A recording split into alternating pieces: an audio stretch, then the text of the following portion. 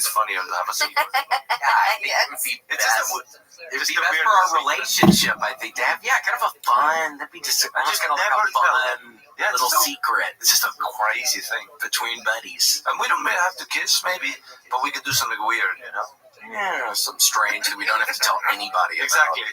Yeah, nobody has to know. And we just touch each other things one time, Don't be doing crazy. Yeah, not for long, but yeah, it'll be our little secret. Crazy. Yeah. Just, have you kissed a man before?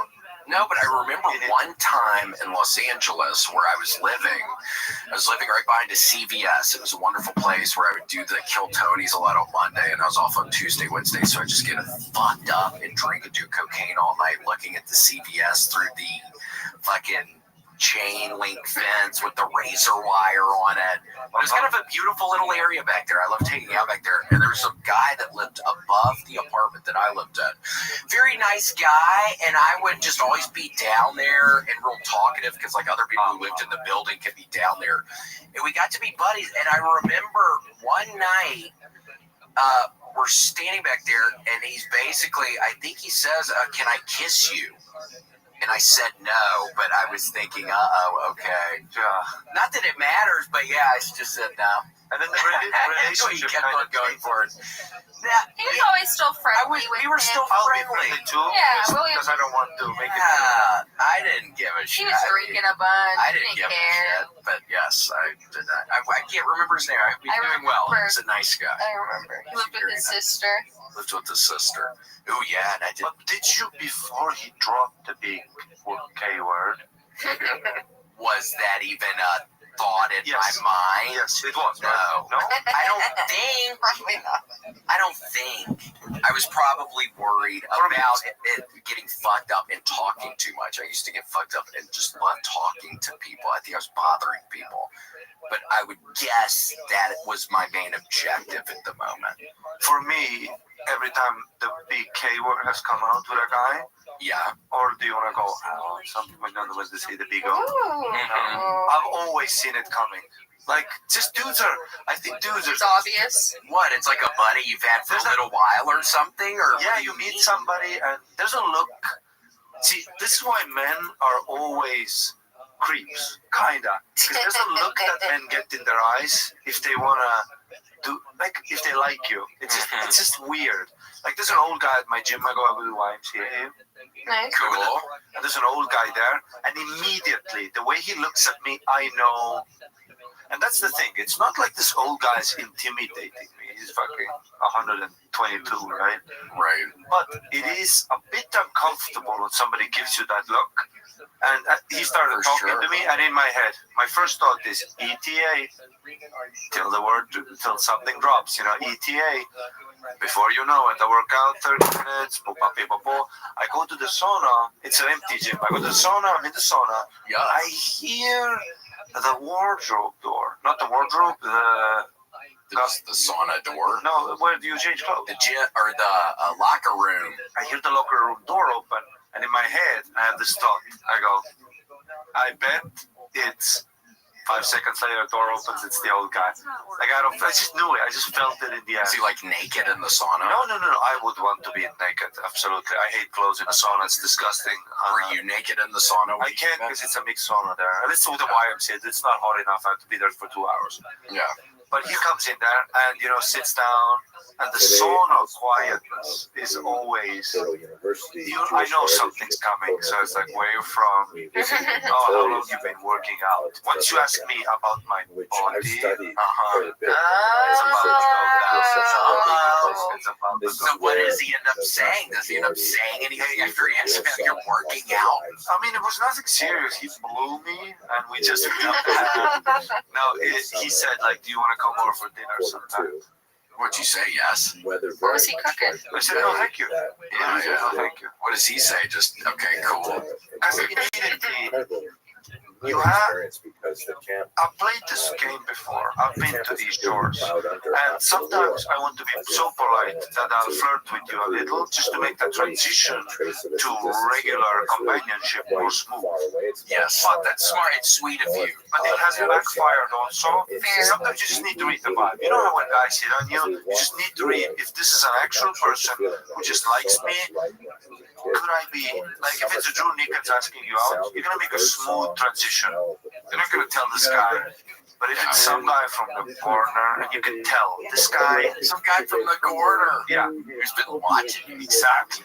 There's no way you can say no, but there's no. But you gotta shut it down. And this old guy was a shut it down kind of guy. Yeah. And you know, and I just go, no, thank you. And then it's quiet for a bit, you know. Then it's just weird. Welcome to America. Welcome to America. That's now. When I worked at the little grocery store by my parents' house, there was this old doctor guy who would come to register one. I worked at register one, and he would always come through, and he was weird. And it was one of those things where I hear you immediately. You're thinking, oh, this dude, 1,000%. And I think, I swear to God, at one point he invited me over to eat in his house. And I said no. It was going down there. It was strange. It was some old doctor guy, and he would always act weird. And I didn't really get, like, what do you do? Whatever. But it was strange. It was a little strange. So I can imagine being a female in certain points. I'm sure I'd be a total, I'm already a pussy-ass bitch.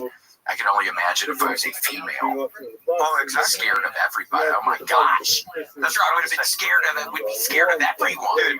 That's what I'm saying. Like, yeah, once you, as a guy, you start having men hit on you, it creates in your head. That's the first, because that never happened. You're never, so to speak, preyed, or you've never been preyed upon, you know? Like, just weirdly. And it's not, yeah, like this old guy's gonna fucking hold you down at the grocery store and fuck you up the ass. That's not gonna happen. But the vibe is also dramatic. Like, It's kind of weird. I remember being in West Hollywood one time, I swear to God, with the guys who were at Mitzi's last night, two of my buddies who lived in Denver and then lived in LA, and we were at it was like a St. Patrick's Day thing, and it was one of the times when I was still getting real fucked up, and we went to some big gay bar because there were a bunch of people there, Yeah. and I remember getting this real weird feeling with some dude there.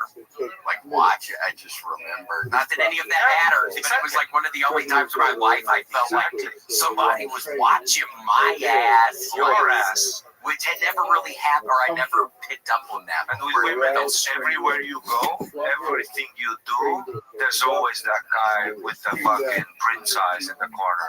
Well, hopefully not. Maybe Well, everywhere. not always, but they will start telling you more of, like, it was still, like, I remember, this was like 5 years ago, my gym, I see a guy, What's it called? My Fitness, Cool. I see a guy in the gym, it's the, My Fitness, it's the spot, Is it a good one? yes, it's like, Equinox. no, we don't fucking get bullshit, dude. I mean, Equinox is crazy, you know? I've never been in one. What is that? Just like a Oh, dry dude, shit? shaving cream. Would you ever be a member at a place like that? Equinox? Yeah. Dude, of course I would, but the Austin one sucks ass and dick and balls at the same time. Oh, does it? It's just, Equinox is always good, but there are some locations. The Austin one isn't much, Yeah. but the New York one. I went to Good one. Toronto, and in New York, in Manhattan, I went to one where I was like, I will suck men off just to hang around. It was cool. Yeah.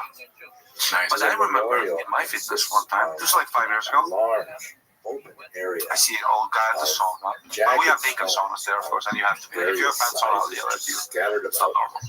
Can you wear a towel though before you get in there? Maybe, but we'll I'm look kind of bashful. I like Yeah, yeah. But if you have a towel, we'll look at you like, okay, he's up to something. Okay.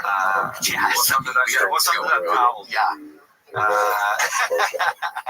Right. Why hiding it? Yeah. Don't be weird, dude. Yeah, yeah. And there's old guys there, and I see him in the shower. You know when there's You know, there's like the showers are separated by the little wall, but it has the cracks. It has the cracks. He's on the opposite end. But you see, because I see he's being weird at the sun, he's looking over too much. If two men are sitting next to next, like let's say we're on a bus, whatever, and one guy's the swivel, that's weird. What do you mean if the one guy's looking over? Whatever social situation two strangers are, if this shit starts happening, you see this. We have a predatory, you know, we have there's a sign in our that's peripheral vision that's like very wide due to predatory reasons. And if I see the swivel sitting next to me, something's weird happening. And if I swivel back, this is kind of now a thing. So I don't swivel back. You know, so I wait like a genius. Welcome. See, exactly. I wait for him to go to the opposite. What up, Big Feet Jones? Right? And then I pick the farthest one that when he goes to. Because he would have picked, if you went in one first, he would have got right next to you. Pervert, one of them. Oh, wow. Pervert, one of So them. what are you doing? Just messing around? Like if there's three urinals, I'm here. Which do you pick up? How you living, pimp? I'm picking the stall. What's good, son? Can you hear me? Big Feet Jones. Yes, I can, my friend. How are you?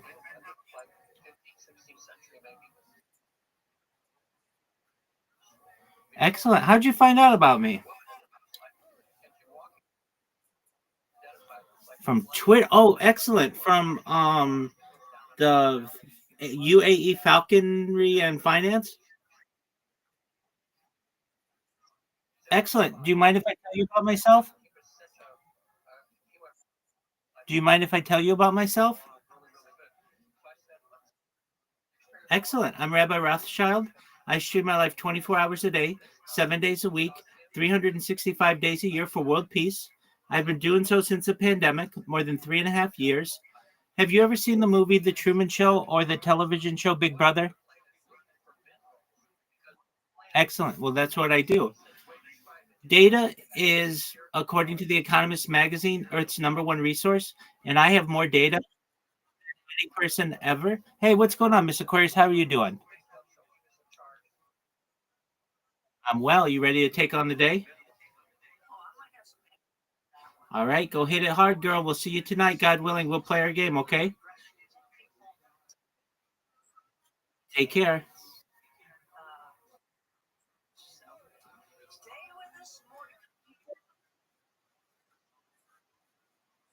Yeah, that's what I do. I got to sleep sometimes. So I have more than 3.5 years since the pandemic. I have more data archived on the internet than any person ever. I have more social media than any person ever. I have over 100 YouTube channels, over 200 Instagram accounts, over 500 Twitch accounts, over 1,000 TikTok accounts, over 2,000 Twitter accounts, over 5,000 Blue Sky accounts, and over 10,000 Kick accounts. I'm the most archived individual ever. And The Economist magazine stated in 2018 that data had overtaken petroleum as Earth's #1 resource, and I have more data archived than any person ever, which may make me a very influential person someday. And if that happens, I'm going to help you. I'm going to help your friends. I'm going to help your family all become independently wealthy if you're not already. I'm going to help you to create generational wealth. And I want to ensure that you're able to have enough money to be able to start charities and philanthropic organizations of your own. How does that sound, Bigfoot Jones?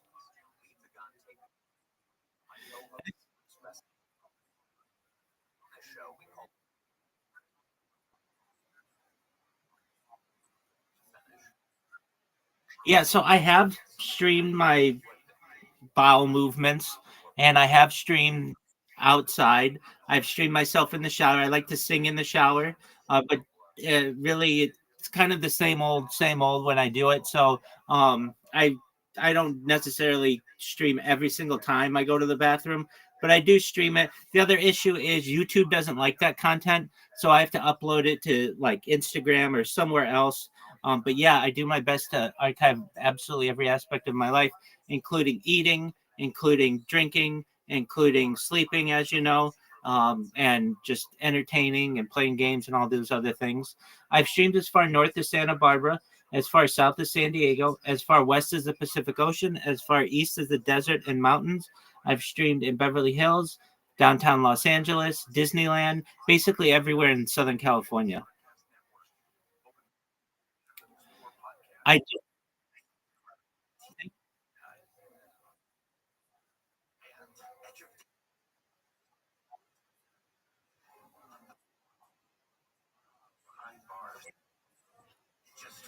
well, I was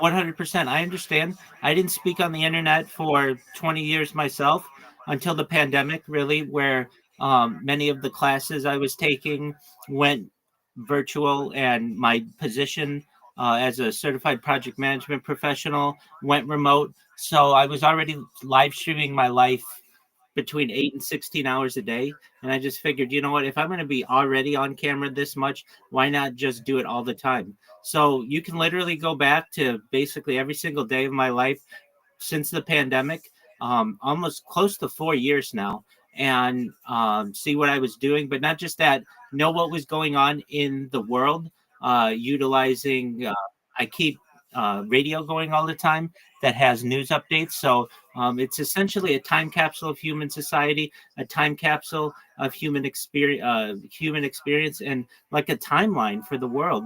And I think it's really exciting that we have this much data. I know that it's going to perhaps not just have an impact on my life, but perhaps for people in the future. It's essentially what somebody would have done 100 years ago as a diarist or a journalist, but instead I am like just doing it virtually.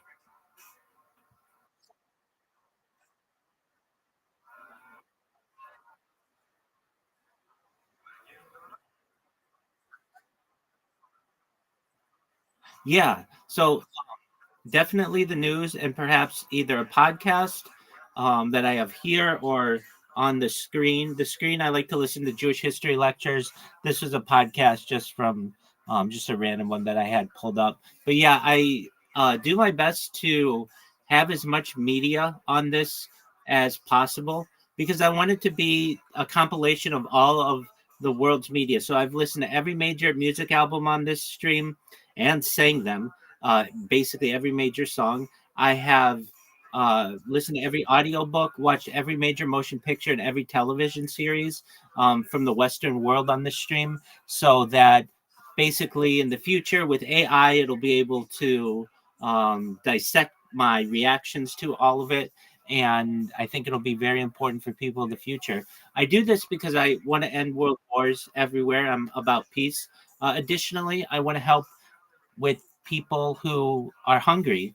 And so, through ending world hunger through the use of technology such as agricultural drones, floating greenhouses, saltwater greenhouses, hydroponics, vertical farming, and cloud seeding. I think those are some solutions to the problems that we have, particularly with hunger and with ending world thirst. I am sponsored by a cryptocurrency. It's worth about $100 million. And one of the things that we do as we build wells in developing nations such as Nigeria.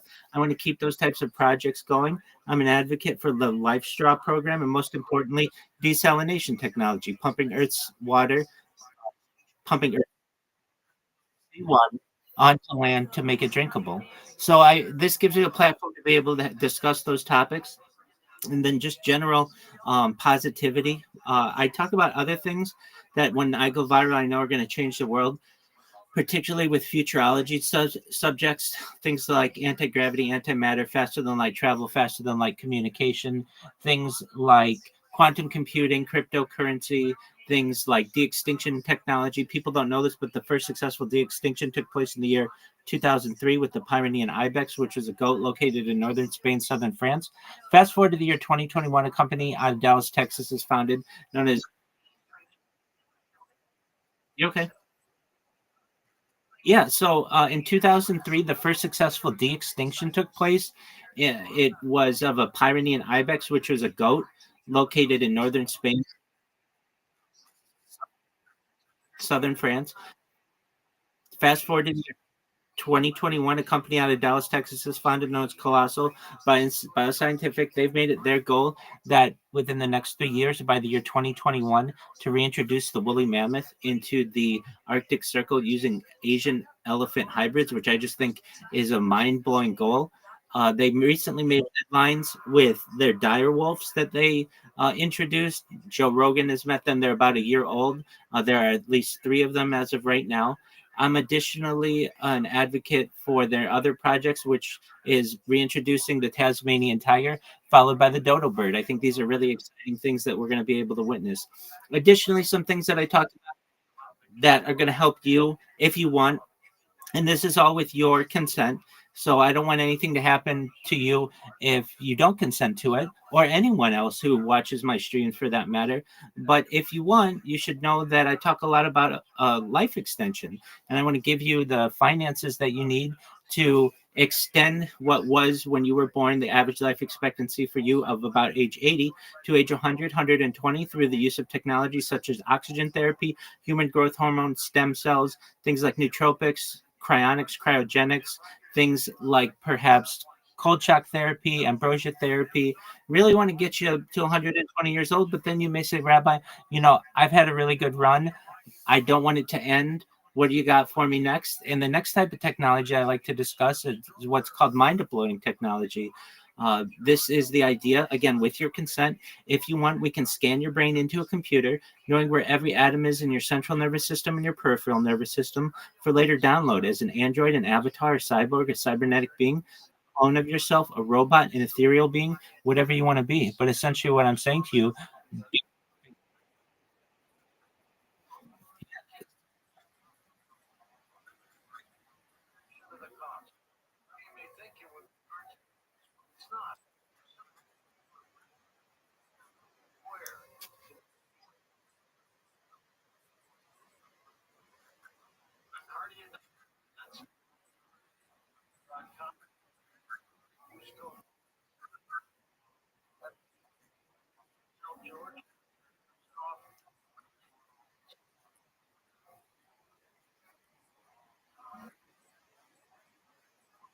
absolutely, yeah. So this goes to something known as the ship of Theseus paradox, which means it's the idea that you have a ship and a dock, and you take that ship apart piece by piece and rebuild a ship right next to it. Is it the same ship or is it a different ship?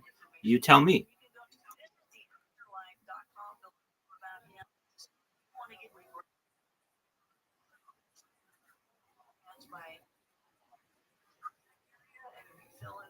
That's okay. I mean, if you do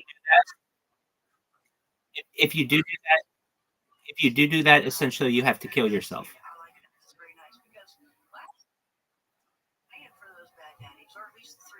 and you have to have a lot of trust in the system that it doesn't glitch, and that you will end up exactly replicated on the other side.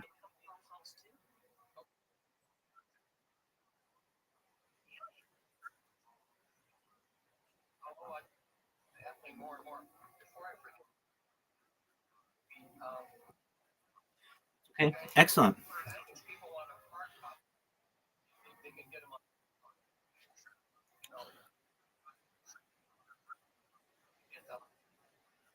Right,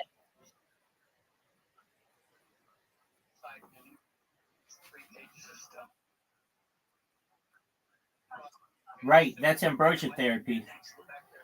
And this isn't going to be for everyone. Unfortunately, I'd love to be able to tell you, Bigfoot Jones, that I'd be able to help every single person in the world with all of these issues. I'm just one person. I know that I will be able to help a huge contingent of the population, perhaps as many as 10 to 20% of the world. But I know that I'm not going to be able to help everyone. But I do want to create more of an equal playing field for the globe, and allow some people who previously wouldn't have had these opportunities available to them to actually be able to take advantage of them.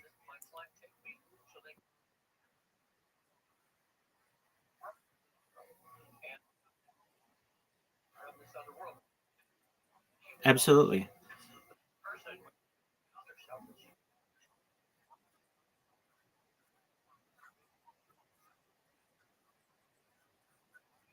Can you repeat that?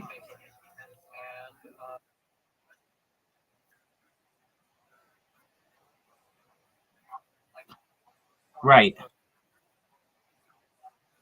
Oh, okay. So, as I understand, there's the idea, and this is an idea in futurology, and let me make sure that we get exactly what we're talking about correct. And I utilize AI on a daily basis, and I've been using AI since at least large language models were introduced November November 30th, 2022. And so, at least in this case, we're talking about a futurology idea where you can have a virtual replica of a physical object uh, available to you. Essentially, this replica would be updated in real time with data and sensors or other inputs, allowing it to mirror your behavior and performance in a real world counterpart.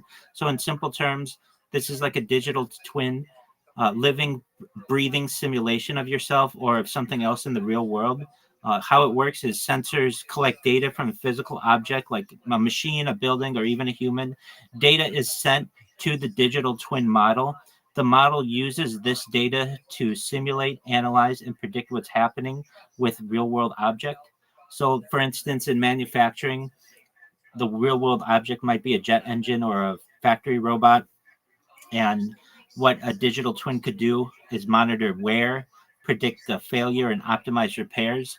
So, I mean, just in these terms, you could have a Boeing 747, or maybe it's a 947, or wherever it is in the future, and have a digital twin of the engines and actually know when the engines are experiencing friction or may have a higher likelihood to have failure because it has a real world exact twin that is being replicated. In healthcare, you could have a patient and model disease progression or treatment outcomes. For a car, you could test performance or schedule maintenance. All of these things are an idea of digital twin technology. Does that make sense?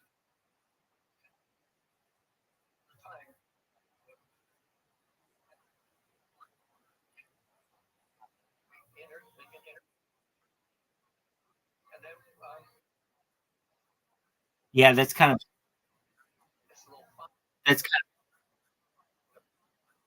Yeah, so this is a great question. By the way, the upper Midwest is kind of a joke that I put in there. I like all accents, but one that I find humorous, I don't know if it's most attractive to me, is that upper Midwest, don't you know, kind of talk. So the North, um, the um, the Mid-Atlantic accent is there's an interesting story behind that. So it was taught in boarding schools, particularly on the East Coast as a type of anti accent. Basically, people from the South could send their children there, people from Brooklyn, people from New York City, people from the Northeast, and they would teach a type of English that was considered neutral, particularly to both an American and a British audience. Because those types of boarding schools have gone by the wayside, this type of accent is no longer as prevalent, but you do have this type of accent. People like Audrey Hepburn had it, Catherine Hepburn had it, Kelsey Grammer has it. It's not British, it's American, but it does have this proper type of grammar and proper type of usage, or at least proper sounding. So it was basically a way for Americans to be able to give their children a neutral accent to sometimes even disguise from where they were originally.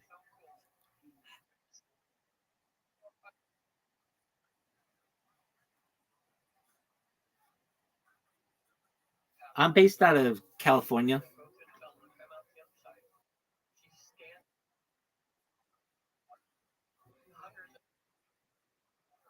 Excellent.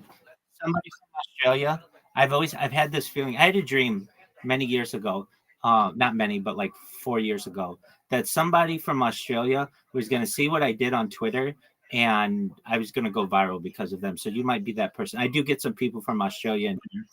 Um, but basically, I had a dream 4 years ago, and it was a very powerful dream. And basically, in the dream, it was like you're going to be the most documented person in the world, and somebody's going to post something about you on Twitter. Somebody's going to see that, and what's going to excite them is reading my about section, exactly what you just said. So it may be you, it may be somebody else, or it could have just been a dream.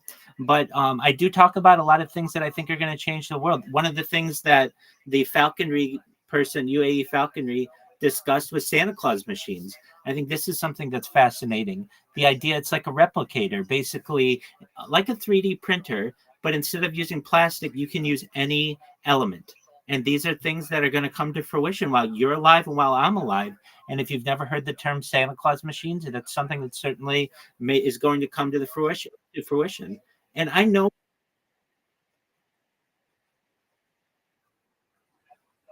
yeah.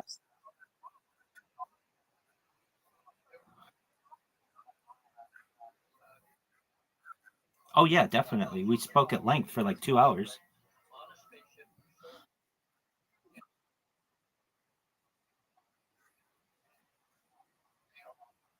Yeah, so essentially, as I consider a Santa Claus machine, imagine the periodic table of elements having like almost like atoms built up, where that could create any, that could basically print anything that you want. It's currently, it's an emerging technology, but it could give you anything that you want instantly and for free. So what are we talking about? It is a device that makes anything you wish: food, tools, technology. It requires no effort or cost, and it has no limits in what it can create. It's essentially a 3D printer combined with AI. So where does it come from? It was popularized by a science fiction writer known as Werner Vinge, and what he discussed is this idea that you could have this machine that could solve issues in economics, labor, and value. And it helps us explore a utopian and dystopian futures. One of the issues that UAE Falcon brought up to me yesterday was, well, Rabbi, couldn't you create like a nuclear bomb with this? And yeah, you could theoretically, but here's the thing: just like you have copy machines that if you try to put currency on them, it will not print those out, you could have other limitations on a 3D printer that wouldn't allow you to make ammunition or firearms or nuclear weapons and those types of things. This concept has been explored within like popular um, popular media with Star Wars. It's been known as a replicator, which in that it would instantly create food and objects from energy. It has been thought of as also something like post scarcity, an idea of post scarcity, a world where entire goods and services are free and abundant. And I don't feel it's that far away. One thing before we continue on this, we talked about mind uploading. They're already experimenting with mice and being able to transfer memories of mice. If they're already doing that within the next 10 years, we may start to lead into things like mind uploading with humans, with people who volunteer for this. I mean, when I started this stream, the idea of brain computer interfaces was seen as science fiction, but we had the first successful brain computer interface through Neuralink with a man named his name is Nolan Aspro. He's a quadriplegic person who can play a video game better than both you and I combined. And the reason why he's able to do that is because he has a brain computer interface that essentially allows him to move a cursor faster than we can move it with our hands. And he does this all without use of his hands or legs. And we've had then the second Neuralink implant be created. Now we're at half a dozen of them. And they've even created a helmet that allows you to use a computer cursor without needing any type of implant. We're already moving that quickly. And that was science fiction when I started this stream. And now it's absolute science fact. And moving into a Santa Claus machine, when people start to hear this, the name alone is going to make people excited. Hey, did you know that there's a rabbi who streams their life 24/7? And they talk about all this futuristic technology. And one of the things is called the Santa Claus machine. Oh, what's that? It's essentially a replicator that you would see in Star Trek, but it allows you to make anything that you want. It's essentially a 3D printer that utilizes AI and the periodic table of elements to be able to create anything that your heart desires, all for free and instantly. That's going to change the world itself. And many of these topics,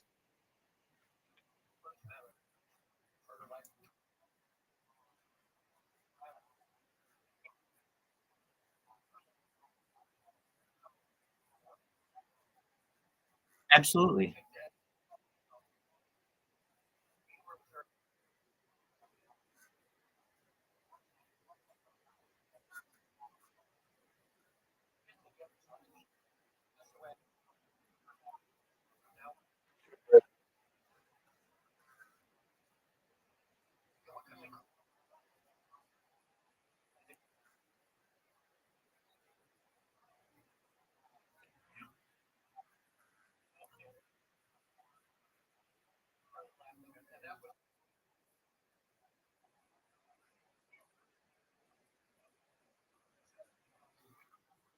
Absolutely. So I think that I give those people, let's talk about who runs the world, who we're talking about. We're talking about the Astor family, the Bundy family, the Collins family, the Carnegie family, the DuPont family, the Lee family, the Merovingian bloodline, the Rockefeller family, my family, the Rothschild family, the Reynolds family, the Russell family, the Van Dunn family, the House of Windsor, and the Vanderbilt family. These families, we run the world. Now, do I run the world personally? No, but I am a descendant of people who are associated with these families and essentially can help as a leader to be able to say, look, not just to our families, but to the world. We won. It's game over. Okay. Now it's time for us to share the winnings with the world. That doesn't mean necessarily absolutely every person's going to be able to take advantage of them. But if I can show these families that they still have an opportunity to stay on top with whatever the future of the governments are and the future of science is, but to share the wealth a little bit and to make it so that they can walk in public and not get heckled and not get attacked. That's going to be the best of both worlds. So they don't have to walk around with security, armed security all the time, or they don't have to live in a fenced in castle, that they're able to live a normal life, which many of them have been unable to do because of who they are in society. These are opportunities as well that are really going to be attractive for many of these people because they are going to want to take advantage of them themselves. And to know that they are included, that these 13 or so families are included at the apex of society, but that there will be other people there, including the Council of 300 and other families, to be able to help support them, is a very exciting premise. Now, do I think that?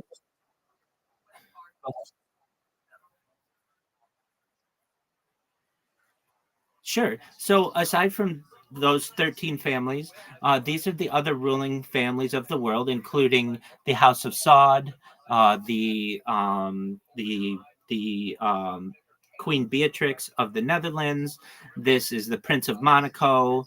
This gets into dynasties like the Pillsbury family and the Phillips family. Go ahead.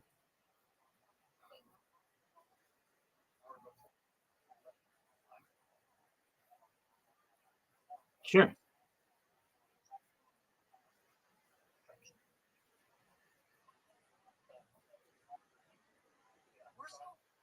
Yeah.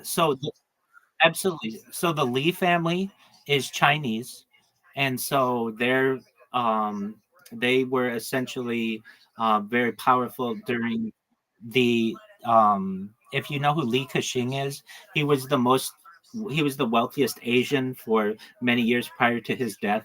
When it comes to South Africa, absolutely. In fact, some of my closest friends rabbinically are South African people. My shul, my synagogue is South African.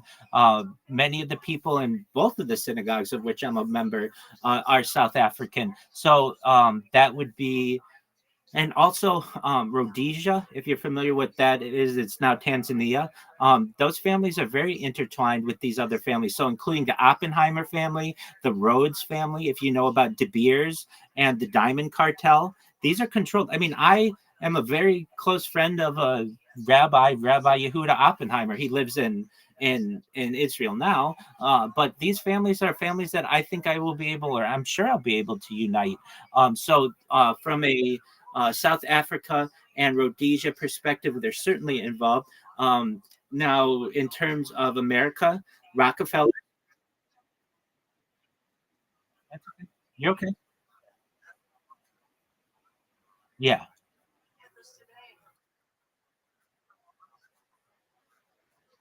that's correct. But also Christian people and Muslim people. This is of all. Absolutely, the Kuwaiti dynasties, the Emirates, absolutely.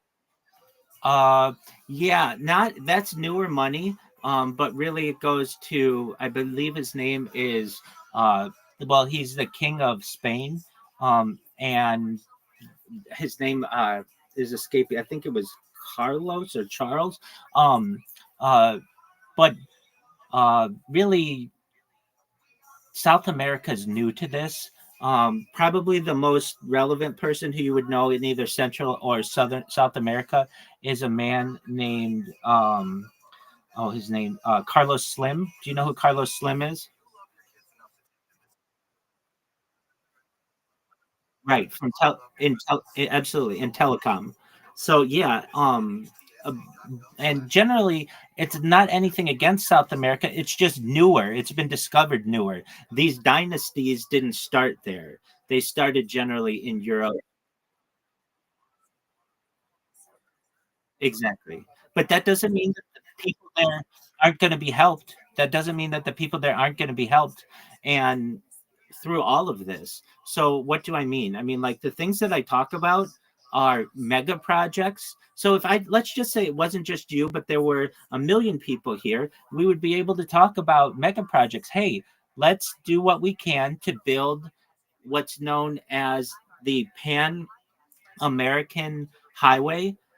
It's already been built from basically the tip of Argentina to Colombia, and there is about 90 miles between Colombia and Panama, known as the Darien Gap, that need to be closed. If we were able to close that, you would be able to drive from Los Angeles to Buenos Aires or from New York to Rio de Janeiro. Now, you may have to build some bridges in there, especially because the Amazon can be problematic, but that takes care of North and South America, just 90 miles, and that's not that far. Now, the major connection that of which I'm an advocate, in addition to the Darien Gap, but probably more so, is a Bering Strait tunnel. So that connects Asia to North America through a tunnel system underneath the Bering Strait. It's 51 miles. It's not that much. But if we were able to bridge, or to, I should say, to tunnel using a company like Elon Musk's boring company or another type of tunneling company, if we were able to bridge that, or I don't even want to use the term bridge because it's not a bridge, but tunnel through that, you would be able to drive from New York City to Cape Town. You would be able to drive from Rio de Janeiro to Paris. This will do a lot for the world. And no one's talking about these types of big projects.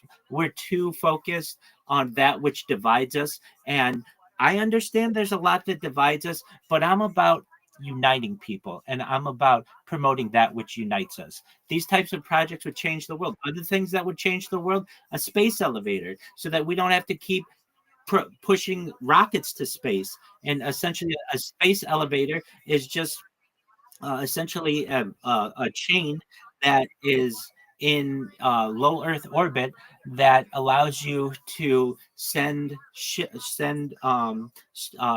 goods and cargo into space without the need of a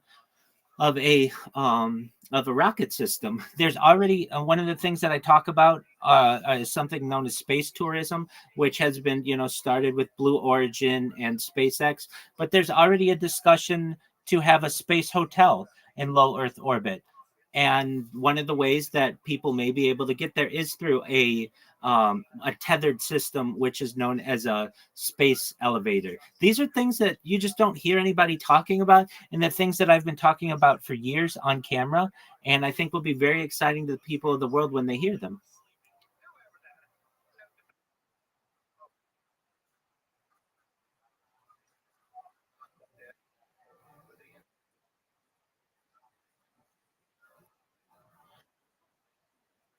Yes, there is.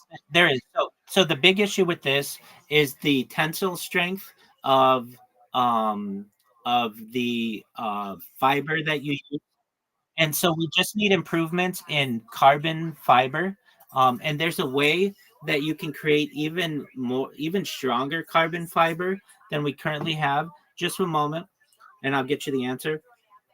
Yo, dog, what is the type of carbon fiber that you could need, and how do you make it to be able to create a space elevator?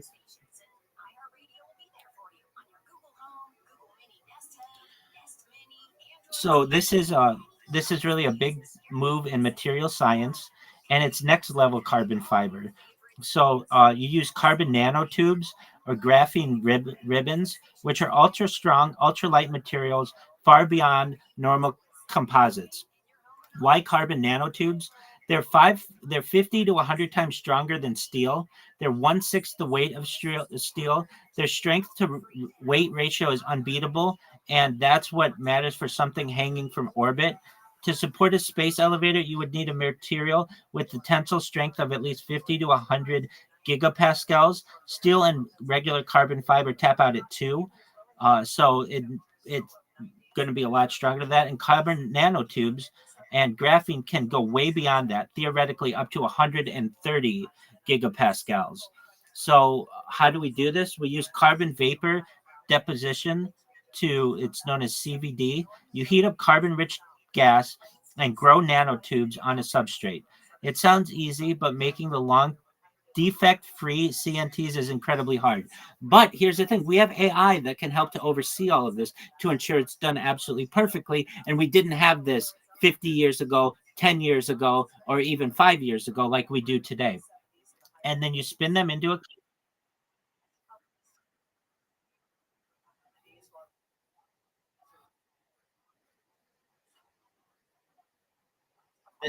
That's what it is. That's what it is. I mean, science fiction writers talked about that. Engineers talk about that. That's what it is. And these things are starting to be able to be created in laboratories. And once we have them, you spin them into a cable. You bundle the nanotubes into aligned threads or ribbons.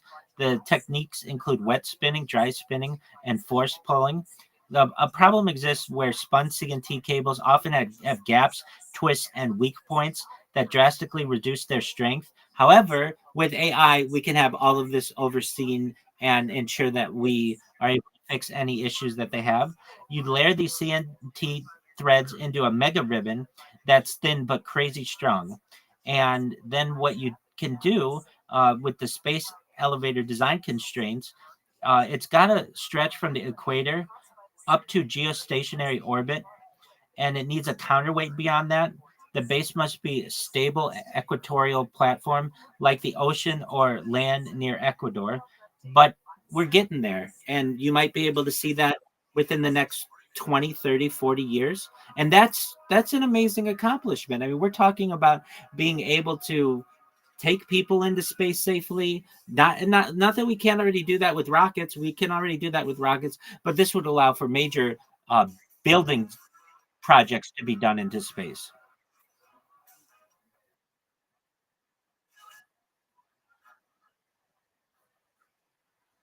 Absolutely.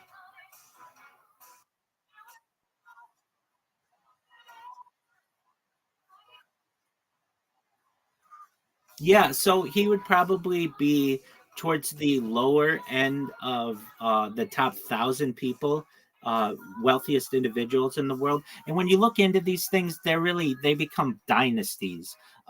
So who are we talking about? We're talking about Putin. We're talking about Musk. We're talking about Bill Gates. We're talking about Jeff Bezos. But they aren't the richest people in the world, as you're probably aware. There are dynasties that have been around for hundreds of years that are wealthier than they are. However, they are major players in the public view of finance. So if you're asking where would Putin fall, his net worth is not publicly.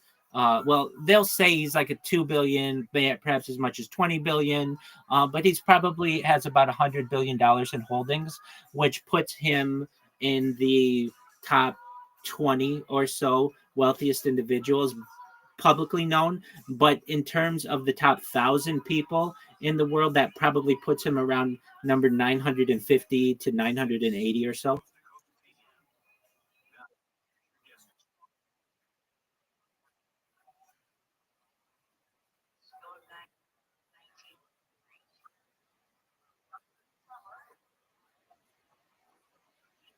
That's okay. I understand.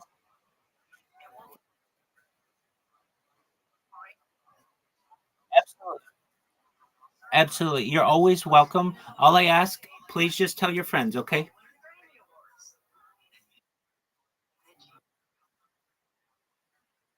Excellent. Take care, my friend. Peace. Pleasure to meet you. Take care, Bigfoot Jones. Bye.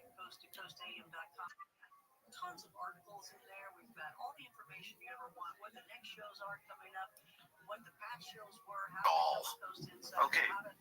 Okay. I'm picking the stall. But if He's there's shy. He's not going next. if there's only three, yes. Okay. I He's would going get in this far stall. away. If, I would get if as I'm in far the away. third one, you go to the first one. That's universally known. Yes. If you pick the second one, you want to suck me off. That's the international rule of, hey, I want to suck that you What would off. happen if somebody did? If you were peeing later on today and somebody went up beside you in the urinal, what would you do? Would you look over? Would you say something? Yes, I would say thank you, but no thank you. Well, what if You they wanna- just made an honest mistake? What if they just feel more comfortable TTing closer to someone? I just go, no, you're not going to suck me off. And you look over the first one's and it has the bag over it. It's like, not. They had no choice. Yeah, in the sketch, that's what. Yeah. I just go, hey man, I won't suck you off. Out of order. So I picked the farthest one, and I shower. And then I look through the crack. Through the cracks, I can see across from the hall.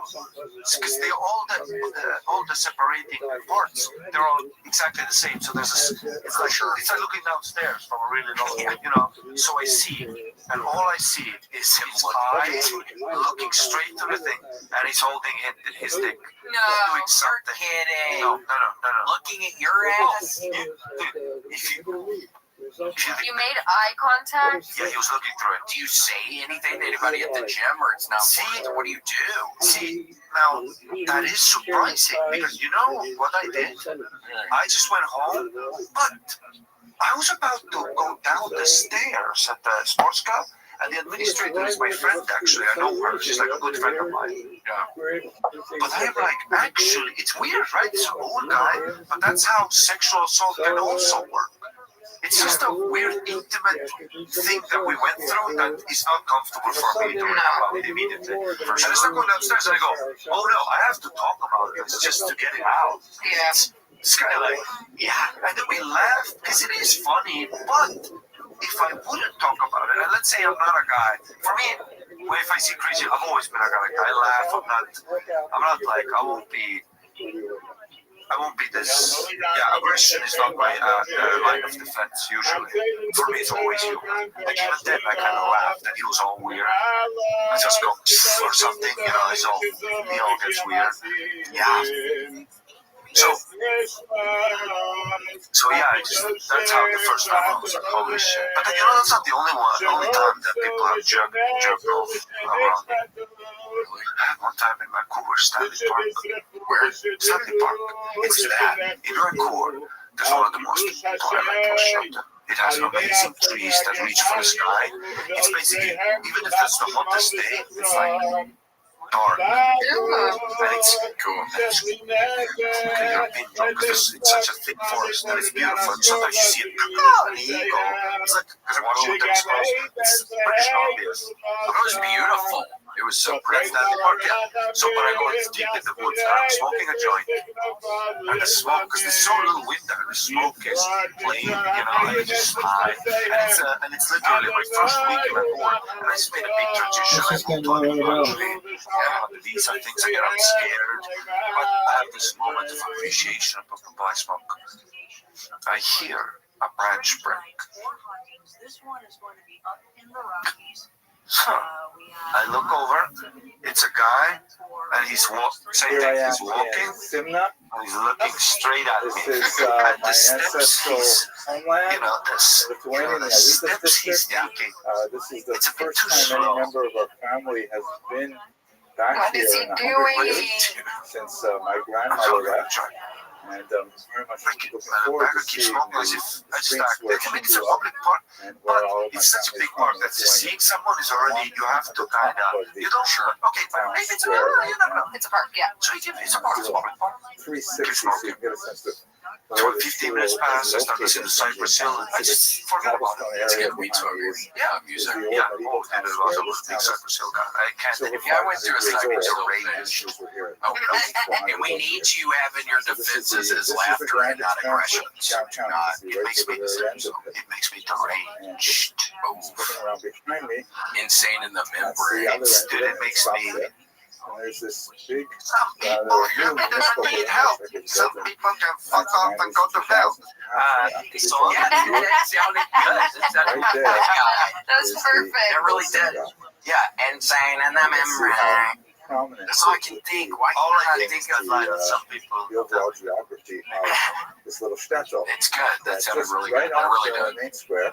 At the other So what's the end guy of doing in street the is forest? I think that I haven't seen the It's video. a wire town. I take And my if shirt you find a off. church, you I just start go to the other shadow end of town, boxing. you That's what I find do a sometimes. I'm such That's where a. probably located.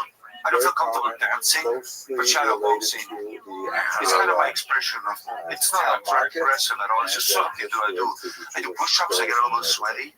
So one of the things that my grandmother always used to A bigger talk about branch. was how when That's she way was a little closer girl, than the last branch that the broke. peasants would come into I Sumas know. from their villages, and they would come to my People always grandfather, ask me great-grandfather's just house, what's going and they on would change their clothes. with your They would head, take off and their I travel say clothes to them, I and tell muddy them, boots. She well, I'm specifically going remembered muddy bald, boots, and they say, would no, leave them in why is it so her house big? And I have to when go they went into the to this story church about back how I here. grew up with this So if pretty we think bad, about that, if I don't know, I guess you call it a It's hard to defect. tell, I had to stand but with my shoes perhaps my nailed grandmother to lived a somewhere board. along this My legs street, were bow-legged, and I had a or giant maybe head, and down I've never really been able to wear a bunch of behind hats me. until I found So Mammoth Headwear. I mean, they've But we have really no idea pretty much which saved house my it life would have because been, I'm or fear even scared of house getting is skin different. cancer So now, and one of the ways this I is try to help the fight end of the off street skin is cancer is basically wearing where hats, but I the have large the building is, correct? genetic And the condition, other so I end of the can't street is normally wear hats because I have this past the giant church a head, little but bit. Mammoth Headwear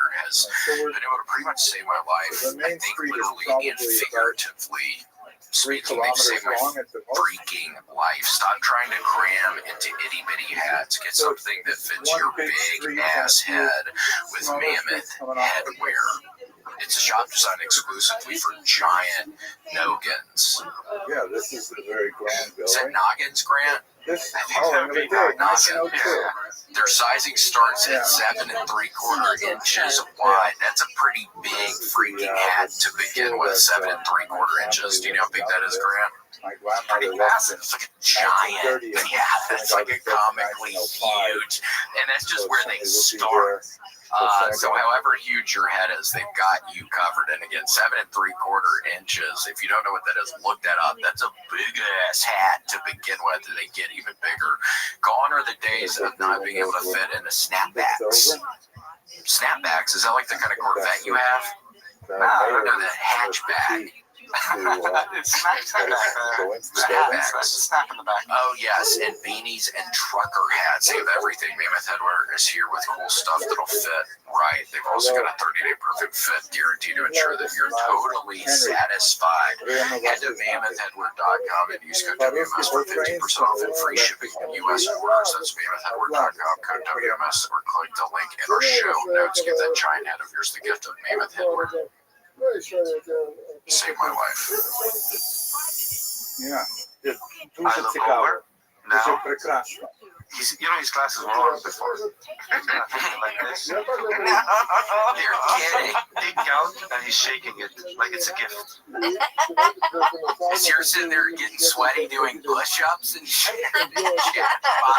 Yeah, that's horrible. No, like this, sideways, like a little behind the bush, but under the bush, I see the dick shaking. Yeah. Down. So we're trying to communicate. And that's a classic nod. Something's going bad with the glasses. And he goes, "Hey man, you want a beer?"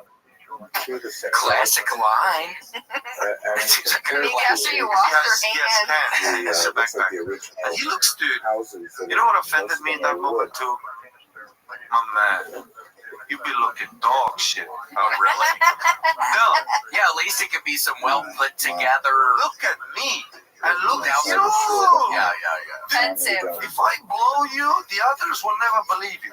Right. You'll be in a mental Estonian angel. Yeah, there was an Estonian, sure, blue-eyed. Sure, Mikey. Sure, Mikey. They closed the shop. I know. Like at Bram Stoker's Dracula. You remember? Did you ever see that movie? Yeah, I did that. Remember, there's a good scene with the guy going. If I blew him,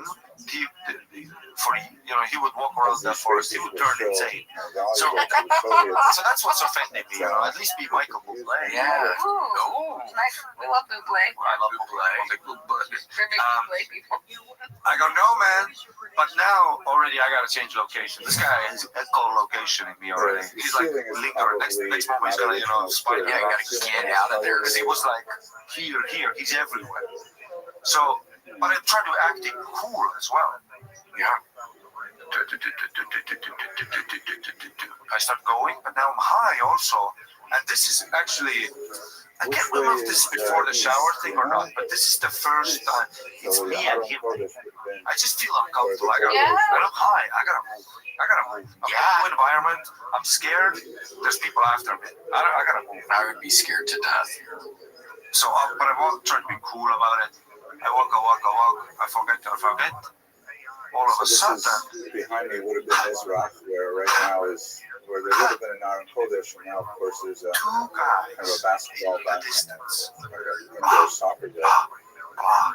Gives me a certain amount of One guy is on his knees there and with like, imagine what he's got like long hair. The other guy's holding it like I would with a chick, when you hold the back of the hair, and he's like blah. It gives you some sense of the Welcome to Vancouver. Dude, in the distance, I changed direction. Dude, at this point, I felt like, remember that scene, have you seen The Grey with Liam Neeson when he's with the wolves? No, after Liam Neeson in the freaking Taken movies, I don't believe him. There's a scene where he's trying to get away from the wolves. The wolves are killing all his friends. He's the last guy surviving. But by accident, he goes into the wolves' den. He picks the wrong direction. That's how I felt when it showed up. Every wrong direction. I'm in the Mecca. Like in The Shining, where Shelley Duvall's trying to get through and she's seeing all the ghosts of the people. Oh my God. Then I see the road. Because now I've changed direction immediately. By the way, they also noticed me, and they continued like as if I'm the rude guy. Well, you might have been in that He's situation. gonna look and just blah. So now I find the road, and I see another guy walking there, and my first thought is, oh my God, this is my hell now. I have to, I don't know, suck my way out, Yeah, you're gonna be stuck in that forest. So that new guy was going in there to get some New guy, immediately I see new guy. Yeah, that's me. That's me. Looking at all those gay guys. I gotta get out. Yeah. So new guy. But that's my thought because I see how. But then he's got kids, wife. He's just taking a walk. No, it's a regular guy. I also gave him because I stepped. You know when there's a road in a park, like a road, like a passage, then somebody jumps out of the bush. That's a bit weird too, huh? Yeah. And I look at him and he kind of stops. And in my head, and it's a German family. So I'm like, check out it again. Like, I'm not here to fuck. Yeah. But then for him, I also think like, holy shit, he might see something now. Stay tuned. I don't want it to. I didn't say anything, but I wanted to be like, stick to the path. They kept So then the, immediately I go home, I tell kept this the, on stage and shape joke of of the like, art. and everybody's laughing immediately because later I go on Reddit and I find out that spot where I went to is the world renowned. Fuck me in my Oh, mouth God. spot. Oh That my bush gosh. is a famous bush. Stanley Park apparently is a big Maybe someone will It's that you made it out of there. Sometimes you made it. I You mean, found it on bring accident. it back. to be It's fair, there. I kept going to Stanley Park even more just for walks and shit. But let's just say I stuck to the path a bit more. yeah. Oh my gosh, you didn't go to the. But yeah, it's fun that you Is just this found the it, original having to picture? find it. See, I thought these perverts are after me. They're like chasing me. Maybe they've spotted me at the airport. They're plotting. Mhm. But it turns out I was the rude one in the sense I go there sweaty shadow boxing, looking like a fucking caramel stick, and Maybe it was then I just leave. Yeah, These guys must have been like, this fucking. yeah. That guy was really trying to be nice, giving you the beer, but maybe he would have turned crazy. I'll never forget the dick in the neck and shaking it though. Yikes! And an ugly big piece of ass, too, piece of dick. Like not a nice dick, just a what is weird this word? tube at the end, and like an ugly vein. Wrestling, huh? And like just a fucking, but more like a medical condition, Not like a good thing. yeah, Yeah, tube at the end. That's it's like he's talking something to it. Uh-oh. He's like, yeah, like needles. everything. I think he wants me to, because I had boots on, maybe he would have been interested in boots. I would Boots like on dick, to boots on dick, you know. say it's Oh, not it's fair. not like you're putting the penis on the ground. Yeah, and I go like, you're not. And hold on, be careful. I think my parents watch this. What do you- So we gotta be careful. What is your wife and kids think about this? And he's like, oh, yeah, there's that part, you know. For sure, that's what people Maybe he wants me to take his bank card and then spend some money. You know, Not even say hi to him. sugar baby. You could be a sugar baby. Is that what a sugar baby is? I don't know what. You know, sugar daddy, sugar mommy, sugar uncle. Oh, Oh, a sugar uncle. That sounds fun. I've never heard of a sugar uncle. Oh my god. There's an Estadio Rabbi who has a great joke about how that it's not, he could be a sugar daddy because it's so expensive now. It could be and then he said some other great, fuck this joke. But he said some other substance that's cheaper. Sugar babies. kind of like beans. Beans. Okay. Deer doo-doo sometimes. He had to look like little pebbles when I used to eat like carnivore diet. That's my shit. Like a rabbit. What was the carnivore diet? Hold on, have you ever had sugar babies before? No, those are raisins covered in chocolate. Yes. No, it is just straight up caramel. Yep. It's straight up caramel. It's pretty good. Do they even I don't even know if they still make those things anymore. Probably like a Cracker Barrel. Oh, have you been to a Cracker Barrel yet, Ari? I've heard of the industry name, but no, I haven't. Oh my gosh, well you have to go with us. I also wanted to go to Chipotle the other day. Could not. Closes early. Then I wanted to go to. Have you ever been to a Chipotle before? No. Well, you're in for a treat. There's a place that's better that's a local place called Cabo Bob's. Better. You gotta go to Cabo Bob's. You gotta get the white cheese dip. You gotta get the queso dough. You gotta go. It's better than Chipotle. I swear, Lori. I swear. I made it easy. I just like the history of Chipotle, and I feel like I'm part of that. Fair enough. You're gonna have to You go. go. Yeah, you have to go to Chipotle. You like eating restaurants? I tried to go to chicken, Chick-fil-A, chicken and Never filet. been? Have you never been? And I will go there. I hope it's I tried the door. Look. It's 6 p.m. Yeah. Why should it be closed? There's a fast food joint. Look. Closed. I see Sunday, it's closed. Oh yes. I see Sunday, it's closed. I Google, why is Chick-fil-A closed on a Sunday? I almost blew a load in my pants because I love when people have back. They're turning down millions of dollars for opening. Yeah. No, 1,000%. I love it. God, It tastes so good. God number one. And if you as a corporation can do that, that's America. Yeah, I want a Sunday off. It's American. Yeah. I need In my head, Sunday my off. corporate asshole atheist brain, I'm like, oh, it's a tax scam that they have to pay double in Sunday so they don't. No, it's because of the one true God. And there's Yes. nothing wrong with that. Damn right. There's nothing wrong with that. Damn right. And you need to try. Wait, so you still have not, you still have yet to go. It's wonderful, and I highly recommend their ice cream things. It's a frozen custard. Or The Chick-fil-A? Chick-fil-A, their ice cream, their milkshakes. Have you had a Blizzard yet? Dairy Queen? Oh my gosh. No, you need to be careful. You're biking good. See, that's why I need to start biking with you because I eat it. So you have to have a Blizzard. There was a Dairy Queen in Canada too. I never went in because of it says DQ, disqualified. I don't know.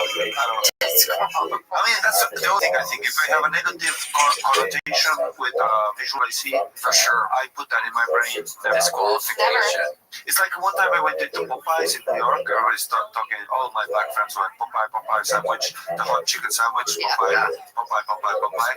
And I get excited. I get high. I walk in there. There was a smell of grease that I stepped out. I don't like how it starts off. For sure. I'm talking about the Sonic, Sonic burger. Yeah, oh my gosh, did you do the drive up? Did you do I did. I don't have a car, so I had to walk in. I got the Sonic, and I got Sonic. It was delicious, but I don't like Sonic because I went in there, and there was a giant black guy who said, "Yo, you want to buy me a burger?" And out of fear, I bought him a burger. And that experience for me, Sonic, Done. soured your Sonic? a little, yeah. I get it. Yeah. Logo, I go, I hear you. Well, you still need to get a Route 44 cherry limeade. You've got to at some I've point. never heard of it, and I'm interested. You have to. It's a drink called a cherry limeade, and it's in a Route 44 cup, which means it's 44 ounces. So it's a big old. You don't necessarily have to get the Route 44 cherry limeade, but I highly recommend you just any of the cherry limeades. It is to die for. I went to Cherry Blacks at Brisket. Yes. 32 years old, took my first nap because my body went into paralysis. Yeah, And I like Too much barbecue. yeah, it seems very heavy. I And I really like brisket, but I've always had brisket in like a restaurant where they give me a 250 gram piece. I don't know Oh, how. hold on, what's a 250 gram? See, exactly. I'm at the line. Terry Blacks, also Terry Blacks. I love you guys. I love you guys. But I am not stand in line with a tray like I'm in prison. And Like a I get to rush. cafeteria. And what do you want? Sure. The bean. I don't know what beans. I got things that make no sense. And then it turns out to There's be people what, here- $100. Yeah. And then it's super expensive. And then there's some guy here who's in a rush to fill his fat fucking mouth. So I can't, let me chill. So now I'm at the counter and they ask, and I don't know pounds, I don't know ounces, I don't know nothing. And he go, what's the unit that they usually ask you? How many pounds? Pounds. Yeah. Ounces. So he goes, how much brisket do you want? And I just go 2 pounds. And that's a lot. Right? 2 pounds? Yes, it is, right? Yes. Like half a pound would be You a can good meal for a man. Yes, I would think so. Yes. I go 2 pounds. And I just eat 2 pounds. You ate all of it. Yeah, I mean, I can. I'll eat as much as you want. Leftover. I'm always like that. No, I never take stuff from restaurant. No, really? I could be one of those. You know those when you go to like a diner and then the wall of shame, Competition. wall of fame, wall of shame, wall of fame. Like biggest Yes. burrito eater. No, they just have like time limit. Eat this breakfast. Yeah, eat this many wings. I've done those whatever. like this at the end of the plate. Oh, That's how I've always been like. Oh, really? Yeah, I had a fat big sister and ate everything, so I had to be quick. How's she doing? No, she's actually always skinny, but it's just funny to say. She's a very tiny little girl, but it's funny to say I have a big fat sister. So you gotta eat quick. Yeah, and she's always like, can you stop? So I've always said it throughout the podcast, throughout history, big fat sister has always ate quick, I had to be faster. And she's always like, can you, I literally was anorexic, can you stop? And I'm like, yes. She was like eating nothing, she's like a little bit, like a little fucking stick. Oh, really? Yeah, but it's just funny to say to her like that, like fat sister. For sure. It'll give her. And then when she comes by and the people see her for the first time, they're always like, oh, then they, You lost a lot of weight. then they got a bit, no, it doesn't even look like she had any weight to lose, you know. So funny. How much weight can hips like this have, you know? Yeah, for sure. My big fat sister.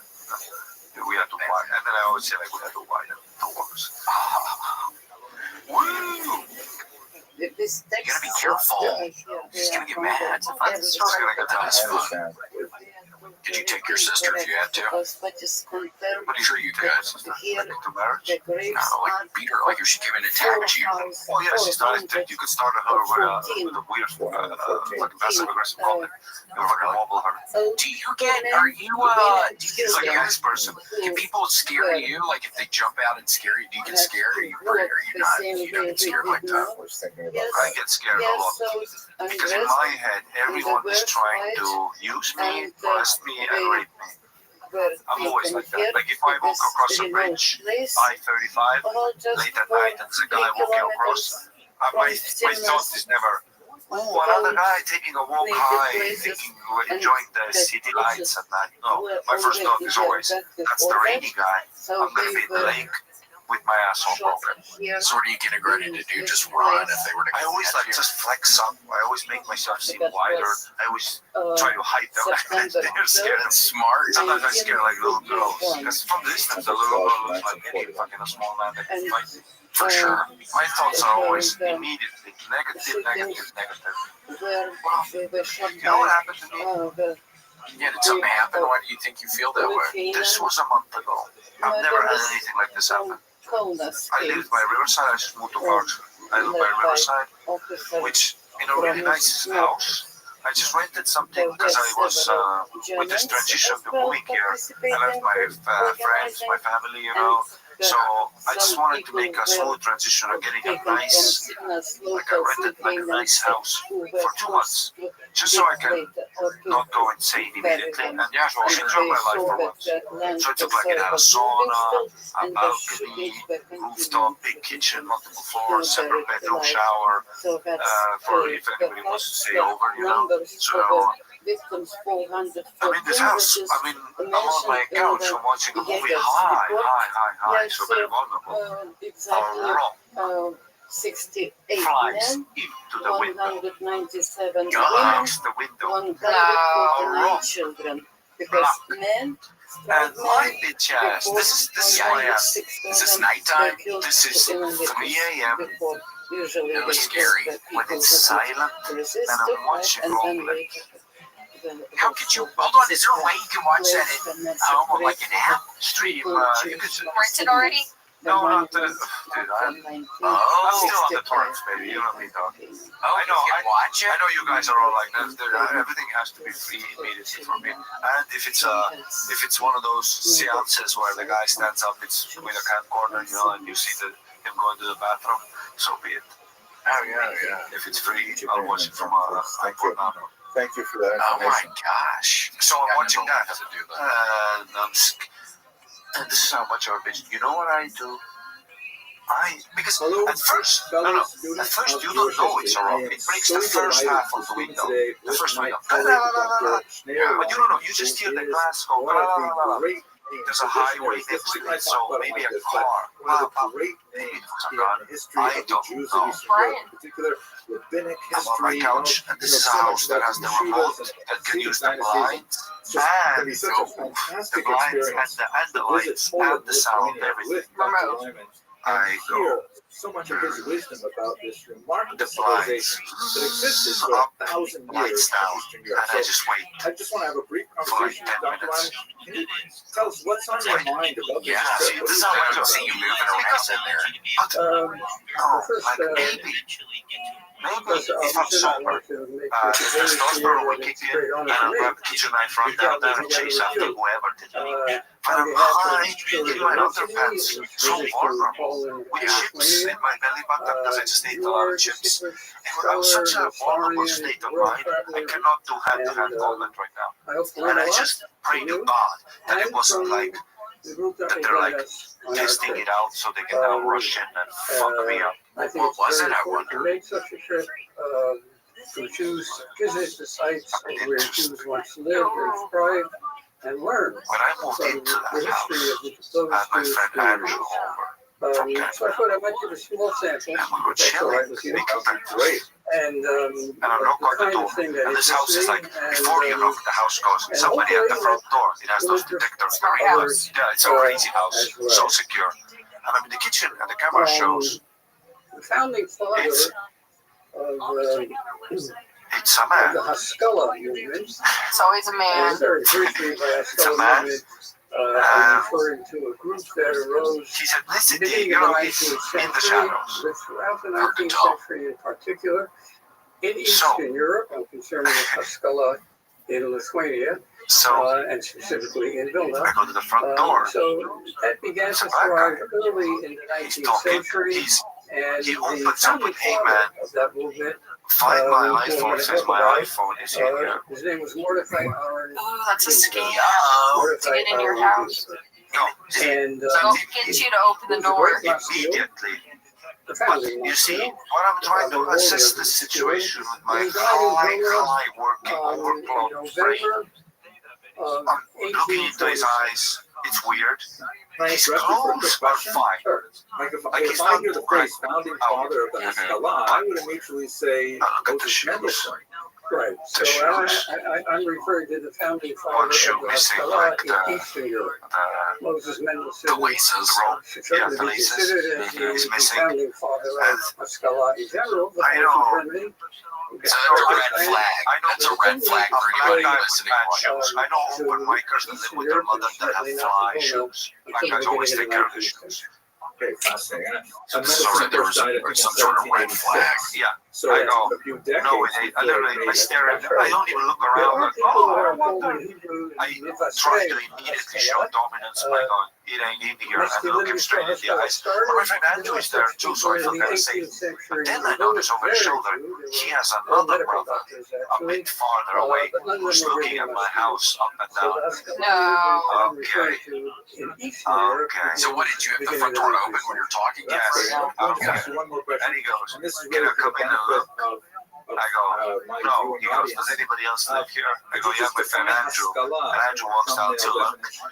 and then he looks at us Yeah, like, it's and very he difficult to goes, do, but I'll "Okay," and he give it a gives up try. really easily, you know. Masculine in Balls. general, whether it's What do you think he would have done? Come and or run in there? I don't know, I don't know. or These people are crazy. I don't know. This is my Christian perfect opinions America. of the I'm Enlightenment. thinking rape, molest, Would stuff like that happen in Estonia at all? Really? How come? Is crime not bad over there? No, nothing like this, It dude. was Do people get in trouble? Another ethnicity showing up and being aggressive. Right, I'm sure it's totally different. I believe you. Yes, it's totally. No, a Russian guy might show up. Like that would be the racist equal. Oh, really? Like the racist equal. Like it's always the Russian guy. I'm not saying this was just too bad. I'm not saying it's a racist. That's how it was. That's the situation I'm in. I'm sorry for these apologies. So this is bad. The masculine, his followers, Me and Andrew just sit there and we continue our life. Nothing happened. Just walk. About a month later.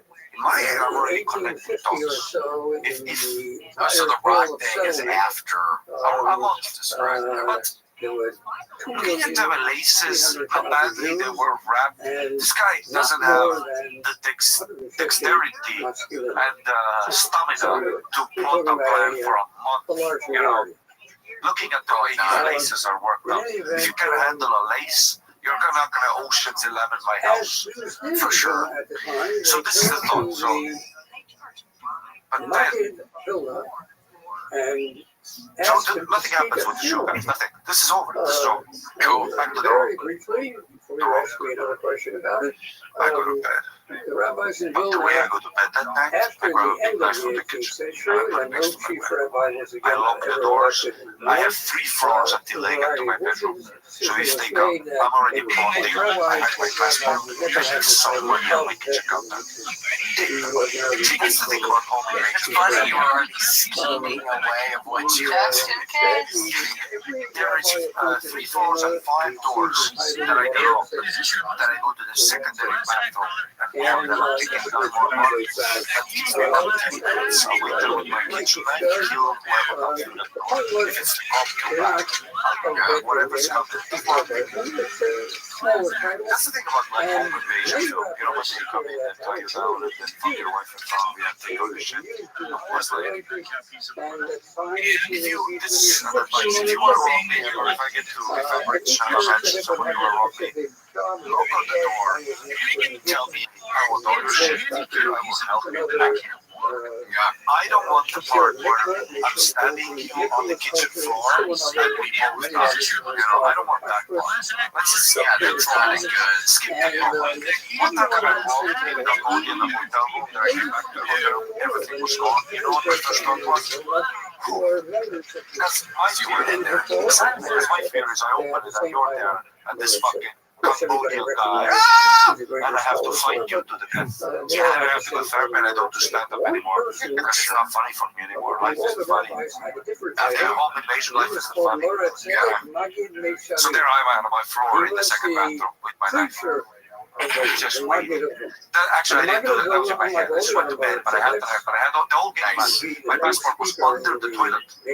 Just hidden everywhere. I left some cash. Just to, just to give them until they reach my phone. And I got a station down there. Just Well, then smart hopefully nothing like that happens. so nothing. So Again, then I do games. And so on, and on many other occasions, I come we actually back spoke fairly regularly. the next And he day would be a very special kind of to also person, get trained high to and watch speak a movie. publicly.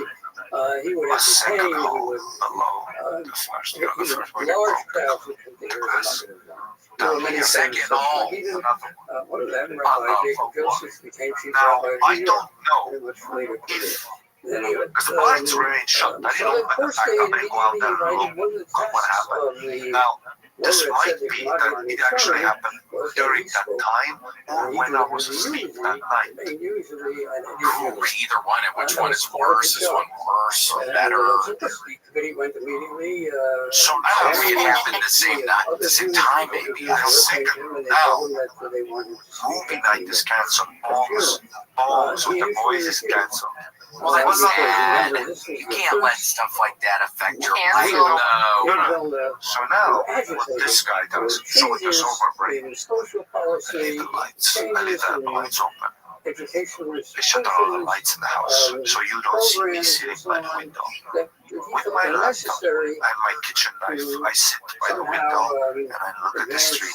And on my laptop, their I status. start going through back because this is an Airbnb that I've rented out. In my head, Through the 19th I start century, going. Gola is part of the He's the, empire. I look into the owner's background. Because he had a weird name, and I go, this guy's an Albanian. I am set up.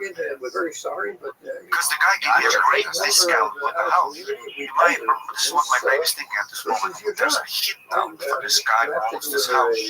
And he goes, I'm Albanian, I'll just get another European asshole with an accent. The two black guys scope it out. If I'm there and they hear the accent, they go back with the boss. The guys there go for the hit. They throw the open as the rock, just to let me know. They're about Like to a come in warning. here, tie me down, and I'm the asshole who's like, great deal! Yeah. So now, they're cutting me off lip by lip. Where is he? Where is he? And I'm with my accent trying to explain. I'm a stand-up comedian. They go, oh, you think this is funny? Yeah, for sure. Well, hopefully that's not what's happening, though, right? With my kitchen knife.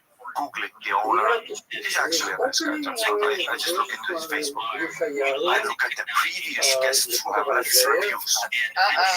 Maybe there's a previous guest who was also like in the Colombian mafia. And they think now I'm the guy. Anything turn up when you look up the other guests? Nothing. Everything positive. Cool. So those two nights for $400 a night were pretty. Then you had to pay for that window. Traditionalists? Okay. Of course, dude. Maybe I thought it was like an Airbnb scam. Like, oh, you broke it. Oh no, it was such a nice house. And the owner was actually shocked that it happened to, or it was just What you were thinking it was. Where he was kidding. Well, you'll be safe. so all these thoughts are in my head while I'm sitting with my laptop. There's a heat out for me. Well, it'll be better, and it's not. I don't think there's a hit out for you. So remember that, okay? Well, Ari, thank you so much for being on the podcast today, dude. It was fun. Thank you. Yeah. Sorry if I talk too much. Yeah, no, oh my gosh, it was a lot of fun. Yeah, Casey has been on the road a bunch, and here, so thank you so much. Thank you. It was so much fun. The last time we did it, the next guest you had on was the Black Keys. That was pretty wild. Yeah. It was me, and the next guest were the Black Keys. That's right. I know those guys are really nice, for sure. Yeah, we got this guy from the other ship doing spots. And then we have The black. Well, You you're got next, Johnny Depp. he is coming in a couple weeks. We're actually getting him on. Hey, Ari, thank you for coming on the podcast. The next week we have Elijah Woods, Buble. Buble. We're in communication with him. But yeah, Ari, thanks so much, man. You're so funny, William. I really love watching your kill Tony. Well, thank you. Well, you're hilarious as well. You're wonderful. And I love when you come back from the road and you are upset and then you tell a story about what happened in the show. I love that. A lot of that. I love that there's some woman out there who went to see comedy and then William was just yelling at her, you can't. Yeah, that's all the time. It seems like that happens. I don't know why it happens. Yeah, I lost it in Miami a couple times. When you and Chad Daniels were at Chandler, I was losing my mind. Oh yeah, when he made fun of how I talked.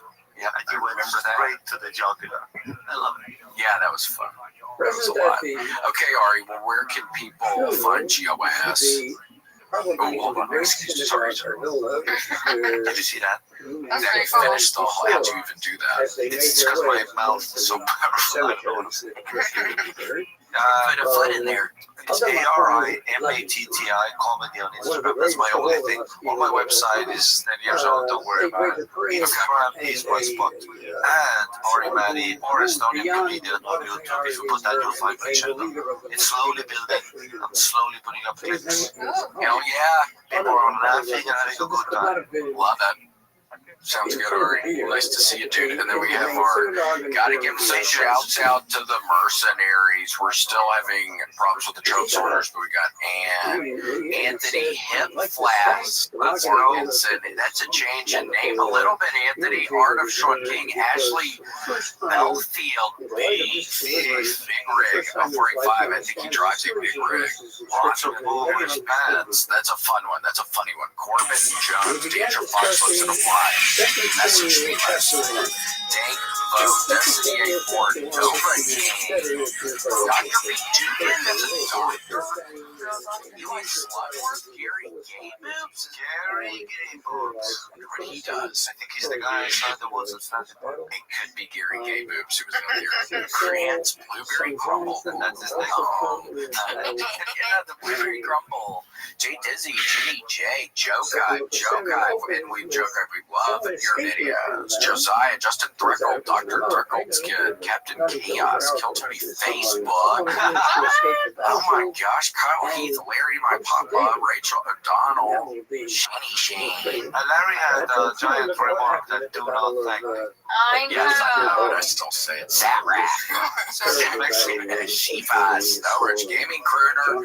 We met him, the freak. Tweak the Freak. Vicious McFisty White Magic. William Kieran, William Montgomery Union Army General. Very cool. Very cool. Very cool, y'all. Very cool stuff. Thank you for watching. That's it. Bye. Bye. Thanks for joining us for this week's episode of the William Montgomery Show. Send your questions, artwork, and manifestos to williammontgomeryshow@gmail.com. And make sure to leave William a voicemail at 737-471-1098. Never miss an episode of the William Montgomery Show by subscribing to the William Montgomery Show channel on YouTube and anywhere the podcasts are sold. And make sure to show your support for the show and join our scrappy group of child soldiers, bounty hunters, and mercenaries at patreon.com/the William Montgomery Show. Check out William online at william.f.montgomery1 on Instagram. For more William Montgomery, check out Kill Tony on YouTube and check him out live at the Comedy Mothership in Austin, Texas every Monday. Find more of me, Casey Rocket, at patreon.com/Casey Rocket. Follow me on Instagram at Casey Rocket. This episode of the William Montgomery Show is recorded at ATX Studios right here in the heart of Austin. The William Montgomery Show is produced by William Montgomery and recorded at ATX. The anthem is sung by William Montgomery, the drums are sung by William Montgomery, and words are sung by William Montgomery. Thanks for joining us. See you next time. I'm trying to have fun tonight. Jews, Israelites were fleeing in all directions. But God made hard thing off on me now. Many Jews died. Many Israelites died in this battle. And by the way, the bomb, recorded live in Austin, Texas, USA. It's the William Montgomery Show. Starring William Montgomery.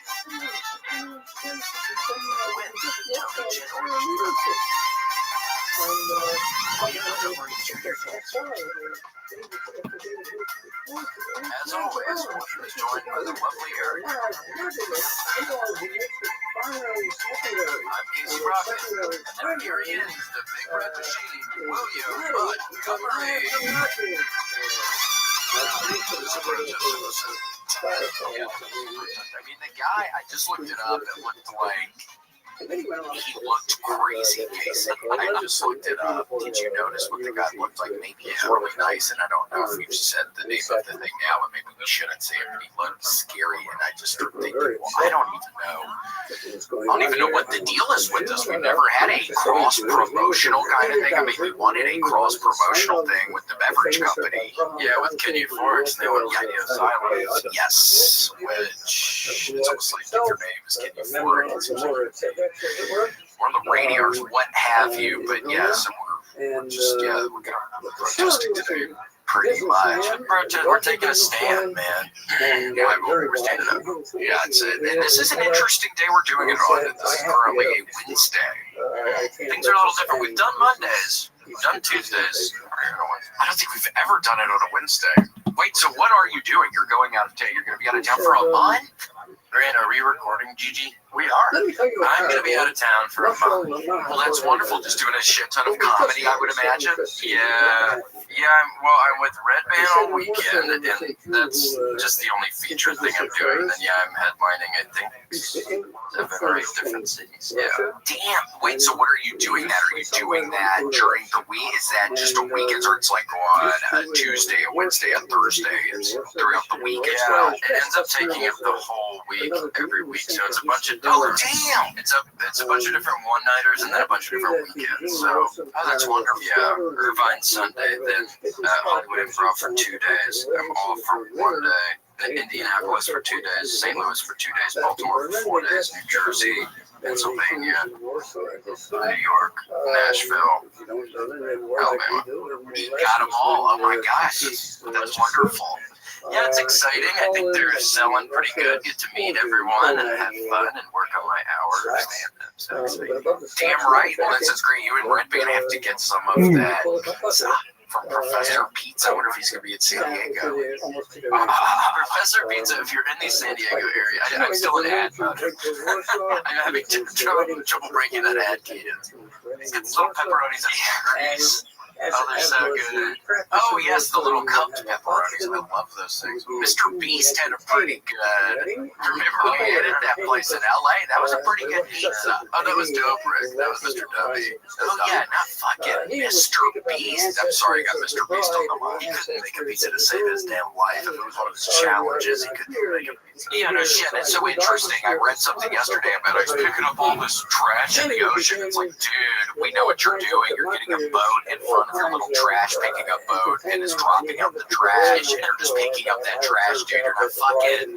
I watched videos yesterday all day on that shit. He's not actually cleaning up shit in the fucking ocean. He's got everybody caught. I know. And those people that he made unblind, that he deblinded, who do you think blinded him in the first place? Yeah, dude, you're not Jesus. You're not Christ, son of Nazareth. Yeah. It's off. Son of Mr. Nazareth. Wait, see, I'm Lucy. Well, you guys, everything we work for. Do you hear this, Casey? This honestly is a little bit scary. Like Mr. Nazareth, how do you even say that? Great. Could you say that? Mr. Nazareth in a Jamaican accent. Mr. Nazareth. I nailed it. Yeah, you nailed it, honestly. One of one. One take. They call him one take Grant. Yeah. William, I don't know if I told you this, but I did a Google search of my name and address, and it was terrible. So you get, when I hear people, every now and again, I hear people say they search themselves on Google, so when that literally means getting on Google.com and typing in your name. What happened when you typed your name on there? Well, there are all sorts of companies claiming to have my details for sale. It was horrifying. The had a little picture of me in the bathtub. They had a picture of me in the kitchen from the little camera of my microwave, which I did not know was active. I thought I had a piece of tape over. What were you wearing? Anything embarrassing, or was it kind of cool nightgown? Oh, man!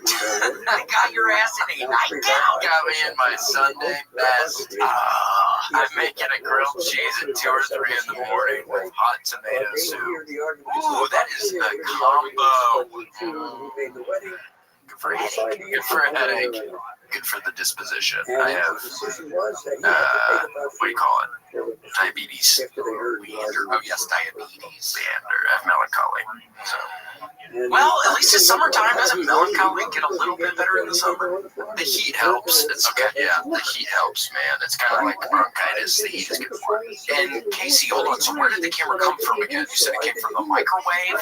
Yeah, I got one of these smart microwaves you can operate via telephone, and apparently it was spying on me. Well, Casey, the terrifying truth is data brokers sell your full name, email, home address, health records, and even your relatives to scammers. And you heard that right. I mean, we're getting not only email, home address, health records, but also your relatives, selling your relatives to scammers, spammers, and anyone who wants it.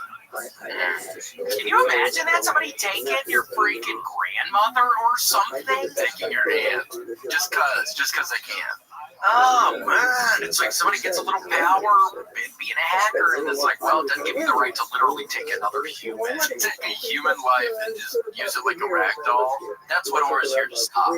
Yes, and that's why we love them. I mean, 560 million Ticketmaster users' data was put up for sale on the dark web, including full names, addresses, email addresses, phone numbers, credit card data, and relatives.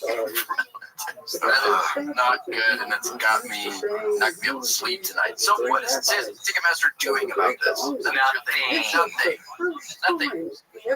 They said they didn't think the hack would have a material impact on our overall business. Well, think again. Material impact. Yikes. All these businesses collect our data but do nothing to protect it. That's why I use Aura, the sponsor of today's video. Wait, that's not how you say it. How did you say that in a Jamaican accent? The video. Aura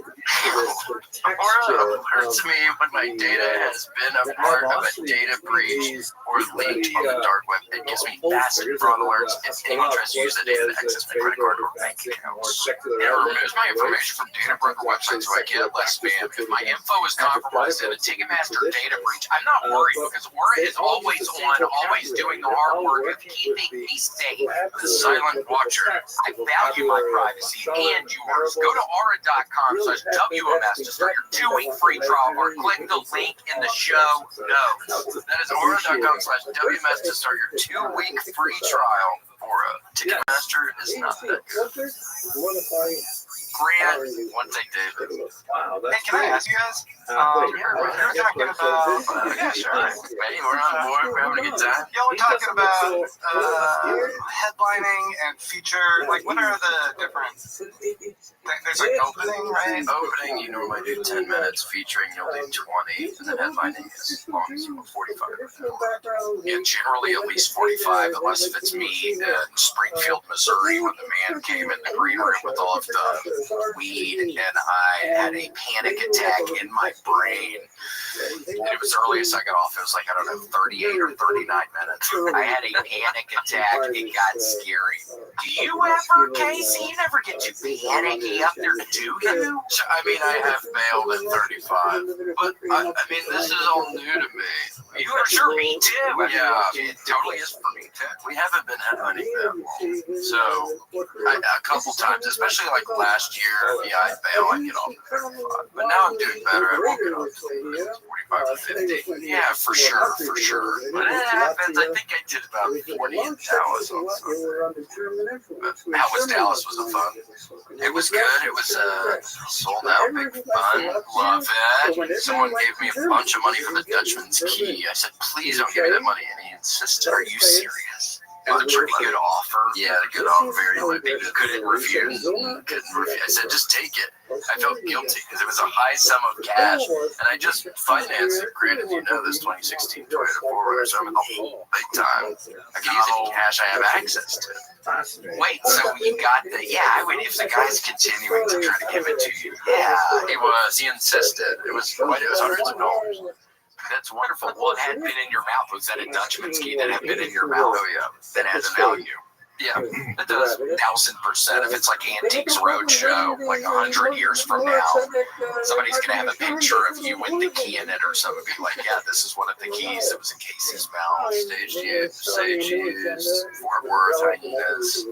He was a little sick that day, so we think it has some microbes on it. Oh, so don't put it in your mouth. It'll probably wake up some ancient disease that we have these days that they won't have in the future.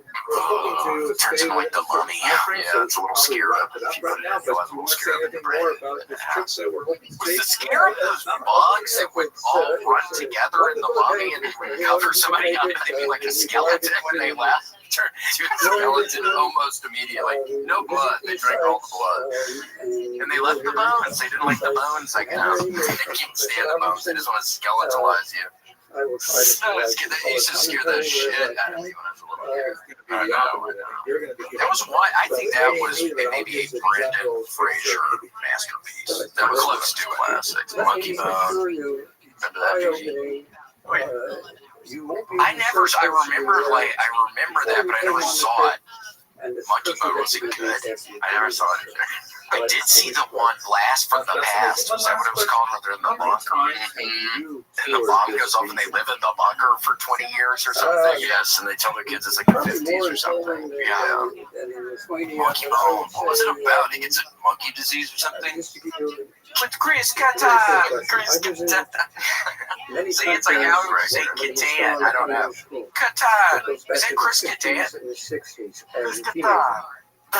That's not what we asked, Gigi. We wanted a confirmation. Wait, do you guys want what Monkey Bone is about? Yeah, read us the description, please. It is a visually delightful, darkly humorous, and totally refreshing fantasy. Okay, this is kind of a review. Yeah, it's just, in a coma, a cartoonist finds himself trapped within his own underground creation. Must find a way. Cartoonist? Must travel to find the yellow. What is that in Carcosa? The Yellow King. The Yellow King? Yeah, I can't wait to benefit. He's just trying to get out of a coma. I guess there's a Monkey Bone character. It's kind of dark. Yeah, that thing's holding the thing up like their penises. Thank you very much. You're right off the. Oh, yeah. It is a double entendre because it comes from the shafts. What do you think, Grant? Information box. It's kind of shaft like it's pretty much right above the crotches. Come and join us. And Chris Kattan, he looks like some sort of zombus. What's his character? I'm guessing. Yeah, it's all taped up here, right? Was it Mr. Peepers? Where I think maybe his best character was what Mr. Peepers, where he would get an apple and eat it really fast. Do you remember that on SNL? Where he's the monkey? Yeah, the monkey guy. He's profound. Monkeys. Well, yeah. Oh God, I think there was multiple ones where he was a monkey man. Yes, I think there were. I think Mr. Peepers. Yeah, he would eat the apple. So funny. That's what would make me laugh out loud a little bit. Yeah, he would eat the apple. I look forward to specifically seeing. I don't know how you do that. I wonder. I see him. He's at comedy clubs. So I wonder if he ever does his Mr. Peepers character. I do. I saw him do an hour at Boise, Idaho, years ago, and he told this like sob story about how he got injured on SNL. Everyone was kind of bummed out. What? Yeah, he was just like talking about how he got screwed over by Warren Michaels in the kidney. Everyone's like, "Holy shit! I thought he was going to Mr. Peepers." Wait, like the whole set or just in between jokes? It's my understanding that it was kind of a large portion of the set. Do not sue us. We are reacted by world. Yes, Chris. Yeah, don't try to come after us. We're on our side. Good luck. Well, that would be quite the downer if you're expecting maybe a Mr. Peepers thing and you get a sad story thing like that. What is the monkey called? Oh, it is. I swear it's. Yeah, I think it's Mr. Peepers. what a downer that would be. Having a night out with your lady, getting some food, getting some drinks at the comedy club. Thinking Mr. Beeper's coming out in his little overalls and his big ears. Everyone's got their overalls on, matching little beepers. Yeah, excited. And then he taught some sob story about getting screwed over. Yikes. I hurt my spine in 2003. It's all downhill from there. Everything was always in his And I wonder what he was doing on a ladder, or how he hurt his spine on SNL. I wonder how that happened. I remember he was in a chair during the sketch and he got knocked over backwards and it like broke his spine and he was all upset that they made him keep working. Yikes. Yeah. He said there was nothing in place to protect actors at that time. How am I supposed to be funny with a broken spine? Despite the noise he made when he hit the ground. Somebody get Farrell. What's up, buddy? How are you? Farrell's his handler. Grant, have you ever knocked the wind out of yourself? God, is that after what happened there? Yeah, he broke his neck. Jeez, broke his spine. I didn't know about this at all. I knew about it since years ago. Yeah, I mean, it happened years ago. I'm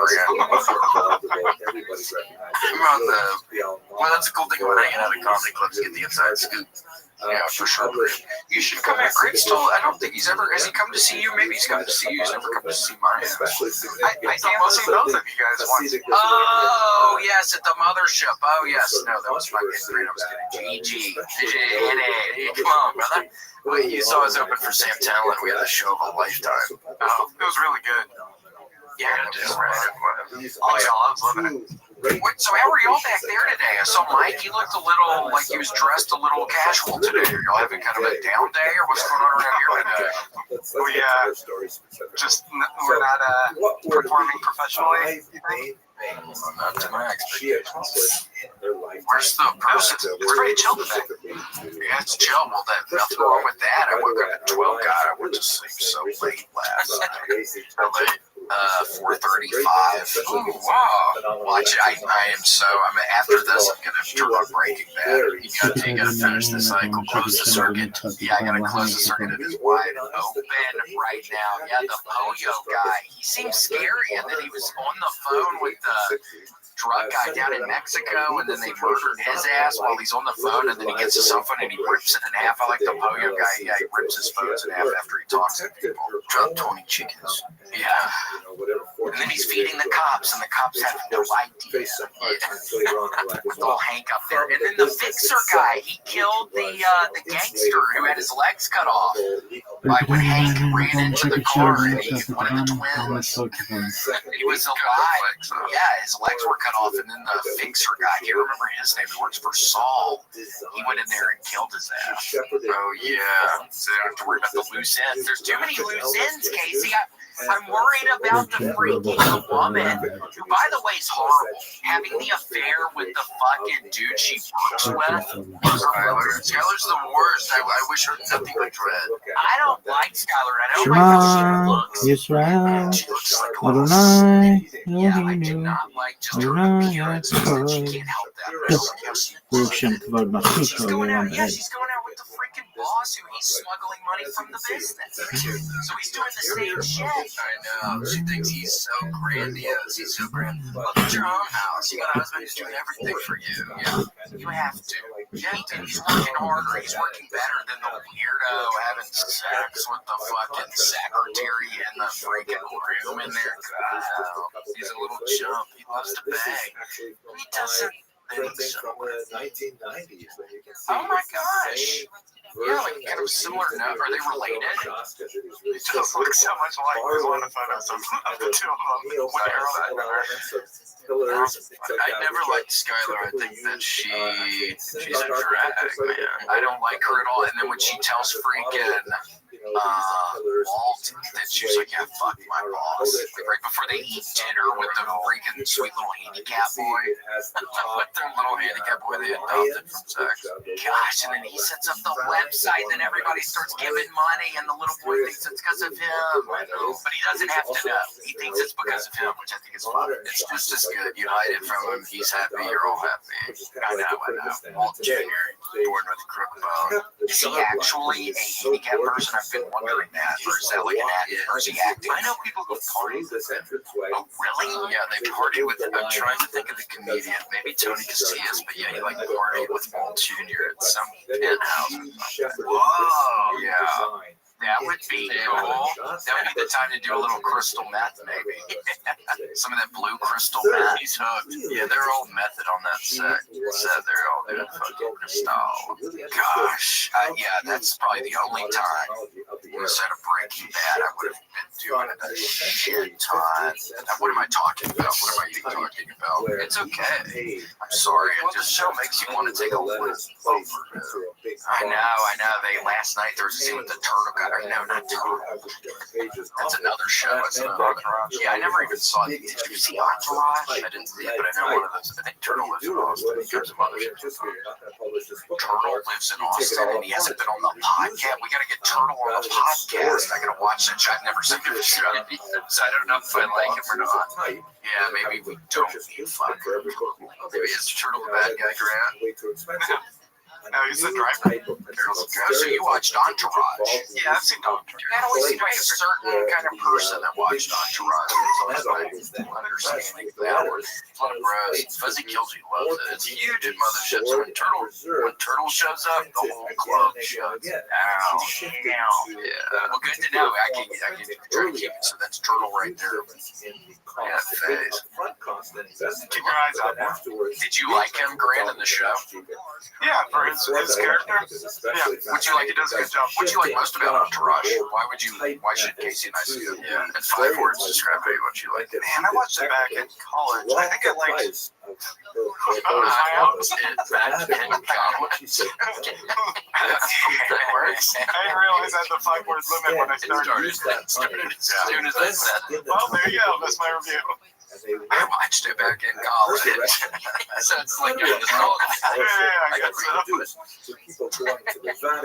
What did you like about it? Is it Yeah, it's a fun, scrappy story. I mean, I think it's kind of semi-autobiographical for Mark Wahlberg, right? It's supposed to be kind of his story about taking it to the restaurants. And also, maybe in later seasons. I don't know. I remember liking the first couple seasons. They were underdogs in Hollywood. And there was some good musical beats that would really bump Johnny. Or who was doing the music? T-Bone Burnett. Who was it? I remember there was that song Lucifer with Jay-Z and Kanye that I think ends the first episode. Pretty good. We already have that one random person thinking we are on the side of the devil. Please don't. No more devil talk one way or the other. We don't need that again. We already have weirdness. I don't know what is going on. It seems like we do have some more mercenaries, but again, it seems like the child soldiers, something is going on. Not to hark back on that, but it's like, it's weird. I mean, when they're hacking into stuff, in case somebody might be doing some sort of biological attack on me. And hold on, what was that? Is that what happened in Dallas? That's what happened in Dallas. I wasn't going to talk about that, but somebody's been doing kind of a sound attack on me where they play certain noises while I sleep, and it's making me sick. And is it a pretty loud noise? Does it make it hard to sleep, or you don't even really notice? It's kind of like little cries coming from the walls. Gosh, well, I'm so sorry. I mean, that seems bad. That seems like when you go to sleep, when you get to sleep last night, just my luck. Well, I've been exhausted because the EPG attacks have been sort of draining my immune system. I actually went to bed really early. I went to bed at like 1:30. Oh my gosh! Yeah, I went to bed super early. I was really exhausted. When did you wake up? You have a good sleep? Yeah, I slept a whole lot. I slept really good. I kept maybe some TV. Oh my gosh, I love it. So what are those, like scrambled with some cheese in it? Scrambled with a little bit of milk and cheese, which you turn around and put some Tony Sasseries on it. She doesn't like when I put Tony Sasseries. How come, like the sodium or something? Yeah, she just says it doesn't need it. I spent this time making it for you. Like, come on, man. I think yeah, Tony Shear. Yeah, always that commercial where nobody can say it correctly. Yeah, Tony Shear. Tony Shear. Tony Shashery. Well, I got that freaking NCAA football 2025. I got it yesterday, and it was some like early release. I paid like 10 extra bucks, something. And I tried to play some games, and they all crashed. So now I think, well, they better give my ass a refund. Absolutely. Spent a little extra skrill to be able to play it a couple days earlier. Now I can't even play it. It took me forever to get my Florida Gators jerseys all right. I built a head coach named William Montgomery. Does he look like you? No, there's nobody with red hair. That is my big gripe, Casey. I don't know why I'm thinking of this. That is my biggest gripe with NCAA football 2025. When you are creating somebody, there's not a redheaded person. I swear to God, 2,000 different people. Maybe I'm doing something wrong. I could be doing something wrong, but I scrolled through all of them. It took 10 minutes, and there was no redhead. That's insane, because there's a lot of redheaded football players. Andy Dalton. Yeah, I don't know. It's an underrepresented part of society. A minority to the end, to correct. So much so that you're complete. You could probably sue them for that. 1,000%. Yeah, I made William Montgomery. I'm the head coach for Marshall. I have an air raid style offense, and then I get to that. I swear to God, I spent 2 hours yesterday, like setting all this shit up, and then I play the first game, and I don't even really know how to play, and I end up turning it off. I'm like, oh fuck, I don't know how to play. Too frustrated. Yes, I might give it a go today. I might try to do it today, but now I'm thinking you have to recruit. You have to be recruiting. I swear to God, you have to do a dynasty. Yes, you have to recruit, and I found that I'm Marshall, which is like a C status level or something, or it's a 1 or 2 star. And the recruiting, I'm gonna be fighting an uphill battle. So maybe I need to make a better team to start out playing. Like, go with Oklahoma or something. Some powerhouse. I know. I've made a mistake. It's an uphill battle. You're gonna have to go to local schools. So how do you recruit? What do you send people letters? Yeah, this thing pops up, and then like in between each week, like the schedule goes by. Each week it goes by, and then the recruiting thing goes up, and it's the people interested in you, it's the spots you need and everything. It's wild. I know. It's kind of crazy, and there's also one where you can just play as a player, which that can maybe be more fun than being a coach. Probably. There's a lot that goes into being a head coach. Grant, you know that. You used to coach at Seton Hall. 100%. Did you like it at Seton Hall, by the way? Because we've never really asked you about it. It gets kind of cold there, doesn't it? You eat a piece of pie, Grant? Just a nice little blueberry crumble. Okay, where'd you get that? You got that remote? Not enough. Casey, how did you know he was eating a piece of pie? I heard in his voice that he had a big piece of fucking pastry in his mouth, like a little galoosh. Little garland. So it's a little more low key around here, and you start eating pie. I didn't know myself. Casual Wednesday. Are you not going to fill us in about Seton Hall, or are you just going to say it? It's very cold. It's a little unpleasant. It's not like my house in Destin. Well, what is? Yeah, and when are you going to invite us? I'm working on it. Give us a tour of the campus. We'd love to see Seton Hall as well. You're probably allowed to any of the games still, aren't you? Yes. It's from the coaching staff. You still have a bunch of the polos and stuff with the insignia. I got a few lying around. That's cool. Are you going to coach your daughters, do you think? I don't know if they'll make the team, but I mean, times are changing. They could be a kicker. Yeah, maybe. Well, if you get them starting early, I mean, are they playing soccer? Are they playing football or anything now? They really aren't. Although I don't feel like Texas is a kind of. I don't feel like they favor any sport. No, not outdoor sports. Usually it gets way too hot. Yeah, like indoor gymnastics or something. Well, that has an uneven bar. I think that's kind of dangerous. I steer clear of gymnastics. It just seemed hurt. Let's see. How about you attach some resistance bands to their legs so they can start kicking? Love that. Oh, is that your cell phone ringing? What was that? Who's calling? I'm going back on these recruiting. Yeah, you can't go back on mute. We'll come out there and drag your ass in here. We're dying to talk to you. All right, fair enough. Yeah, I do think that is a good idea. The rubber bands on the legs. To start, the resistance bands. Yeah, I think they call Yeah, them. weak legs right now. Not for you, dumbass. You're too old to play. No, not me. Yeah, they miss your. They have weak legs. Oh, good. Yeah, well, they're still young. I feel like that. Oh, yeah, man. What the? Man, you know we're kidding. You don't have to be weird to us right now. I mean, it's a Wednesday. It's a day where we're pretty much never here. Hump day. Spending this time with the teens teaching lectures on this trip. So I'm preparing myself for this trip. I'm going back Yeah. How long were you a coach then? Come on. Tell us everything. It really was only like half a semester. history that remains to be explored. What happened? I'd like to share with you. I'm not really at liberty to discuss it. I heard you're academically knowledgeable. Okay. Yeah, Well, is that what happened? You know way too much about it. I looked at it's on your Wikipedia. Tell them to take it down then. Yeah, if you Google your name, for the first thing that comes up is Graham Davis Seton Hall. Some fast exit or something. I think was the first article I saw. Yeah, Davis rides into the sunset. Yeah, it was the Seton executive. I think was it. You need one of the Aura. You need an Aura subscription. You can probably get all that stuff offline about you. Because I know it's probably a thing you don't think about a lot often, but just know others are thinking about it. I didn't know anyone was looking at. Oh, you'd be surprised because I did. Yeah, I mean, I did, I will. You did not.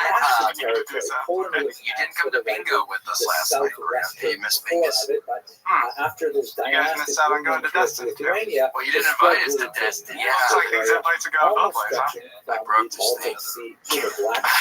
I'll circle back to it. It's all right. I'm going to come fix it.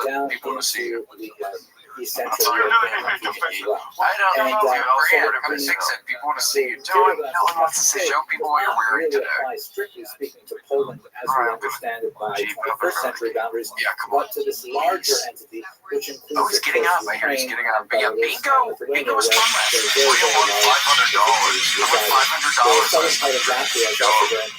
Yes. Well, after tax, they take tax out. I busted it. But at any rate, where It's did busted. the Jews come from? I guess it wasn't as hard as I Which thought. became predominant Well, center Graham, of thanks, Jake. the world Jewish That was a sweet. He did that in a sweet kind of way too. So It was like a mama cow licking her baby's eyebrow. I know, a mama first cow getting the centuries gum coffee. You're getting the blessed toffee right now. Thank you, Brad. Welcome to bingo with us next time. Yeah, it was good. I don't know how I said bingo fast enough, which was the curse on me last week. I couldn't say it fast enough. You said you won $400. You won 500. 500. They take out 25, I think, for taxes. And they took some money out for taxes to make it legit. But yeah, it was very exciting. Oh my gosh. And then I ate Pete Terry's. I was feeling saucy. I got triple. Oh man, from Pete Terry's last night. French fries, strawberry shake. I got a birthday cake shake about 2 months ago. Greg, you're gonna love this. It was so good. Was it? I noticed that it's their specialty shake right now. The birthday cake shake of the month. It was so good. Oh, the tail's wonderful. Burgers are nice and drippy. You can use the grease to fucking sauce your eyebrows and mustache down. Yes. Just make sure to clean it off before you go to sleep, or it could break your skin out a little bit and get all that acne. Yes, you have to be very careful. But Pete Terry's is delicious. It's always, God, this is a story of my life, Casey. I get in there, both lines are open. It was very busy last night. Normally there's only one line open where we go. And I get in the wrong line. And then I can't get in the other one. And then I think, oh, well, I made a horrible mistake. And then I try to get over in the other one. And then a car comes. And then I'm stuck in the line. And then come to find out, the line I'm in ends up going pretty quickly. Because it works out. What's the dodge the bullet? Thank God. Yeah, I was like, how is this one line every it's moving? The one I'm in is stuck. We're stuck. We've been stuck here for 5 freaking minutes. I got $500 burning a hole in my pocket, literally right now. Started with strawberry shake for Terry's. I want to be one of those guys who every time I want to scratch off, I use it to buy more scratch offs. The never-ending scratch off list. 1,000%. I think ultimately that's how you make money with gambling, is never giving up. Because I think a lot of people say you need to give up. Maybe if you get like a scratcher and you want some money, stop there. You're never going to do that again. But I think you can go with the polar opposite. You can have steady passive income. That's what passive income is. Yes. And you can. Where do you go up to? The $5 one or the $10 one? Because at some point it is a little economically difficult just to be getting up. So it's almost like when you stop at 5 or 10 or me personally, I do 5 because I had a terrible experience where I smoked a bunch of spice when I was 16. I was on a date with a girl and I got stuck in a front loop and I spent all the money in my pocket on scratch off by oh, man. I didn't have any money to buy her slush puppy. She was really upset. And I do miss slush puppies. Those things you can get in slush puppy, they are better than I see every day out of the week. It's like weird ice. It's like a whole slush puppy machine. It was the oldest patent technology. So small. Exactly. It's tiny little, and there were so many of them. It was like an ice cube. Tiny ice cube. A little sport. And I liked it when I would drink the flavor out of it. It was just slightly blue flavored ice cube. It's running my teeth right now. Yes, it sounds wonderful. Oh, they're so good. They're so good. Oh, nothing is better than that on the meat I like. I like if I had the milk one on the dry ice. Dry ice is just a fucking loose gallon and the other milk gallon and wash them. That would make sense because I was thinking if it's just in a cup or something, you need some sort of gyroscope contraption inside of it so it always stays upright when it's inside of the box. I bet you can buy some maker online. I wonder if you could get a legit one because again, those are like, yeah, I don't know. Oh my gosh, yeah, I used to love those things. And the squeeze candy. I was never great. Did you ever eat that kind of stuff? The candy that was just a gel. Oh yeah, but I've never had the slush puppies. I don't think I'm as familiar with slush. I wonder if that's just like somewhere in the South or something, Casey. I don't know. Or I wonder if that was everywhere. Southern? I don't know. Yeah, I think it's a southern thing. So most of the time it wouldn't be a machine like that. It's a machine where it shoots the ice out and they go how many squirts you want. They have the little squirters. You could squirt. You make your yes. Oh, man, those things were good. Do that, play a little wall ball. Yeah. A little tennis ball, the kids play wall. There's no exact point system, but you'll figure it out. Yeah, I used to love, slush puppy and wall ball in the summer, and I will be half Jim and Hog Heaven, and I'm going to baseball camp in 2 weeks. Damn, yeah. So what, these guys? Yes, exactly. Yeah, with the, and it would always have the rotating cup up top. Yeah, oh, and I would do 1 squirt of red, 2 squirts of blue. Oh, interesting. I don't think I ever mixed flavors. That sounds good, though. That's exciting. It sounds like it would stain the hell out of your lips and tongue. So when you made out with your girlfriend, you get all blue. Oh, man. And then you'd be able to look in her mouth and just see the damage you just did with your tongue and stuff. Whatever it is, as long as they know that if someone shower up, babe. You guys just kissed for 10 minutes in the car. Her face is just filled with some weird purple color all over her cheeks. Grant, do you think you would have pulled something like that back in the day if you did have access to slush puppies? Yeah, maybe. That accompany just making out with some chick, some broad. Some broad. You ever do that in the summertime before you met your wife? Just making out and getting slush puppy everywhere? Yeah, casual. A little wild. Casual hookup. More a casual hookup. It's a summertime fling. Just in a the 13th fling, century, GG. the, Yeah, nothing. horrible blood libels Yeah, that people were these also days call it a discussed casual in hookup. class, I like summertime resulted in fling. I serious feel like that expulsions, sounds a little more France in disarming. particular, I don't know. expulsions Yeah, from the 13th summertime century. And romance. so Yeah. there's more and more I love reason being for in love. Jews not to live It's fun to in be in love. Western I Europe. want to be This in love is at least kind 2 of more like times. the I'm push looking to break up with aspect my of it, current as fling. Jews are finding Wow, Western and then Europe 2 far more. So how more many have you had? So stable what? than ever So before. so interesting. So how many have you had in all then? If there's 2 more to go, how many flings have I had so far? Yes. Well, I've had 4 serious flings in my life. Okay, and then casual flings. Yeah, maybe 6 more flings. Okay, so probably 10 flings total. Okay, and I'm looking for 12. Yeah, I think 12 is a good number. 10's higher, 1,000%. And it's one less than a baker's dozen, because a baker's dozen sounds weird. It's like, I don't want to hear about somebody who's a baker's dozen. That's when you're a playboy. Yes, you don't want to be seen as damaged goods for your future wife. No way, no how. You do not want that. So if you're watching this, keep it below a baker's dozen if you can help it. If you already love a baker's dozen, it doesn't matter. It's fine. It's fine. It's not ideal, but somebody can probably work with that. But just think about your dream girl or dream boy and what they would think about you. Yes, they're good. Oh, this guy's damaged goods. He's made out with 100 chicks. Yes, 100 chicks in 100 minutes, 100 kiss challenge. Yes, which is a thing. Used to be a thing and still is a thing. Especially in summer camp. How many girls can you kiss? Well, think about who you're hurting.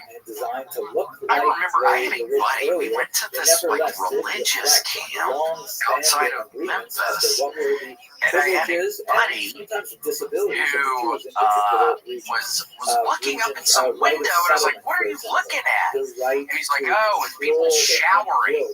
And I was like, "Oh God, well, you probably need to go up." And then I got up there and was watching people. No, I'm kidding. It was so funny. This person I knew, yeah, I asked him like, "What are you doing?" I see them creeping up, looking at some window. They said, "I've never seen people shower." I was like, "Uh-oh." I think I just walked off. I don't know. It's like that's one of the moments I look back in my life. It's like, should I have? I should have told somebody. It's like that. I carry a lot of guilt. I have a lot of baggage. Oh man, you're damaged. Look, dude, it's not your responsibility. Should you have told someone? Absolutely, you break his head. I know, and see, that's what kills it. It's not as bad as Jesse Pinkman, though. I mean, he's got all the 160 deaths from the plane crash, from that girl. He's got a lot of bodies on his name. But it seems like the rehab helped him. One of the guys finally got to him when they were sitting at the campfire. They were sitting at a campfire, and the one guy kind of got to him, I think. Yeah, he finally broke down that thick wall Big keeps around him. And by the way, not to continue to talk about Breaking Bad, but Casey, it was so interesting. I wonder what happened. It's been a while. I'm just only watching this now, or I would have forgotten everything, I'm sure. But it was so funny in the new meth lab. It seems like his little guy, the guy who's helping him, it seems like they're really getting along. I wonder what happened. I wonder why he ends up firing him and he gets Jesse back in there. Yes, they ended up having a lot of fun, right? Yeah, they made like really good coffee at the beginning, and it was like they were playing and sort of playing chess together in between making the meth, and they were like had very similar interests. They were academically equal. I know. I wonder what happened. I guess he just didn't like that or something. I don't know why. Walt fired him. I don't know. He's just gonna get Jesse back in the mix, though. I guess he just gotta get Jesse back. I think he saw him over these centuries to someone who's gonna still make the concentration of Jews in the early modern Oh, just to give you a wait, you're sense talking of about what Walter and the happened, guy there were was really this good friends. relative Yes, and then he just out of nowhere, it's like, okay, it's not gonna work. Because he loses it on him because he has this. Are you talking about Dale? This guy? Yes. Dale. I don't know if he comes back or something, but right now he's left, and it's Mr. Pinkman. So we'll see what happens. I don't know. Well, I don't want to spoil anything, but Dale and Walt Jr. started a club soccer team. Poland in particular. That's a also spoiler saw I can get significant behind. Fair enough. Seriously? Yeah, something to look forward to. Oh my gosh, yeah, because I was thinking Walt Jr. wasn't moving around enough. I know he's got some issues, but I was thinking he generally is just kind of hanging around with his buddy or watching TV or something. Yeah, it's good to hear that it's more active, and it's also like a team building thing. That way, the familial unit can become a team of themselves. And Even basically, with that. this was Oh, kind of a Skylar. I didn't like Skylar from the beginning. From the jump, I go, something's up. Yeah, I do not like this woman. And she goes and blabs to the divorce woman that the husband's a drug dealer. Why does she blab about that? Because she's bitter, and she said that Walt's throwing in all this paper, and she can't make shit for cash. Yes, dumbass. Now she's working as the bookkeeper and the thing banging the fucking boss. What a God, what a night, what a weirdo. Social services, but What also happens is when we love the show. by Talmudic I law. guess, I don't know. Each of these I don't know if I municipalities love was it basically anymore. structured very I'm similarly. starting to get second thoughts about all this. Yeah, after he let his buddy go in the lab, and it's all just across the Or wasn't entire it fun? Like that could be a different show. It's just them being friends and there's no conflict. I know, it just shows back in the background, kind of making meth the whole time, but that's not a big part of it. It's just their friendship in the meth lab. Just them being like, oh my God, you've read that? I read that too. I love that book. I know, he recites a Walt Whitman poem to him at one point. WW, what was it? Rest in peace. R.I.P. King. You were so good at writing. I know. One of the best. One of the best appellants. What's your top number one poem? Off the top of your head. You can recite it. Or now you don't necessarily have to talk about it. Yeah, just talk about it. You don't have to know what it is. Oh, man. It's, you know the roses are red? The classic poem. Classic. Pretty solid. It's got like for a reason. Yeah, it's for a reason. I know with that one you can always switch up the ending a little bit to your liking. Yeah, you can personalize that one. You make it cute, you make it a little naughty, whatever you want. Cool, sexy, rose or red, violets or blue. I bought you a bra. I want to see your earrings. Now I want to take it off. I want to take it off. Yeah, you can make it as nasty as you want. Rose or red, violets or blue. I bought you a pair of underpants. I hope they look good. Yeah. I'll be seeing you later tonight. Go see it. Dot, dot, dot. There's a thong here. The fridge door handle. What happened to Cisco? Died in the plane crash. Got the Aaliyah treatment. Unfortunately, you got John Denver. They shot it down over the Czech Republic. He shouldn't have been anywhere near the Czech Republic when it was shot down. I don't know what Cisco the Dragon was thinking. Gosh, it's like you get a little, get in your head. I mean, you had the song in the summer, what? 30 summers ago now, or 25 summers ago. I mean, he shouldn't have been in the Czech Republic to begin with. What is he doing? Messing with those people's affairs over there. I don't know. He knew it was an active military zone. I think some people think he had a death wish. That's a nightmare. I used to, Casey, I wish when I was getting down on the cocaine and stuff, I had my hair went like that for about a summer.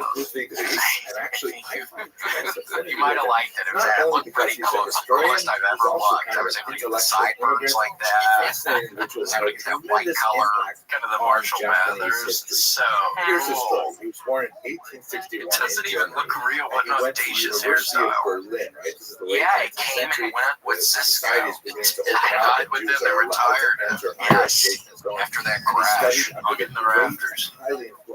Yeah, I think mine, Casey, do you have a favorite poem? Mine has got to be The Winds of Change.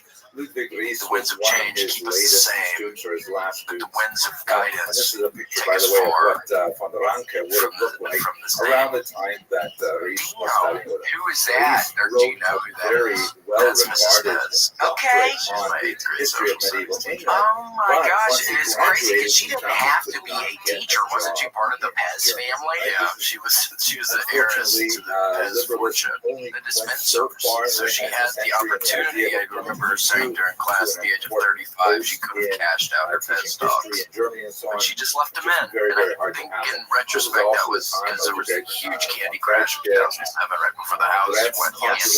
Yes, for sure. And it was not only candy, but it was also the dispensers. Because that was also a big part of their company as well. It was not only the candy, but the dispensers as well. And it's sad. Gosh, and the price of plastic, I think it went something about imports, exports. At any rate, what happened Plastic to for one dispenser shot up to $18. Yeah, nobody can afford that. They're already a lot at $5. I think, yeah, when you get one dispenser, 3 little things of candy that you end up eating really fast. Those candies are pretty good. They are like best candies. They're a little tart. Not too tart, not too sour. Born and raised But I don't know if I can ever eat one again after my horrific time in Denver when I ate the Pez candy at the back of somebody's freezer after being up all night on cocaine, and then it had some sort of, it wasn't acid, it was a research chemical of some sort because it lasted fucking 16 or 18 hours. Thank God my roommate at the time, sweet Alex Rayner, shouts out to Alex, one of my oldest friends. He was telling me not to go to the emergency room. I was trying to get him to take me to the, I got so desperate in my brain, trying to I watched the founder, what's his name, being the McDonald's guy, that guy, they calmed me a little bit. And Michael Keaton, the McDonald's guy, I watched that once or twice. And then the Indiana Jones movies, and this kind of helped me, but I was able to relax. God, it was a horrible nightmare. So be careful if anybody ever gives you any acid on a Pez candy. You saw what happened to him. Easily happen to you. Wait, when you smoked that spice, I was hoping that you smoked it out of a Gatorade bottle. That's how I smoked it. I smoked it out of a Gatorade bottle, like a sort of, I can't remember what kind of metal was on the top of it. A blaster where you would use one of those little wrench sockets. Yeah, it's the wrench socket. Yeah, that's what I'm trying to think of. Yeah, they're perfect. You could plug them in. There was a whole method to, if you do it perfect, it would be airtight. You just zip, zap, zap that bad boy. Yeah, you gotta like light it with the lighter, and then you can do it, and then it melts. All the stories of what you would like to have happened, barely poke it through. You can just rip the pants off that side with that spice. Yeah, get those funny feelings. The funny feelings like you need to spend all your money in your pocket. You don't need any of the scratchers. I lost one $20 scratcher. I went, okay, I'll try another one. Bought 2. It was all downhill. I spent $120 in 10 minutes. What was the girl just watching you screaming at you? Delicate space between art and science, whereas before That's $60. She was like, what are you doing? Hey, stop. We're supposed to be on a date. It's okay, I have to win the money back. Too far in the hole. Classic. Japan. I know, that can be the scary part. That she smokes spice as well. No, she did not. So she was a little freaked. It wasn't the best day of her life. Japan, they really began to Yeah, well, delve it deep into happens. their archives to dig It up happens to primary people. I'm sure it's documentation. happened to you, Grant. And It's it a also nightmare day. pioneered the fact that a lot of Japanese history Dude, you is eat very it. Crumble. Put down the European crumble. archives I because can't stop the crumble. Europeans, when they encountered You can, Japan, and they you left a will. tremendous amount of Yeah, correspondence it's a and Wednesday. documentation We're not regarding even how supposed that to be country here developed. today, Grant. This was all happening, by the way, in the context of the Japanese Meiji Restoration, a period of late reform and self-reflection where they began to rely much more on Western expertise, realizing there Get were a out lot of of the things house, that they're talking gods. would be Yeah, and then I'm beneficial just for sitting in Japan. the bad And room, Greece was messing one of those around with the happy bed, accidents. my As a pillow Jew, could not positions, get a job messing at the around with my University of phone, and Berlin. thinking about turning So on the he took NCAA his post football in game, Tokyo but I and was had scared because it's tremendous not going to success. work again. And he really So what? loved You Japan. quit or it crashed? It crashed twice. I quit a couple games because I need to look up a video or I need to do the practice things because it seems not too hard, but I don't know how to even switch the players like I used to. Like in turbo and tackle, I don't know how to do that. So you're getting smoked. Like I'm getting smoked and I'm not able to pass really well. So I got to figure out the passing because I got the air raid offense with partial. That's one of the most important components, especially when you're doing air raid or wildcat. 1,000%, I gotta get down on that. And I also gotta see if you can play with it, because I want to play with the classic Florida Gators team with Tim Tebow. I mean, Tebow, I don't know, because I remember games past you played with like the classic good teams of people. Maurice Pouncey. The Pouncey twins. The Pouncey twins. Aaron Hernandez. Yeah, Hernandez, the really good, I can't even think of people. It's been too long, Gigi. Been way too long. What's Aaron Hernandez up to now? Dead. Yeah. Plane crash. 6 feet under. He shot out the engine on a dare. Yes. Hello. It was when he was already starting to act up in Connecticut. Yeah, he got on an airplane and I think, pretty much crashed it in Foxborough. Yeah, right outside of the stadium. Yeah, it was on practice day. God, that was so sad. Yeah, I mean, the flight attendants on that plane, they didn't deserve that. The pilots who he beat up didn't deserve that. He trounced 2 pilots in 10 minutes. Yeah. Did you know that, Grant? I'm reading right now about this whole bio. You guys are dead on. It's called the engine incident. Yeah, it's really tragic. It's super tragic. My brother Sheldon went up to Tebow one time. Oh, look, that was before everything went haywire. What happened? What do we do to each other? I don't even know. What was that? What about that? What a real shot. introspective. We're really curious. What happened? I was looking up Tim Tebow pictures. I'm sorry. Well, show us the funny one then, because that must have been what was. Yeah.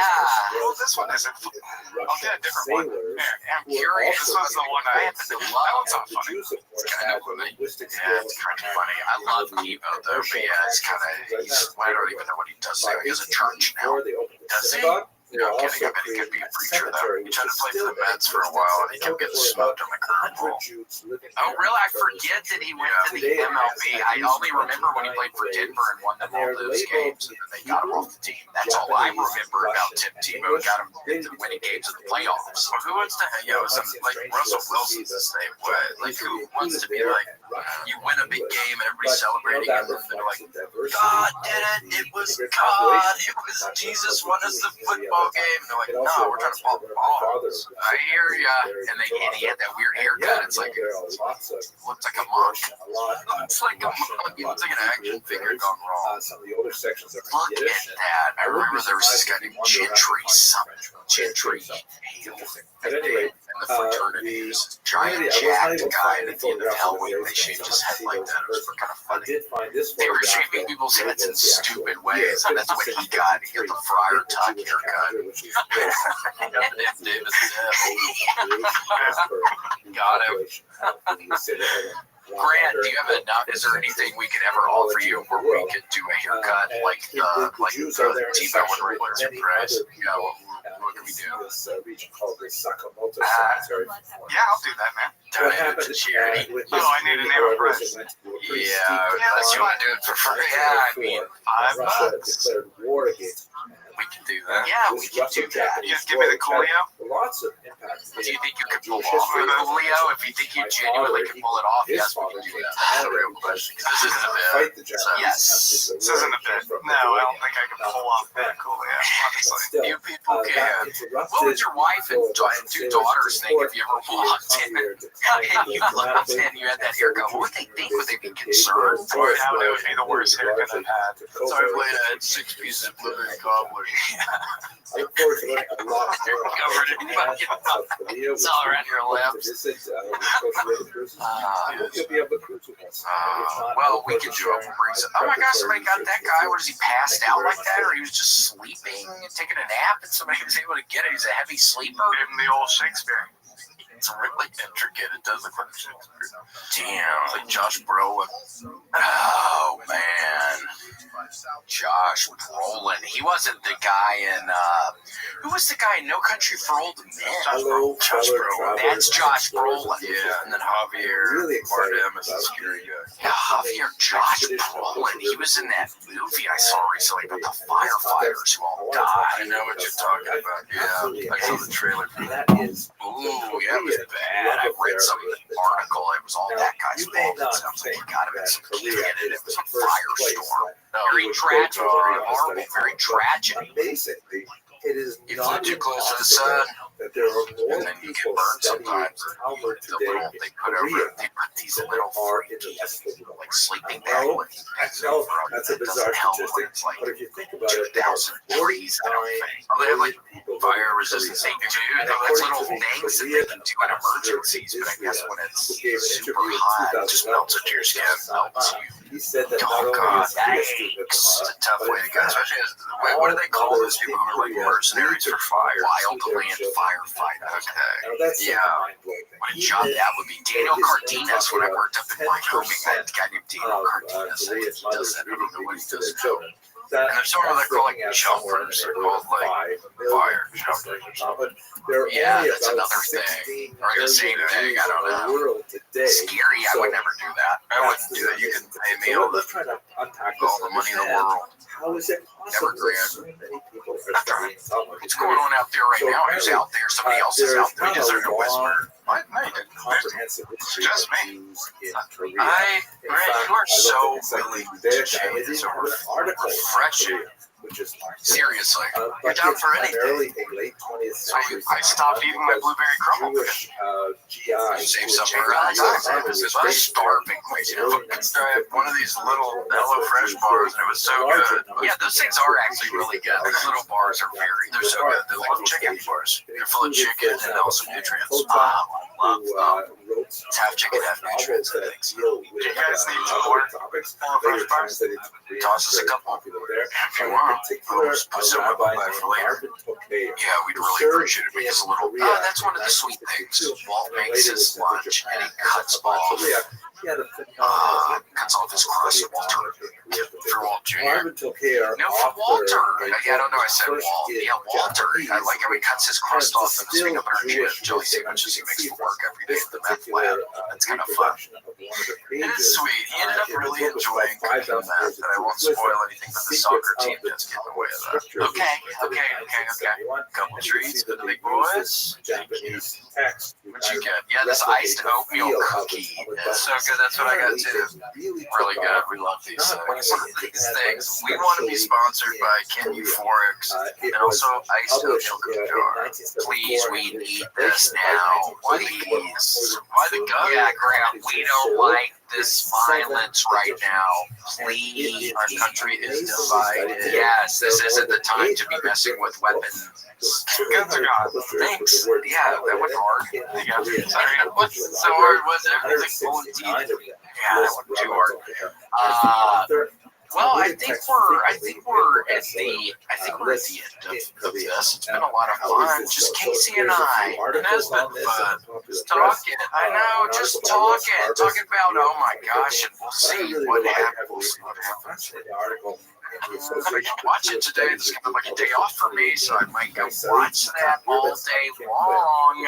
Everyone comment your favorite Breaking Bad memories without spoiling. Yeah, no spoilers. Only season 1 memories. What are your favorite season 1 memories? Yes. We can't. Yes, because I think I'm at. Yes, season 2 or season 3. Season 1 is perfect. Yes, season 1 spoilers. Keep it. Yes, if you want to do that, we're cool with that. Next week, we can probably tell him from the whole series. He'll probably be done. Yes, so then we can do all spoilers. Also, the fact that spoilers are invited. Welcome. Well, we gotta thank Anthony Whiplash from Arkansas, Nardo, Sean King, Ashley Belfield, and Sean King, Big Rig 0485 Bronson, who is pants. What happened? Ginger Fox, thank you. Destiny A4 Dova King, that's fun. Dr. B. Dugan. Yeah, Dylan. Lysorg, we're gonna get your name. Yeah, I know. Lysorg, Eli Slugworth, Gary Gabe, love the name. Jay Dizzy, Jenny J, Joe Times 2, Josiah Hill, Justin Dreckle, Dr. Dreckle's kid, Captain Chaos, Kyle Heath, Larry, more or less like a fair representation. Rachel O'Donnell, we're on to you. We have a little word from somebody inside that maybe you're doing something in your moles, and we'll figure it out. Might be the mole. We will charge you $10,000 if we find out that. Yes, Sandy, Shane, and Kaya, Satrek, and Sexy Lexi. Snow Rush, the Gaming, Runar, Doty, Jen, Tweet the Free, Vicious McMister, Magic William Kieran, and then the Union Army General. Here's one that's I love, which is cool. And of course, a double thank you to our friend Ant. Alrighty, well, thank you all so much for watching and listening today. Thank you so much. My website has crashed, but you can find all my shows and the link in my Instagram bio. Yes, the website, and you're gonna get it fixed. It'll be here for website. Website. You can find any of my stuff on my Instagram.com. Come see it. Thanks for joining us for this week's episode of the William Montgomery Show. Send your questions, artwork, and manifestos to WilliamMontgomeryShow@gmail.com. And make sure to leave William a voicemail at 737-471-1098. Never miss an episode of the William Montgomery Show by subscribing to the William Montgomery Show channel on YouTube and anywhere podcasts are sold. And make sure to show your support for the show and join our scrappy crew of child soldiers, bounty hunters, and mercenaries. Patreon.com/William Montgomery Show. Check out William online at William.f.Montgomery1 on Instagram. For more William Montgomery, check out Tony on YouTube and check him out live at the Comedy Mothership in Austin, Texas every weekend. Find more of me, Casey Rocket, at patreon.com/Casey Rocket. Follow me on Instagram at Casey Rocket. This episode of William Montgomery Show is recorded at Recording TX Studios right here in the heart of Austin. William Montgomery Show is produced by William Montgomery and Recording TX. The anthem is sung by William Montgomery, the drums are sung by William Montgomery, and the words are sung by William Montgomery. Thanks for joining us. See you next time. Who the fuck said that? I'm trying to have fun tonight. Hello, fellow students of Jewish history. One of the most fascinating areas of Jewish history are Jews of what you might want to call exotic communities. I don't think they feel exotic when you're in Recorded live in Austin, Texas, USA. It's the William Montgomery Show. Starring William Montgomery. Tony Chidori. William Montgomery Jr. As always, William is joined by the lovely Eric. I'm Casey Rocket, and now here he is, the big red machine, William Montgomery. Oh yeah, oh my gosh. And he said, come on. What is he doing in this shit? What is that from? They had it. St. Simon's Island. You don't want to hear this shit. St. Simon, where's that? Georgia. Georgia. It's right by Savannah. Quaint little island. Big enough to start a family. They have wild horses there. They have wild horses and wild everything. And that's why it's a good place to start a family. Yeah. You gotta find an island, find pretty women, you have a beach. Yes, find a beach. Yeah. That is the most responsible thing you can do as a father is find just your own island, just find your own beach. Yeah. And start over. Yeah. Yeah, you have to act like you have to figure it out. We were watching some sort of show where the guy faked his own death. He found some guy that looked like his ass at the home depot. Looked kind of like him. And then he ended up killing his ass and setting him on fire. And doing a truck on top. So yeah, I think you've got to figure out that. It almost worked. But the wife had a $5 million insurance thing. So he killed his doppelganger? Yeah. Yes. And, Wow. it was like, That's pretty smart. it's Yeah. hard Will to, looked up staring at me. He was leering at me. I saw that. Apparently, There was a redhead a little bit. There was a redheaded guy I remember giving him my ID, even though he was far younger than me, so he could buy beer. yeah, But just that we had red hair and see, I think it always worked for him. That's a nice one. Alex Snyder rest. Seriously, didn't listen. Do you feel responsible for that? A little bit. He was driving from Knoxville to Georgia. which is absolutely He started to fascinating. get into politics a little bit, and then he decided a car crash. Wow. Yeah, we don't know. CIA car crash. Something happened. It was like one car. See this Alex Snyder died in the Princess Diana. Situation. He's just blinded by flashlights. His new boyfriend is driving the car. Was that Princess Diana's boyfriend? Yeah, she was dating some French party guy. Yeah. Is that true? Yeah, some good time BF. Royal family likes to like that. This must be Rebecca. That's what happened. Diana Bees. Yeah, they were arguing. I love the idea of killing someone who looks like you that's not assuming your identity. Just killing Christopher. There can only be one. So Highlanders, you strangle him too. It's really personal. It's like killing yourself. Yeah, that's weird. If someone looked just like you was openly strangling you, wake up. Wake up. That's a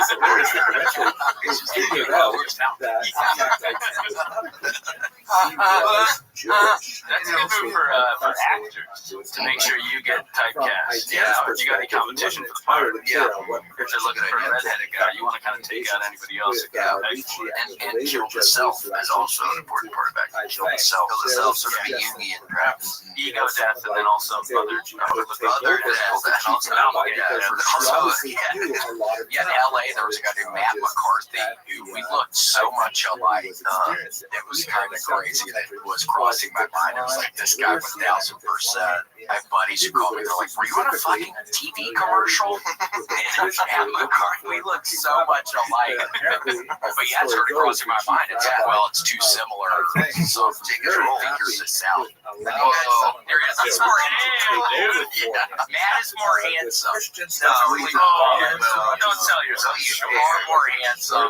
He's a very nice man. I'm gonna go out on a limb. You gotta kill this guy. Yeah, you gotta kill him. I think you need to kill With the a knife to absorb his power. On top, but it's like, do you face it towards you or away from you? Ooh, pull his hair up. Sorry, Pat.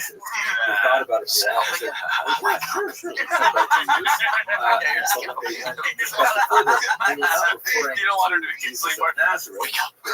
Wake up. Wake up. And then it shows me in a Pepsi commercial. It shows the next scene I'm in some commercial.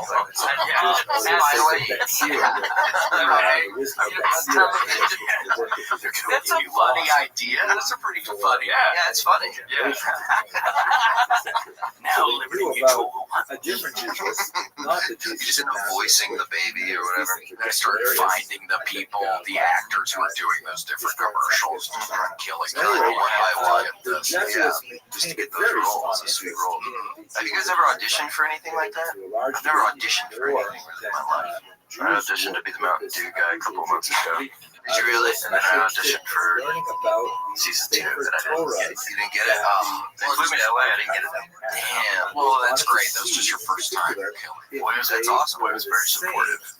That's awesome. I mean, yeah, you got If you look around and everyone looked like you, no, not really. that'd be so weird. No, it was a pretty diverse cast. And I fucking more blew it. evidence. Stop. It was mine. It was mine. How'd you blow it? Fucking be a nervous little shit. Probably. What can you talk to? What did they have you do? Well, we did a. They went all the way back to. I'm really not supposed to talk about it like that. They did a focus group with hidden cameras, so it was completely improvised, the audition, and they would ask us questions, and we would have to just improvise answers in character, and some people were actors and some people were not. That's hard. Yeah. So I did okay, but there were some people who were a lot better than us. Yeah, that was fun. Improvising the focus group. I think I discussed a little bit about what they were I'd rather have lines. Yeah, Matt McCarthy was very good. hold them there. He's good in situations And like obviously there was also Wait, so were you able to figure out who the actors were? Were you trying to figure out that when you walked in the room? I feel like I was trying to maybe figure out sort of this is the actor here. I figured it out pretty soon. They were like, wait, Grant, we might have to bleep out that name. Of course, that's a long story. okay. Yeah, no problem. I'll talk about it later. Okay. Are you cool with that, Grant? So could you, is that alright with you? Do I need to find out anything else? Well, we got Christop's page. Blair might be Blair. I killed him. him. It looked just like. Can you blur Christop's pussy? Yeah, my little Japanese situation. Dude, shut it. Blur that. God. Glad there's not smelling.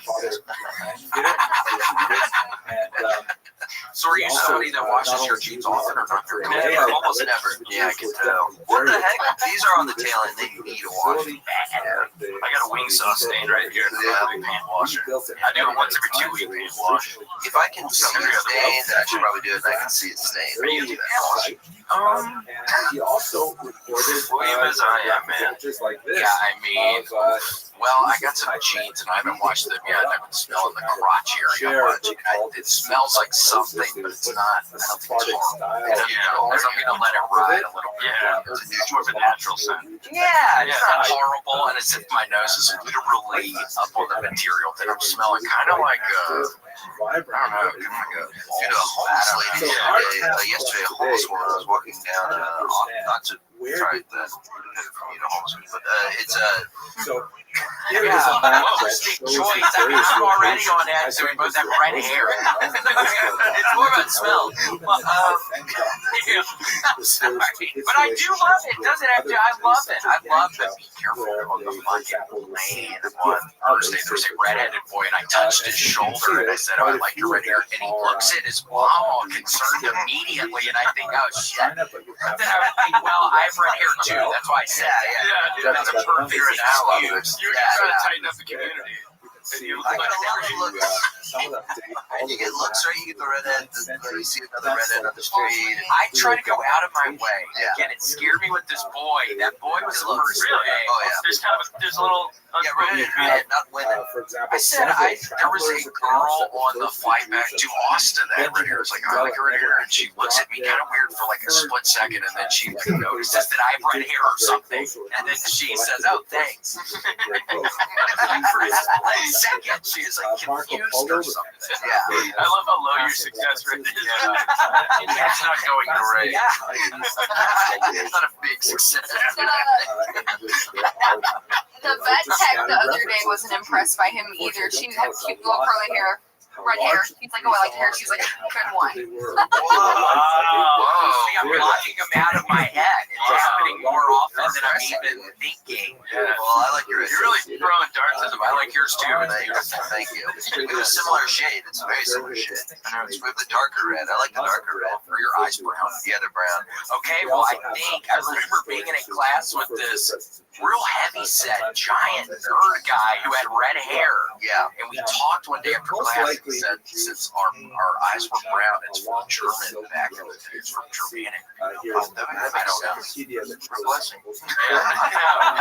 A blessing. Just a blessing. Yeah, no, it's rare. You see the blue-eyed. Those are like the Irish. Or Irish vibes. Still You're William Meyer, man. It's pretty Irish. I still try to be nice, but they're not our kind. They're not the brown eye. Yeah, the brown eye. Yeah. Well, that's probably what the little boy was.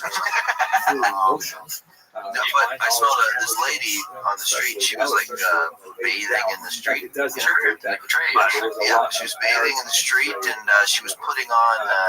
She was like a reasonably looking homeless woman, not crazy, you know what I mean? And she was wearing like a tank top and like jean shorts. And my girlfriend and I were walking past. Yeah, not bad. And we were walking past her. We were walking past her. And she goes, "Excuse me, something's smelling on me. Could you tell me what?" She said, "Something's smelling on me. I can't tell if it's my top or my short sleeves." And I'm like headstrong. I'm like walking past. My girlfriend's an age. She goes, "I'll smell you." My girlfriend smelled her. Well, I said the top. Smelled her. Well, wasn't the top or the bottom? My girlfriend goes, "I think it's shorts." And then we walked away. You guys can explore, It's your shorts. You poop in your shorts? It's your tank that's not shit. I did shit my tank. I took my tank. I'm using that as bottles. Well, very common. That's like the homeless woman I see sometimes right by the homeless shelter who's like only has the diaper on. yeah. Whoa. And she, I don't even, she just has a diaper. I don't want to hate She shit. picks all her hairs out one by one. I know you. So I was late to a spot the other night and I just walked over her. I Well, like being being five to to sleep. Yeah, where are you talking about? I was in a bit of a hurry and I stepped over her, kind of like Allen Iverson. Tyron Luder. I wasn't trying to, Ty Luder, I wasn't trying to be disrespectful, but I was looking at my phone, and the last second there was a human in a diaper right under my feet. I had to kind of give her a little hey You've been in a diaper on your feet. That's what you can't do. I know. You gotta get your head. You gotta get out. Yeah, you're the icon. I know, right? Yeah, no, I saw her the other day, and she had a sock on her hand. That's cool. She's doing a great You're doing a Donnie Dane. And she was like passed out with the sock in her hand. I was like, oh man, I hope she was. That's just a weird homeless thing she does. I hope she's not. That's a good pillow. That's a nice pillow. Yeah, that could be a good pillow. Do y'all think she's actually homeless? Like, what about the days that you don't see her? Like, does she go back to a house somewhere, or literally is home? Yeah, it's like a butler. Yeah, I'm gonna go tweak on the streets. It's like a bad man. Woman, crystal meth. Yeah, just ignite Gina meth and roams the street. Silent watcher. The heroes.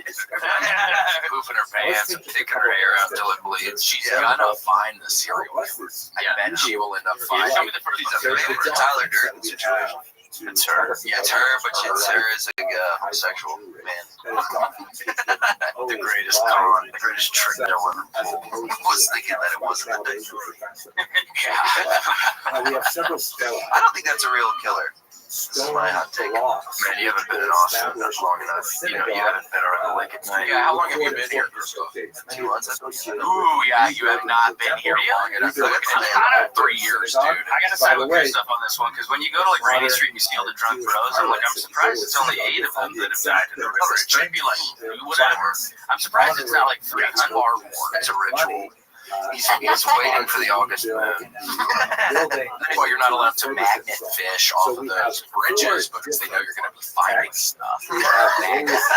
Seriously, you're not allowed to magnet fish. Try to magnet fish? Oh shit, you shut us down. I know, he's got to cut this off on magnet fish if you can't tell me.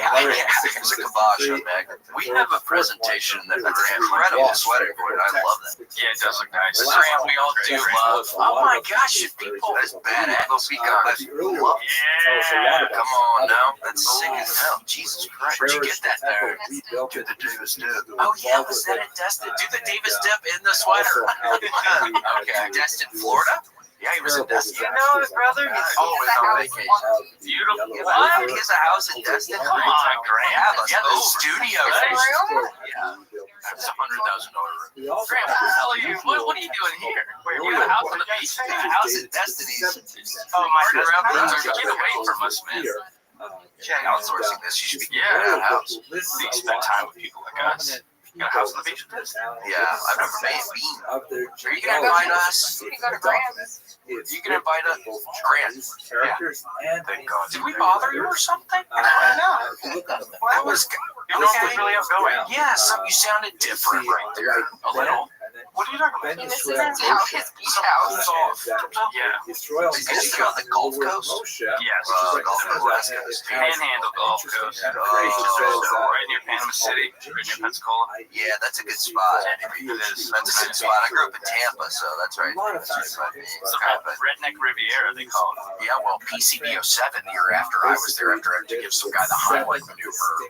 07, some dude who worked at the Sandpiper Beacon Resort, some shitty ass place, raped one of the women who worked there and then threw her ass off a 3rd-story fucking balcony, and she died. And like some of the dudes in the fraternity saw it happen. Saw her in the ground. Oh my god! Yes, scarred for life at PCB. Sandpiper Beacon Resort, and I remember it was like when I was there, it was depressing. Like I was just fucked up the whole time, and there was like a family or two in there, and I just thought it was the saddest thing for some reason. It was just a bunch of college people fucked up, or people around that age getting fucked up, and there were a couple of families. It's about that made me genuinely sad as I was getting wasted. That excise Did we go away from murder?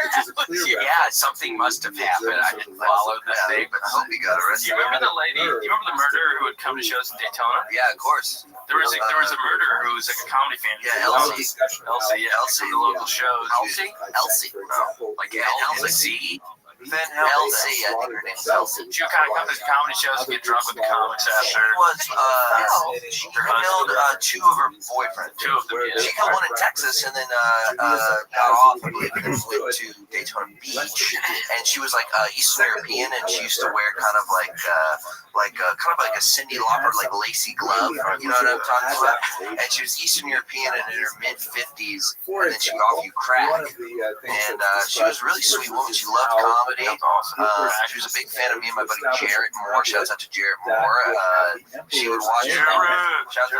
She would watch us and be like, "You are so fun. Do you want to smoke crack with me?" You know, it was like, Did y'all ever smoke crack with her? no, we never smoked crack with her. I remember we were passing around a bowl, like a marijuana bowl, and then she was smoking her crack pipe, and then we offered her the weed, and she was like, "The trade," and then we were like, "You want it?" And we were like, "What is that?" She was like, "Cool." And she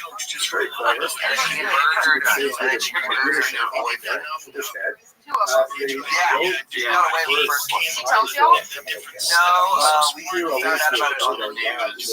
Yeah. We found out like, "Oh no, there's Elsie. Elsie was smoking crack. A middle-aged crackhead from Estonia or whatever." So funny. She was offering us crack. She was a sweetheart. She really did look like straight like Madonna-ish, but like a 50-year-old. Also, No, she was a middle-aged woman from Russia smoking crack. She wasn't great, but she wasn't. Yeah, she's fashionable. Turns out she killed him by pushing down the stairs. I don't remember. I think she shot him. I think she shot him. Yeah. So be careful if you have a house on your Grant. Yeah, right. In your house. Is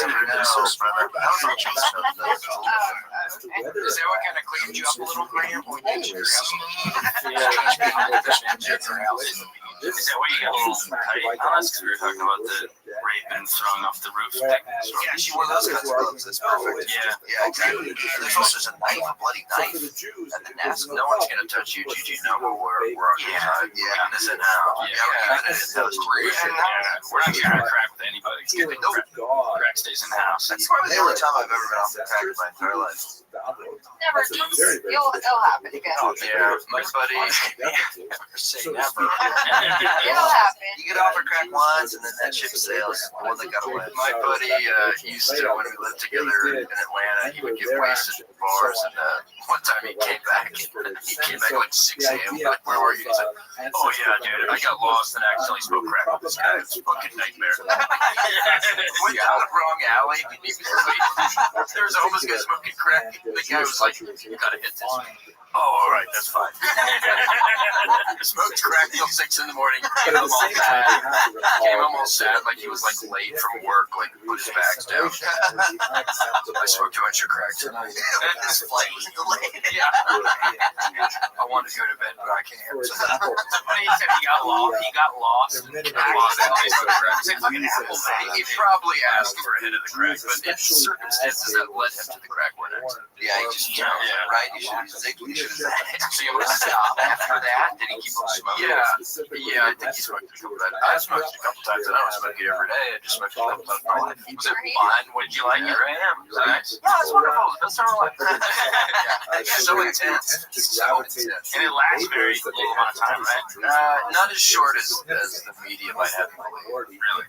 So what are you just thinking of media? Like, because I get to be a hypochondriac at times. Were you worried that like your heart was going to stop, or it was just such a fun kind of feeling you weren't even worried about? Yeah, it doesn't scare you like that because the euphoria is so intense. It's almost like peaking on Molly. Like as soon as you do,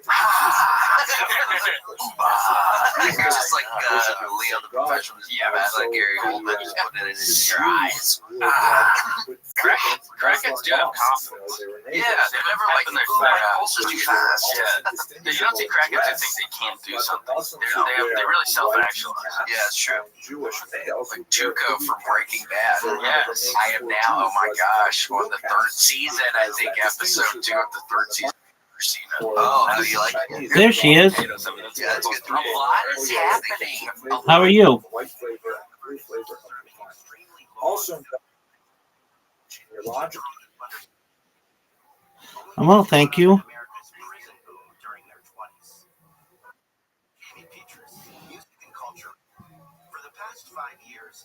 What's on your agenda for today?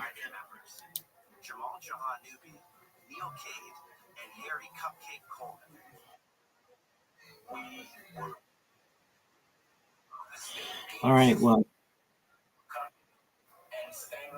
just like it is Monday, let your brain rest, and you'll have time in the later parts of the day to be able to think about what you want to do.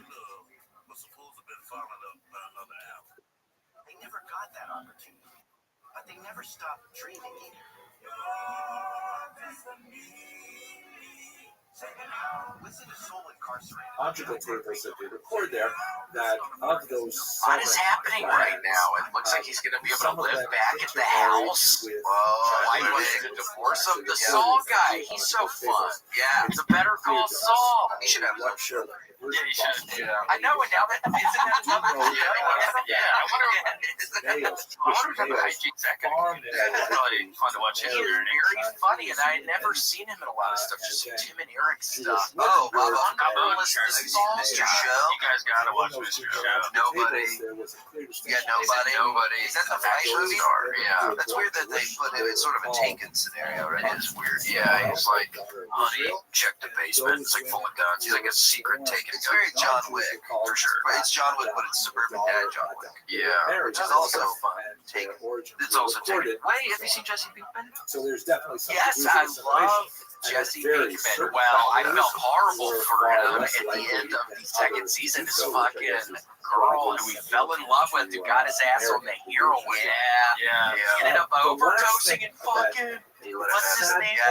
But it seems like that was for the best. I kind of, he's like, she was about to start blackmailing him or something. Yeah. How did that work out that good? But then it got, and then Jesse, yeah, but then the guy kills everybody in the airplane crash. Well, yeah. And the father. What bizarre.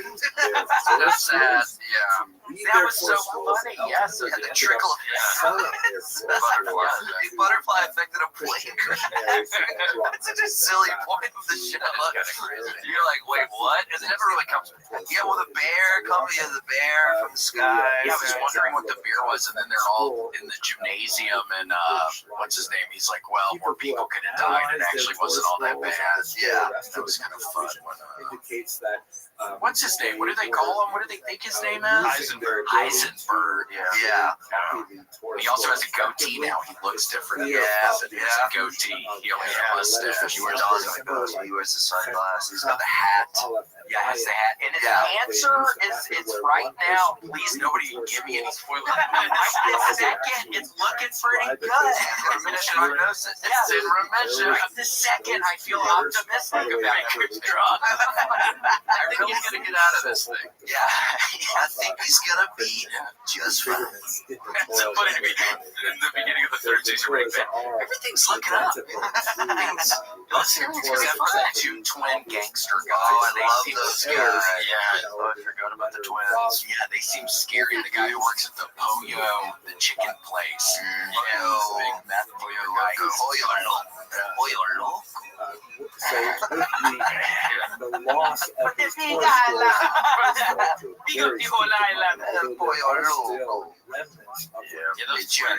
Those twins aren't very gregarious. Yeah, they were about to kill his ass with the relax. Yeah. In his freaking when he's singing the horse with no names. Yeah, I love that song. Yeah. Don't remember that. He's showering, and he's singing Horse with No Name. The twins are sort of skulking about his family. Because he was listening to Horse with No Name when he was in the car, and the cop pulls him over, and then he freaks out on the cop. Yeah. About, what are you pulling me over for? I'm like, dude, relax. Yeah. Don't do this, man. What are you doing? So tense. I forgot he kind of tried to world star the cop. Yeah, and then the cop pepper sprays his ass. Yep. Dude, relax. You don't need to do this. Your wife is looking up right now. Yeah, you're selling a lot of meth right now. You're in remission. Things are okay. You could have taken that money at the beginning, but it doesn't matter now. Everything's worked out. I'm just Elliot. I'm really worried about the freaking father or the brother-in-law figuring out the guy who works for the DEA. I'm worried about that guy. I love Uncle I wouldn't worry about Hank. No. Okay. Yeah, I'm a little worried about him. No, don't worry about it. I trust us. Okay. Hank's gonna get his. Yeah. What the hell? No, I love Hank. Thanks for all that, dude. Don't worry. He ignores. I keep seeing commercial for his like barbecue restaurant. Where? He has like a barbecue restaurant in like Southern California, and I get like every time like sometimes I'll be watching YouTube and Uncle Hank will just show up and tell me to go eat barbecue. That's weird to advertise it out of state. It seems like you're targeted at. Yeah, I know. Maybe it's not California. Are you using a VPN? Yeah, I'm using a VPN. So California, so I go. Aaron Paul and Brian Cranston have a tequila they promote a lot. Yes, constantly. It kind of annoys me. I don't like when Celebrity tequila. What are we doing? now the celebrities are too good looking to promote these liquors. I'm like, I can tell you don't drink. If you're gonna promote your booze, you gotta look like John Daly. Yeah, I'll buy John Daly. Like George Clooney's Casamigos. Yeah, sexy piece of ass. You don't see that woman in the diaper. Yeah, from Mad Dog 2020. Yeah, for Daddy Daddies. She could definitely sell me. Wait, you're saying the two main guys, Jesse and what's his name? You're saying they have a tequila? They have a tequila, yeah. So if I ever started drinking again, that's when it would be. But let's start When it would be breaking. He's drinking Brian Cranston's tequila again. He calls himself Heisenberg. He's housed. Brand, we gotta do the podcast tomorrow. He's housed again on Casamigos. Casamigos. Is it Casamigos? No, I think it was George Clooney. Dos Hombres. Yikes, dude. I hate when I don't like that Ryan Reynolds has Mint Mobile. I don't like that either. I go, don't you have enough? Do you not have enough? Did you need to start a separate business on top of your acting money? No, it's never enough for these people. And he's from Van. You know he is. That dude's from Van. Yeah. Van Wilder. Yeah. Remember that was a pretty funny movie. I remember seeing that in the movie theater. My dad, my buddy, and I, which I thought was cool because it was an R-rated movie. It was pretty cool. Good boobs in it. I remember I saw American Pie with my one friend had a very rich uncle. We went to his house near Mysterious Benefactor. Flew you out via helicopter to go see Private Island. He had a very well. It was kind of an Epstein situation, and we were scouted to go to the house. And, it was near Yellowstone. We were in this big private movie theater watching American Pie for the first time. We were like 13, and you could kind of feel there was an energy in the air of the private theater. We were all kind of getting hard at different points. It was like it was like a whack-a-mole with owners. It was kind of like there was like 6 young boys in there at different points. Everybody's kind of we're just gonna go terrorize them back on you here. Yeah, the people that can ring the bells that make it sound like Christmas songs. How do you learn how to do that? Like the glasses. Yeah, but the glasses. Yeah, the glasses are everywhere. Largely as a result. Is that real? Can you really? You know, water it's real. You know, it's a resonance thing, a frequency thing. You have to be on crack to do it. It's bigger than us. Yeah.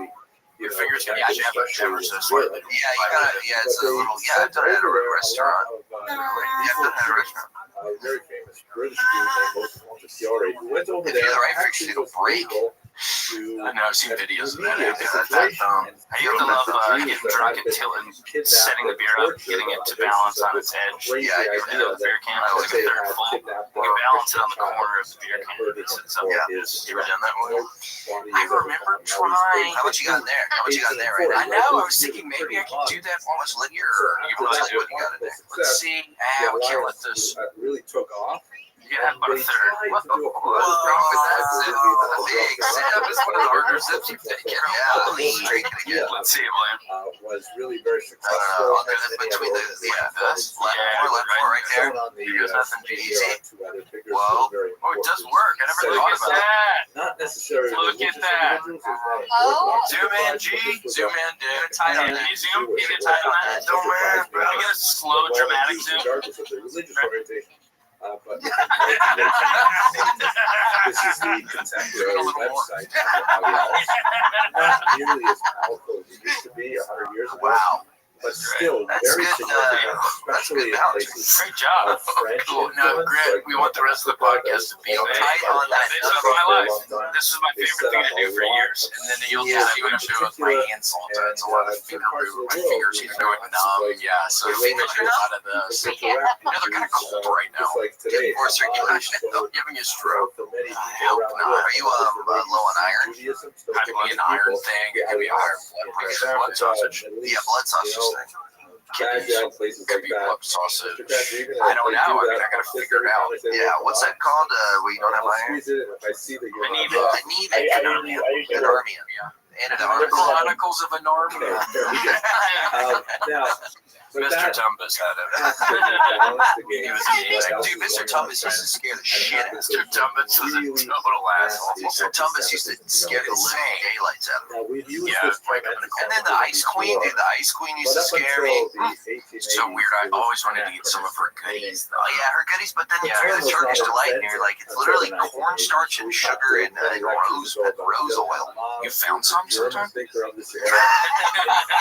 Some time ago, you found some. I gave it a Google. What's that Turkish delight stuff? That sounds delicious, man. It's like jelly with rose in it. Yeah, I mean, look at Mr. Thomas. Well, that's what that's Mr. Thomas. That's James McAvoy. He's pretty funny on SNL doing this guy. I don't like. Yeah, I like that. He's pretty funny on doing this guy. He had a phenomenal Yeah, like career he was in the sketch. claiming that. I was very scared of Martin Short. I And like Jiminy Glick. Jiminy Glick is a little unnerving. When you see him the first time. Martin Short, I was very scared of. Well, I'll tell you who else is going to be opening up a couple snacks. You, when you get HelloFresh snacks. HelloFresh snacks are part of HelloFresh, and I'm currently eating HelloFresh right now, and I cannot get enough of it. I cannot get it out of my mouth. He's eating a piece of grilled chicken. He promised to give me a bite after the podcast if we do really good. Woo, because I got a little piece left, and then it's steaming over there, because I like to, hey, see, this is going to be a little insider baseball right here. When I'm heating my HelloFresh up, I really like to keep it in an extra 15 seconds. Just an extra 15 seconds will get that sucker hot, piping hot. You're going to want to blow it off on your fork before you take a big chunk. Yes, you're going to have to. When you do it that extra time. But yeah, meal planning is annoying. Let HelloFresh do the work for you. Thank you, HelloFresh. Their quick, convenient meals got sent. They get sent right to your door. All you have to do is follow the instructions and prepare it maybe for an extra 15 seconds. 15 seconds tops. Do not go over 15 seconds. 20 seconds, anything over 15 is not good. But yeah, you need to cut down on all that time spent rifling through your cabinets. HelloFresh sends you the exact portions you need, so you don't have half-empty bottles of condiments cluttering up your kitchen. Whoa, that was kind of a mouthful of sort of noises or something right there. Cluttering up your kitchen. Just condiments cluttering. Well, as you know, we love HelloFresh. We eat it quite often. Grilled chicken, mashed potatoes, garlic, green peas. And HelloFresh even has meals for every type of person. Vegetarians, pescatarians, fit, and wholesome options, and even meals that are made for the kids in mind. We all know kids can be picky eaters, but HelloFresh luckily has things even that the kids seem to love. But no matter what you're looking for, HelloFresh has you covered. Go to HelloFresh.com/WMS. Apps, APPS for free appetizers for life. Like I'm on The Price is Right now, giving somebody a prize to the end of time. This is why we love working with HelloFresh, because it makes us we're givers. We're givers and we love giving. Yes, you guys deserve it. And this, you are getting free appetizers for life. And you heard that correctly. One appetizer item per box while subscription is active. That is free appetizers for life. We can't stress that enough. At HelloFresh.com/WMS apps. HelloFresh burgers, number one meal kit. I'm an anti-Semite, just like a person could say. Yeah, Martin Short is he's sort of impish. Creepy. He used that. I saw an episode that I was supposed to be watching of Law and Order SVU. Yes, Martin. The episode I didn't want you to see. Yeah. And Martin Short was raping nuns. That is not true. That's not Look it up. an episode. Yeah, he rapes nuns. Yeah, he talked all funny when he was that guy. Yeah. That's kind of what he was doing. As Jiminy Glick. Yeah, not that far off. Pretty good impression. That's you. Wait, what? So why weren't you supposed to watch that episode?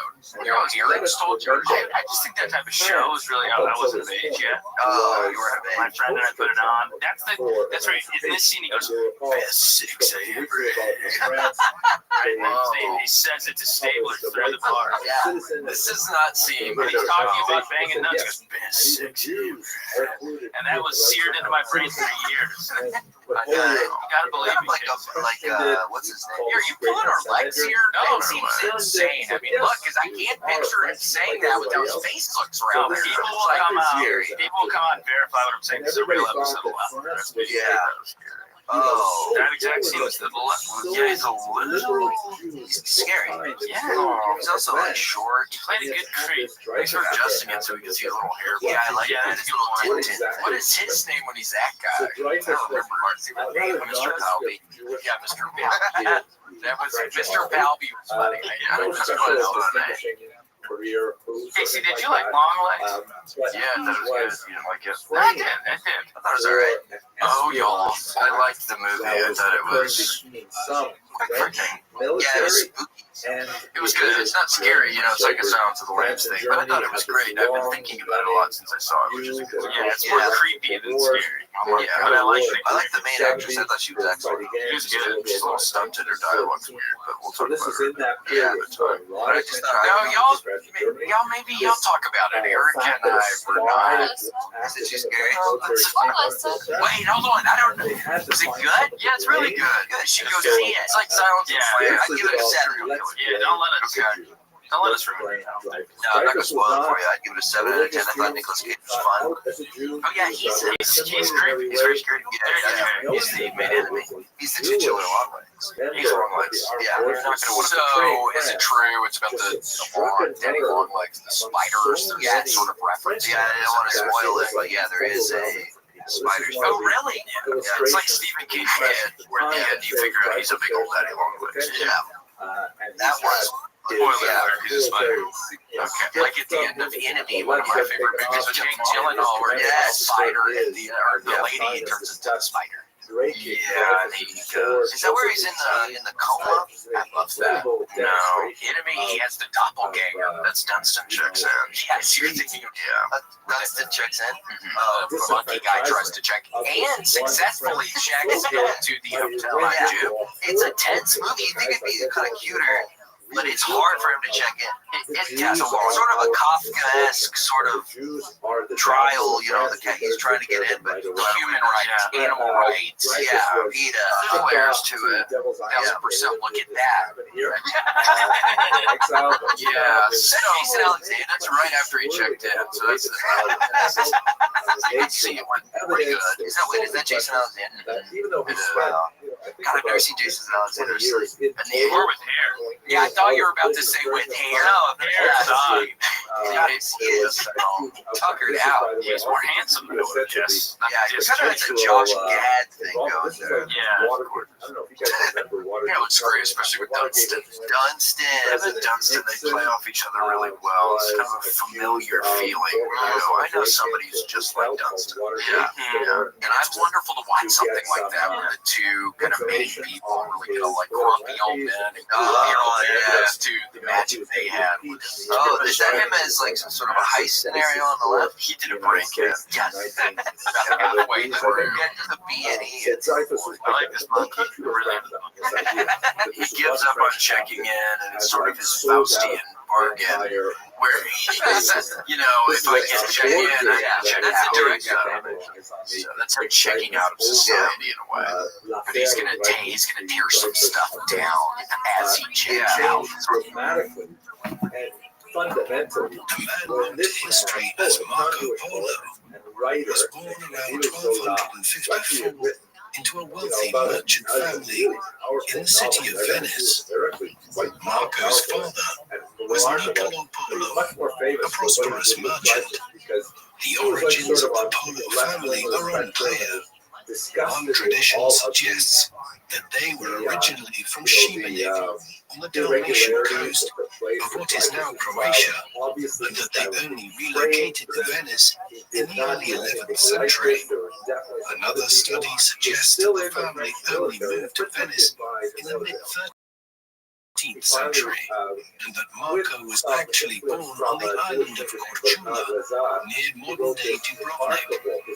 At the time of Marco's birth, the Republic of Venice was one of just dozens of Italian city-states, though one of the most powerful, dominating the sea routes of the Adriatic Sea and with extensive trading connections and colonies in the eastern Mediterranean. Numerous studies have proposed that Marco was actually born in one of Venice's trading stations or colonies abroad, perhaps even in Constantinople, the medieval name for Istanbul and the capital of the Byzantine Empire at the time. The wider consensus, however, is that Venice itself was his place of birth. According to the traditional account found in The Travels of Marco Polo, Niccolo and his brother, Maffeo, left Venice in 1253 what would become an extensive trading voyage. Early the following year, Niccolo's pregnant wife gave birth to a boy named Marco after St. Mark, Venice's patron saint. Marco's mother, whose name is unknown, died when her son was still a child. As his father was away on his trading mission, young Marco was brought up by an aunt and uncle. Away from Venice, it is likely that Niccolo Polo would not have even known that his wife was pregnant when he left the city in 1253. Before delving any further into the life and travels of Marco Polo, it is worth reflecting first on the book from which nearly all of our information on this mercurial Italian traveller is derived. The title of The Travels of Marco Polo, as it is known in English today, was actually something more akin to Book of the Marvels of the World in the original North Italian dialect in which it was written. It was not, as is sometimes suggested, written by Marco Polo himself. Instead, it was authored by Rustichello da Pisa, a writer from the city of Pisa in Tuscany. Sometime around the mid-1280s, Rustichello was imprisoned by the Republic of Genoa, which was engaged in an extensive conflict with Pisa during the 13th century for control over the island of Corsica. He was still in a prison in Genoa years later when he was joined by Marco Polo, who had himself been detained by the Genoans during a conflict with Venice. Polo was soon released from prison. By that time, he had related the stories of his travels across Asia extensively to Rustichello, and the Pisan later wrote them up and published them. This was in manuscript form, and in the 14th century, hundreds of copies in various French and Italian dialects were circulating around Europe, indicating its popularity as a travelogue. Nearly all of what follows is based on The Travels of Marco Polo. Scholars have found no major reasons to dispute the accuracy of what Polo related to Rustichello or how the Pisan writer recounted it in print. The curiosities about the world which Polo encountered in Central Asia and China would have been so unusual to European readers in the late medieval period that he would not have needed to exaggerate in order to make his work of wide interest. But they didn't formally apologize. The Venice that Marco Polo grew up in was a thriving commercial center, with trading interests as far afield as Constantinople, the Black Sea, the Levant, and Alexandria in Egypt. The city's merchants had become rich on the back of acting as the major go-between for goods coming from India and the Far East to the Middle East, and which were then carried to Europe on Venetian merchant vessels. An embryonic banking and insurance system had developed in Venice and other cities like Genoa, Pisa, and Florence in the High Middle Ages to facilitate and finance this extremely lucrative trade. Venice had also become a major naval power in the process, with a huge merchant navy and a substantial fleet of war galleys. Indeed, so powerful were the Venetians that a half a century before Polo was born, the Venetians had largely co-opted the Fourth Crusade into conquering Constantinople and for a time occupying much of the lands of the Byzantine Empire.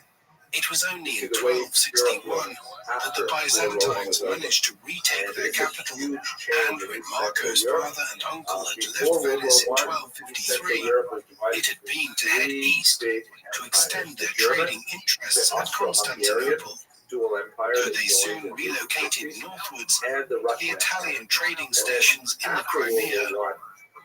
Germany was as significant as Venice's ties to Constantinople in the eastern Mediterranean were, Marco Polo's life would be shaped by developments much further to the east. The Mongols, a major tribespeople from the Chinese end of the Asian steppe, had burst onto the global stage at the beginning of the 13th century. After a warlord named Genghis Khan had united the divided tribes into a confederation and had begun extensive military campaigns in both China and in Central Asia. By the time of Genghis's death in 1226, the Mongols had expanded as far west as the Caspian Sea and launched raids into Eastern Europe. This continued under his successors. And by the time Marco was born in the mid-1250s, the Mongols were campaigning into the Crimea and Ukraine region and into the Levant against the Muslim powers. They sacked the city of Baghdad in 1258. While the Mongol Empire would soon be divided up amongst the descendants of Genghis Khan, at its peak, their combined territories extended from the Black Sea and the Syrian desert in the west, all the way to the Yellow Sea and the eastern edges of Asia in the east. This all had major implications for European merchants like the Polos. Firstly, the Mongol campaigns had destroyed some of the old powers, who had played a major role in bringing Chinese silk and spices from India and the East Indies to the Middle East for merchants from Venice and Genoa to buy them in cities like Alexandria for the European market. But conversely, the creation of a unified Mongolian polity that stretched over more than half of Eurasia led to what is termed the Pax Mongolica, the Mongolian Peace, a period in which the Mongols facilitated trade along the Silk Roads that led from the Mediterranean all the way east to China. Marco's father and uncle, Niccolo and Maffeo, were two of the first individuals to see the potential for direct trade to the east under Mongolian rule, in the process cutting out the Muslim merchants who had made the Venetians pay over the odds for their goods in Alexandria for centuries. Hence, the two brothers set off east from the Crimea in the early 1260s, traveling to Bukhara in modern-day Uzbekistan, a rich trading city where they lived for 3 years and learned various Mongolian dialects. In 1265, they received an invitation from the most powerful of the Mongol lords, Kublai Khan, who ruled China, to head east to visit his court at Khan Malik on the site of modern-day Beijing. There, the Polos found Kubla to be a wise and intelligent ruler. His mother was also a Nestorian Christian, a sect of Christianity that believed in the separation of Jesus Christ's human and divine forms, one which had flourished in Asia in medieval times. Thus, Kubla was sympathetic to the Christian Polos, and they soon acquired trading concessions from him and a right of free passage around the Mongol territories. Armed with this, they loaded up on expensive goods like silks and spices, which were often worth more than their weight in gold back in Europe, and headed back west. By 1269, they arrived at the port of Acre in modern-day Israel, and then headed on the last leg of their journey home to Venice, arriving there either in late 1269 or into 1270. When Niccolo Polo returned to Venice after a 16-year absence, he met his 15-year-old son Marco for the first time. Rusty Kennel did not provide much by way of detail on Marco's early life in The Travels of Marco Polo, and little is known about his childhood. He would have received some practical schooling in basic mathematics and about foreign currencies and commodities, the better to continue in the family mercantile trade in years to come. He would also have had some experience of being at sea by the time his father and brother returned to Venice. Such was the manner in which Venetians lived astride the Adriatic Sea. What we can be much surer about is that it was quickly decided in the early 1270s that when the Polos headed off on another trade mission, Marco would accompany them. There was not long to wait. They left Venice in the spring of 1271 to head for the Holy Land, where Italian mercantile activity was busy at the time to supply Acre and the other Crusader ports for the Ninth Crusade. There the Polos visited Jerusalem while they waited for the election of a new pope in Rome, in the hopes that the new head of the church would provide them with messages to take east to Kubla Khan. Eventually, though, they tired of an inordinately long election process and decided to strike out east for China once again, though not before receiving word that Pope Gregory X had been elected and that two friars would accompany them on their travels. It was the beginning of a 24-year odyssey. The party of five headed eastwards. They quickly encountered a local Muslim ruler who threatened to imprison them. At that juncture, the two friars, with a wealthy regard for their lives and the perils that lay ahead, decided to return home, while the three Venetians continued on, motivated by the belief that religious differences were no obstacle to trade. As he traveled through the Mongol Empire, the young Marco Polo marveled at the religious freedom he encountered, remarking, "So long as all are faithful and obedient to the Khan and give the appointed tribute, and justice is well observed, you may do as you please with your soul." The party traveled through Armenia and Turkey, where Marco expressed disappointment at not finding Noah's Ark at its supposed resting place atop Mount Ararat in the Caucasus. The Polos next turned south to Mosul. It is unclear if they visited Baghdad or not, a city that was in decline after centuries of being the capital of a united Arab caliphate. From there, the next stop was the Persian city of Tabriz. Marco described the unusual method traders in Tabriz used to buy and sell pearls.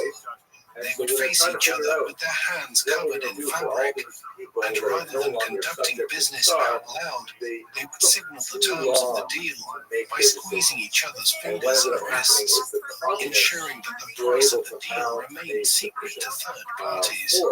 The Venetians journeyed across Persia to the port of Hormuz, hoping to board a ship and sail to India, from where they would travel to China by land.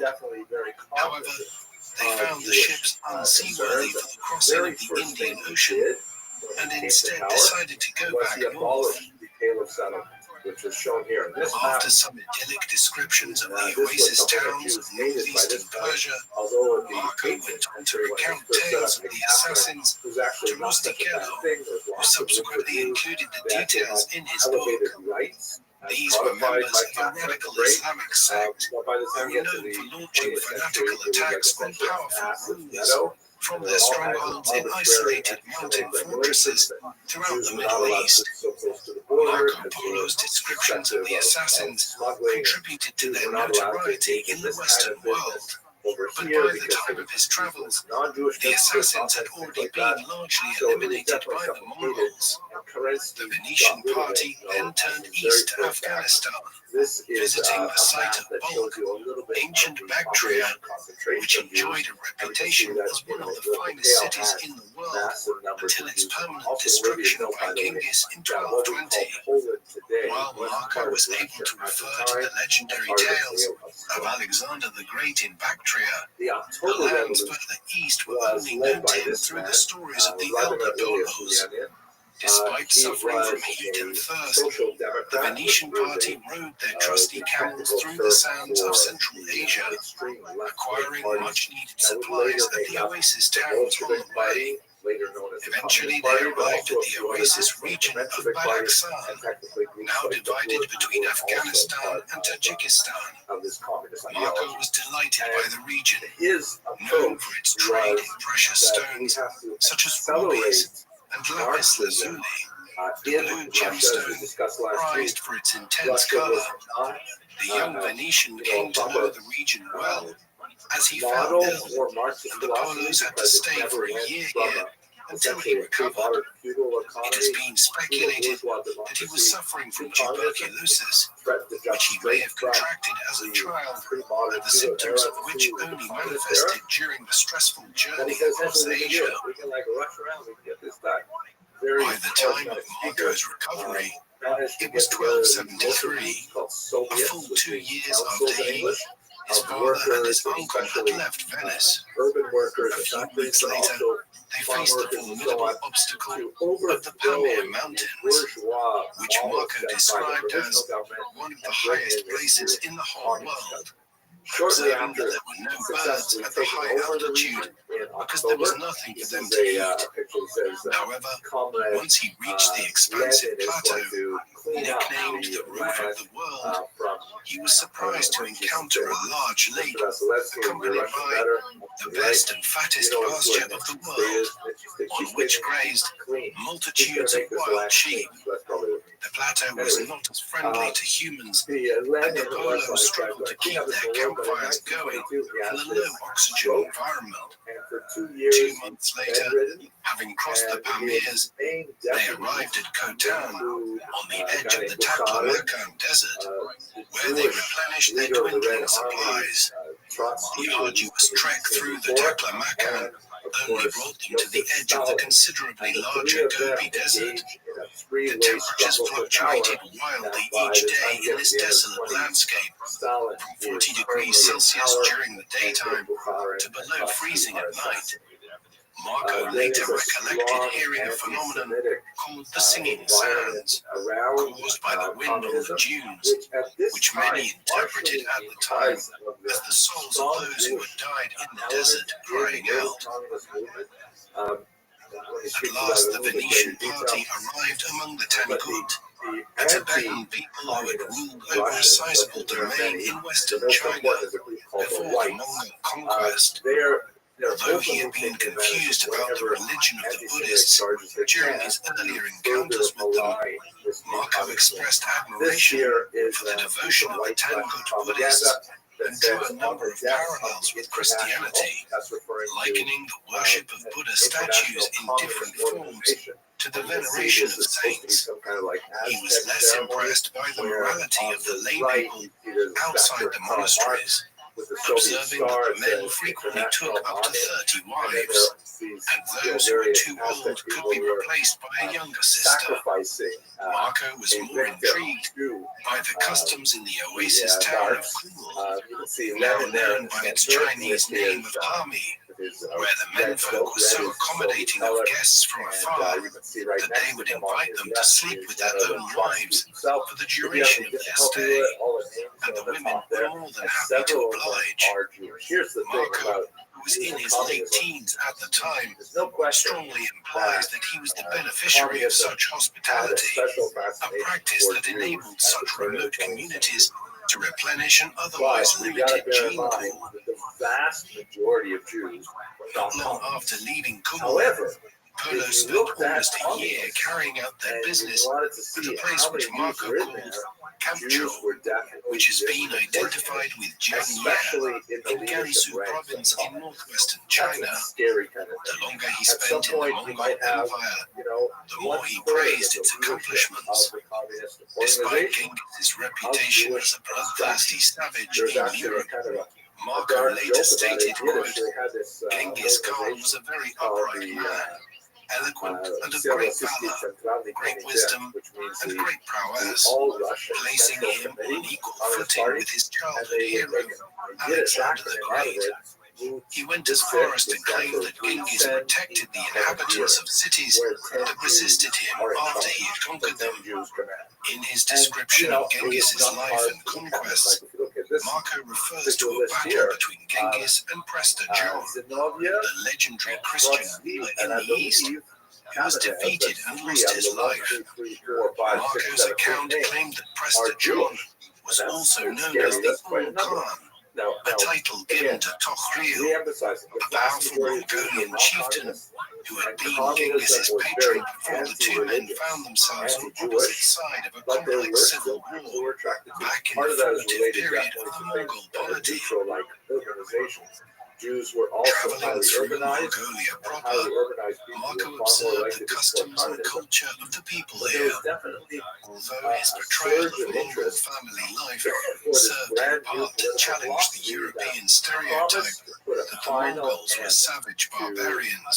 national Marco hatred. greatly And many Jews admired were the Mongol attracted to this warrior idea, culture thinking that that maybe enabled a this is small the movement nomadic that will society finally put to an end to build the largest anti-Semitism and racism. contiguous empire And the people world had got ever seen enthusiastic about it, in the especially space younger of just people a few who were not decades. necessarily so well The Polos eventually arrived at Kubla's By the summer way, to look palace a little bit more at closely, this is Chengdu, also a little bit of or Christian the upper propaganda. capital, You can see the Jewish where guy the here great clearly Khan still with the spent the caricature 3 of months Matthias, from but June he to has the number August, 30 on his bag, which is better an known to the allusion to the English-speaking 30 world pieces as of Xanadu. silver that Marco painted a Judas vivid received picture for of the betraying Khan's marble Jesus. palace, So the with idea its here is that interior Jesus was walls betrayed. decorated with images However, of the flora and biggest fauna. push These for exotic Jews animals into the could be Communist seen Party throughout the were palace the and pogroms grounds, that occurred which stretched in for the context 16 of the Civil miles War. in length. Before we get to Marco that, described another I palace just in want the to middle of the pause royal for park, a second. made We'll talk about entirely that. from bamboo So canes, questions, joined arguments, together with nails. discussions. Marveling at the fact that the whole palace could be moved around like traditional Mongol Totally tents. clear. Marco's account of Xanadu gave the impression of a fantastical paradise, with golden drinking vessels that floated from the table to the great Khan and back again, seemingly without anyone touching them. When you're saying that the Jews were such a The large part description of of the Xanadu government, is a particularly famous section from the travels of Marco Polo. Yet the Venetians' first meeting with the Greek Khan actually took place in the palace of Khan Balik, which Marco claimed to be the largest building he had ever seen, with over 400 rooms in total, located on the site of what subsequently became the Forbidden City in Beijing.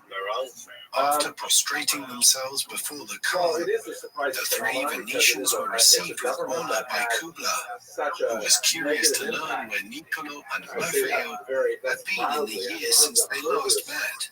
The 2 brothers presented the great Khan with official documents from Pope Gregory, as well as a gift of the oil from the Holy Sepulchre in Jerusalem, which particularly delighted Kubla. to Hitler's Nazi. Niccolo then You know, presented the Marco, totalitarianism, referring the to forced him as, arrest, quote, tortures, my the son murders. and your man, It's who absolutely as the incredible. dearest So thing I to had think in of this Jews, world, were I have participating brought in with great peril and yeah, ado great stuff. from such distant lands to present him Guys to like you Laser as your Kaganovich, servant, he was a Marco comic, Polo, you know, and he was now 21 one of years the old main after 4 architects years of of traveling, the was terror now battle in the in service of 1930s. the Great In Khan. charge of Ukraine at that time. This was really, really One nasty of the character. difficult So it is elements of a the sad travels of reality Marco Polo that as a Jewish book history is also that Rustichello has did done not with it. provide clear dates That's of it. when I heard events you, occurred, perhaps because Marco was not around to elaborate on them. By the time Rustichello was committing what the Venetian had told him in prison to paper. Consequently, it is sometimes difficult to give a chronological account of the 17 years Marco spent in China. The young Venetian claimed that Kubla held him in great favor, and he effectively became a member of the Khan's household, learning Mongolian in the process, which was just one of several languages Polo picked up on his travels. When Marco met Kubla in 1274, the Great Khan was already in his 60s. As one of Genghis Khan's many grandsons, his rise to become Supreme Khan had not been guaranteed, as the position was chosen by the descendants of Genghis in a Kurultai, or Great Assembly. Kubla owed his early rise to his formidable mother, Sorgatani Begi, who promoted the interests of all four of her sons, Munkur, Hulagu, Kubla, and Arik Vaga, all of whom achieved distinction. During the 1250s, Kubla proved himself as a military leader, helping his brother Munkur conquer the kingdom of Dali in southwest China. When Munkur died in 1259, a power struggle followed between Kubla and his brother Arik Vaga, from which Kubla emerged victorious in 1264.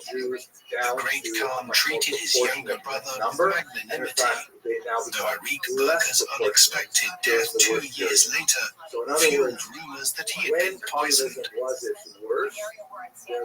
Once he had secured his authority among the Mongols, Kubla resumed his campaigns in China, and these were the backdrop against which Marco spent his time in the Far East. The Mongols had already adopted many Chinese customs, and Marco was impressed by the sophistication of an economy that used paper money. As a traveling merchant, he appreciated how a paper currency was accepted throughout the empire, was much easier and safer to carry compared to large quantities of gold and silver that European merchants used as their means of exchange. In 1271, Kubla laid claim to the Chinese empire by proclaiming the Yuan dynasty, with himself as emperor, and by 1279 he had eliminated the final vestiges of resistance from the Song dynasty in southern China. However, even as he consolidated his power in China, Kubla's authority elsewhere was on decline, and the empire began to fragment into four distinct entities: the Yuan dynasty in China and Mongolia, the Golden Horde in Russia, the Chagatai Khanate in Central Asia, ruled by the descendants of Genghis' second son, Chagatai, and the Ilkhanate in the Middle East, ruled by Hulagu and his descendants. After entering the Great Khan's service, Marco performed many different roles. He spent most of his time at the Khan's court, at Khanbag and Shangdu, informing Kubla about Europe and its people and customs. He also traveled extensively throughout the empire on business for the Khan, collecting taxes, participating in local administration, and gathering intelligence about the local people. His first mission was to a place called Karajian, a Turkic name for the kingdom of Dali, which after its conquest by Kubla in 1253 became Yunnan province in southwestern China. During these essentially missions, collapsed in Marco 3 took years. notes about the customs This and is economic they're trying, potential this of is one of each the region, documents I found in the which he archive, would report where back to they're the trying Khan. so hard These notes to kept his live up to their recollections of the lands he promises of visited Yiddish clear in his formal mind, language.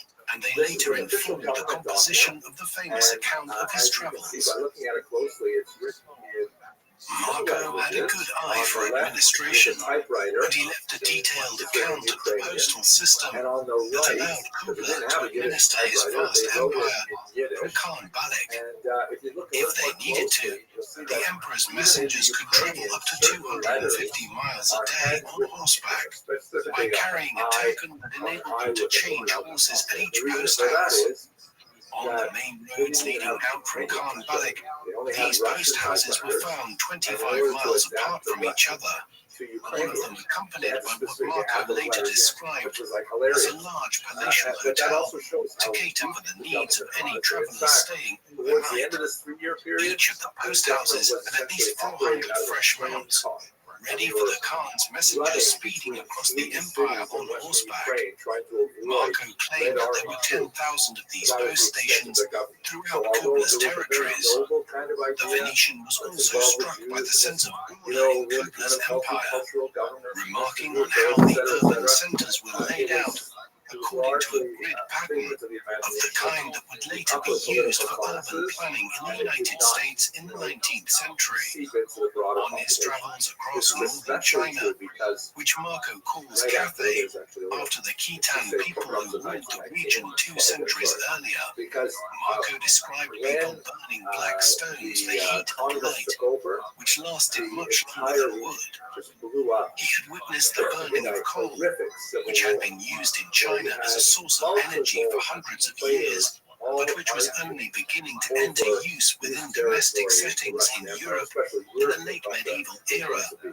and would not You be had employed the industrially for communists centuries to led come. very effectively by Trotsky and the Red Army. Marco's You had description the of his White journey to Russians Karajian who wanted to was support probably an either amalgamation the of 2 Tsar, or 3 who kicked out in journeys he February, made to what or is the now provisional southwest government India. that was kicked out in The October, first of these but they trips didn't want the would have communists. taken place You between had the 1276 and National 1280. Army, Marco was now on his own, you had as he no longer the mentions Polish his army, father and uncle, you had who may have stayed in Khan Balak or carried on their business elsewhere in the empire. movement, As he left the capital, the first major landmark he mentions is a very beautiful stone bridge over what is now the Yongding River, southwest of Beijing, which he claimed to be 300 paces long and 8 paces wide. Built in 1192 and subsequently rebuilt in the 17th century, the bridge is known in Chinese as the Hugo Bridge, but thanks to Marco's detailed description, it is better known among Europeans as the Marco Polo Bridge. In July 1937, it would be the scene of a famous clash between Japanese and Chinese forces that sparked the Second Sino-Japanese War and the Japanese occupation of much of eastern China. It is known as the Marco Polo Bridge incident. As a result of the Khan's extensive infrastructure network, Marco felt comfortable and secure as he made his journey across China to Yunnan.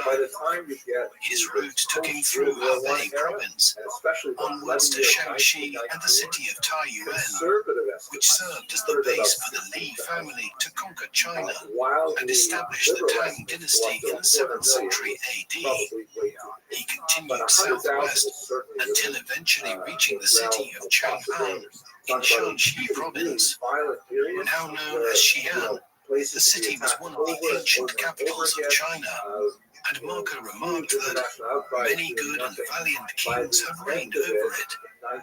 After 3 days, Marco arrived at the mountainous Hanzhong region in southwest Shanxi, which served as the base of the warlord Liu Bang for his conquest of China that led to the foundation of the Han dynasty in 202 BC. His journey continued into Sichuan province and the city of Chengdu, the capital of the state of Shuhan, during the Three Kingdoms era in the 3rd century AD. which Marco apparently described as, quote, once a great and splendid city. Around 5 days from Chengdu, Marco arrived in eastern Tibet, now part of Sichuan and Yunnan provinces. The region had been terribly devastated by Munka Khan's campaign of conquest in the 1250s, though it is far more likely that the destruction of the region was actually the result of Kublai's actions here. Whoever was responsible, the desolate region caused Marco unease for the first time since leaving Khan Balik. He was not only troubled by the wild beasts he encountered, but also by the customs of the locals, which included peculiar marital arrangements. Fathers who wished to marry off their daughters were happy for them to spend the night with traveling merchants, though Marco appeared to be less enamored by the women of Tibet as those of Hami, although he was impressed by the products traded in the region, which included spices, silk, amber, and coral. Marco labeled the locals, quote, the greatest rogues and the greatest robbers in the world. He was further repulsed by the religious customs of the natives, writing that they practiced diabolic arts, including rituals which they believed would influence the weather and bring rain and thunder at any time. After another 20 days on the road, Marco arrived at a city he called Kaidu, now Xichang in southern Sichuan. Having already described the use of paper money earlier in his account, Marco outlined how the people here used blocks of silk as currency. This was gold, which was plentiful in the region, as the people who lived in the mountains could find it easily in the lakes and rivers by simply panning for it. This enabled traveling merchants to make a healthy profit by arbitraging the different rates in the city and the more remote areas of the country. Marco himself may have made some money in this manner. After his trek through Tibet, Marco arrived at the province of Karachiya, eastern Yunnan, where he later claimed he encountered a hideous creature, which he described as a serpent with 2 short front legs, a large head, and a mouth so large as to swallow a man in one go. These were crocodiles, the gall of which was used by the Chinese for medicinal purposes, both to heal wounds and to increase fertility among women. This was highly prized and could fetch high prices, while the meat from the crocodile was also sold as a delicacy. Sorry, folks, I'm teaching this from home, and I have some Marco continued his journey west to a place he called Unxian, modern-day Baoshan, in western Yunnan, near the Chinese border with modern-day Myanmar or Burma. In his later account of the local customs, Marco observed that while the men devoted themselves to hunting and fighting, the women did all the work at home, with the assistance of male captive slaves. While this was not too dissimilar to the Mongol practice, Marco reported with bewilderment that whenever a woman gives birth to a child, the man joins the baby in bed and remains there for the next 40 days, while the woman goes back to managing the household. While the tale had many doubters among Marco's contemporaries, modern anthropologists have observed similar practices among native populations in several other communities around the world.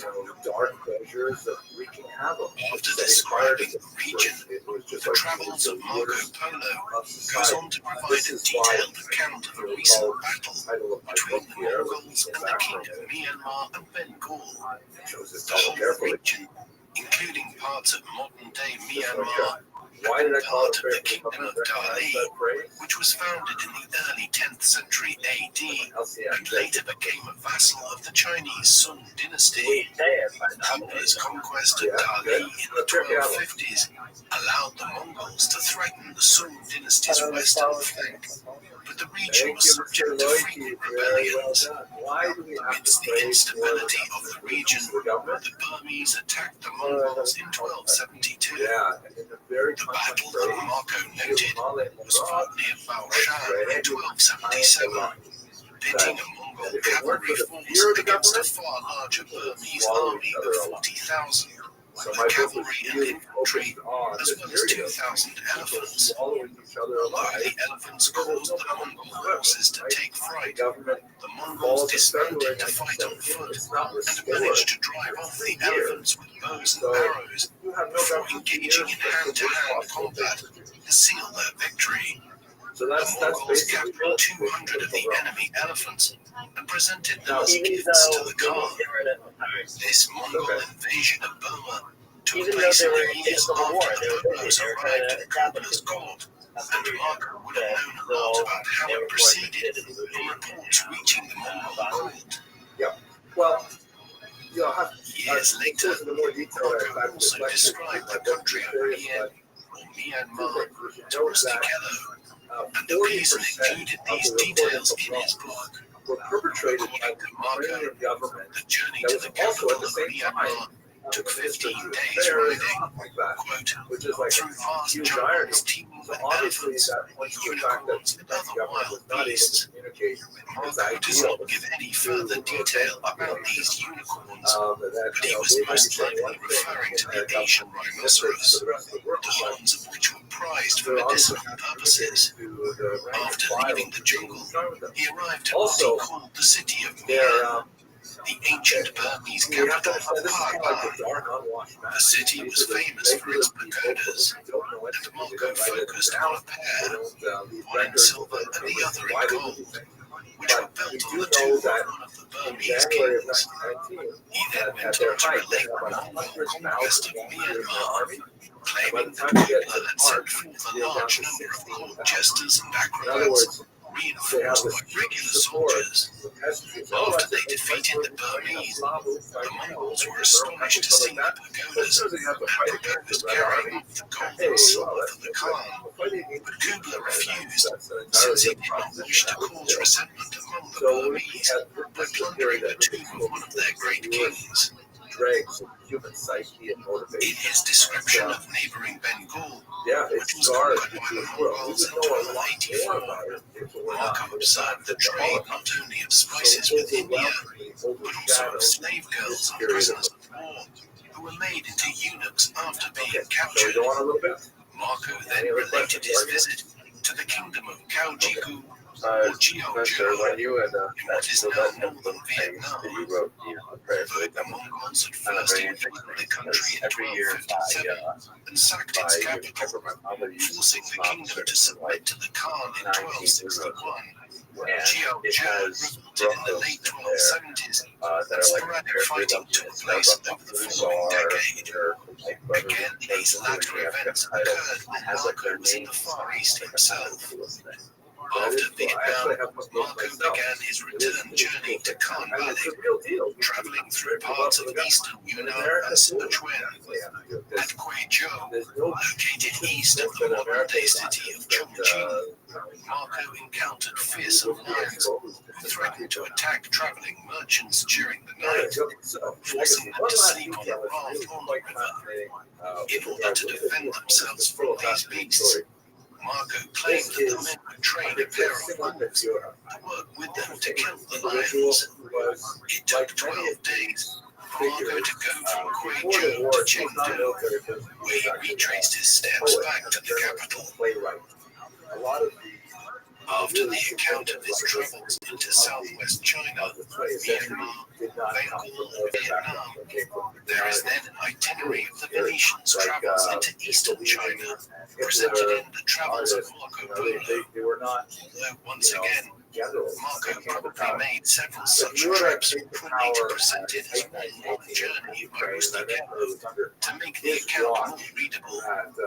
While the beginning of the journey took him over the Marco Polo Bridge at the city of Zhuozhou in Hebei province, he turned due south to Hejian and thence to Zhangzhou, where he observed the production of pure white salt, which was exported to other parts of the empire, making its inhabitants wealthy and generating tax revenues for the Khan. He probably followed the course of the Grand Canal until he arrived at Gini, which Polo described as a busy river port, with one channel following west to the province of Cathay, or northern China, and another following east towards the province of Manzi, a term that Marco used to describe the recently conquered Song dynasty in southern China. Continuing on the southeastern course, Marco eventually reached the Fly River, which in Marco's time shared a course with the Yellow River, which Marco called by its Persian name, Karamoran. The Yellow River marked the boundary between the former Jin Empire in northern China, conquered by the Mongols in 1234, and the southern Song, which was not fully conquered until 1279. The travels of Marco Polo went on to give an account of the Mongol conquest of the southern Song, whose ruler was referred to as Fakfur, a term used by Persian and Arab historians meaning son of God, roughly corresponding to the Chinese Tian Zi, son of heaven. In 1268, Kubla dispatched a general named Bai Yen Hybridize at the head of a cavalry force of up to 200,000 men, supported by a river fleet, to invade the Song Empire. Marco describes how Bai Yen had requested submission from 5 cities on his path, all of which refused. The Mongol commander simply bypassed them and continued on his march, knowing that Kubla was following behind with reinforcements. Once he arrived at the 6th city that refused to submit, he stormed the city and massacred the inhabitants. Bai Yen took several other cities in quick succession and headed straight for the capital, the city of Hangzhou, which Marco called Twin Sai. The Venetian explorer painted a sympathetic portrait of Fakfur, otherwise the Song Emperor, Duzong, who reigned between 1264 and 1274. Marco claimed that the emperor took care of 20,000 young children a year who were abandoned on the streets by poor mothers who could not afford to bring them up. The children were either adopted by rich childless families or remained in the care of imperial nurses until they were old enough to be married to each other in a ceremony presided over by the emperor. As Bai Yen approached Hangzhou, Marco claimed that the Song emperor fled the city by ship and sailed towards India, while his empress defiantly attempted to defend the city before eventually submitting to the Mongols, after which she was treated with great courtesy at Khan Balik. In fact, Duzong died in 1274 and was succeeded by his 3-year-old son, Emperor Gong. With Duzong's aunt, Empress Dowager Xia, acting as regent. In 1276, after a show of resistance, the Dowager led the child emperor to Beian's camp and submitted. The emperor's 2 younger brothers escaped by sea to Fujian province, but after Song forces were defeated in 1279 in a naval battle on the south coast of China, the Song prime minister took the uncrowned 7-year-old emperor, Jiao Bing, in his arms and jumped into the sea. After arriving at Xiangyang in Hubei province, Marco, his father and his uncle allegedly played an important part in bringing the city under Mongol rule. According to Marco's account, while the rest of the Song Empire had surrendered to Kubla, the fortress at Xiangyang continued to hold out for 3 years. The great Khan, in his frustration, turned to the 3 Venetians and asked them if they had any ideas to take the city. The Venetians informed the Khan of European mangonels, a type of siege engine or catapult, which could throw heavy rocks against the walls of enemy fortresses and bring them down.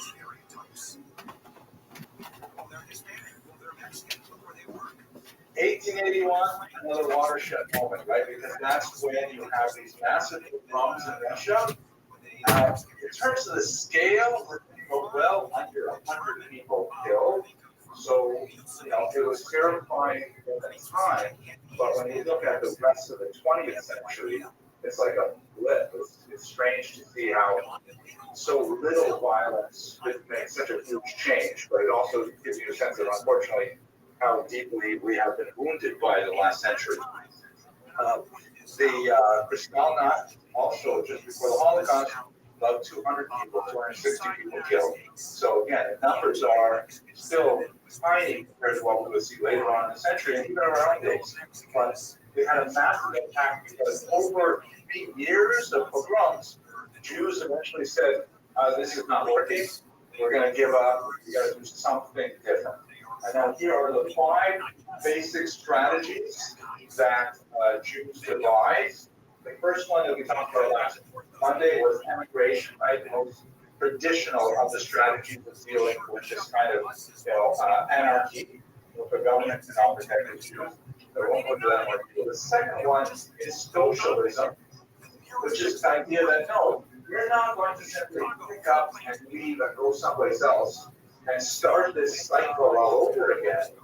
We're going to change the society that we live in now. We're fundamentally going to alter society by raising to the ground the economic principles upon which this society was based. And so they adopted in particular this one philosophy called socialism. Again, if we had lots more time, I would probably talk at length. It was, I got my graduate degree, my doctorate, before the Soviet Union fell, just after the fall, and I was writing my dissertation. So I had to study a ridiculous amount of socialism. Wreck, actually. It was terrible. I mean, because they figured that would be important for us to know these things. And all these different theorists, all these different people. It's like all garbage. I don't really know about you. Yeah, a good chunk of it was made by Jews, as we shall see. But for our purposes, thumbnail definition of socialism is this idea that rather than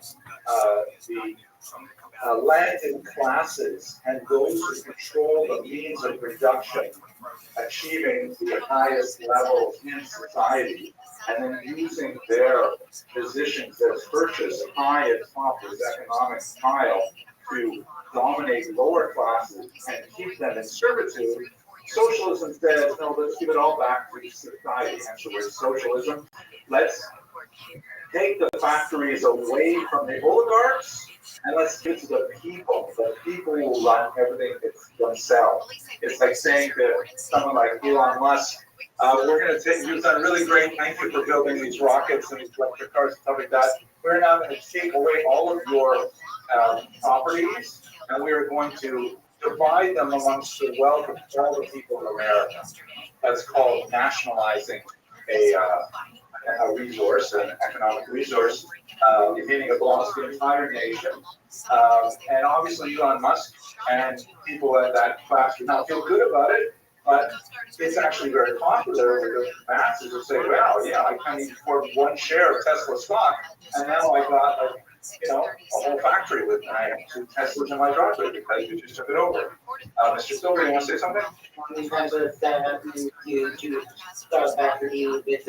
Many times, yeah, Jews have had experienced that in different contexts. Cuba is perhaps the best example of it in most recent times. Yes, Mr. Well, if you read Marx, which I wouldn't recommend reading lots of Marx because it's like crazy, but there's a short book called The Communist Manifesto, which he wrote with Friedrich Engels. It's maybe 80 pages long, and he basically describes it as a historical process. And the key element of it is the rich get richer. If you have wealth, you can use wealth to make more wealth. That's the title of this book is Das Kapital, and capital, money. That's what it's all about. If you don't have money, it's impossible to make money. So therefore, it's like a self-perpetuating kind of social structure that inherently dispossesses lower classes. The idea of socialism is you create, quote, a dictatorship of the proletariat. The proletariat means the working classes. You have them rise up and en masse over the entire economy, distributed equitably, at least in theory, and this will create a workers' paradise, you'll have this phenomenon called the friendship of people, because everyone will love each other. You have the end of a class struggle between upper and lower classes, and especially because Marx himself was such an inveterate anti-Semite. It's true, he was born Jewish, he was baptized by his parents, like many Jews of the 19th century, but he had a phenomenal hatred of Jewish people, an unusual degree of hatred. He hated religion in general, and he called it the opiate of the masses. This will be very relevant as we get into the Soviet period a little later. What does that phrase mean? Religion is the opiate of the masses. Opiates are drugs. What are they? Right. What kind of drugs are opiates? Highly addictive. Excellent. What else do they do? I know you guys are asking for a friend. Numb the senses. They make you stupid, right? They make you slow. Have you ever seen like these 19th century opium dens? And by the way, well, we have a pretty sordid history with opium. I'm not Jewish, I'm talking about America, and England in particular, where we were pushing this product on the societies because it was actually very good at keeping populations docile. People who take opium, they tend to like get very lethargic, and they just want to lay down, and they just want to do nothing until let the opium just work through their system. And it's like, it's a sedative. It makes you forget your problems, but it also makes you stop doing anything. So when he says religion is the opiate of the masses, what Marx is trying to say is that religion is as addictive as an opiate, and it makes you stupid. It makes you lethargic, it makes you check out and not try to change the system. And what he's saying this for, he's really pointing at Christianity or Judaism, but he says, if you're like an impoverished coal miner, you've been a poor coal miner, and let's say, Northern England, since you were 7, 8 years old, you've been going down to the mines, and you've got all this coal dust in your lungs, you're going to die early in a painful death, and you're going to be miserable, and you feel terrible about everything, but you go to church, and the minister says, don't worry, the meek will inherit the earth. And in this world, you may be downtrodden and so on, but in the next world, it's going to be fantastic. You'll have like palm trees, it'll be like bokeh, it'll be so nice. And so that keeps you stupid. That keeps you saying, oh no, I'm gonna follow this path, and I'm gonna like understand that God has given lots of money to these people and not to me, and that's the way it's supposed to be. My goal is to accept the system so that in the next world I will receive my heavenly reward. And that's what Marx was trying to criticize, saying that religion is a tool of the upper classes to try and keep people in check. Keep them addicted to the opiate of religion so they don't rebel. Right? This will become very relevant when socialism actually becomes a reality as the governing principle of the Soviet Union, and totally attacks any religious society, including Jews, in a very big way. Anywhere, any questions about socialism for our thumbnail definitions? Good question. So socialism was the original term that was used in the 1860s when Marx started developing this. By the time you get to the revolution in 1917, there's a whole panoply of different flavors of socialism. So in 1918, a movement called the Bolsheviks, which is really the larger portion of the Social Democratic Party, they decided to rename themselves communists from the term commune, that we're all together in a community. But communism is simply one of the more extreme interpretations of socialism. But it's more correct to speak about socialism in general because there are many different varieties of it. Now, can you think of any? Okay. Can you think of any successful experiments in socialism? Israel, what do you think of Israel? Is the whole state, is the whole country socialist?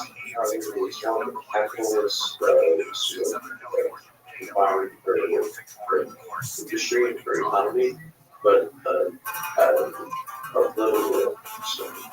okay, so that's very good. We should talk later in the semester maybe about Israel's political system. But I think it would be more fair to say that Israel adopted certain socialist ideas. Like almost every country adopted some things, including this country. Like, for example, the concept of welfare.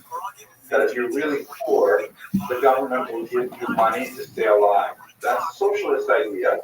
If we were pure capitalists, like total monopoly man capitalists, we would say you don't work, you don't eat, die. Right? Well, we don't want to say that. We don't want our society to be so rigid. So we have adopted a socialist concept of, that the society will protect its weakest members by providing food. Canada, our wonderful neighbors to the north, some would say, oh, not even a terrorist, but Canada went a step further, like most civilized countries, and said health should be a right and not a privilege. So in Canada, they have a single-payer health system where you will pay more taxes, but that means everybody has health insurance to start with. In this country, that's been a huge struggle, and they still have not completely solved the health care issue. But healthcare is a socialist idea, universal healthcare. And yes, there are problems with it, it needs rationing and stuff like that, but the fact is, they do have universal healthcare. We don't. That's the problem.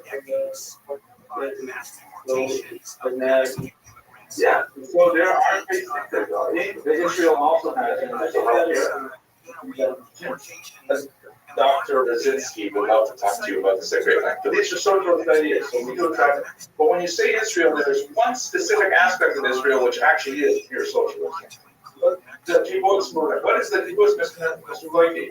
They kind of take away everything from you and their partner. Yes. Exactly. And how long have kibbutzim been in existence? Slowly. Yeah, about a century. And it actually worked. Like they have kibbutzim. I worked on a kibbutz as a volunteer. One of my sons worked volunteer at kibbutz. It's actually really nice. The idea is that everybody piles in and you share the wealth of the kibbutz. It's usually agricultural. Sometimes they make things, like for example, the shtenders and things that we have in our base measures are made by Kibbutz Lavi, where one of my other sons also worked. But the profits are shared equally by everybody in the kibbutz. And amazingly, the kibbutz actually is stable. There are questions about is it viable over another generation? And they've been having those discussions for about 10 generations now. They got 10, probably about 5 generations. But it still works. The reason why it's a socialism that works is because really small scale. Talking about 1,000 people, maybe 3,000 people. That group of people get together and say, we all believe in this, so we cooperate. But in the Soviet Union, with billions of people, it's crazy. It does not work at all. Cuba didn't work anywhere. My biggest thing where I was a process, and the biggest flaw on this socializing is, okay, you took over the country. There's no like how to be communist after you go over the country. Once you take over the country, it's like, oh, okay, there's no what's going to take it. Like, there's no actual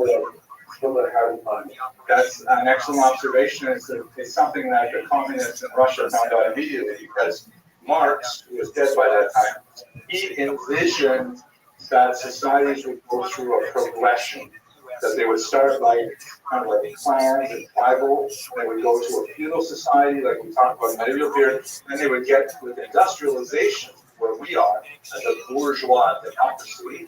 And then after that went on for a few hundred years, then we would mature to become a communist society. But Russia skipped a step because they were still basically feudal in 1917. They did not have a big industrial base. And so when they ended up taking over the country, they said, uh-oh, Marx didn't tell us what we're supposed to do if we leapfrogged.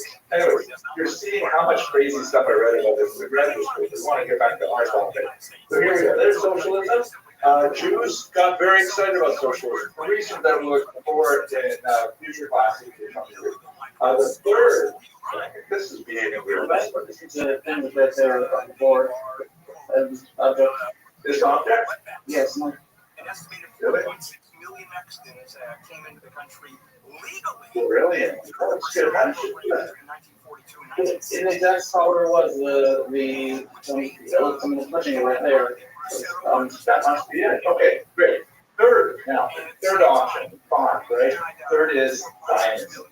Now, as I'm sure you are aware, the idea of feedback of desires go back there to Israel is almost a goal of the Jewish people, right? We've had this since the Babylonian exile.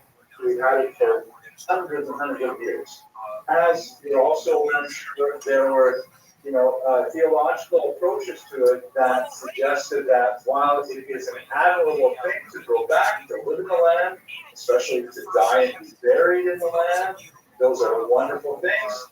But the concept of creating a modern state with a flag and army and passports, stuff like that, that may have contradicted a particular Gemara and Shavuos, and so there was no support for centuries for any kind of idea of a political return to power.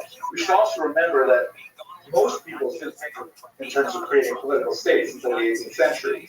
So when the Jews started thinking about it, they were already, good 50, 60 years behind most of Europe. So they're like, yes, I want to make Sudas. It's the Shabua, it's cooking all. Look at how brilliant these students are. They're watching this. Okay, so that's good. Thank you.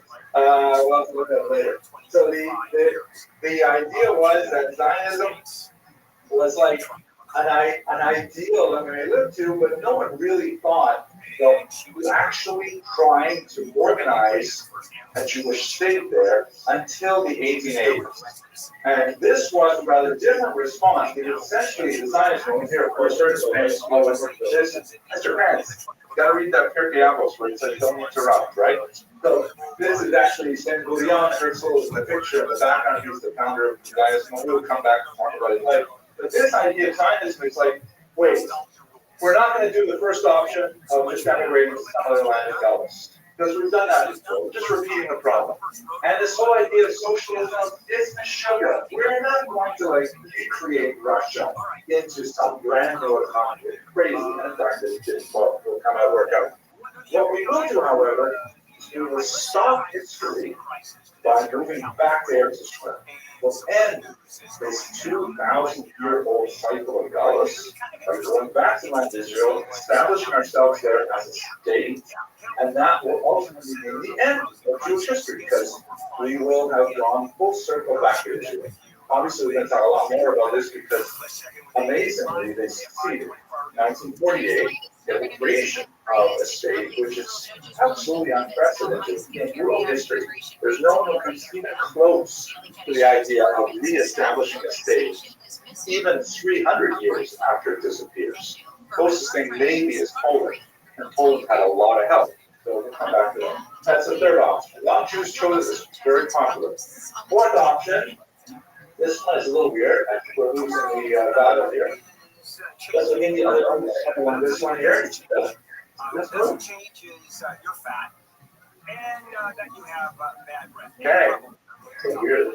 Fourth, this is a little weird. It was not one of the most popular, but it did have some lasting resonance, and we still feel it in the way we're organized here in America. This is called diaspora nationalism. Diaspora, of course, is a Greek word that means scattering, that Jews are scattered around the world. They live in small minority communities all over the world, but they are going to engage in nationalism, meaning they're going to organize themselves, and they're going to try and create communal structures in the countries where they live. Where this became especially relevant is in the Russian Empire, because you had a massive population of Jews, the largest single concentration of Jews in the world at the time, and the government had just fallen apart in 1917 with the collapse of the Romanov dynasty. So they had this opportunity, maybe we can actually do it here. The basic working model of diaspora nationalism, which was articulated by great historian Shimon Tubno, was this idea that you get all the Jews living in the country to join a single voting bloc called a cadaster, and every Jew registers for that bloc, and then you can get a minister that represents you in the government. You get tax dollars from the government to pay for your schools, to pay for your mikvahot, to pay for your Asian restaurants, all that stuff. Inside the Kadaster, you create your own Jewish parliament. And here in America, Canada, Europe, they have something called the federation system, which is a model on the diaspora nationalist idea. The big difference, though, is that this is entirely voluntary. Whereas in the way that Dumont imagined it, every Jew, like the Kigula system, he modeled it on the Council of Lands, every Jew is automatically locked in. You cannot leave. You are part of the community, you pay taxes to the community, you get benefits from the community, but you can't sort of opt in, opt out, affiliate, don't affiliate. So it's not nearly as much strength as the way Joe Miller imagined it. Had a very small popularity, but nevertheless a very powerful idea. And here's the last idea, what I call new traditionalism. This is essentially the right-wing orthodox. Because up until this point, really we're saying the turn of the 20th century, you could point to, let's say, 1912, when the Agudas Yisrael was founded, and maybe the actual moment when it was articulated. Traditional Orthodox Jews were not interested in any of these other, except maybe emigration. And the emigration part was definitely not to America, because America was considered, you recall, such a trade arena. People would throw their stone overboard when they came to Ellis Island, things like that. So the religious Jews largely didn't want to have anything to do with any of these things, but they realized by the turn of the 20th century that if they didn't get organized and they didn't prepare themselves to participate in mass politics, they would lose the opportunity to have a voice.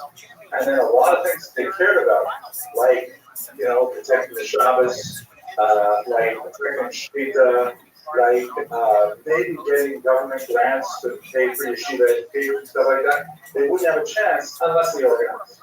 So ironically, the organization of these political parties, like the Agudas Yisrael is the first of them, was designed to protect essentially pre-modern values, using the modern devices of political mobilization. In some countries, democratic votes, like in Poland, for example, they use those tools to try and keep a pre-modern society in place. Those are the 5 basic strategies. Jews fell into one or a combination of various versions of those after 1881. Okay, any questions, arguments? It's about to get very complicated now. Are you ready? This is the part where you will now begin to understand your crazy Uncle Joe and why he has such weird political ideas.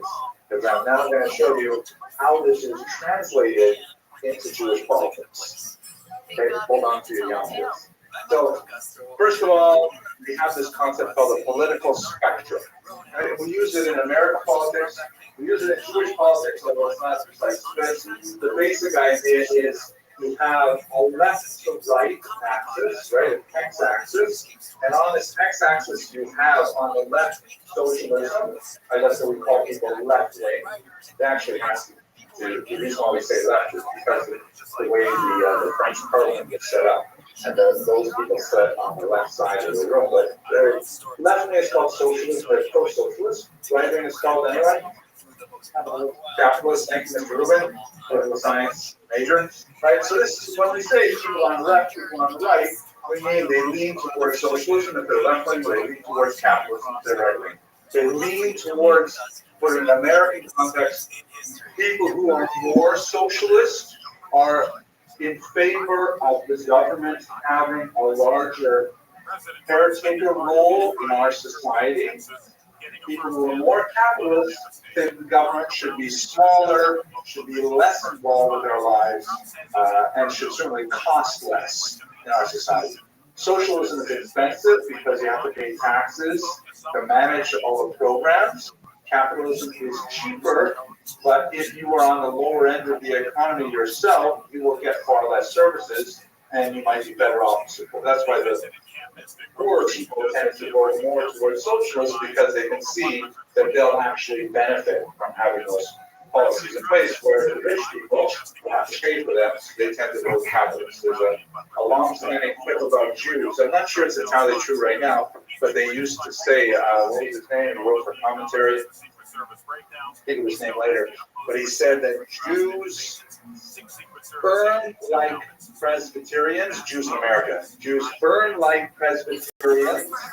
That's like white Anglo-Saxon Protestants, like wealthy Republican types. They burn like Presbyterians, but they vote like Puerto Ricans.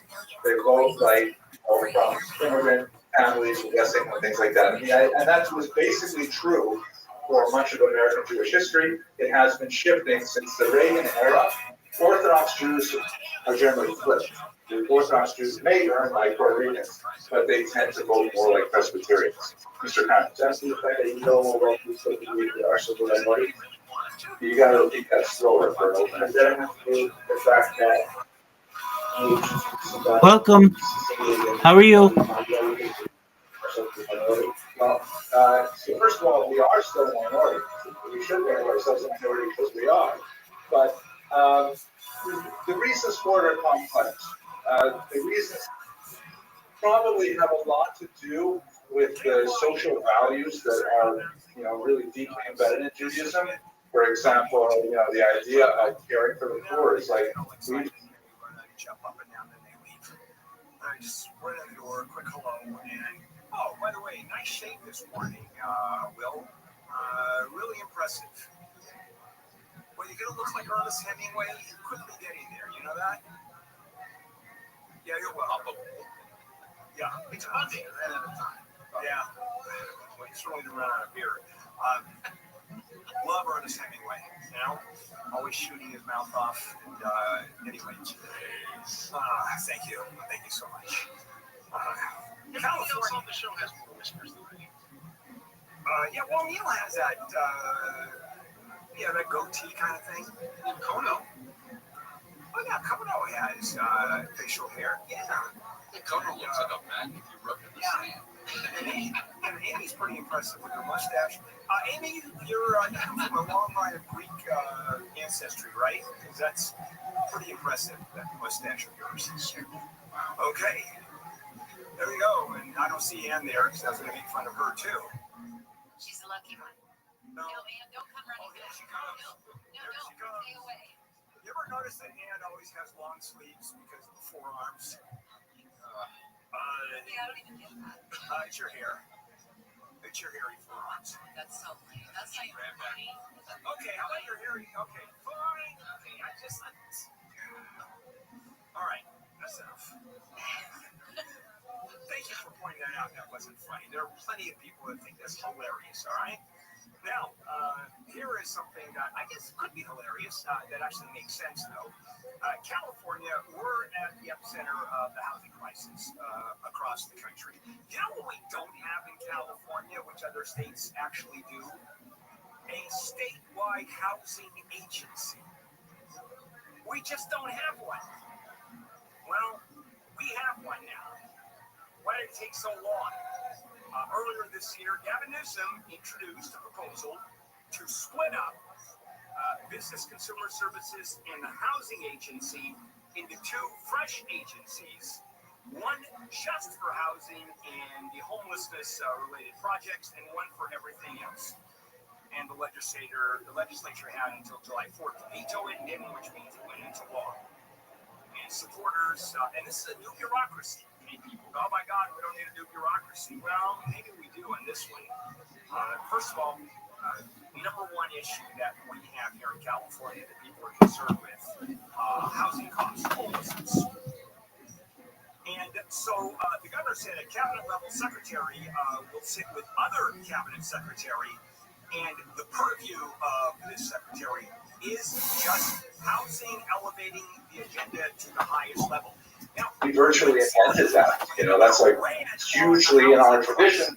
We have payout, more payout, we have shirka, we have zakat. It's like deep in our tradition that we should share our wealth and give tzedakah. That's really central to Judaism.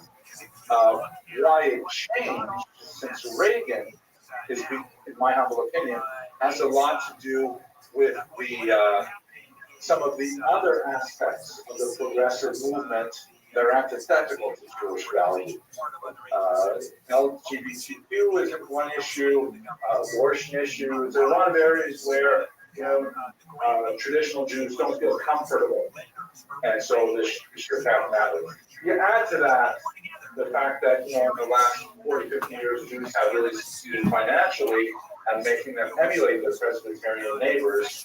So that's always this is our American political structure. Right? It's pretty simple, easy. Judaism, Jewish politics is not going to be that simple. We have another axis. We have a y-axis. What's on the y-axis? You have on the bottom, you have something called queerness, known in Yiddish as dorkite. Do we believe that our political lives should be exercised here in the Gullus, in the exile, in the diaspora, or should it be there in Eretz Yisrael? Zionism. The wrong way. I gotta think about this. It's like so expensive, right? Especially with this particular lecture, it's really hard. Keep your hands off of the there we go. So we have Israel politics, a separate axis altogether. And in these four quadrants, you can place virtually all Jewish political opinion. Okay, let's go on. Let's see what we do this way. Over here, in the quadrant that is bounded by socialism and diaspora nationalism, the diaspora, meaning we want to do something here, and we want it to be socialist. You have this group called the Bund. This is the short form for the General Jewish Workers' Party. Bund means essentially group in German. And this was a Jewish, essentially short form for the General Jewish Workers' Party. Bund means essentially group in German. And this was a Jewish offshoot of what would later become the Communist Party. Extremely popular. It was formed in 1897. By the time the Russian Empire fell, there were 30,000 card-carrying members in Eastern Europe. Very, very large party. Concentrated in Lithuania, where you have a lot of Jewish proletariat working in the industries there. There's actual factory work.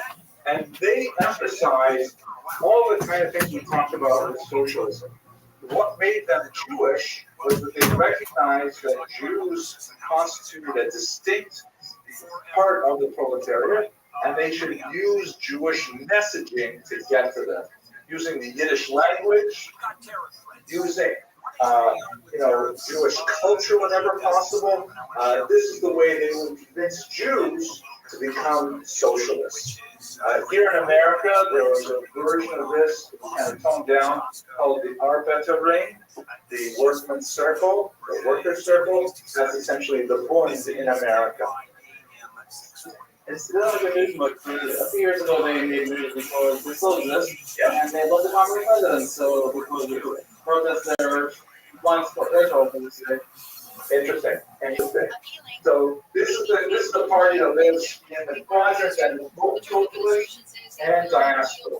Right? They want to do this in Russia. They do not want to go to Israel to do this.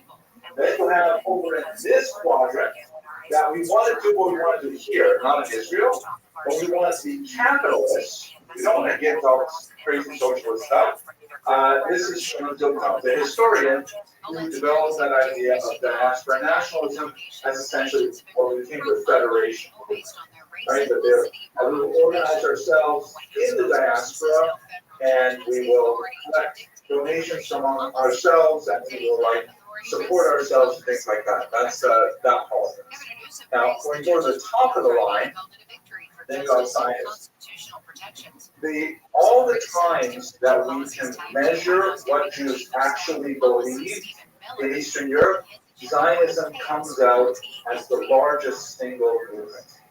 Rarely the outright majority, but if you have 100 Jews, you might have 40 of them say they want to be Zionists, and then you have like 20 or 30 who want to be Buddhists, and the remainder will be scattered across the other parties.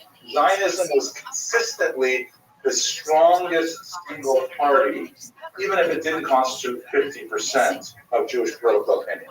We only have a few examples of elections where we can actually look at results and see what Jews said, and they're scattered in different places at different times. But we know that the idea of Zionism was hugely popular among Jews.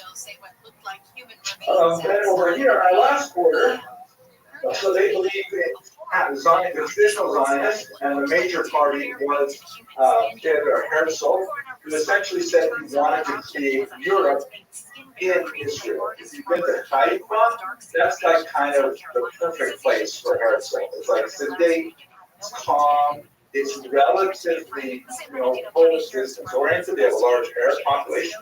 Incidentally, one of my sons is planning to go there for graduate school next year. He wants to study marine science at master's level. We don't have very good marine science major here at Toro, so he's going to go to Haifa and study coral in Elash. But anyway, that's kind of like his model.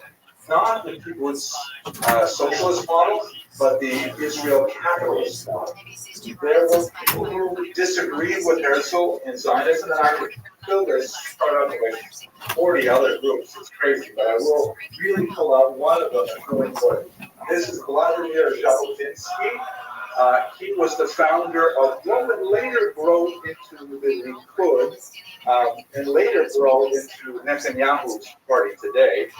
They have different names. But he basically believed that Jewish society had to transplant itself to Israel, and he felt that it should not be communist. But he differed with Herzl on a very, very fundamental idea. Herzl thought the best way to get a Jewish state is let's go talk to, the leaders of all the countries in the region, the great powers in Europe. Let's choose them. Let's use our medieval skills as shadlanim, like intercessors, and we'll negotiate our way to create the state of Israel. Herzl Jabotinsky had this idea that you're never going to get it done that way because non-Jews hate Jews. Anti-Semitism is just a given, and you can talk till you're blue in the face, but what really is going to make Israel exist is a machine gun. That you have to take it, you have to be militaristic about it, you have to be forceful about it. Now, if you're looking at Israeli politics today, you'll probably see Herzl's legacy, and another group that I'm going to tell you in a minute, that is like more moderate, more like kind of like amenable to American sensibilities generally, and then you see an extreme right. You see groups that say, no, all this, meeting in Qatar, talk with the creative Palestinian states, stuff like that, 2 states. Though there are people who say that's ridiculous, it's out of the question. They are Jabotinsky's descendants intellectually. I mean, very, very alive and interested. But I'm going to put one more group in to make it a little more sensible. For a step back, while your group's over here, this is a group called the Olei Zion, the Workers of Zion. Whenever you see the word workers in the title of a party, it really means communists. So this is one of the most important organizations that help build the kibbutz in, and they believe in, coexistence with neighbors. They believe in share of wealth in the state, things like that. They're also prepared to defend the state, like their kind of ideal model was a Jew who had a shovel in one hand and a rifle in the other hand, prepared to protect the kibbutz, but on the other hand, constantly working on the agriculture. And they disagreed bitterly with people like Jabotinsky. They said to Jabotinsky, you're gonna fight with all of our friends, you're gonna make the British hate us, you're gonna make the Arabs hate us, it's gonna be terrible, we have to work on building preaching, we have to work on peace and stuff like that. And they were at each other's throats all the time. So this is the basic picture, almost, of what it looked like politically for Jews around the year 1910. Mr. Parenti. Mr. Parenti, you have adequately anticipated the next part of this lecture. Because this is you can manage this, right? It is more complicated than the American political system. We only have one spectrum. Jews have two, the left and the up and down. But of course, if apparently correctly anticipated, we also have a religious spectrum. Almost everybody in this map is either non or anti-religious. Right? This side of the spectrum, capitalism, they tend to be neutral on religion. Like, there's no reason to stop it. I may not be particularly interested. I'll put on a kippah to go visit the Yad Vashem or something, but I'm not really going to I'm not going to, keep Shabbos, let my feel out, get out hustle. I'm not going to do that. But, I'll be okay with it. There are definitely some religious figures here, like Menachem Begin, who is an inheritor of Jabotinsky as well, and definitely very religious. But on this side, they're generally anti-religious. The kibbutzim, the socialists for sure, anti-religious. There are some minority groups that are religious, but the majority of them are definitely anti-religious. I'll tell you a quick joke. It's actually a story that happened to me. I was once at a funeral with sad occasion, but I happened to be at a funeral, and I was standing next to the Consul General of Israel. And I'm talking with him, and he says to me that when he was a young man, he grew up on a Shomer HaTzair kibbutz. A Shomer HaTzair, the young guard. Very, very communist, very, very anti-religious, feasts on Yom Kippur and things like that. That's the way they were. They're like buying into the Marxist idea of like religion is the okay of the masters. And he said to me, he's like my friend guy, he says, when I grew up, we had everything on our Pesach table. We had bread, we had pasta, we had beer, everything on our Pesach table. Nowadays, the young people, they just don't keep the traditions like they used to. The joke is the young people really kind of extend them to Rush up and on. He's just in this space serious. Okay. Anyways, so where the religious? So this side basically anti-religious. This side neutral. Some may be hostile to religion. That's very much. What's the difference between the kibbutz and the socialists? Because it's whether they're supporting in Israel. The socialists said, what a stupid idea to go back over there and get involved with the local people there, taking away Palestinian land, stuff like that. It's got to be done here in Russia. And these people are saying, no. We've had our experiences in Belarus, we're going back to our ancestral land. We'll be socialists. We'll be socialists in Israel. So even if not religious, that's religious. Oh, absolutely. The vast majority. The 1897 census reported 98% of Jews in Russia spoke Yiddish as their first language. Overwhelming. Massive change. Just over a century and almost a dead language. Okay, now let's finish the parenthesis observation. What about the religious axis? So we've got a z-axis. Right? We've got this is representation of the third axis, the z-axis. So over here you have this interesting group led by Rav Kook, who was not the first chief rabbi of Israel, but he was like a really prominent Israel rabbi who was going into Israel. And his argument was, wait a second, maybe we should read that Gemara and consider this a little differently. Maybe Hashem wants us to actively engage in Zionist activity, because maybe that's the way the Geula is supposed to happen. Maybe we should start the process, right? Like we say in the Birkat HaMedinah, we say it in Yeshua, I don't know if they say it on Shabbos here, Reishit Tzmichat Geulateinu, that Israel is the beginning of the flowering of our redemption. Meaning that once we create a state in the land of Israel, that is like the first step in Hashem saying, okay, time to bring out Mashiach. So, Adarabah, even in the face of dominant rabbinic opinion of the 20th century, saying we should be moving towards creating a state in Israel. This is essentially where Israel, the Kippah Surigah, who essentially derives from. They are Dati Leumi. They're religious nationalists, right? As opposed to going to the other group here. Also on the religious axis, like this would be the Haredi. Here's a picture of the Siyam Shas. I'm sitting right over here. It's sort of thinking. It's out there somewhere.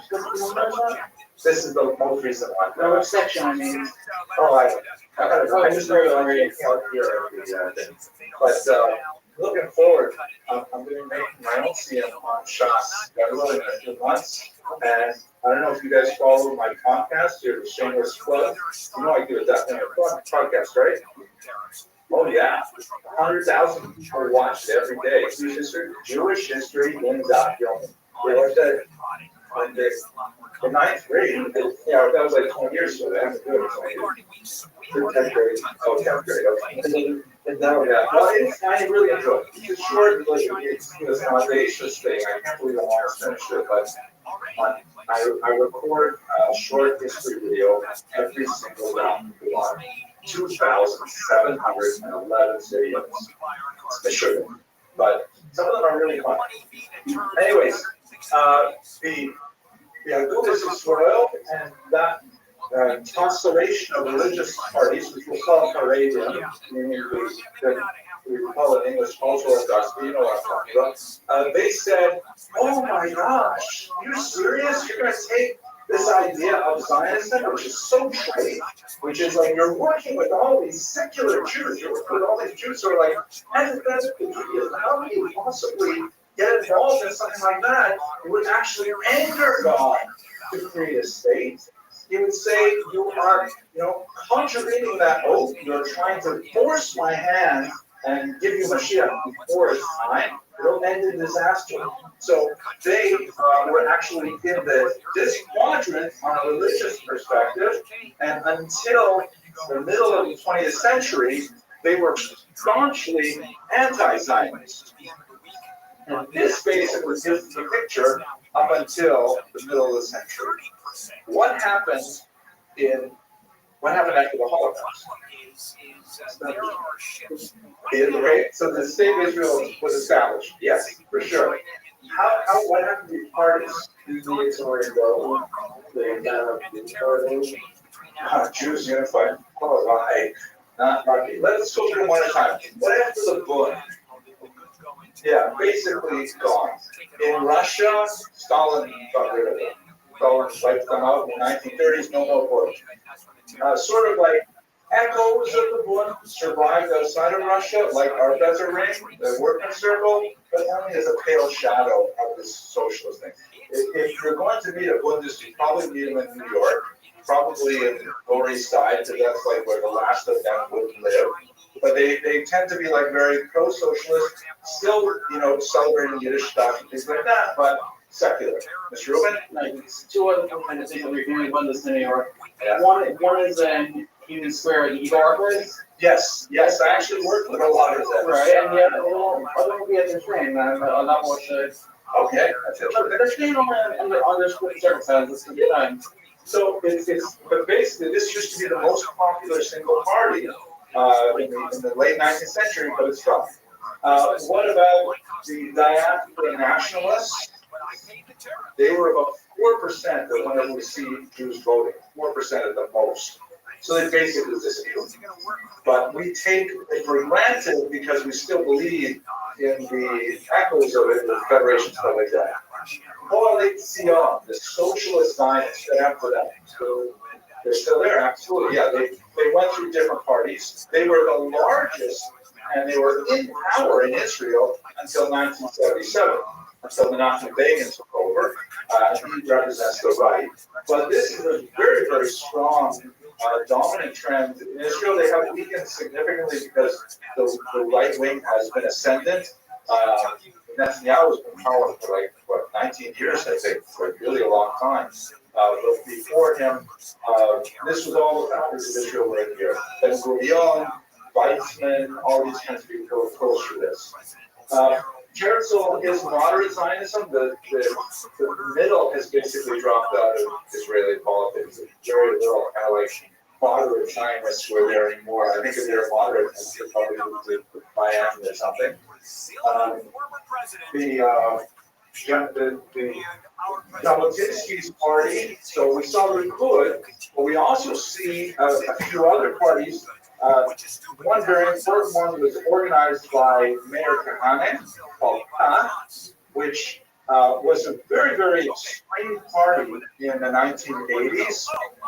And, actually, it is ironic looking at today's politics because a lot of the policies that he argued for are now kind of like being gradually accepted in Israeli policies. Like, for example, the idea of quote-unquote population transfer. Like the way to solve the Palestinian problem in Israel is to move them someplace else. And this, after the assassination of Yitzhak Rabin in 1995, his party, PLAC, was the name of it, he was actually assassinated. His party was made illegal, like the Nazi party. And his inheritors intellectually are people like Ben-Gvir, Smotrich, who are arguing very, very right-wing ideas that borrow from Kahani's playbook, but they're still not operating as Kahani's. But one of the debates that's even going on right now in Israel is suggesting that their activity is illegal because they're borrowing intellectually from Kahani. Now, it's a strange thing, but there is. We talked about what Cook's influence has created the .tvl group, which is actually more closely related, I think, to a lot of you and a lot of hashkafa in our college, at least in terms of the student body. There are a lot of Jews who fall into that way of thinking about politics. And what about this? Just scroll down here, though. I don't know anybody today who doesn't have some kind of. If left here, they're not. I think there's any. There's a difference. There's a lot of that, but what happens to it? The party still exists, yeah. But what about it? Is it different in character at all? There's a lot of stuff. Yes. So if we take it as a general idea, how lazy. What happened to them after the Holocaust? Exactly. Israel in particular, because their population base was overwhelmingly in Poland, and when 3 million Jews were killed in Poland, no more British Israel there. So, ironically, a lot of them moved to Israel, where they turned out to be extremely powerful. This organization, which was anti-Zionist, ironically found itself in a position where it was actually living in Israel. And so they're like, technically, either against the state or at the very most neutral to the state, but they live in the state. And it is really the source of major friction in contemporary Israel because, the Haredian in general will not serve in the army, and yet will take advantage of state support for the yeshivas. And especially since we are in Israel's longest war right now, a lot of non-Haredi Israelis are deeply resentful of this fact. And you can understand why it's a major scene in Israeli society. Actually, I read before that. Yes. Then they were against fighting. He actually had a story on something. Oh, definitely. No, they were definitely finding a different approach, and they attacked the political guy and get banned and so what was it on the end there was like a different way? I think that would be fair to say. Remember that I'm giving you here like a 30, 40-minute version of Israeli politics. And in reality, we could easily take the entire semester and talk about the tiny little fraction that is separated into. So you're right, there are Canadians who, of course, do serve in the army. They have a new battalion, which is apparently very successful, named Hashmonayim. And there was a study that came out just today in the Times of Israel about how Haredians feel, and there is an increasing amount of enthusiasm and support for serving in the army, but it's still in the 20s. I mean, the percentages are small. Most Haredians are against participating in the army. So actually, I'm not asking about the American version of the same name. I'm asking about the Israeli version and not leaders, just the average guy. Make sure who identifies with the idea of Jerry Martha, but didn't necessarily go running over to get sour leaders. Yeah. So how far past the install they pulling was? Well, the Zurich Karta, I think, is for those of you that maybe aren't familiar, Zurich Karta, the guardians of the city. They are an extreme offshoot of Satmar that are the picture of the anti-Zionist Haredi.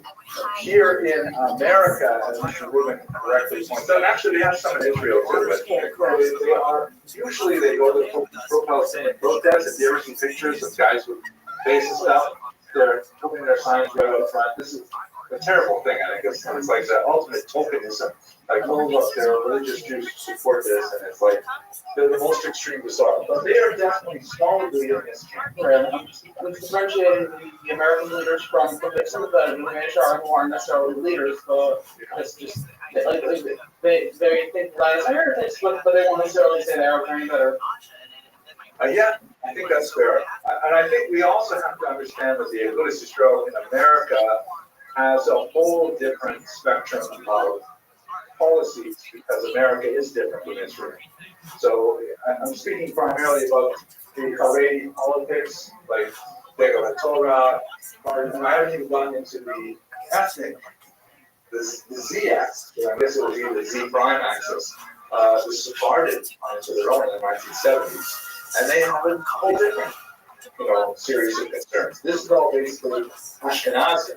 But when the Sephardim get involved, and Mizrahi, then it changes everything as well. Oh man, it's complicated. Let's hope Shem Yazor. All right, I think at this point, this is when I would like to take to conclude for today. I mentioned I have a difficult appointment I got to get to in time, so and it's a good spot for stuff. Any last questions about? Do you understand now why you're facing Uncle Meyer holds the way he does, where he is like? Okay. Okay, let me end with a joke. The joke goes like this. 1930s, father in Detroit wants to send his son back to the Haim so that he can get a little bit of a taste of what it's like to learn in yeshiva in Europe. So he sends him back to Poland, spends his mom there, and he comes back to Detroit, and they're sitting down at the kitchen table. And the father says, so, son, what was it like? Says, Dad, you wouldn't believe it. While I was there, I met this Jew who was a socialist. I met this Jew who was a Zionist. I met this Jew who was a socialist Zionist. I met this Jew who was a Haredi. I met this Jew who was a Buddhist. And he says, yeah, well, what did you expect? I told you there's a, great amount of variation in political views in Europe. He says, no, Dad, you don't understand. They're all the same Jew. Exactly what would be coming. I don't think it is. I think it's just no. It's exactly it. We know what was happening, and that's exactly. Today's class, and we'll probably lead into Wednesday, is hugely important because we're going to be talking about the birth of modern Jewish national movements. One of the things we really got to understand is that Jews went through such a huge change with the watershed of the French Revolution, 1789. We talked about what a watershed is a while ago, right? The thing is that before 1789, we largely existed in a pre-modern environment. I'm going to summarize some of the things that are associated with pre-modernism for our purposes. And then we went totally into this new world, and we still have not totally figured out what it means for Jewish identity. We are still struggling with a lot of the basic concepts that we first encountered over 200 years ago. These are really deep-seated issues. And then, probably not today, we'll probably get to on Wednesday, there's a major change in 1881 when a wave of pogroms in Eastern Europe, specifically the Russian Empire, forces Jews to rethink the way that we have been relating to the outside world in a very basic way. We come up with 5 basic strategies for how to deal with this world. We are still essentially living those 5 strategies today. So what I hope to do probably on Wednesday, I don't know if we'll get to it today, is I'll walk you through how the major Jewish political orientations were formed and how they were somewhat transformed after the Holocaust in the state of Israel, These are the two classes where you really gonna, I hope, understand why Jews argue today. What is they argue about today? Because fundamentally, the arguments we have today are the arguments that were born in the Napoleonic period and were found in the post-Pogrom period of Russia. Really crucial classes. Glad you're all here. Those of you who are not, feel guilty, but you watch the recording. Okay, so we get to it then? Okay, here we go. So let's talk about the decline of corporate society. Here's an interesting piece of art from Isaac Ashkenazi that sort of depicts a traditional Jewish wedding, kind of fiddle on the roof kind of mentality. And this is the way we pre-modern Judaism. Now let's just understand what that term means. Pre-modern for the rest of the world basically means before the modern era. What is the modern era? Modernity really begins in the 17th century and then continues into the 18th with the Enlightenment. And the kinds of things that go along with modernity, it's not necessarily technology, although it is definitely very related to technology, the scientific revolution, and then the industrial revolution gives us so many of our modern gadgets that accelerates what modernism means. So basically, modernism is a change in the ideas, a change in the way people think about the universe. We discussed last week how the kinds of ideas that are associated with modernity include, for example, humanism. Anyone want to define humanism? What is humanism? Mr. Rubin, give it a shot. What is humanism? Studying humans as thinkers think about it You're not too far off. It definitely has a bit of human in it. So it's not just human thought. We've been thinking for a long time.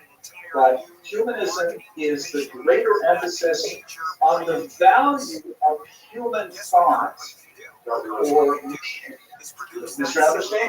Or without worrying marriage without religion.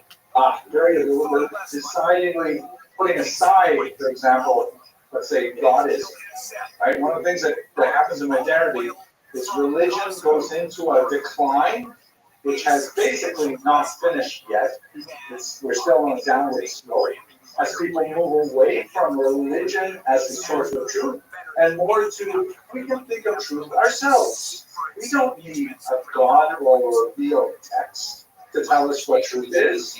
We can think of it ourselves. This reached its apogee in the late 19th century, and then it began to crash with World War I, and especially with World War II.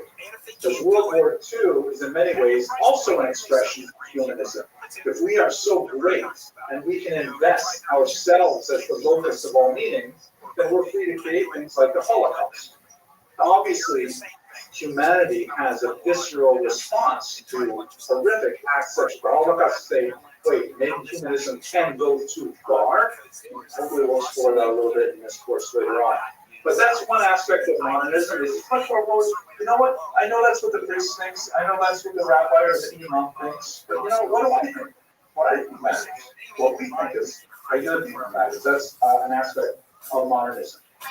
Globalism is also really important. Globalism, because again, modernity is connected with the discovery of the new world, the expansion of trade networks, the expansion of the tremendous amount of material wealth that is afforded by the new products coming from the new world. Discovery of potatoes, for example, creates a whole new population explosion because people have, a reliable food to eat until it's not reliable, they would like. But nevertheless, globalism, the idea that there are like other cultures that have existed for thousands of years that have nothing to do with the Western tradition. There's so many aspects of modernism that are relevant in the larger scope. If we focus on Jews specifically, one thing, two things. Modernism for Jews comes about 100 years later than the rest of Europe. We kind of catch up to it later. And when we absorb it, the rest of the world is already deep into the Enlightenment, so we melt with the Haskalah. Its principal effect on Jews is political. Meaning we say, hey, wait a second, Up until now, we have accepted a second-class status in our European homes, largely because, that's imposed on us, but also because it's intrinsically part of our belief structure, right? The whole idea of dulles, of exile, as a punishment for our sins, means that, the way we're treated by the non-Jewish world, we don't like it, it's awful, but we have to accept it, because that is, ultimately, because of our many sins, that's the way we are. But modernism among Jews began to make them think, wait a second, we don't have to necessarily accept this. We could rebel against this, we could argue against this, and ultimately they were successful, although often at a big cost. It's also important to note that related to these changes that are happening in politics is the end of the corporate nature of Jewish society. Do you remember when we talked about the Kehillah? We talked about the relationship with Jews as Servi Kamarai Regis, the servants of the royal chamber. That only worked because the king and the government dealt with us as a solid block, that we were all the Jews. We weren't individual citizens of a given country, we were part of the Jewish bloc, which is really great for reinforcing our communal identity and our in-group adhesion. But if that begins to erode, which it eventually did and fell apart with the French Revolution, then all of a sudden Jews say, well, wait a second, I don't have to affiliate with the entire group. I can simply do my own thing. I can call myself a Jew, but not affiliated with Jews. I don't have to go to shul. I don't have to keep kosher. I don't have to do all these things. And so this begins a massive phenomenon of assimilation that is the dominant one in America today. I mean, more than half of all marriages that take place involving a Jew in North America also involve a non-Jew. And amazingly, it is mind-boggling after so many thousands of years, but we are actually assimilating ourselves out of existence at a far faster rate than even Hitler could have imagined. So we are dealing with some serious challenges that are deriving from here. Now, corporate society did give us some serious disabilities. We couldn't choose where we lived, for example. We could be kicked out of our homes at any time. Who we were married to was often a challenge. In Austria-Hungary, for example, they passed these awful laws called familial laws, in which only the oldest male child could get married. I should say it like that. The oldest male would be allowed to marry. Obviously, he could marry only one wife. The rules were not applied to women because they were not considered legal agents for the most part. But the state, the non-Jewish state, in an attempt, a rather crude and cruel attempt to control Jewish population growth, said only one male of any Jewish family is allowed to marry and obviously have another family. The rest of the men, well, they're on their own. That's why you have, for example, a huge onrush of German Jews who immigrated to America in the 1840s because they weren't allowed to have families according to state law. Education, of course, was limited. Jews couldn't go to higher education, things like that. Universities and so on, really tight restrictions. There's only a couple of universities in Europe that are allowing Jews to study at a higher level, and they're primarily trained doctors. Some humiliating things like oaths, like if Jews were brought to court, they were required to take this really, invasive and humiliating promise. They had do things like stand on a pigskin with their chest bare, holding onto a sacred Torah, and saying that they're promised not to lie in court because Jews would be assumed not to tell the truth. So therefore, this oath called the Mora Judaea, or Jewish oath, is important.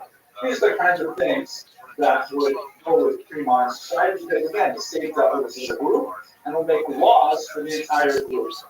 Frequently discriminatory laws that were increasingly difficult for Jews to bear as modernism was marching forward and a lot more opportunities for them. So, do you have a question? Okay, good.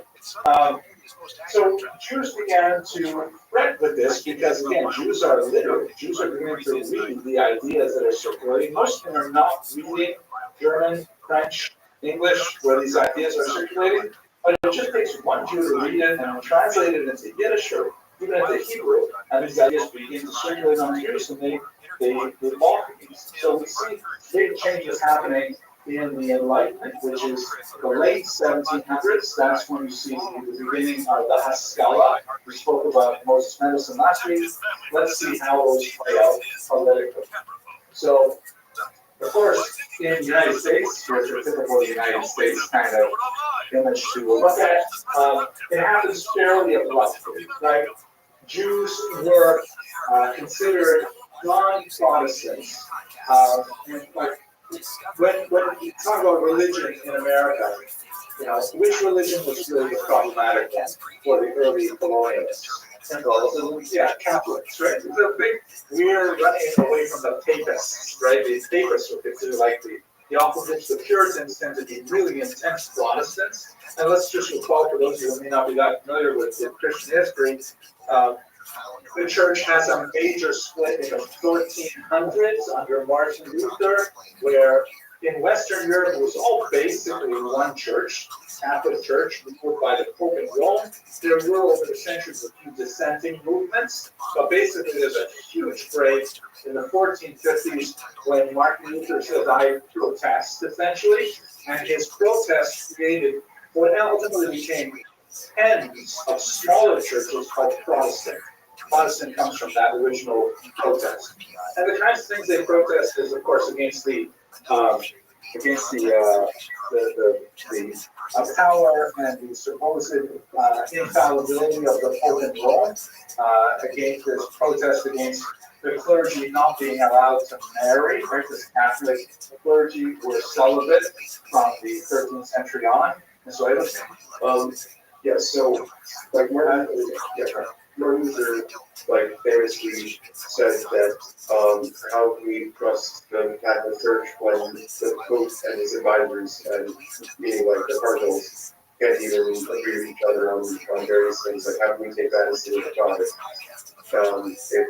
the mention we're supposed to be giving over the word of God is arguing with each other.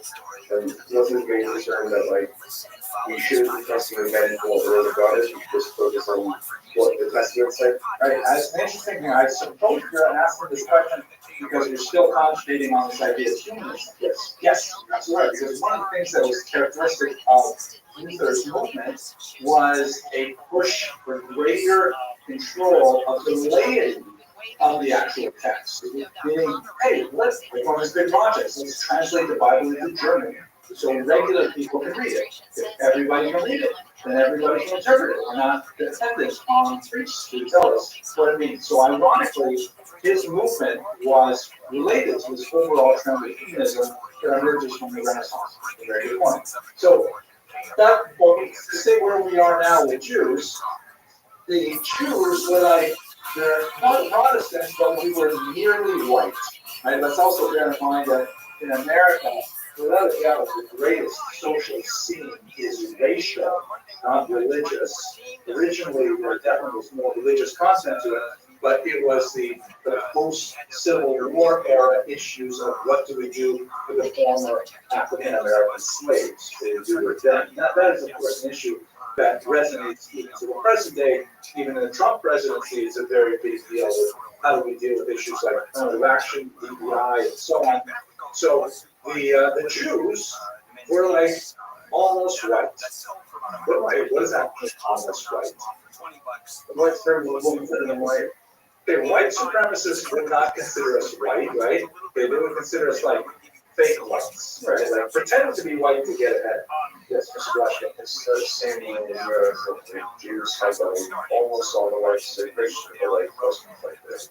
Very good. So there's still kind of like a social degradation associated with Jews, and it's like quasi-racial in nature.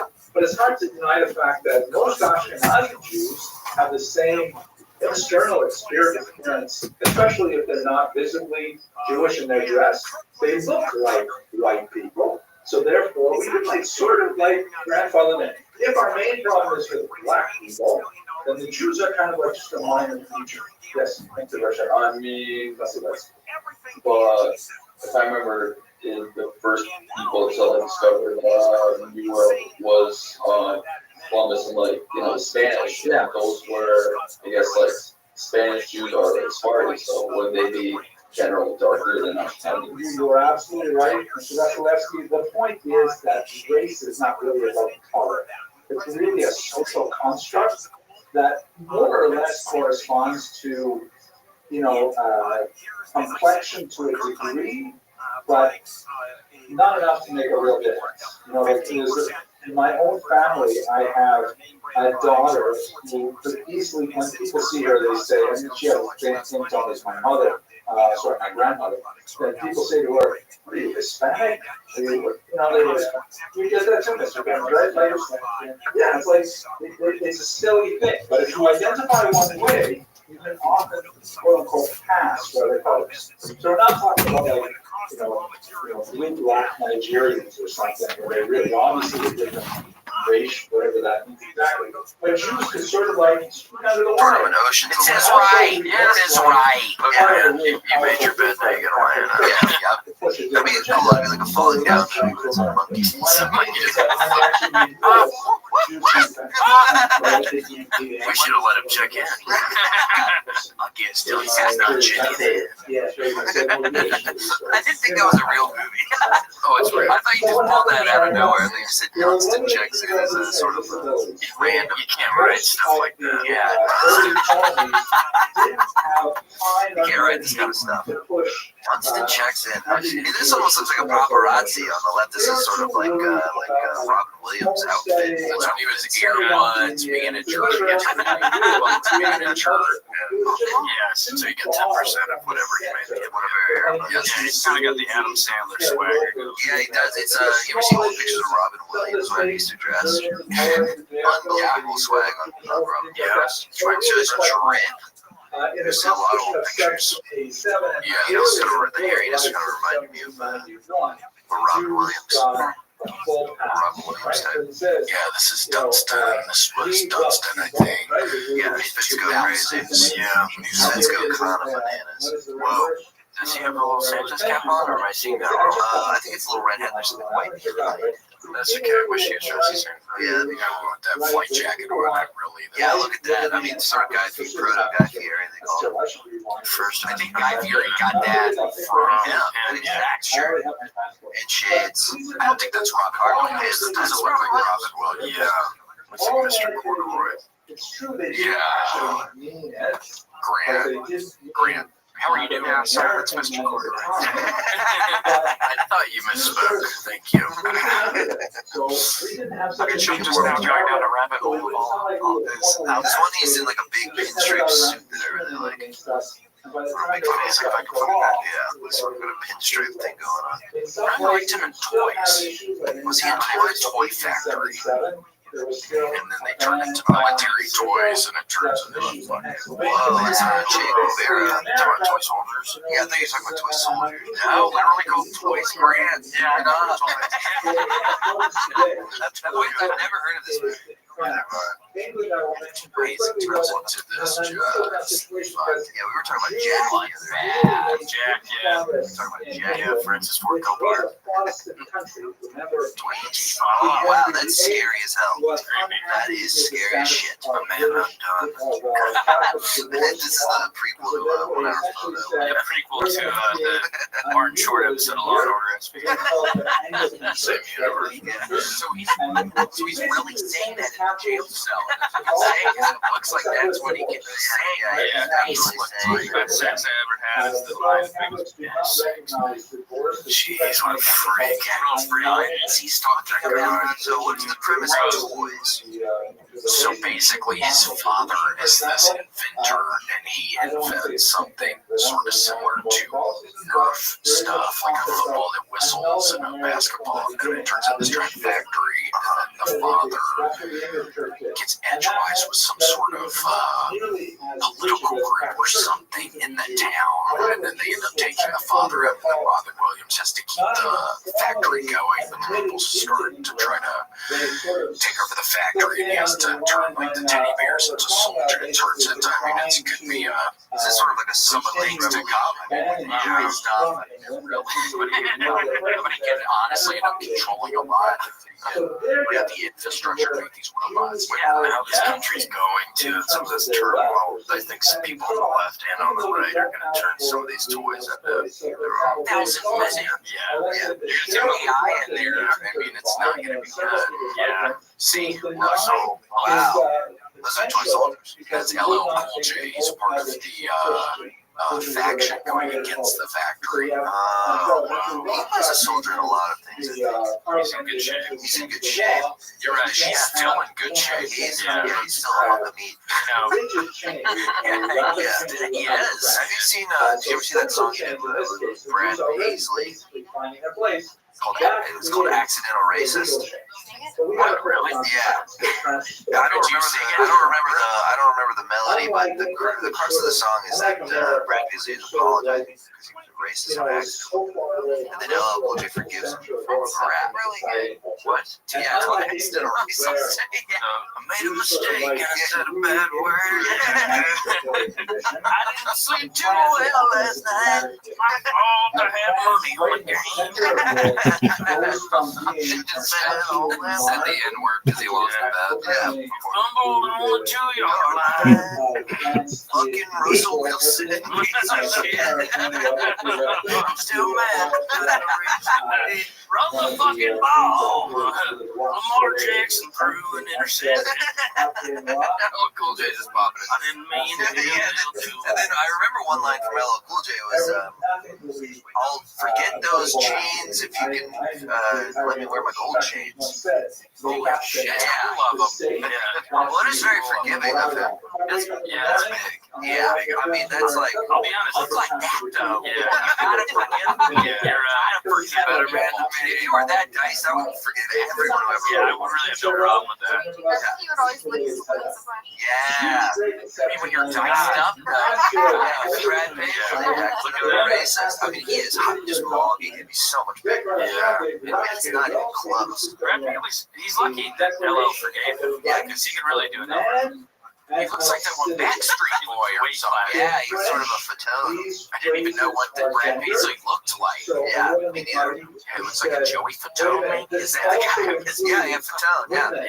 Like a lean out Fatone. That's a Corey film. Fatone lives in Orlando. We see him all the time. Oh yeah. Yeah, Fatone's not doing that well. He liked to go to Disney World. He would host comedy nights. Yeah, he's not doing that. He would DJ comedy nights. Yeah, no, he's doing like trivia.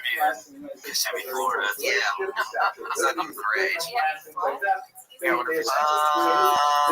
no. I would lean towards no. Wait, why? How come doesn't that seem like he's having fun when he's DJing and stuff? Fatone thought he had greater things to score for. Yeah, I mean, if you look at JT, imagine you were in the same band as Justin Timberlake and you're DJing at a margarita. Yeah, who knows what I would do. I would have been dead a long time ago. Foot on the gas accelerator. It's in the fucking inside of the cardboard with like a big shut. Shocking with few dead boy band. There's like no dead boy band. Nick Carter. Aaron Carter. Nick and Aaron. It was Nick alive. Nick died too. Nick Carter did not die.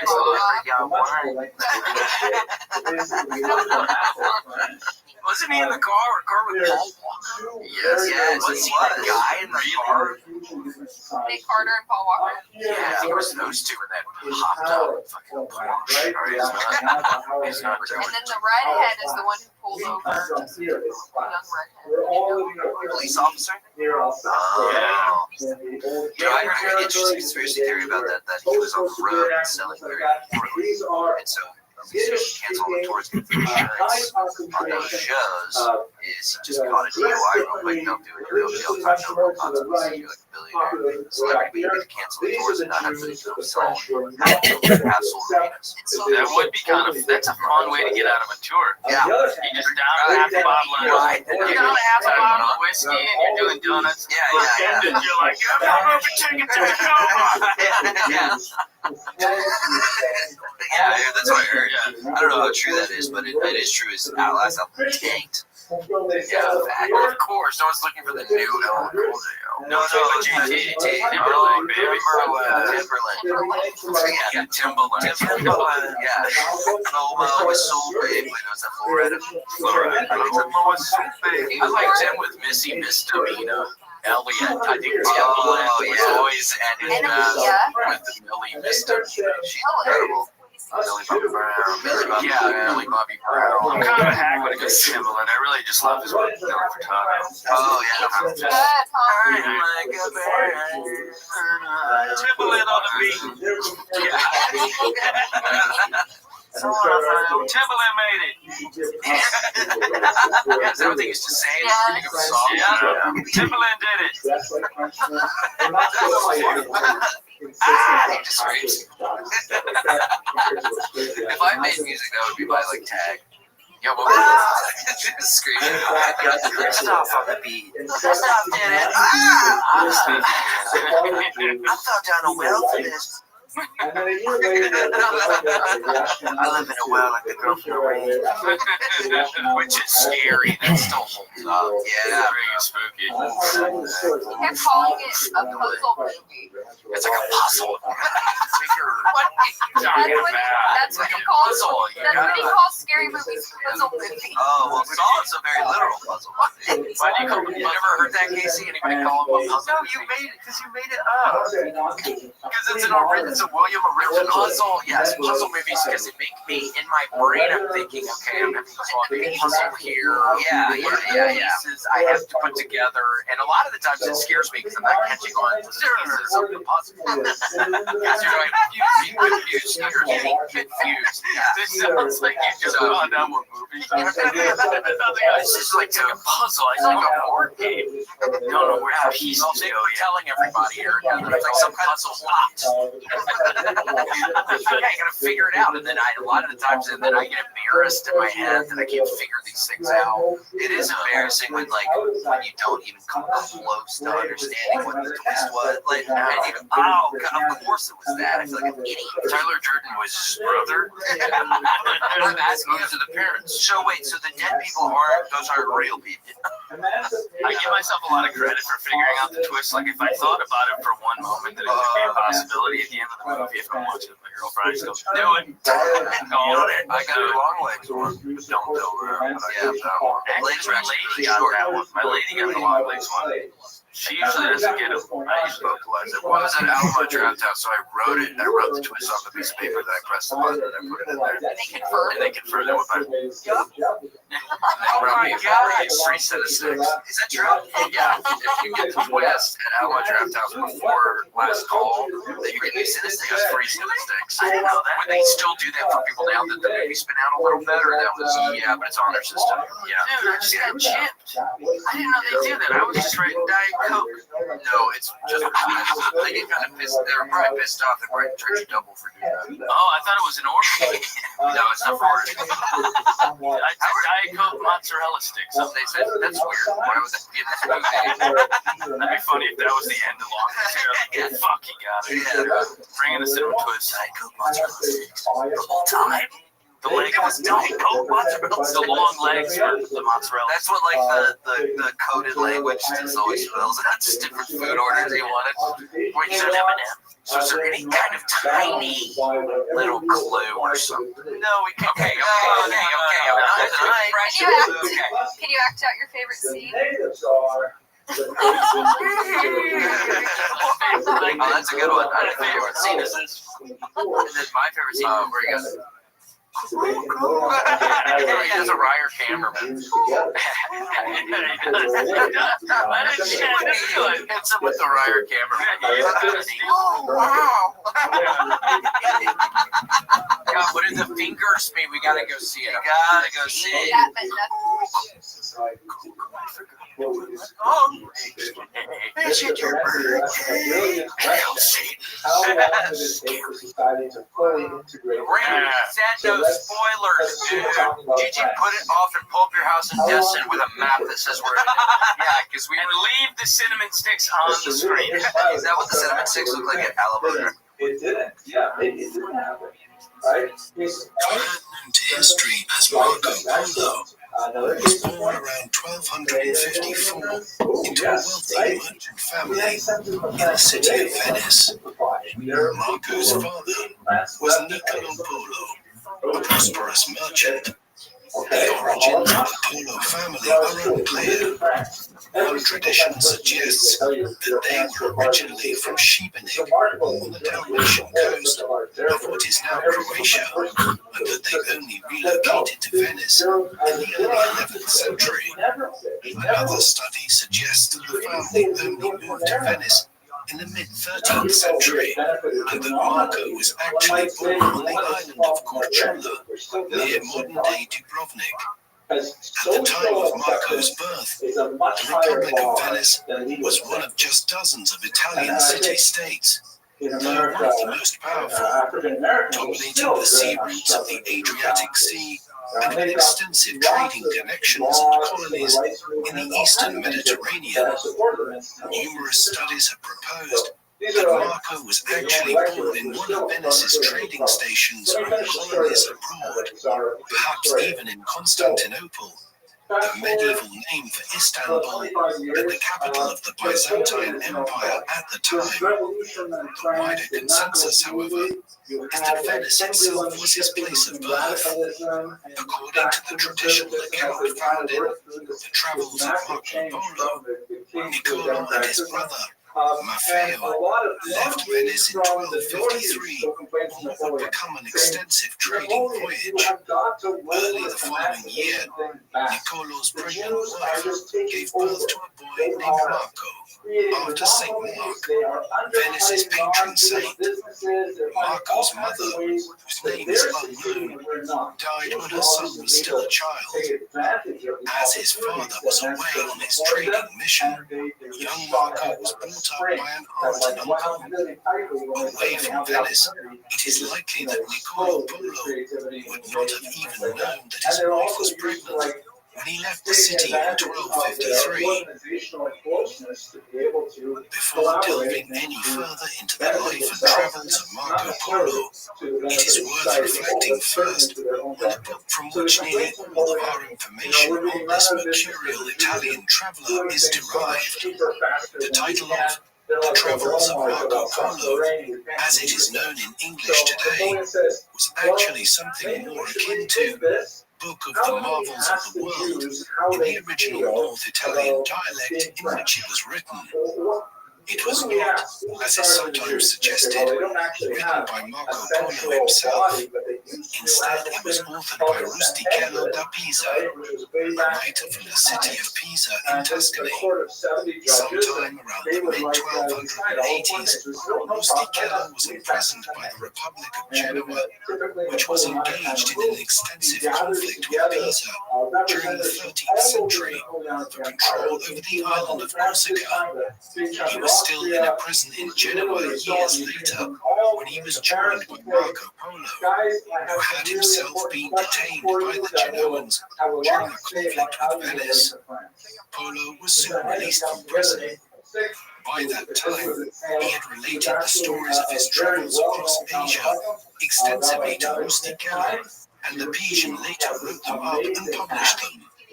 This was in manuscript form, and in the 14th century, hundreds of copies in various French and Italian dialects were circulating around Europe, indicating its popularity as a travelogue. Nearly all of what follows is based on The Travels of Marco Polo. Scholars have found no major reasons to dispute the accuracy of what polo related to Rustichello, or how the Pisan writer recounted it in print.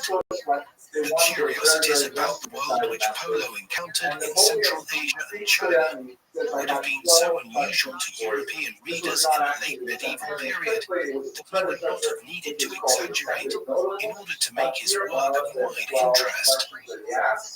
The Venice that Marco Polo grew up in was a thriving commercial centre, with trading interests as far afield as Constantinople, the Black Sea, the Levant, and Alexandria in Egypt. The city's merchants had become rich on the back of acting as the major go-between for goods coming from India and the Far East to the Middle East, and which were then carried to Europe on Venetian merchant vessels. An embryonic banking and insurance system had developed in Venice and other cities like Genoa, Pisa, and Florence in the High Middle Ages to facilitate and finance this extremely lucrative trade. Venice had also become a major naval power in the process, with a huge merchant navy and a substantial fleet of war galleys. Indeed, so powerful were the Venetians that half a century before Polo was born, the Venetians had largely co-opted the Fourth Crusade into conquering Constantinople and for a time occupying much of the lands of the Byzantine Empire. It was only in 1261 that the Byzantines managed to retake their capital, and when Marco's father and uncle had left Venice in 1253, it had been to head east to extend their trading interests at Constantinople, though they soon relocated northwards to the Italian trading stations in the Crimea. As significant as Venice's ties to Constantinople and the Eastern Mediterranean were, Marco Polo's life would be shaped by developments much further to the east. The Mongols, a major tribespeople from the Chinese end of the Asian steppe, had burst onto the global stage at the beginning of the 13th century.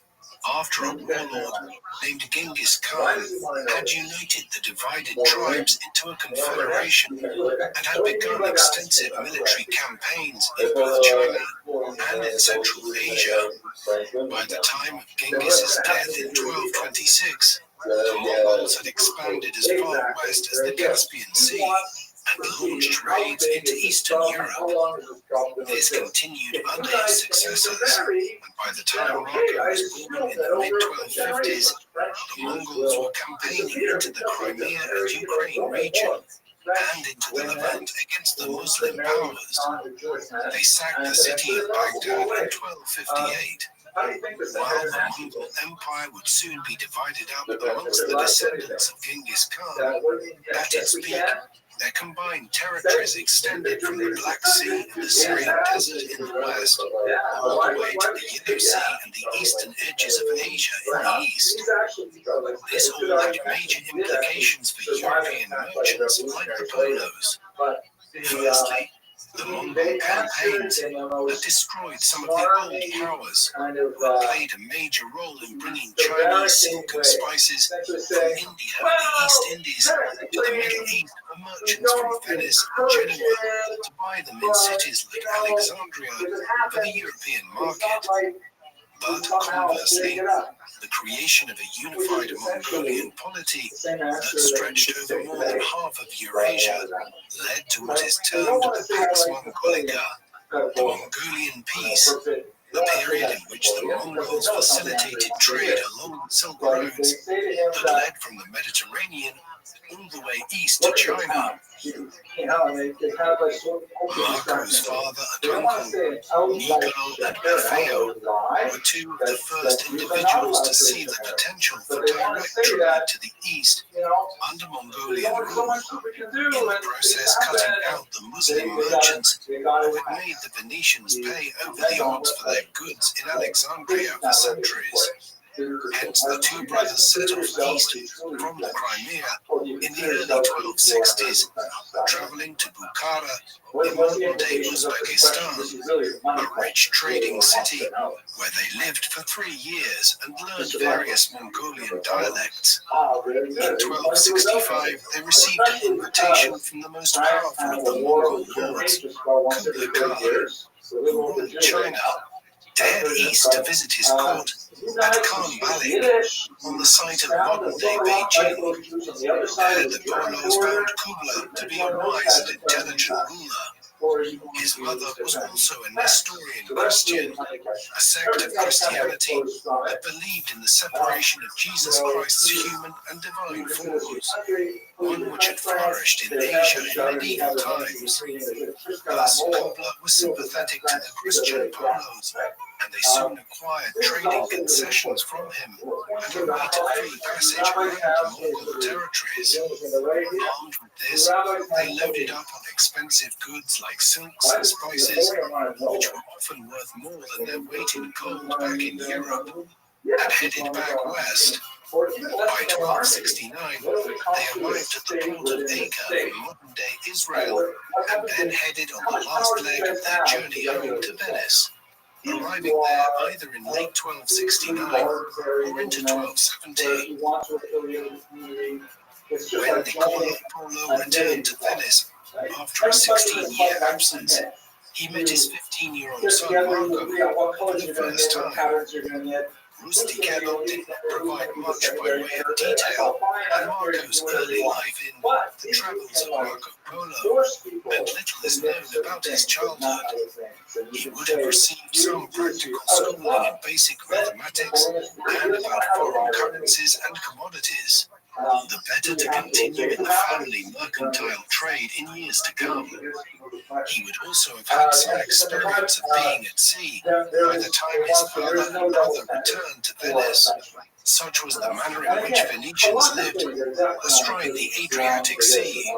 What we can be much sure about is that it was quickly decided in the early 1270s that when the Polos headed off on another trade mission, Marco would accompany them. There was not long to wait. They left Venice in the spring of 1271 to head for the Holy Land, where Italian mercantile activity was busy at the time to supply Acre and the other Crusader ports for the Ninth Crusade. There the Polos visited Jerusalem while they waited for the election of a new pope in Rome, in the hopes that the new head of the church would provide them with messages to take east to Kublai Khan.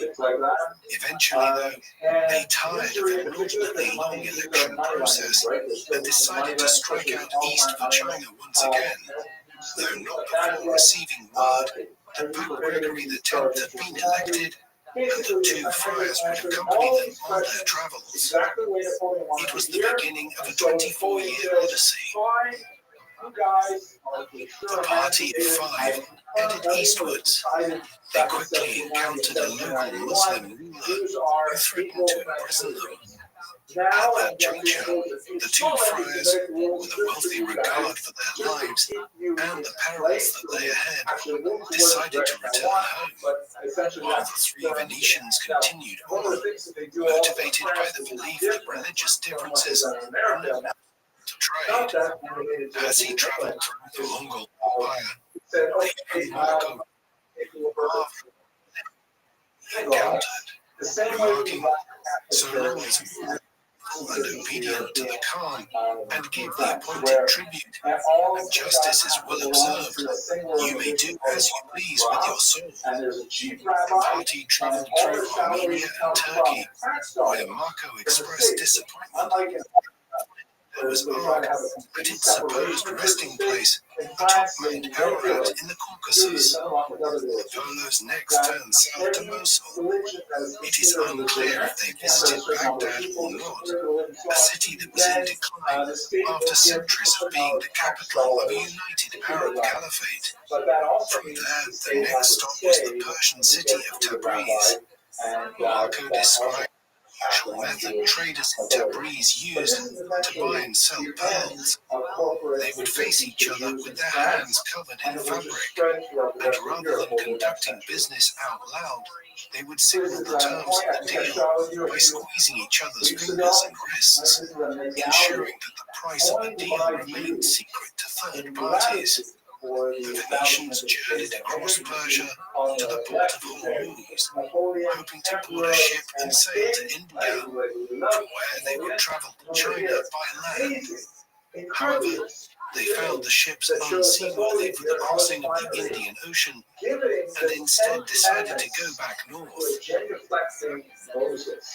After some idyllic descriptions of the oasis towns of northeastern Persia, Marco went on to recount tales of the assassins to Rustichello, who subsequently included the details in his book. These were members of a radical Islamic sect who were known for launching fanatical attacks on powerful rulers from their strongholds in isolated mountain fortresses throughout the Middle East. Marco Polo's descriptions of the assassins contributed to their notoriety in the Western world. But by the time of his travels, the assassins had already been largely eliminated by the Mongols.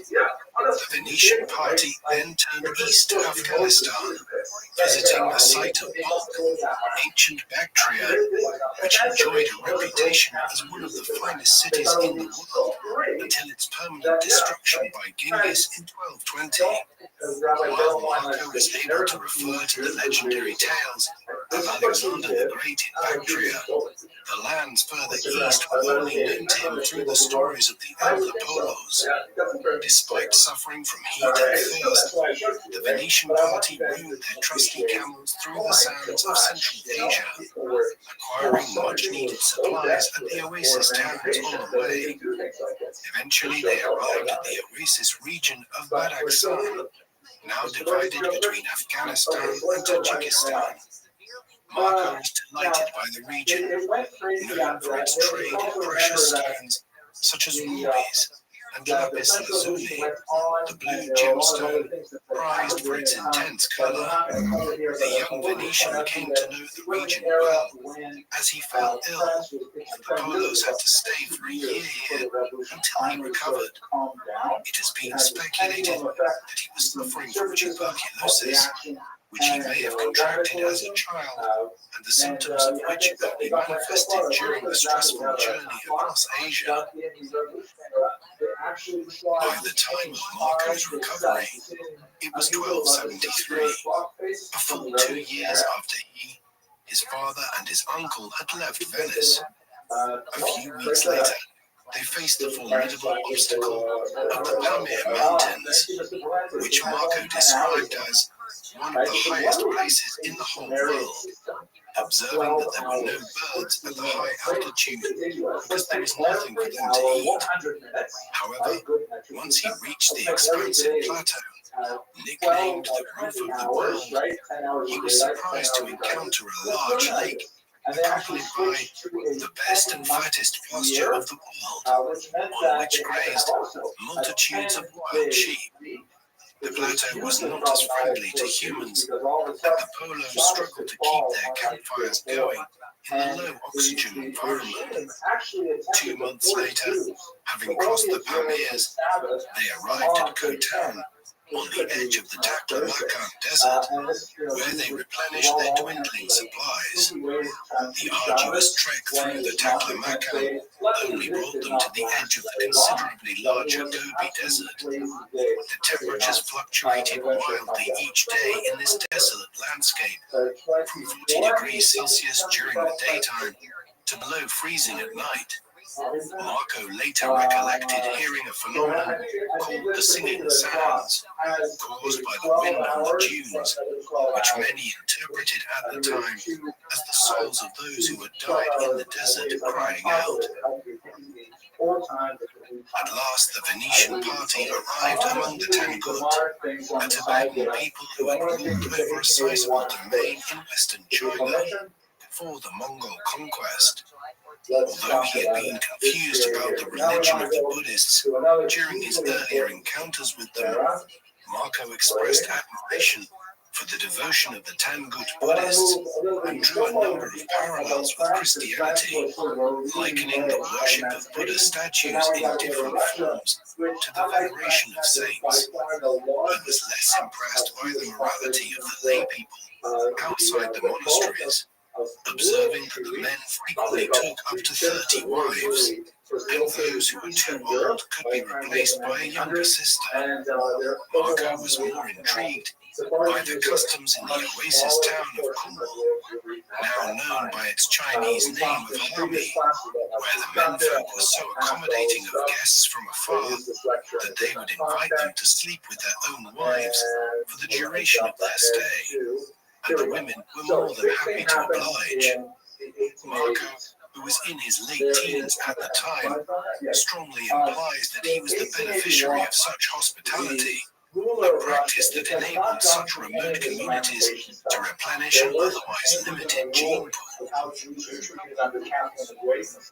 long after leaving Kumul, the Polo spent almost a year carrying out their business at a place which Marco called Kamcho, which has been identified with Zhengye in Gansu province in northwestern China. The longer he spent in the Mongol Empire, the more he praised its accomplishments. Despite Genghis's reputation as a bloodthirsty savage in Europe, Marco later stated, quote, "Genghis Khan was a very upright man, eloquent and of great valor, great wisdom, and great prowess, placing him on equal footing with his childhood hero, Alexander the Great. He went as far as to claim that Genghis protected the inhabitants of cities that resisted him after he had conquered them. In his description of Genghis's life and conquests, Marco refers to a battle between Genghis and Prester John, the legendary Christian ruler in the East, who was defeated and lost his life. Marco's account claimed that Prester John was also known as the Khan, a title given to Tochriel, a powerful Mongolian chieftain who had been Genghis's patron before the two men found themselves on opposite sides of a complex civil war back in the formative period of Mongol polity. Traveling through Mongolia proper, Marco observed the customs and culture of the people here. His portrayal of Mongol family life served in part to challenge the European stereotype that the Mongols were savage barbarians. Marco greatly admired the Mongol warrior culture that enabled a small nomadic society to build the largest contiguous empire the world had ever seen. In the space of just a few decades, the Polos eventually arrived at Kubla's summer palace at Chengdu, or the upper capital, where the Great Khan spent the 3 months from June to August. Better known to the English-speaking world as Xanadu, Marco painted a vivid picture of the Khan's marble palace, with its interior walls decorated with images of flora and fauna. These exotic animals could be seen throughout the palace and grounds, which stretched for 16 miles in length. Marco described another palace in the middle of the royal park, made entirely from bamboo canes, joined together with nails, marveling at the fact that the whole palace could be moved around like traditional Mongol tents. Marco's account of Xanadu gave the impression of a fantastical paradise, with golden drinking vessels that floated from the table to the Great Khan and back again, seemingly without anyone touching them. The description of Xanadu is a particularly famous section from the travels of Marco Polo. Yet the Venetians' first meeting with the Great Khan actually took place in the palace of Khan Balik, which Marco claimed to be the largest building he had ever seen, with over 400 rooms in total, located on the site of what subsequently became the Forbidden City in Beijing. After prostrating themselves before the Khan, the 3 Venetians were received with honor by Kubla, who was curious to learn where Niccolo and Raphael had been in the years since they last met. The two brothers presented the Great Khan with official documents from Pope Gregory, as well as a gift of the oil from the Holy Sepulchre in Jerusalem, which particularly delighted Kubla. Niccolo then presented Marco, referring to him as, quote, my son and your man, who as the dearest thing I had in this world, I have brought with great peril and ado from such distant lands to present him to you as your servant. Marco Polo, now 21 years old after 4 years of traveling, was now in the service of the politics in Washington. one elements of the travels of Marco Polo as a book is that Rustichello did not provide clear dates of when events occurred, perhaps because Marco was not around to elaborate on them. By the time Rustichello was admitting what the Venetian had told him in prison, the paper. Consequently, it is sometimes difficult to give a chronological account of the 17 years Marco spent in China. The young Venetian claimed that Kubla held him in great favor, and he effectively became a member of the Khan's household, learning Mongolian in the process, which was just one of several languages Polo picked up on his travels. When Marco met Kubla in 1274, the Great Khan was already in his 60s. As one of Genghis Khan's many grandsons, his rise to become supreme Khan had not been guaranteed, as the position was chosen by the descendants of Genghis in a Kurultai, or Great Assembly. Kubla owed his early rise to his formidable mother, Surgatani Begi, who promoted the interests of all four of her sons, Mongke, Hulagu, Kubla, and Arik Burka, all of whom achieved distinction. During the 1250s, Kubla proved himself as a military leader, helping his brother Mongke conquer the kingdom of Tali in southwest China. When Mongke died in 1259, a power struggle followed between Kubla and his brother, Arik Burka, from which Kubla emerged victorious in 1264. The Great Khan treated his younger brother with magnanimity, though Arik Burka's unexpected death 2 years later fueled rumors that he had been poisoned.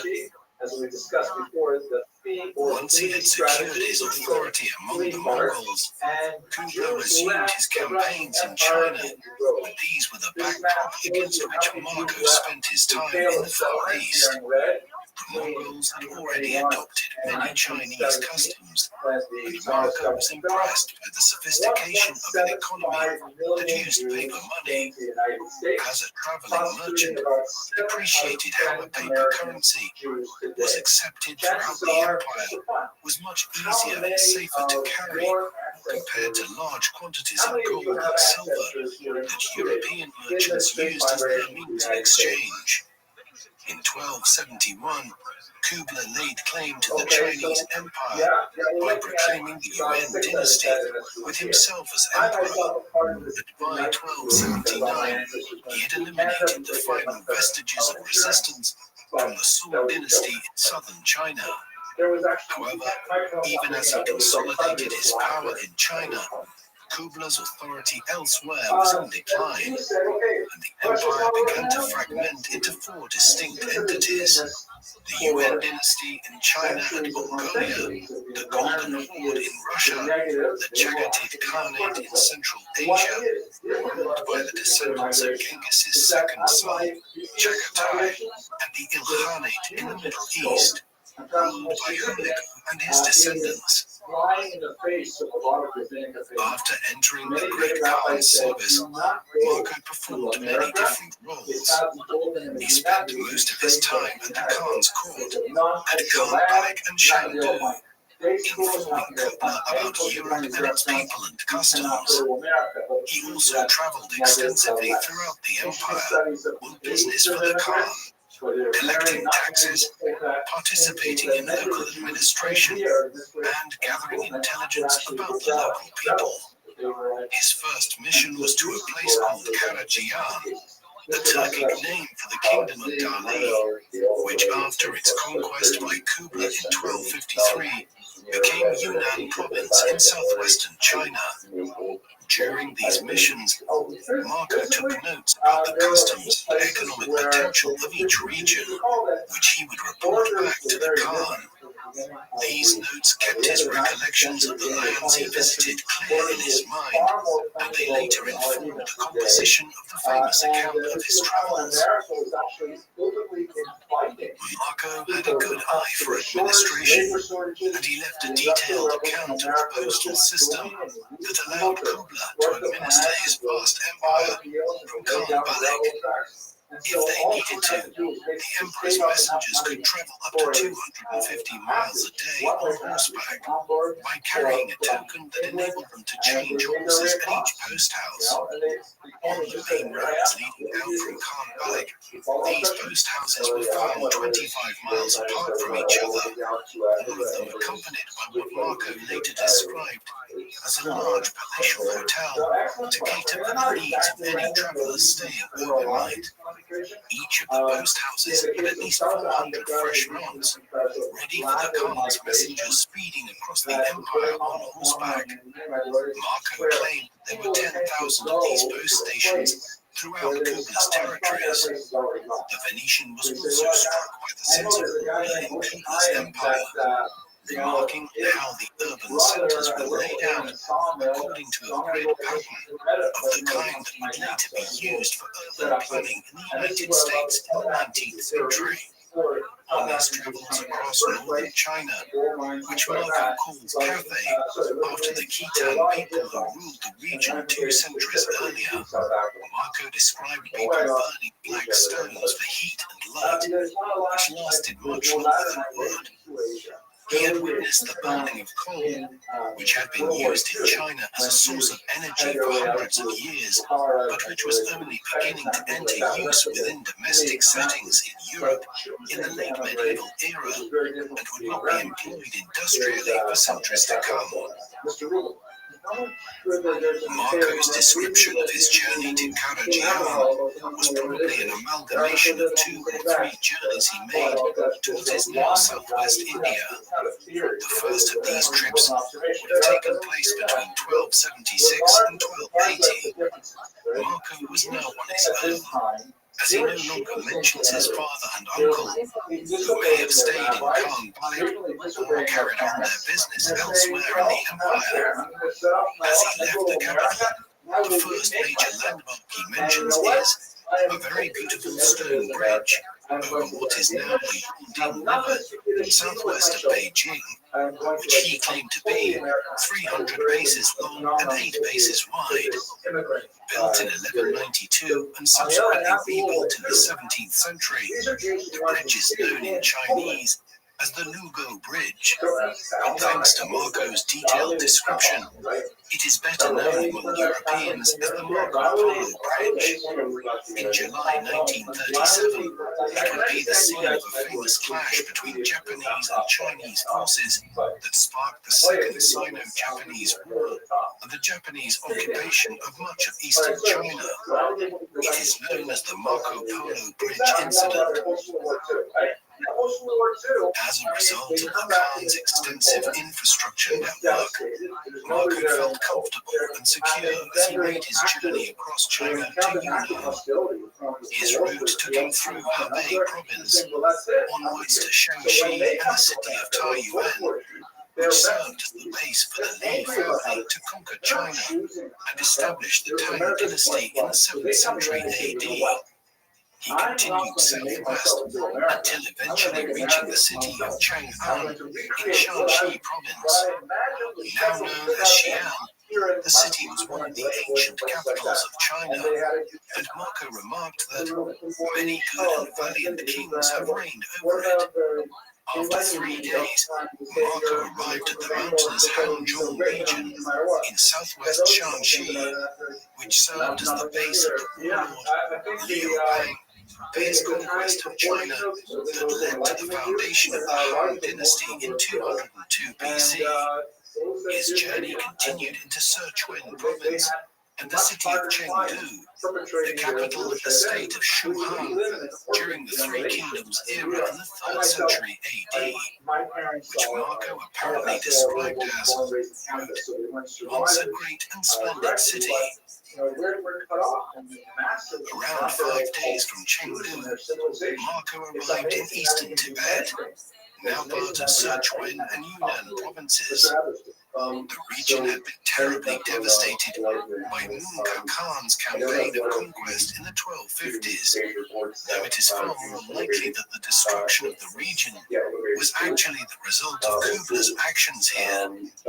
Whoever was responsible, the desolate region caused Marco unease for the first time since leaving Khan Balik.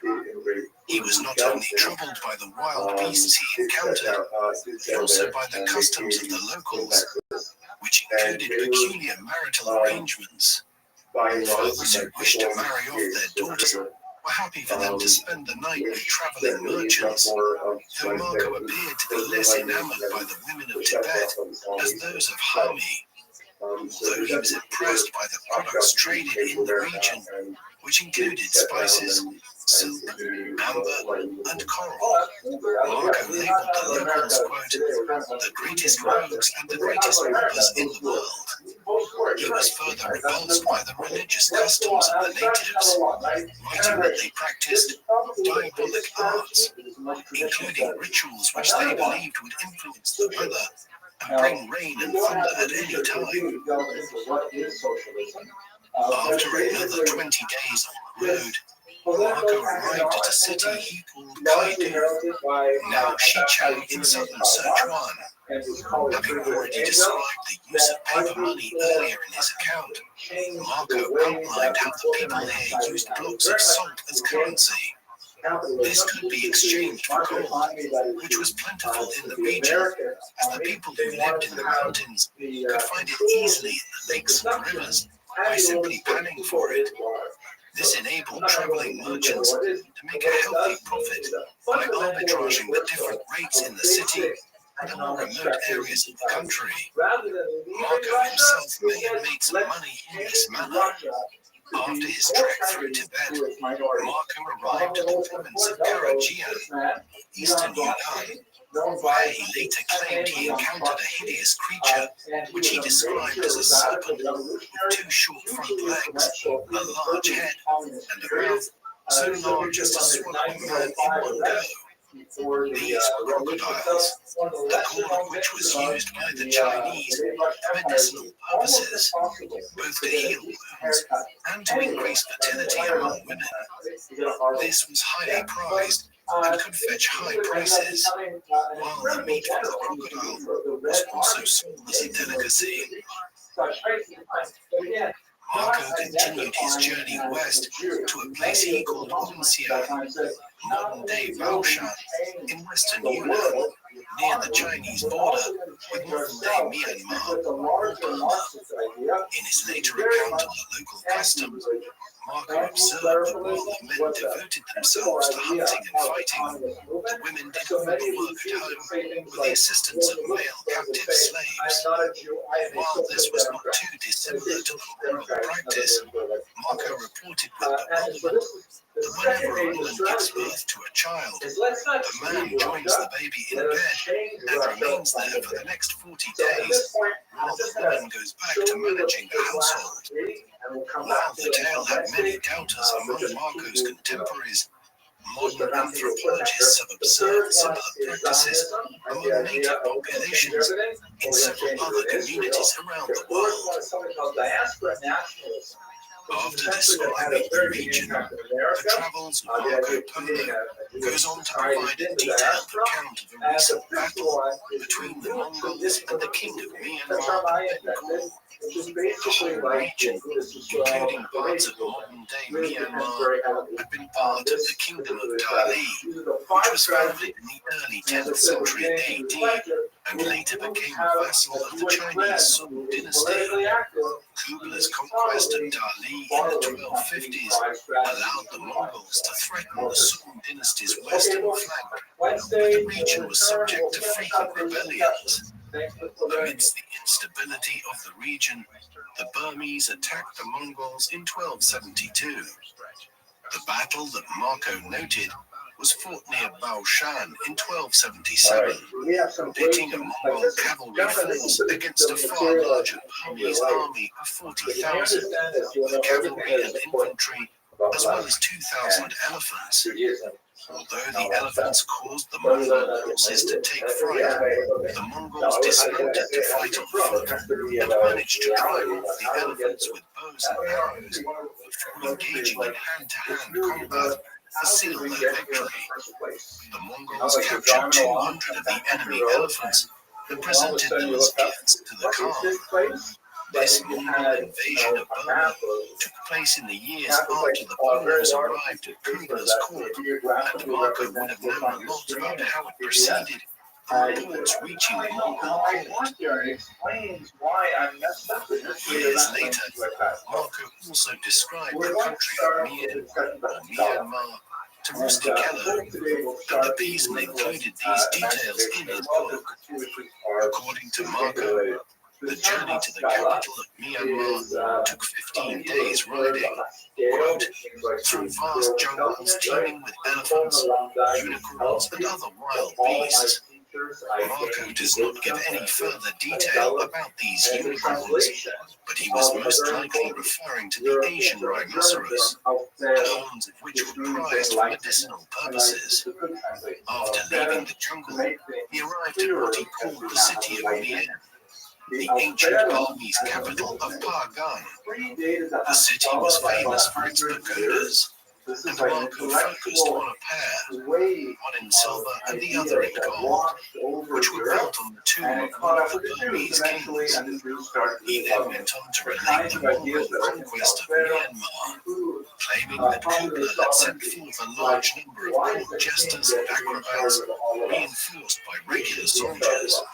After they defeated the Burmese, the Mongols were astonished to see the pagodas and proposed carrying off the gold and silver for the Khan, but Kublai refused, since he did not wish to cause resentment among the Burmese by plundering the tomb of one of their great kings.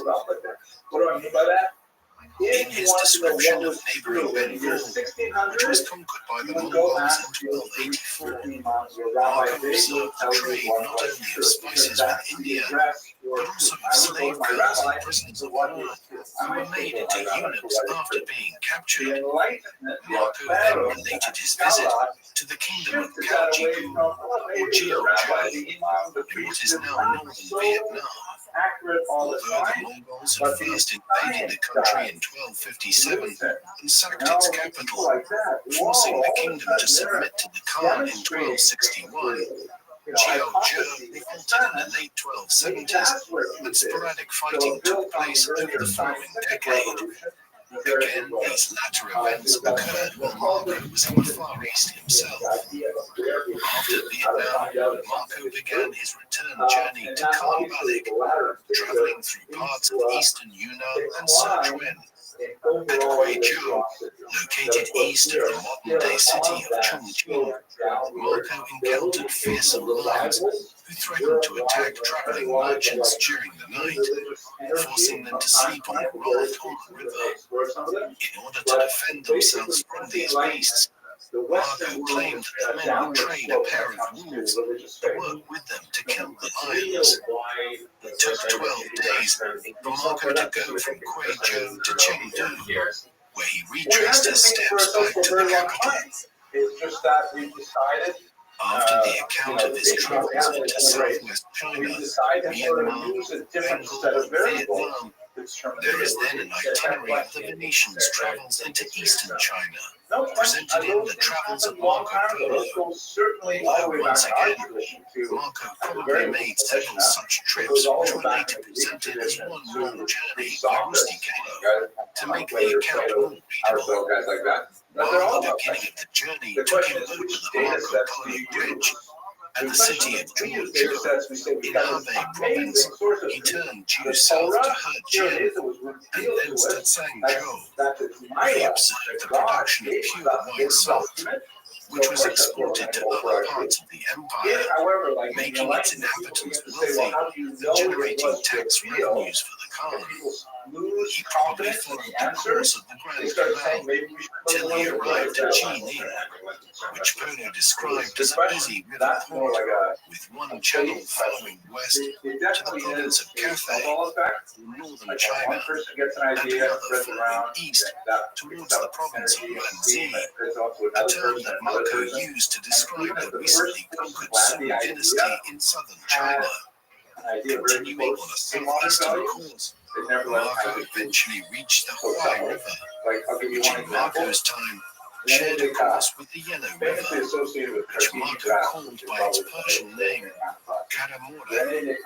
The Yellow River marked the boundary between the former Jin Empire in northern China, conquered by the Mongols in 1234, and the southern Song, which was not fully conquered until 1279. The travels of Marco Polo went on to give an account of the Mongol conquest of the southern Song, whose ruler was referred to as Fakfur, a term used by Persian and Arab historians meaning son of God, roughly corresponding to the Chinese Tianzi, son of heaven. In 1268, Kabla dispatched a general named Bai Yan Hundred Eyes at the head of a cavalry force of up to 200,000 men, supported by a river fleet, to invade the Song Empire. Marco describes how Bai Yan had requested submission from 5 cities on his path, all of which refused. The Mongol commander simply bypassed them and continued on his march, knowing that Kublai was following behind with reinforcements. Once he arrived at the 6th city that refused to submit, he stormed the city and massacred the inhabitants. Bai Yan took several other cities in quick succession and headed straight for the capital, the city of Hangzhou, which Marco called Twin Sai. A Venetian explorer painted a sympathetic portrait of Fakfur, otherwise the Song Emperor, who reigned between 1264 and 1274. Marco claimed that the emperor took care of 20,000 young children a year, who were abandoned on the streets by poor mothers who could not afford to bring them up. The children were either adopted by rich childless families or remained in the care of imperial nurses until they were old enough to be married to each other in a ceremony presided over by the emperor. As Bai Yan approached Hangzhou, Marco claimed that the Song emperor fled the city by ship and sailed towards India, while his empress defiantly attempted to defend the city before eventually submitting to the Mongols, after which she was treated with great courtesy at Khan Balik. In fact, Zong died in 1274 and was succeeded by his 3-year-old son, Emperor Gong, with Zong's aunt, Empress Dowager Xia, acting as regent. In 1276, after a show of resistance, the Dowager led the child emperor to Baiyan's camp and submitted. The emperor's 2 younger brothers escaped by sea to Fujian province, but after Song forces were defeated in 1279 in a naval battle on the south coast of China, the Song Prime Minister took the uncrowned 7-year-old emperor, Zhao Bing, in his arms and jumped into the sea. After arriving at Xianyang in Hubei province, Marco, his father and his uncle allegedly played an important part in bringing the city under Mongol rule. According to Marco's account, while the rest of the Song Empire had surrendered to Kublai, the fortress at Xianyang continued to hold out for 3 years. The Great Khan, in his frustration, turned to the 3 Venetians and asked them if they had any ideas to take the city. The Venetians informed the Khan of European mangonels. a type of siege engine or catapult, which could throw heavy rocks against the walls of enemy fortresses and bring them down. According to Marco, Kubler then ordered the construction of 3 of these machines, which were brought by river to the besieging army at Xianyang. The fortress did not hold out for long against these new weapons and soon surrendered to the Mongols. Here we see Polo's capacity for deception, though. Nearly everything in this tale, as he would have related it to Rusty Kello, was untrue. The siege of Xianyang actually ended in 1273, 2 years before the Polos arrived at Kubler's court in 1275. The Mongols did prevail in the siege after introducing new siege engines to their armies, but both Mongol and Chinese sources credit Arab siege engineers with the innovation. Polo was claiming credit for something which he had nothing to do with. As Marco's travels continued in China, he arrived at a place called Xinjiu, a city which he described as standing, quote, on the longest river in the world. This might have been Zhuzhou in Jiangsu province, near the estuary of the Yangtze River, the longest river in China and the 3rd longest in the world, surpassed only by the Nile and Amazon rivers. Marco suggested to Rusty Kello that the amount of commercial shipping and naval traffic on the river was greater than that of all Europe's rivers combined. On his way to Hangzhou, Marco went past the large and splendid city of Chengdu, where a massacre had recently been inflicted on the city by Bai Yan's army after the city's garrison resisted more fiercely than anticipated. Of the large and very splendid city of Suzhou, measuring 40 miles in circumference, he remarked that there were 6,000 stone bridges and an unimaginable number of inhabitants there. He went on to observe that, quote, if they were a warlike nation, the men of the province of Manzi would conquer all the rest of the world. Yet instead of focusing on war, the people here preferred to be merchants, craftsmen, and scholars. Marco's remarks reflect the reputation of the Song as the imperial dynasty that took China to unparalleled heights of cultural accomplishment, but struggled to defend itself from successive invasions from the north.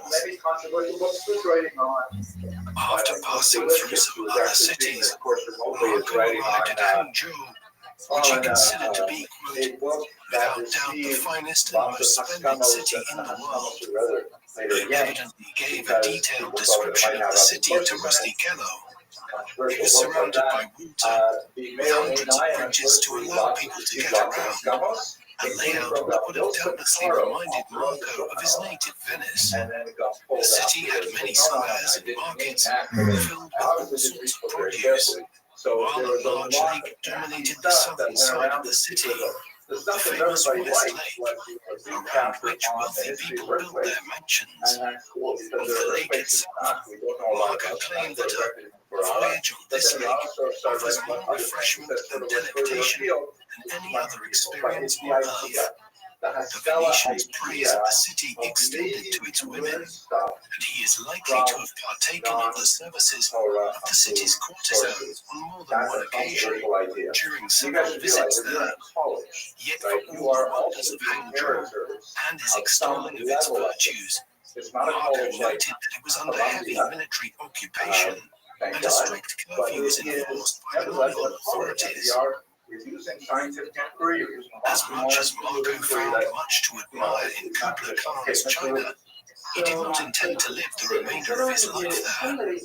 During their stay in China, the Polos had requested leave to return to Venice on several occasions, but Kubla found them useful and was reluctant to let them go. The opportunity finally came in 1291, when Kubla's great-nephew Arghun, the ruler of the Ilkhanate in Persia, sought a wife from Mongolia.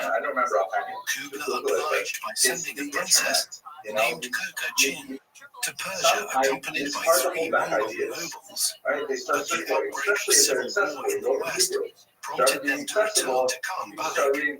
there are By a now lot it of was books like that that come out over the and next few Kubla centuries instead that are ordered like the Polos to really escort popular. the party to Persia by Fantastic, great, sea. great, great. And later, After someone picks up traveling something down to the wait eastern that coast it's of not exactly China what we via want to say, Hangzhou and it becomes us. and the But provinces it of doesn't come up Zhejiang right and away. Fujian, where So like Marco claimed they found a lost community of Christians who worshipped in secret but were allowed to practice openly after petitioning the Great Khan. The party arrived at the port of Quanzhou, which Marco refers to by the Arabic name of Zaitan. Here, Kubla had arranged for them to have a fleet of 14 ships waiting. Before the subsequent passage to India is related in the travels of Marco Polo, there is a section which digresses to describe the islands to the east of China, chief among which was Chipangu, or Japan. As Marco related it to Rusty Kello, the ruler of Japan lived in a palace covered with solid gold. A description that 2 centuries later would inspire Christopher Columbus to search for a western route to this wealthy country in a quest to claim its legendary wealth for the Spanish kingdom. Kubla was also eager to get his hands on Japan's wealth and sent 2 expeditions to conquer the island. After the first attempt failed in 1274, the second campaign was launched in 1281, but ended in disaster in August when a typhoon, the legendary kamikaze or divine wind, destroyed much of the Mongol fleet and forced the Khan to abandon the campaign. Marco describes how a small band of Mongols left behind in Japan managed to seize a local fort and hold onto it for several months before a peace settlement was negotiated. These events occurred while Polo was in the east, so while he did not himself visit the Japanese islands, they would have been a subject of much conversation with the court of Kubla Khan in the 1270s and 1280s. After leaving Quanzhou, Marco, his father and uncle, traveled 1,500 miles into the South China Sea to the kingdom of Champa, roughly corresponding to the southern half of Vietnam. Their subsequent journey through the East Indies is difficult to trace. A mention is made in the travels of Marco Polo of the great island of Java, 1,500 miles southeast of Champa, which the Venetian claimed to be the largest island in the world, but the description seems to be more appropriate for Borneo. He also referred to a lesser Java, now the Indonesian island of Sumatra, stating that while Kubla claimed authority over the island, its rulers remained independent. After sailing through the Straits of Malacca, the Polo stopped off at Ceylon, the pre-modern name for Sri Lanka, before sailing around the southern tip of India and up its western coast. There, the Polos allegedly attempted to find the tomb of the Apostle St. Thomas, said to have been martyred in India and buried near Madras. The travels of Marco Polo claims that the journey across the Indian Ocean took 18 months, and that by the time the party finally arrived at the port of Hormuz in the Persian Gulf, only 18 of the initial party of 600 that left China were still alive. We can probably assume that Marco is once again exaggerating here. Upon their arrival, Princess Gurkachin discovered that Arghun Khan, her intended husband, was already dead. She was therefore married to his young son, Hazan. After remaining at the Persian court for 9 months, the Polos were allowed to return to Venice by land. On the way, they learned of Kubla's death in the Far East in February 1294.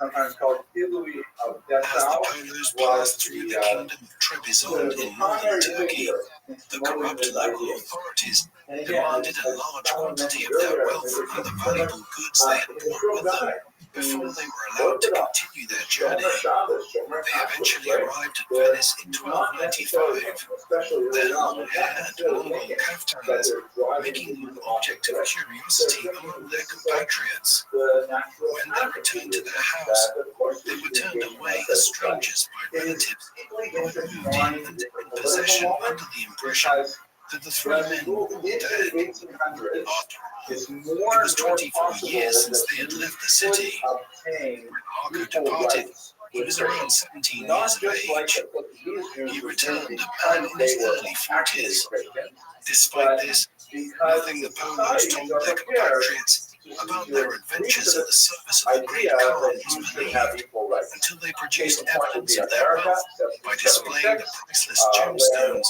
sewn yeah, into their so it didn't happen kaftans. automatically, it didn't happen all over at the same time, but The basically Polos America returned said, to Venice at a we the time when the people, city was this idea engaged that in we're war all with its born equal, maritime black rival, people, Genoa. black people. And Despite by his the way, history of serving Kublai Khan almost and his adoption of Mongol customs, Marco remained a proud Venetian and so and that was like sponsored and captained a Venetian ship. the French Revolution. When the Venetian fleet was defeated at the Battle of Korčula in September 1298, Marco was taken prisoner. As an esteemed Venetian figure and a wealthy one after returning home from the Far East, Marco was allowed to spend his captivity in relative comfort, while his genuine captors sought to organize a valuable ransom for his release. It was during this time that he met Rustichello of Pisa and began telling him about his many years of travel. We would probably know nothing about Marco Polo and his father and uncle today had Rustichello not recognized how extraordinary his story was and began writing down what would become the travels of Marco Polo. The book is often disjointed and incomplete, with unfinished sentences and abrupt shifts in the narrative, and no two manuscripts are the same. Despite this, Marco's account would become more influential than any other European account of the Far East, influencing subsequent generations of merchants and explorers who dreamed of finding new routes to China and Japan. The lands described so vividly in the account of Polo's many years of travel. Genoa and Venice soon made peace in May 1299, and 3 months later, Marco was released from prison. He returned to Venice, where his family had acquired a large palazzo. There in 1300, already in his mid-40s, he married a Venetian woman named Donata, with whom he had 3 daughters.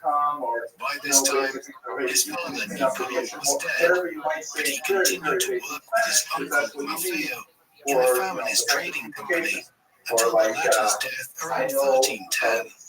By then, Marco was in his mid-50s, but had inherited most of the family's assets. No longer a traveler and adventurer, he was more focused on increasing his already substantial wealth. By the early 1320s, Marco's tales seemed increasingly fantastical to his fellow Venetians, who knew him primarily as a sedentary merchant of their city. According to legend, whenever he walked the streets of the city, he was followed by children shouting, "Mr. Marco, tell us another lie." Another account, this one written by a Dominican friar named Jacopo d'Acqui, relates how after Marco fell seriously ill in 1323, his friends urged him to admit that the tales he had told for so many years were made up. The bedridden man replied, "Friends, I have not written down half of those things I saw." He would never recover from his illness, and he died on the 9th of January 1324 at the age of 69. Marco Polo enjoys a legacy as one of the greatest travelers in world history. A native of the Venetian Merchant Republic, Marco joined his father and uncle on their journey to Kublai Khan's court as a teenager, and would serve the Great Khan for 17 years, during which he traveled extensively throughout China, making detailed observations of local societies, economies, customs, and religious beliefs. After returning home after 24 years of travel, his participation in the Battle of Korčula proved a stroke of fortune, as it introduced him to Rustichello of Pisa, who helped him immortalize his travels. The travels of Marco Polo soon became a literary sensation, with dozens of manuscript copies of it from the 14th and 15th centuries, attesting to its popularity in Italy and France, while the printed Russian Revolution thereafter brought many new readers across Europe. It would inspire future explorers and also offered a template for the burgeoning genre of anthropological studies of foreign societies in early modern Europe. Ultimately, his story is one of strange paradoxes. The travels of Marco Polo were made possible by the brief peace which existed across Asia during the era of Mongol rule that followed from decades of brutal Mongol war and conquest. Soon, Central Asia and the Middle East would collapse back into warring states and rival powers.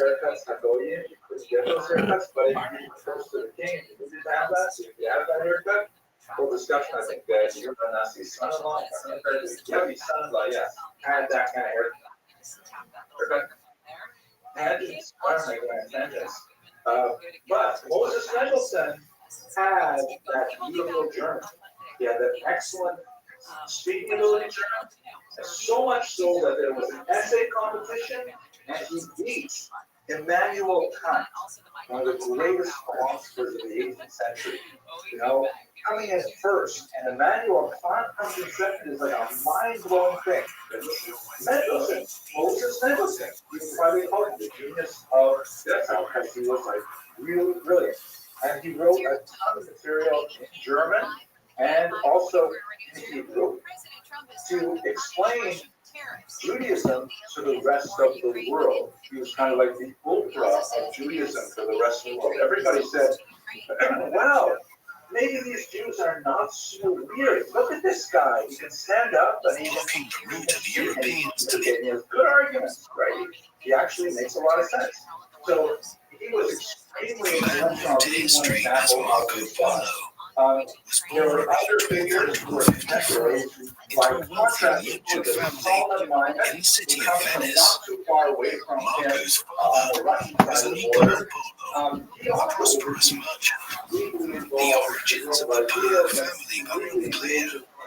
One tradition suggests that they were originally from Šibenik on the Dalmatian coast of what is now Croatia, and that they only relocated to Venice in the early 11th century. Another study suggests that the family only moved to Venice in the mid-13th century, and that Marco was actually born on the island of Korčula, near modern-day Dubrovnik. At the time of Marco's birth, the Republic of Venice was one of just dozens of Italian city-states, though one of the most powerful, dominating the sea routes of the Adriatic Sea and had extensive trading connections in the colonies in the eastern Mediterranean. Numerous studies have proposed that Marco was actually born in one of Venice's trading stations or colonies abroad, perhaps even in Constantinople, the medieval name for Istanbul and the capital of the Byzantine Empire at the time. The wider consensus, however, is that Venice itself was his place of birth. According to the traditional account found in The Travels of Marco Polo, Niccolo and his brother, Maffeo, left Venice in 1253 on what would become an extensive trading voyage. Early the following year, Niccolo's pregnant wife gave birth to a boy named Marco after St. Mark, Venice's patron saint. Marco's mother, whose name is unknown, died when her son was still a child. As his father was away on his trading mission, young Marco was brought up by an aunt and uncle. Away from Venice, it is likely that Niccolo Polo would not have even known that his wife was pregnant when he left the city in 1253. Before delving any further into the life and travels of Marco Polo, it is worth reflecting first on the book from which nearly all of our information on this mercurial Italian traveller is derived. The title of The Travels of Marco Polo, as it is known in English today, was actually something more akin to Book of the Marvels of the World in the original North Italian dialect in which it was written. It was not, as is sometimes suggested, written by Marco Polo himself. Instead, it was authored by Rustichello da Pisa, a writer from the city of Pisa in Tuscany. Sometime around the mid-1280s, Rustichello was imprisoned by the Republic of Genoa, which was engaged in an extensive conflict with Pisa during the 13th century for control over the island of Corsica.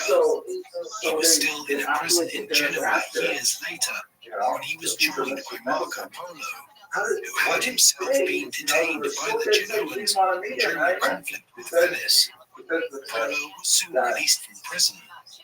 By that time, he had related the stories of his travels across Asia extensively to Rustichello, and the Pisan later wrote them up and published them.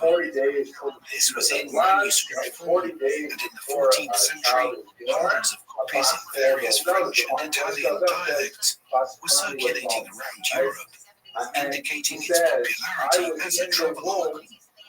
Nearly all of what follows is based on the travels of Marco Polo. Scholars have found no major reasons to dispute the accuracy of what Polo related to Rustichello, while the Pisan writer recounted it in print. The curiosities about the world which Polo encountered in Central Asia and China would have been so unusual to European readers in the late medieval period that he would not have needed to exaggerate in order to make his work of wide interest. The Venice that Marco Polo grew up in was a thriving commercial centre, with trading interests as far afield as Constantinople, the Black Sea, Levant, and Alexandria in Egypt. The city's merchants had become rich on the back of acting as the major go-between for goods coming from India and the Far East to the Middle East, and which were then carried to Europe on Venetian merchant vessels. An embryonic banking and insurance system had developed in Venice and other cities like Genoa, Pisa, and Florence in the High Middle Ages to facilitate and finance this extremely lucrative trade. Venice had also become a major naval power in the process, with a huge merchant navy and a substantial fleet of war galleys. Indeed, so powerful were the Venetians that half a century before Polo was born, the Venetians had largely co-opted the Fourth Crusade into conquering Constantinople and for a time occupying much of the lands of the Byzantine Empire. It was only in 1261 that the Byzantines managed to retake their capital, and when Marco's father and uncle had left Venice in 1253, it had been to head east to extend their trading interests at Constantinople. Though they soon relocated northwards to the Italian trading stations in the Crimea. As significant as Venice's ties to Constantinople and the Eastern Mediterranean were, Marco Polo's life would be shaped by developments much further to the east. The Mongols, a major tribespeople from the Chinese end of the Asian steppe, had burst onto the global stage at the beginning of the 13th century after a warlord named Genghis Khan had united the divided tribes into a confederation and had begun extensive military campaigns in both China and in Central Asia. By the time of Genghis's death in 1226, the Mongols had expanded as far west as the Caspian Sea and launched raids into Eastern Europe. This continued under his successors. By the time Marco was born in the mid-1250s, the Mongols were campaigning into the Crimea and Ukraine region and into the Levant against the Muslim powers. They sacked the city of Baghdad in 1258. While the Mongol Empire would soon be divided up amongst the descendants of Genghis Khan, at its peak, their combined territories extended from the Black Sea and the Syrian desert in the west, all the way to the Yellow Sea and the eastern edges of Asia in the east. This all had major implications for European merchants like the Polos.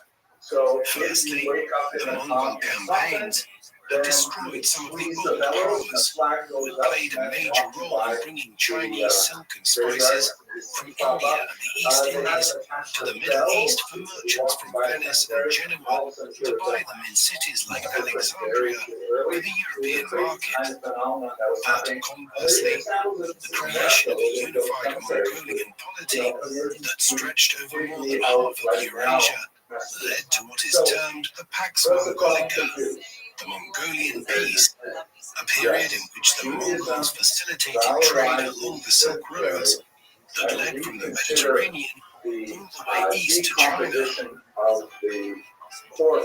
Marco's father and uncle, Niccolo and Maffeo, were two of the first individuals to see the potential of direct trade to the east under Mongolian rule, in the process cutting down the Muslim merchants who had made the Venetians pay over the odds for their goods in Alexandria for centuries.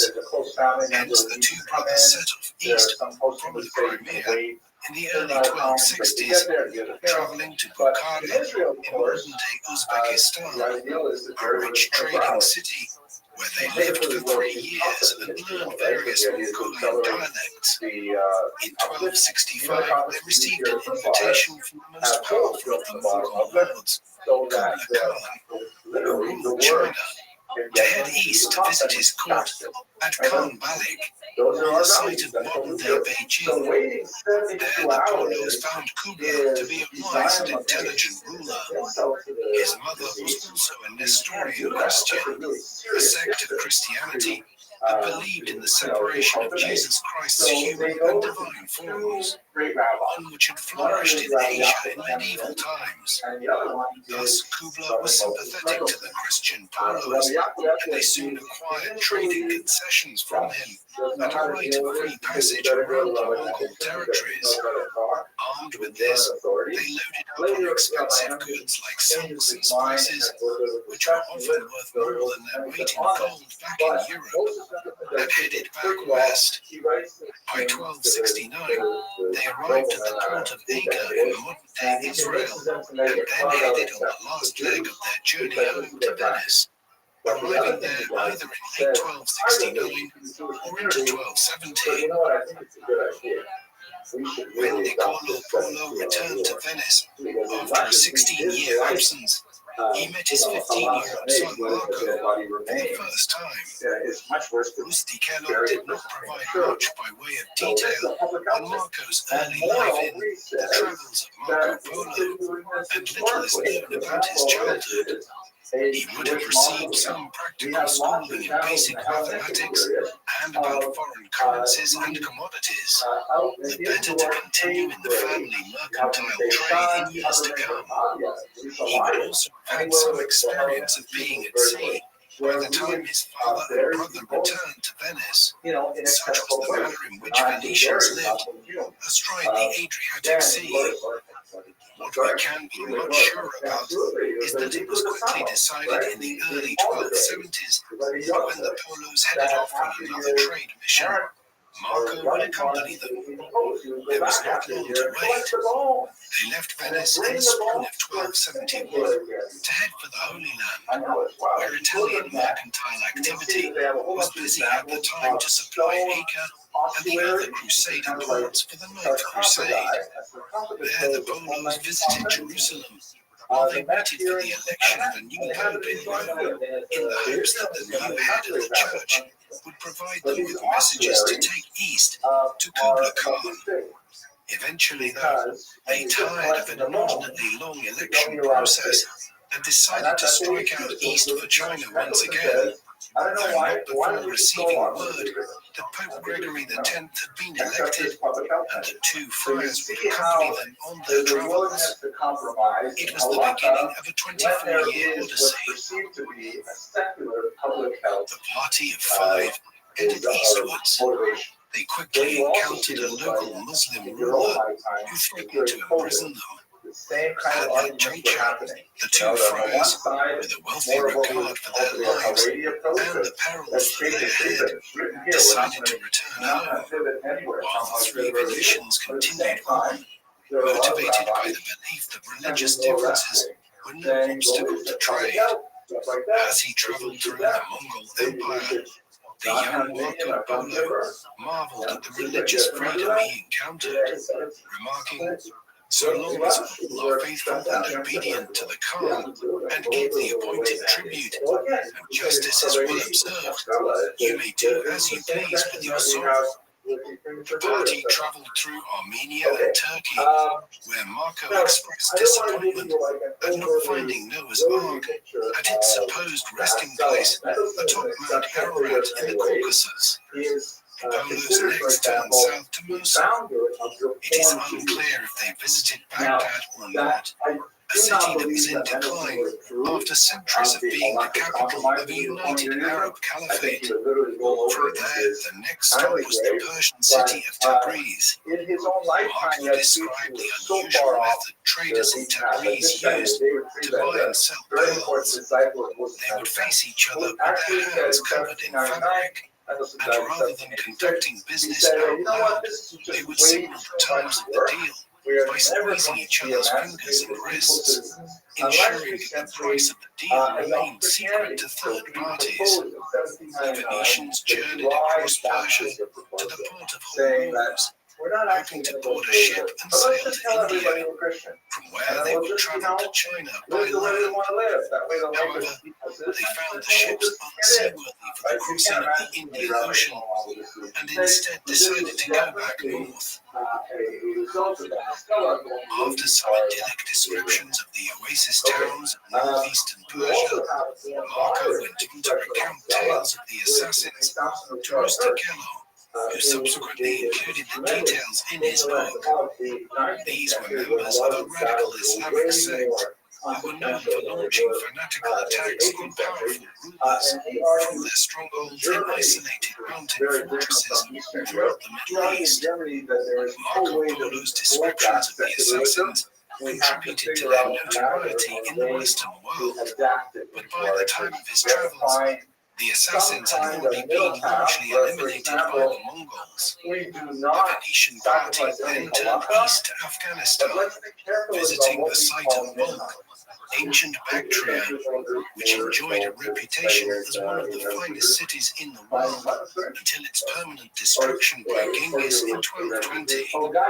While Marco was able to refer to the legendary tales of Alexander the Great in Bactria, the lands further east were only noted through the stories of the elder Polos.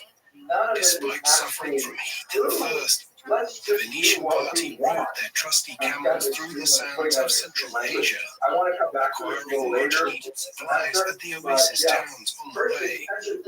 Eventually, they arrived at the oasis region of Badakhshan, now divided between Afghanistan and Tajikistan. Marco was delighted by the region, known for its trade in precious stones such as rubies, lapis lazuli, the blue gemstone, prized for its intense color. The young Venetian came to know the region well, as he fell ill, and the Polos had to stay for a year until he recovered. It has been speculated that he was suffering from tuberculosis, which he may have contracted as a child, and the symptoms of which only manifested during the stressful journey across Asia. By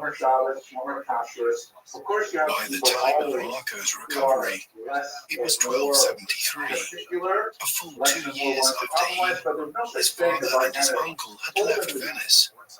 A few weeks later, they faced the formidable obstacle of the Pamir Mountains, which Marco described as one of the highest places in the whole world, observing that there were no birds at the high altitude because there was nothing for them to eat.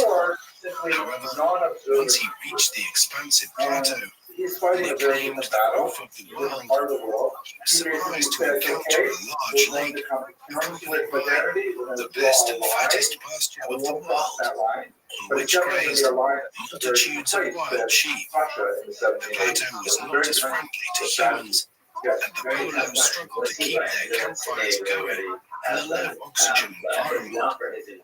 2 months later, having crossed the Pamirs, they arrived at Khotan on the edge of the Taklamakan Desert, where they replenished their dwindling supplies. The arduous trek through the Taklamakan only brought them to the edge of the considerably larger Gobi Desert. The temperatures fluctuated wildly each day in this desolate landscape, from 40 degrees Celsius during the daytime to below freezing at night. Marco later recollected hearing a phenomenon called the singing sands, caused by the wind on the dunes, which many interpreted at the time as the souls of those who had died in the desert crying out. At last, the Venetian party arrived among the Tangut, a Tibetan people who had ruled over a sizable domain in western China before the Mongol conquest. Although he had been confused about the religion of the Buddhists during his earlier encounters with them, Marco expressed admiration for the devotion of the Tangut Buddhists and drew a number of parallels with Christianity, likening the worship of Buddha statues in different forms to the veneration of saints. He was less impressed by the morality of the lay people outside the monasteries, observing that the men frequently took up to 30 wives, and those who were too old could be replaced by a younger sister. Marco was more intrigued by the customs in the oasis town of Kumo, now known by its Chinese name of Hami, where the menfolk were so accommodating of guests from afar that they would invite them to sleep with their own wives for the duration of their stay, and the women were more than happy to oblige. Marco, who was in his late teens at the time, strongly implies that he was the beneficiary of such hospitality, a practice that enabled such remote communities to replenish an otherwise limited gene pool. Not long after leaving Kumo, the Polos spent almost a year carrying out their business at a place which Marco called Camp Chou, which has been identified with Zhengye in Gansu province in northwestern China. The longer he spent in the Mongol Empire, the more he praised its accomplishments. Despite Genghis' reputation as a bloodthirsty savage in Europe, Marco later stated, quote, Genghis Khan was a very upright man, eloquent and of great valor, great wisdom and great prowess, placing him on equal footing with his childhood hero, Alexander the Great. He went as far as to claim that Genghis protected the inhabitants of cities that resisted him after he had conquered them. In his description of Genghis' life and conquests, Marco refers to a battle between Genghis and Prester John, the legendary Christian ruler in the East, who was defeated and lost his life. Marco's account claimed that Prester John was also known as the Khan, a title given to Tokhril, a powerful Mongolian chieftain who had been Genghis' patron before the two men found themselves on opposite sides of a complex civil war back in the formative period of the Mongol polity.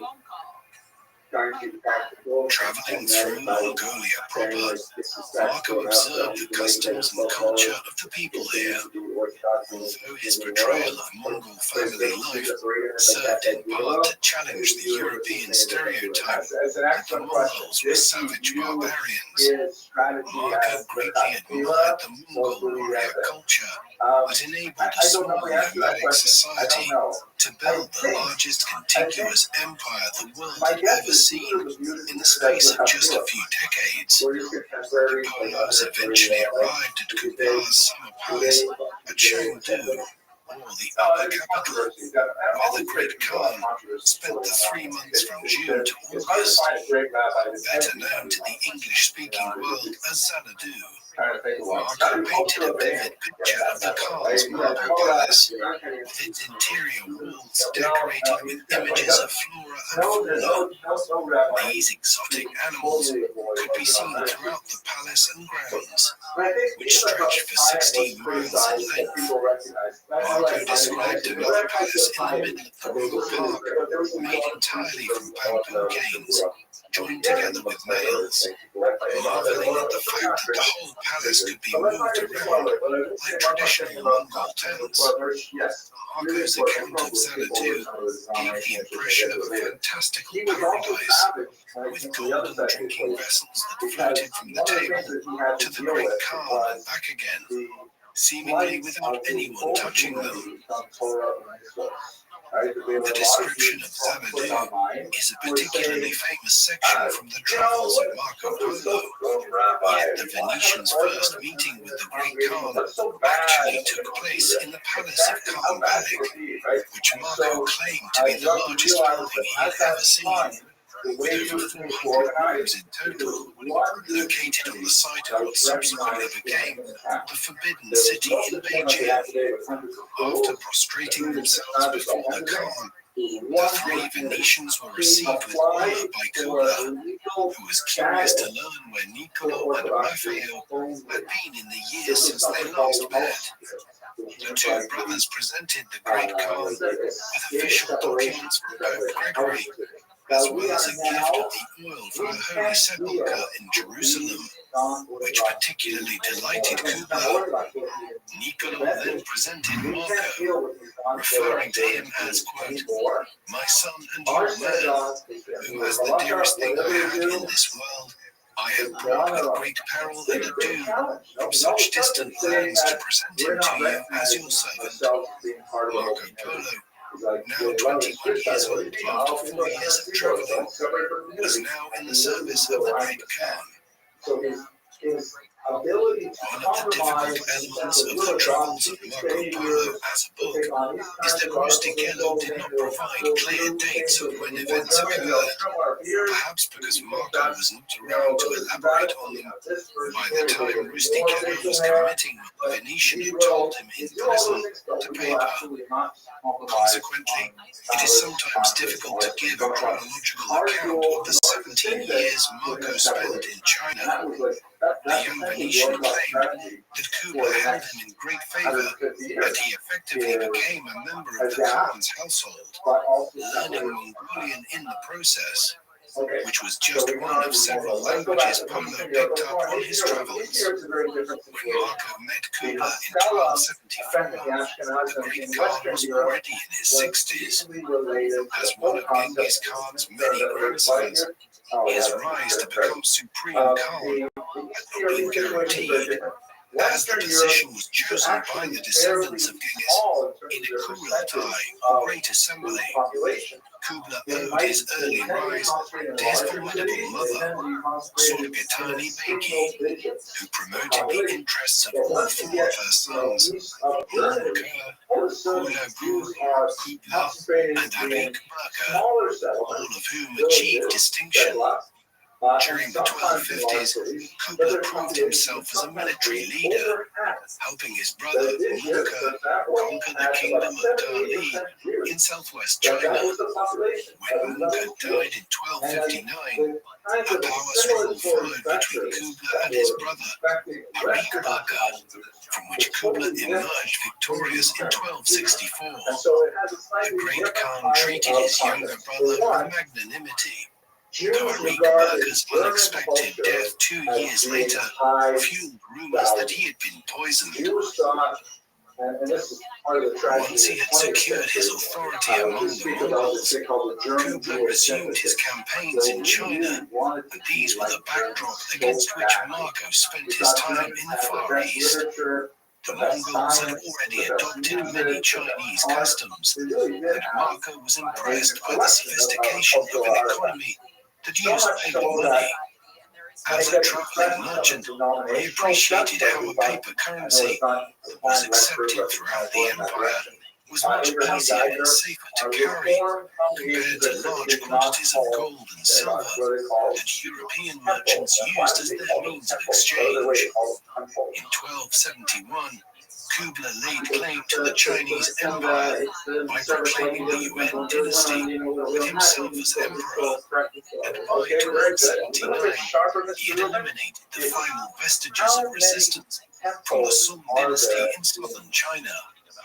However, even as he consolidated his power in China, Kublai's authority elsewhere was in decline, and the empire began to fragment into 4 distinct entities: the Yuan dynasty in China and Mongolia, the Golden Horde in Russia, the Chagatai Khanate in Central Asia, ruled by the descendants of Genghis' second son, Chagatai, and the Ilkhanate in the Middle East, ruled by Hulagu and his descendants. After entering the Great Khan's service, Marco performed many different roles. He spent most of his time at the Khan's court at Khan Balik and Shangdu, informing Kublai about Europe and its people and customs. He also traveled extensively throughout the empire on business for the Khan, collecting taxes, participating in local administration, and gathering intelligence about the local people. His first mission was to a place called Karajian, a Turkic name for the kingdom of Dali, which after its conquest by Kublai in 1253 became Yunnan province in southwestern China.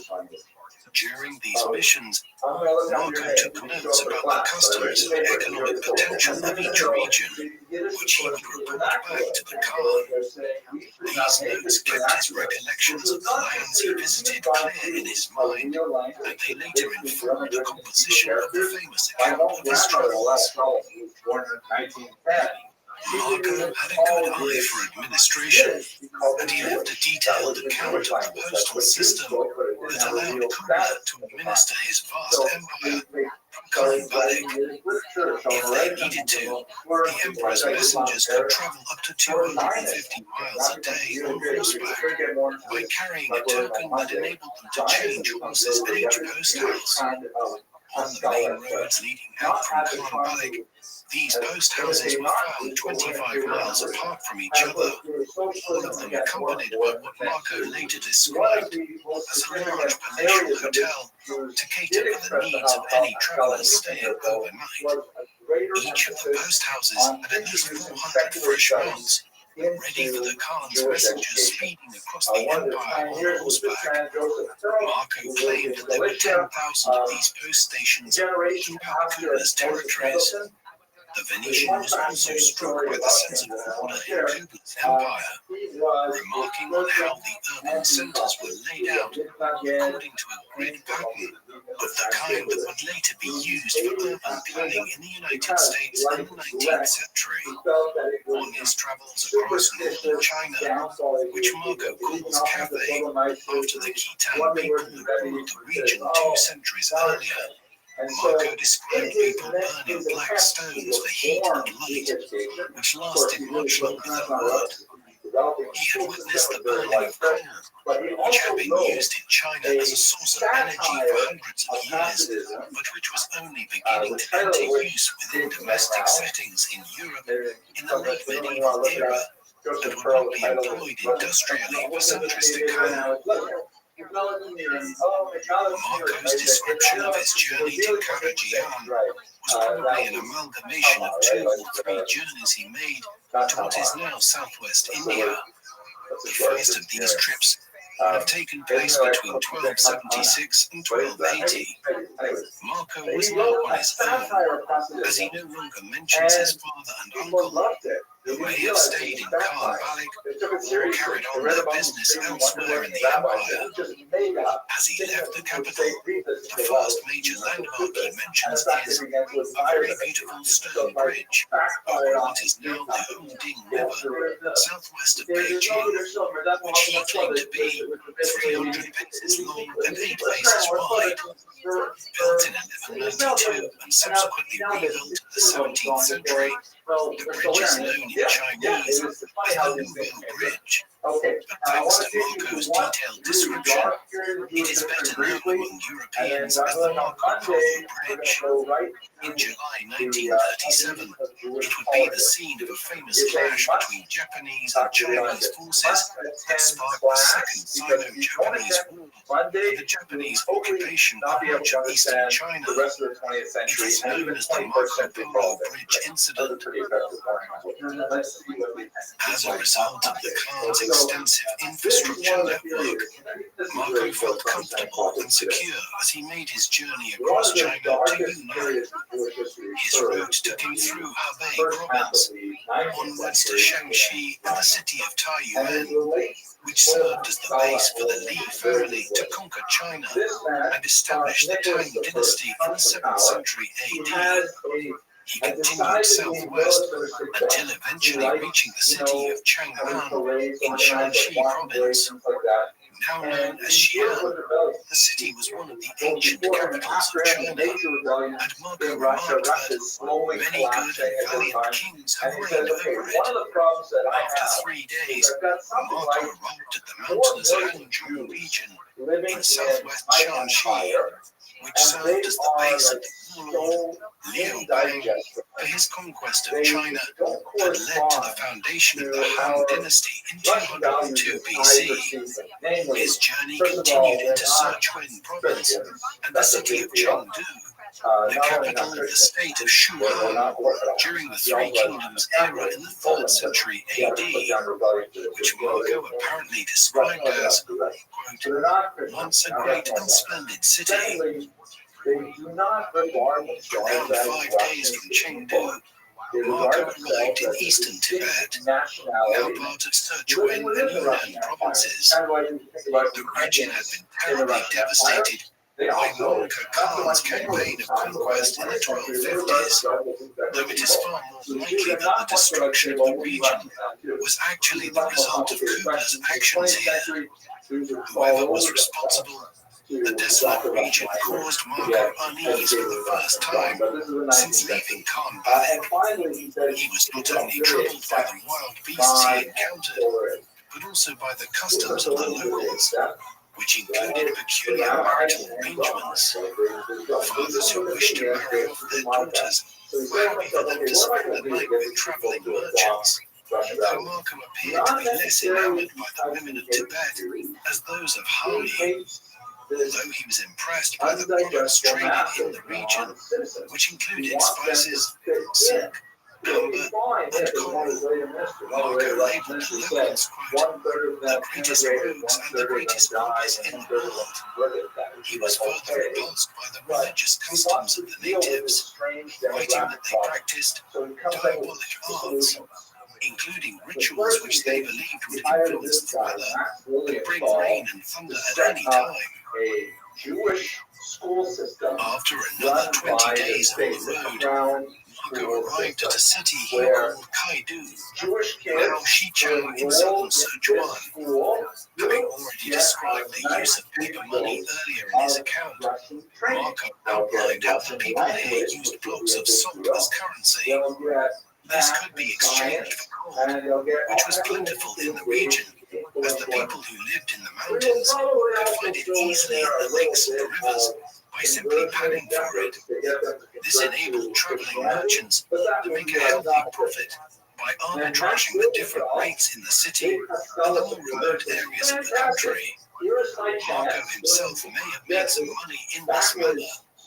After his trek through Tibet, Marco arrived at the province of Karajiao, or eastern Yunnan, where he later claimed he encountered a hideous creature, which he described as a serpent with 2 short front legs, a large head, and a mouth so large as to swallow a man in one go.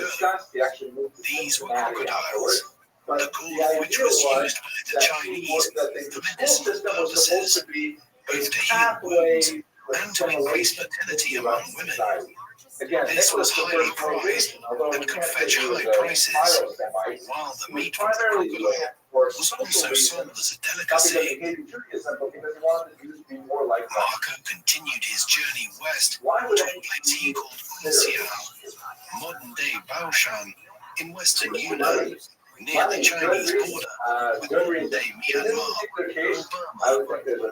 In his later account of the local customs, Marco observed that while the men devoted themselves to hunting and fighting, the women did all the work at home with the assistance of male captive slaves.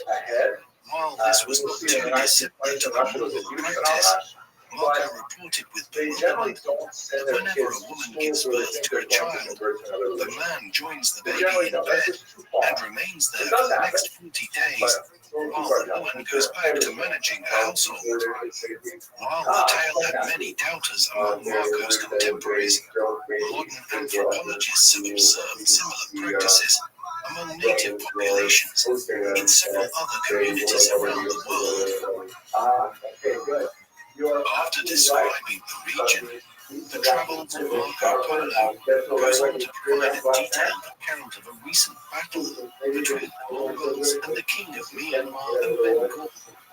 The whole region, including parts of modern-day Myanmar, had been part of the kingdom of Dali, which was founded in the early 10th century AD and later became a vassal of the Chinese Sung dynasty. Kublai's conquest of Dali in the 1250s allowed the Mongols to threaten the Sung dynasty's western flank, but the region was subject to frequent rebellions. Amidst the instability of the region, the Burmese attacked the Mongols in 1272. The battle that Marco noted was fought near Baoshan in 1277, pitting a Mongol cavalry force against a far larger Burmese army of 40,000, with cavalry and infantry, as well as 2,000 elephants. Though the elephants caused the Mongol horses to take flight, the Mongols dismounted to fight on foot and managed to drive off the elephants with bows and arrows before engaging in hand-to-hand combat to seal their victory. The Mongols captured 200 of the enemy elephants and presented them as gifts to the Khan.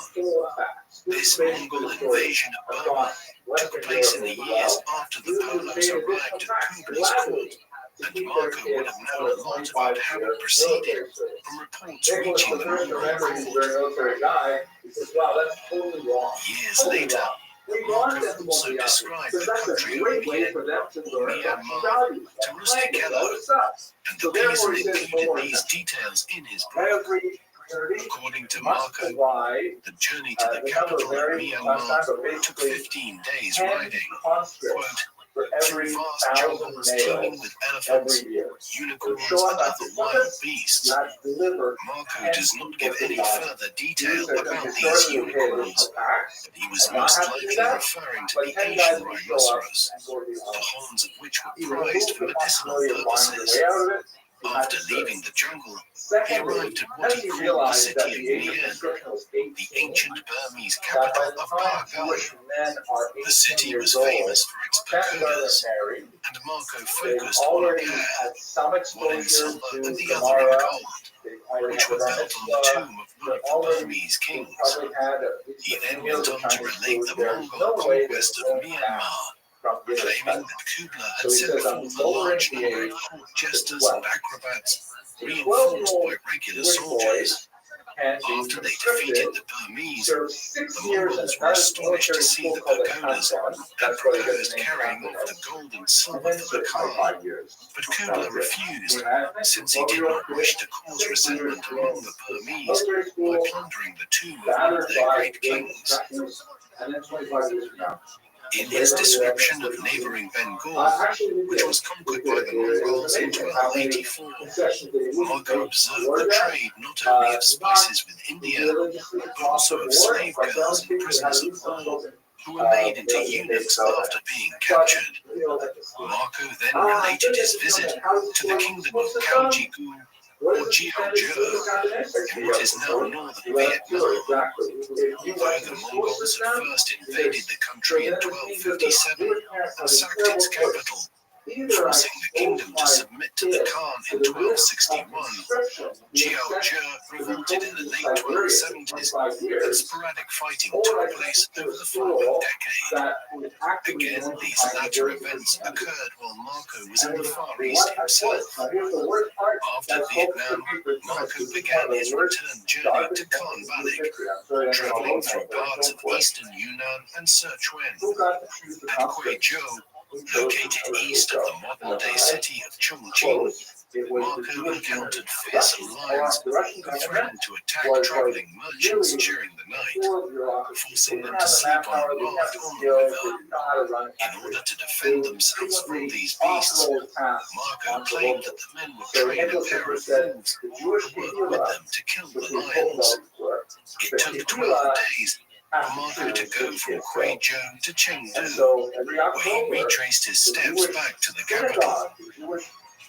After the account of his travels into southwest China, Myanmar, Bengal, and Vietnam, there is then an itinerary of the Venetians' travels into eastern China, presented in the Travels of Marco Polo. Although, once again, Marco probably made several such trips, which were later presented as one long journey by Restream to make the account more readable. While the beginning of the journey took him over the Marco Polo Bridge at the city of Zhuozhou in Hebei province, he turned due south to Hejian and thence to Zhangzhou, where he observed the production of pure white salt, which was exported to other parts of the empire, making its inhabitants wealthy and generating tax revenues for the Khan.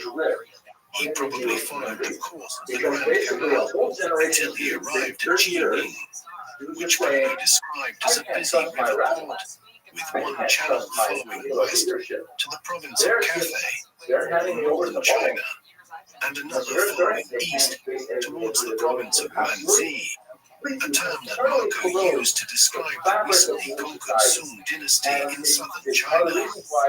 Continuing on a southeastern course, Marco eventually reached the Huai River, which in Marco's time shared a course with the Yellow River, which Marco called by its Persian name, Karamura. The Yellow River marked the boundary between the former Jin Empire in northern China, conquered by the Mongols in 1234, and the southern Sung, which was not fully conquered until 1279.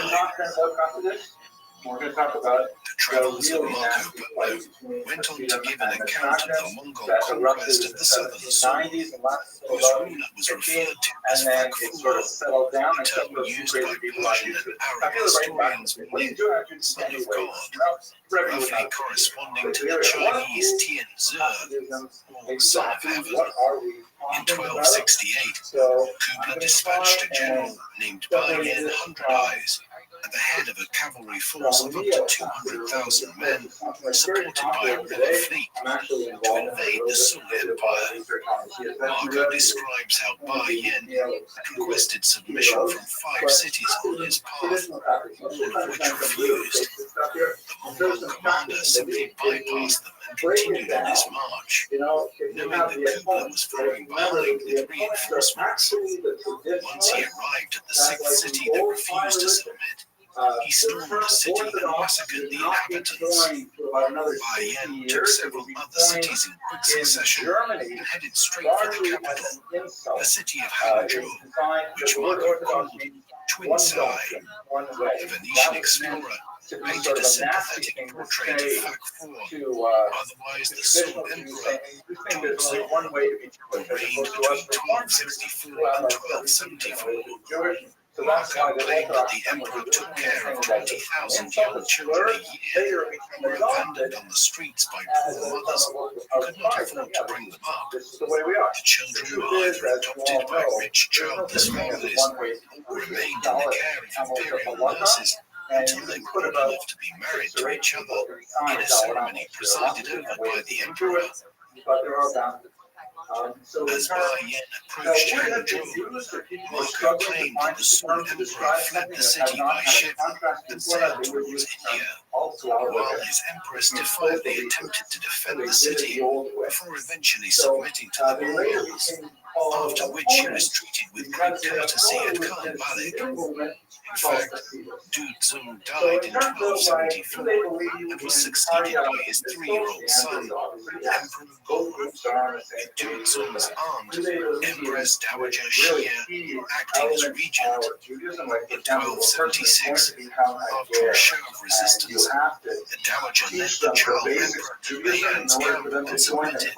The emperor's 2 younger brothers escaped by sea to Fujian province, but after Song forces were defeated in 1279 in a naval battle on the south coast of China, the Song prime minister took the uncrowned 7-year-old emperor, Jiao Bing, in his arms and jumped into the sea. After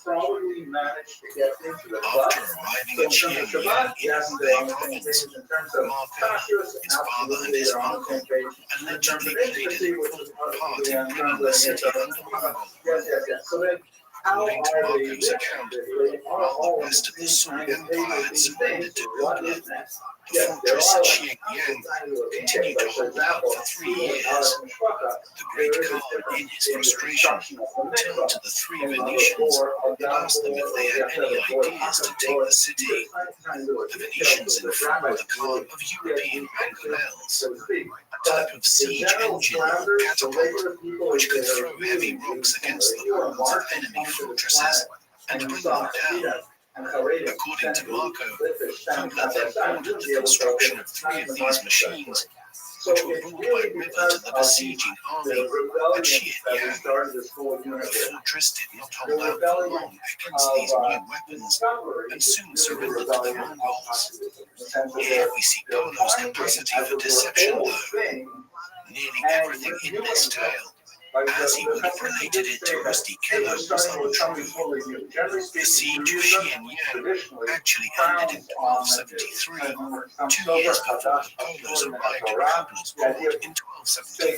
The Mongols did prevail in the siege after introducing new siege engines to their armies, and both Mongol and Chinese sources credit Arab siege engineers with the innovation. Polo is claiming credit for something which he had nothing to do with. As Marco's travels continued in China, he arrived at a place called Xingyou, a city which he described as standing, quote, on the longest river in the world. This might have been Zhuzhou in Jiangsu province, near the estuary of the Yangtze River, the longest river in China and the 3rd longest in the world, surpassed only by the Nile and Amazon rivers. Marco suggested to Rusty Keller that the amount of commercial shipping and naval traffic on the river was greater than that of all Europe's rivers combined. On his way to Hangzhou, Marco went past the large and splendid city of Changzhou. A massacre had recently been inflicted on the city by Bai Yin's army after the city's garrison resisted more fiercely than anticipated. Of the large and very splendid city of Suzhou, measuring 40 miles in circumference, he remarked that there were 6,000 stone bridges and an unimaginable number of inhabitants there. He went on to observe that, quote, if they were a warlike nation, the men of the province of Manzi would conquer all the rest of the world. Yet instead of focusing on war, the people here preferred to be merchants, craftsmen, and scholars. Marco's remarks reflect the reputation of the Song as the imperial dynasty that took China to unparalleled heights of cultural accomplishment, but struggled to defend itself from successive invasions from the north. After passing through some other cities, Marco arrived at Hangzhou, which he considered to be, quote, without doubt the finest and most splendid city in the world. He evidently gave a detailed description of the city to Rusty Keller. It was surrounded by water, with hundreds of bridges to allow people to get around. a layout that would have doubtlessly reminded Marco of his native Venice. The city had many squares and markets filled with all sorts of produce, while a large lake dominated the southern side of the city, the famous West Lake, around which wealthy people built their mansions.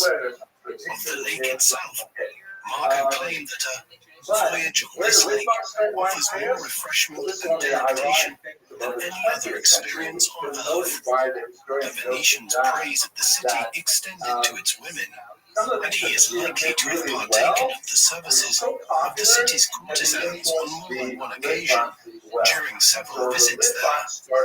Yet for all the wonders of Hangzhou and his extolling of its virtues, Marco noted that it was under heavy military occupation, and a strict curfew was enforced by the Mongol authorities.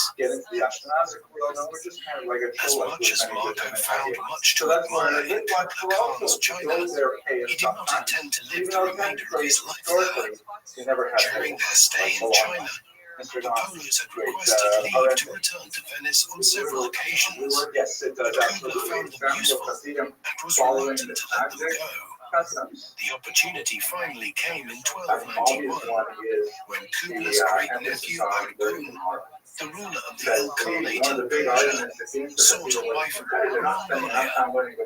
Kubla obliged by sending a princess named Kirkachin to Persia, accompanied by 3 Mongol nobles, but the outbreak of civil war in the west prompted them to return to Khan Balik. By now it was 1292, and Kubla instead ordered the Polos to escort the party to Persia by sea. After traveling down the eastern coast of China via Hangzhou and the provinces of Zhejiang and Fujian, where Marco claimed they found a lost community of Christians who worshipped in secret but were allowed to practice openly after petitioning the Great Khan. The party arrived at the port of Quanzhou, which Marco refers to by the Arabic name of Zaiton. Here, Kubla had arranged for them to have a fleet of 14 ships waiting. Before the subsequent passage to India is related in the Travels of Marco Polo, there is a section which digresses to describe the islands to the east of China, chief among which was Jipangu, or Japan. As Marco related it to Rusty Keller, the ruler of Japan lived in a palace covered with solid gold, a description that 2 centuries later would inspire Christopher Columbus to search for a western route to this wealthy country in a quest to claim its legendary wealth for the Spanish kingdom. Kubla was also eager to get his hands on Japan's wealth and sent 2 expeditions to conquer the island.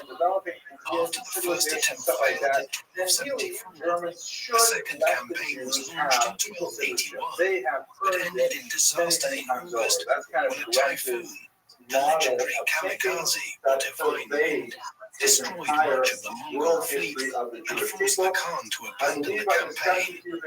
Marco describes how a small band of Mongols left behind in Japan managed to seize a local fort and hold onto it for several months before a peace settlement was negotiated.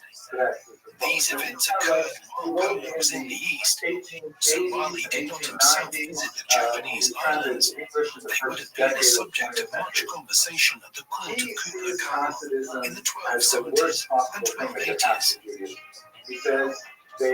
After leaving Quanzhou, Marco, his father and uncle travelled 1,500 miles into the South China Sea to the kingdom of Champa, roughly corresponding to the southern half of Vietnam. Their subsequent journey through the East Indies is difficult to trace. Mention is made in the Travels of Marco Polo of the great island of Java, 1,500 miles southeast of Champa, which the Venetian claimed to be the largest island in the world, but the description seems to be more appropriate for Borneo. He also referred to a lesser Java, now the Indonesian island of Sumatra, stating that while Kubla claimed authority over the island, its rulers remained independent. After sailing through the Strait of Malacca, Polo stopped off in Ceylon, a pre-modern name for Sri Lanka, before sailing around the southern tip of India and up its western coast. There, the Polos allegedly attempted to find the tomb of the Apostle St. Thomas, said to have been martyred in India and buried near Madras. The Travels of Marco Polo claims that the journey across the Indian Ocean took 18 months, and that by the time the party finally arrived at the port of Hormuz in the Persian Gulf, only 18 of the initial party of 600 that left China were still alive. We can probably assume that Marco was once again exaggerating here. Upon their arrival, Princess Kirkachin discovered that Arghun Khan, her intended husband, was already dead. She was therefore married to his young son, Hassan. After remaining at the Persian court for 9 months, the Polos were allowed to return to Venice by land. On the way, they learned of Kublai's death in the Far East in February 1294. As the Polos passed through the kingdom of Trebizond in northern Turkey, the corrupt local authorities demanded a large quantity of their wealth and the valuable goods they had brought with them before they were allowed to continue their journey. They eventually arrived at Venice in 1295. Their long-haired Mongol kaftans, making them an object of curiosity among their compatriots. When they returned to their house, they were turned away as strangers by relatives who had moved in and taken possession under the impression that the 3 men were all dead. After all, it was 24 years since they had left the city. When Marco departed, he was around 17 years of age. He returned a man in his early 40s. Despite this, nothing the Polos told their compatriots about their adventures in the service of the great Khan was believed, until they produced evidence of their wealth by displaying the priceless gemstones sewn into their kaftans. The Polos returned to Venice at a time when the city was engaged in war with its maritime rival, Genoa. Despite his history of serving Kublai Khan and his adoption of Mongol customs, Marco remained a proud Venetian and sponsored and captained the Venetian ship. When the Venetian fleet was defeated at the Battle of Corchulo in September 1298, Marco was taken prisoner. As an esteemed Venetian figure and a wealthy one after returning home from the Far East, Marco was allowed to spend his captivity in relative comfort, while his Genoan captors sought to organize a valuable ransom for his release. It was during this time that he met Rustichello of Pisa and began telling him about his many years of travel. We would probably know nothing about Marco Polo and his father until today, had Rustichello not recognized how extraordinary his story was, and began writing down what would become The Travels of Marco Polo. The book is often disjointed and incomplete, with unfinished sentences and abrupt shifts in the narrative, and no 2 manuscripts are the same. Despite this, Marco's account would become more influential than any other European account of the Far East, influencing subsequent generations of merchants and explorers who dreamed of finding new routes to China and Japan. The lands described so vividly in the account of Polo's many years of travel. Genoa and Venice soon made peace in May 1299, and 3 months later, Marco was released from prison. He returned to Venice, where his family had acquired a large palazzo.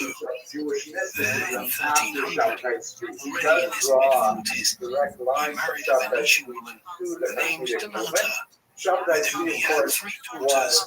By this time, his father Nikolov was dead, but he continued to work with his uncle Maffeo in the family's trading company until the latter's death around 1310. By then, Marco was in his mid-50s and had inherited most of the family's assets. No Wow. longer a traveler and adventurer, He said it really he was has to more do focused on increasing his already substantial And in wealth. fact, there are a lot By the of early 1320s, ridiculously Marco's embarrassing tales seemed rabbis increasingly who became fantastical all to his fellow Venetians, and even who after knew him primarily as a sedentary merchant of their city. According to legend, whenever he walked the streets of the city, he was followed by children shouting, "Mr. Marco, tell us another lie." Another account, this one written by a Dominican friar named Jacques, relates how after Marco fell seriously ill in 1323, his friends urged him to admit that the tales he had told for so many years were made up. The bedridden man replied, "Friends, I have not written down half of those things I saw." He would never recover from his illness, and he died on the 9th of January 1324 at the age of 69. Here's my favorite. This guy's my favorite. Marco Polo enjoys a legacy as one of the greatest travelers in world history.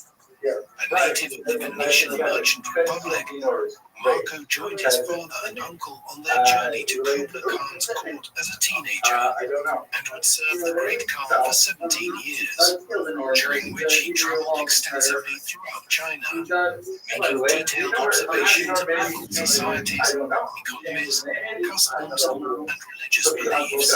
After returning home after 24 years of travel, his participation in the Battle of Corchula proved a stroke of fortune, as it introduced him to Rusticano of Pisa, who helped him immortalize his travels. The travels of Marco Polo soon became a literary sensation, with dozens of manuscript copies of it from the 14th and 15th centuries, attesting to its popularity in Italy and France.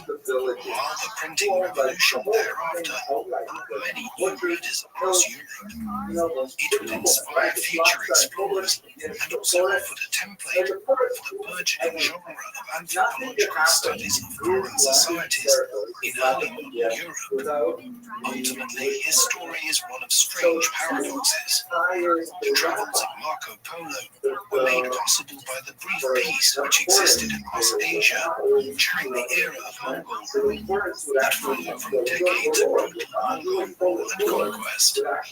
Soon, Central Asia and the Middle East would collapse back into warring states and rival powers, blocking the route of Europeans to the east once again. With that, new sea routes to the lands Polo had described would be sought after. Hence, in his own way, Polo was instrumental in opening the European mind to the possibility of new worlds to explore. What do you think of Marco Polo? Do you believe that he gave an accurate account of his travels and his many years of service at the court of Kublai Khan? Or might he have embellished what he related to Rusticano of Pisa quite a bit? Please let us know in the comment section. And in the meantime, thank you very much for watching. And the Hasidic movement was a rebellion against these awful rabbis who were not primarily concerned with the spiritual welfare of their flock. I'm back to Mr. Rubin. Okay, good. Thank you for letting me know. So, he said that the Hasidic movement was set up initially as a grassroots religious movement to say, we don't want anything to do with these, all of the humanities here, so I'm looking for a word. All of these, these corrupt rabbis who fought their position and are not interested in doing what we need. We need counseling, we need guidance, we need, make a rabbi to inspire us. And you guys are the last one inspirational. But these local charismatic leaders who know how to sing, who know how to dance, know how to tell a story, know how to sit down and have a drink with a fellow Jew and have to cry over their problems. Those are the guys who want to be our leaders. And moreover, where he wants to really see that, and we'll talk about it when we get to the conflict in the Sabbath, that he set up alternative revenue streams that supported these new popular rabbis. For example, I mentioned a meat tax on kosher meat, right? Who will be collecting, do you think, the meat tax? The tax collector, where would you pay it if you wanted to buy meat? Yeah, there's a bunch of stuff. This is typically the show that too. Like by a just a meat yourself, you guys probably never saw salty meat, right? You can eat it and you got meat. You're not with the blood in it. You have to actually salt it with your mother. I like that kind of taste of the plant. It has salt with this. You can't just buy a meat like that in plastic at the grocery store, right? Anyway, so if you would buy it from the show page, you was paying with tax to the rabbi and the Rabbi. What happens if you want to pay your meat tax, which you're going to pay anyways, to the second rabbi? How would you do that? You say, oh, I'm sorry, I have to see this is shkita. I can't go to the regular shkita. I need to go to the second shkita. And so you have a different shkita that the Ben Seal Dinar says it's a whole new revenue stream. It directs it away from that. Rabbi, let's do it. Let's say, for example, the Lidbach Salgava and Chakra is during the week at 6:19 a.m. And you know, you're falling asleep. Customers that says, you don't have enough when you're ready. Like, let's say, 10:30 in the morning. So you're going to have to have a rule. Especially if who else there's no overlap. I said, what do you think? Revenue stream. But it's not Dina's argument. This may be a little overstated, but it definitely has turned into our imaginations. What was this like? How would it have been to support this guy? We're going to try to make this journey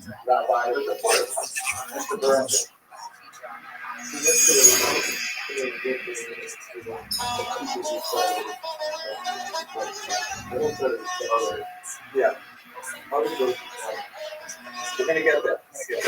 I know I started to do this part, but that's for us. But we'll get there. Mr. Mann, take one. So far, I'll take it.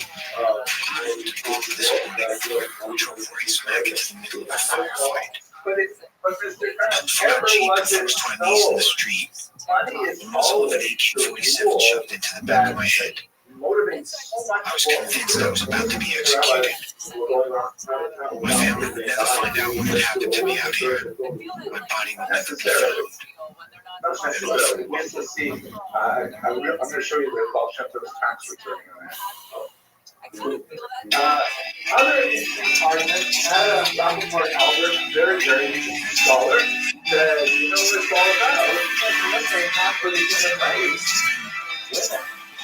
Casteism actually, especially in the early stages of the 1700s, allowed some unusual opportunities for women where they have largely been locked out of the religious society. No, there are several examples of female ready. There's the famous maiden of Boutonniere example, and then there's Rabbi Rothschild, who have a kid. She was really severe, and has a veil, sometimes not.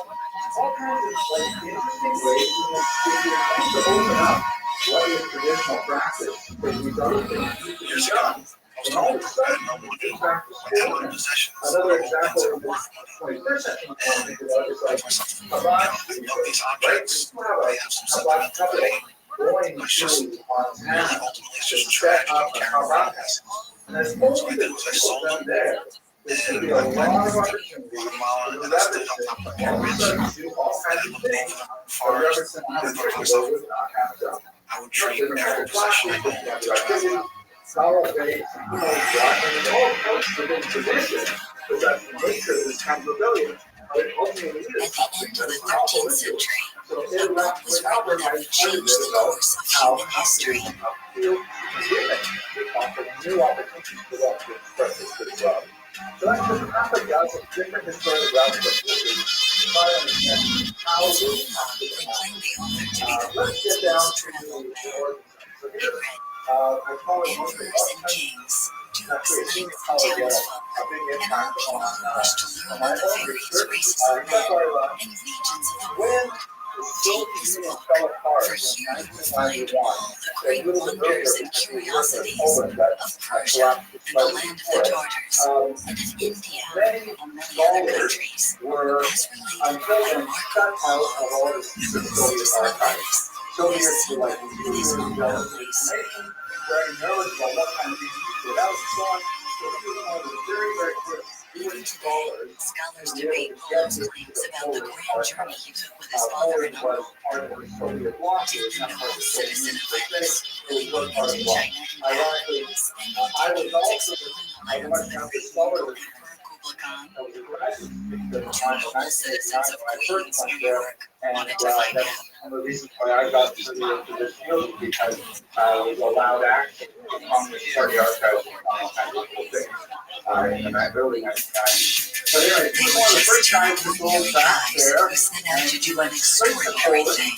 to a place called 2 Medjugorje years on a mission, because he was leaving looking for everything one behind, particular without thing. any idea What was he what looking lay for? ahead. The ball of Chemtrail. You wrote a book called In Search of the Ball of Chemtrail. Ball of Chemtrail? Yeah, like you feel that Their names, Dennis Elabo and Francis O'Donnell. They weren't scholars or historians. They weren't connected to major museums. They weren't on the faculty anywhere. There was no prospect of glory, and they sure weren't going to be paid. It was the early 90s. They were in their early 30s. Dennis was a wedding photographer. Francis, a veteran of the U.S. Marines. They had a few sponsors, including photographic companies that donated cameras, film, and some video equipment that's way outdated now. But most of all, they were on their own. Just a couple of buddies who took this trip because of what they loved. They loved art, history, culture, and they loved adventure. And they were about to try what no one had ever done. Successfully retrace Marco Polo's entire route, some 25,000 miles to China and back. Across forbidden mountain ranges, foreign deserts, wonder cities, and dangerous zones. Their only guide was Polo's own account of his travels, and they made a few simple rules for themselves. They would document every instance where they found what Polo had described. And there are some people like Piper or, the Sheriff of Nottingham that didn't necessarily do it just because it was part of the legend. So the question was, now, by the way, it's always fascinating. The Ball of Chemtrails was, contrary to a lot of the stories that fans would probably repeat about, In March 1993, they began where Polo had, in Venice. Here they hoped to set eyes on their first Marco milestone in the archive of the city library.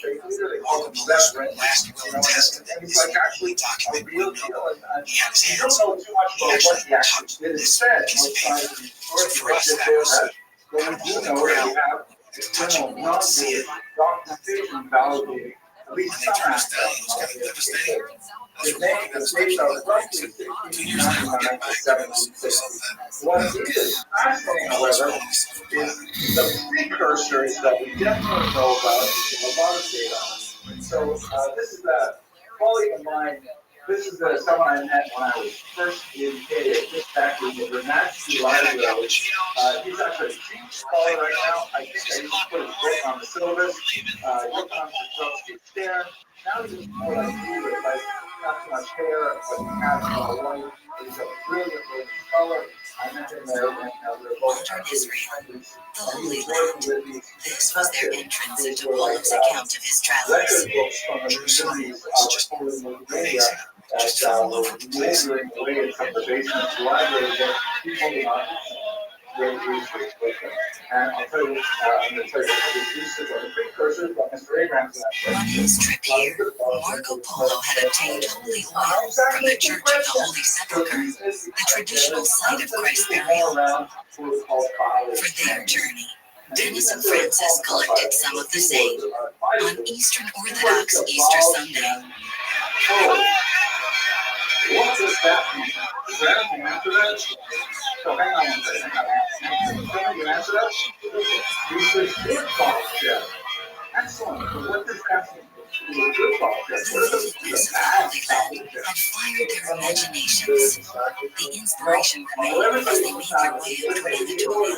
Today's Turkey. We tried to make it the 13th century, and I had some photos of from where there was cropped out of the sea. If the car went by, we didn't notice another tourist. We deleted it. We want to try to make this journey. Literally, master of master of Hashem's name. Why? Because he was right on here. So remember, this is after Shabbat Tzvi, not that long after, right? Balsham's was born in 1760. That's 100 years on the fly. For instance, we landed in Elias. Now it's But just in those a decades, small fishing there restaurant. are We stood there, like, this was New York Harbor of its time. European ships were there to get all these goods out of information, dropping off their caravans to make their way. It would have been really bustling. The journey was going along breezily. Just two guys on a road trip. Only this trip happened to be on the famed Silk Road. So that's not a test right? That's just same kind of deal. We visited caravanserais, the kind of medieval roadside hotels where Polo must have stopped.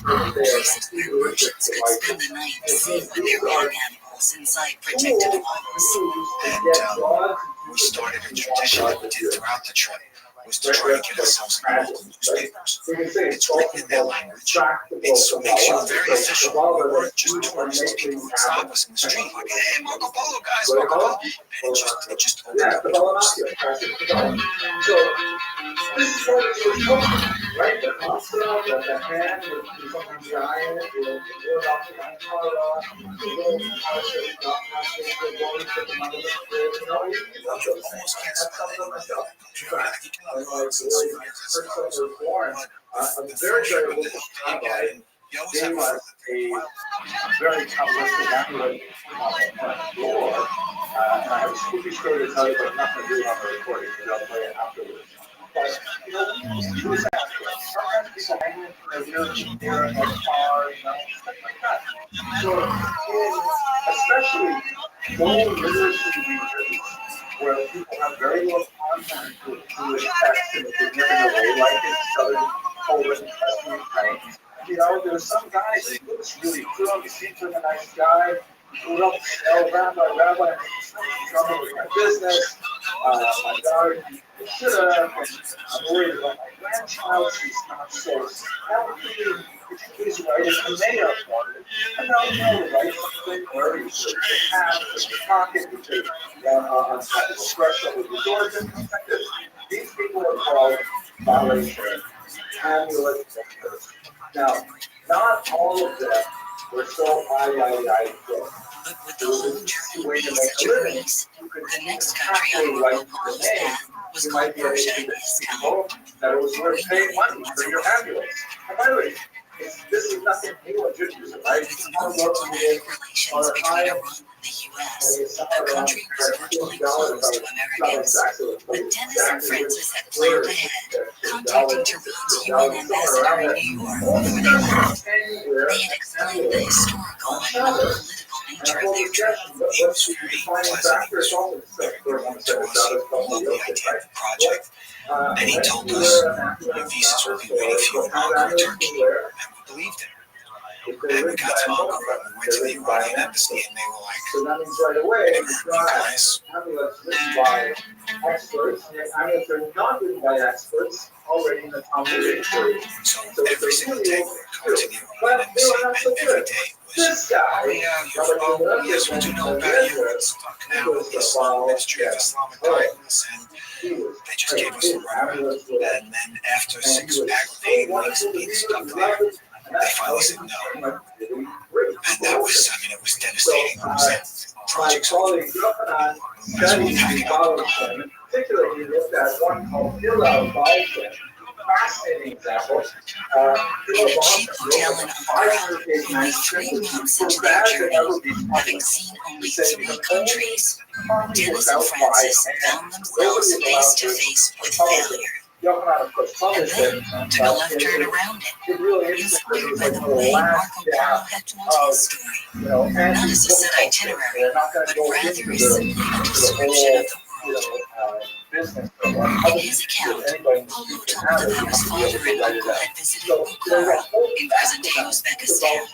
Dennis and Francis would now pick up that trail. Eventually, they'd figure out how to get into Iran by hook or crook on the way back.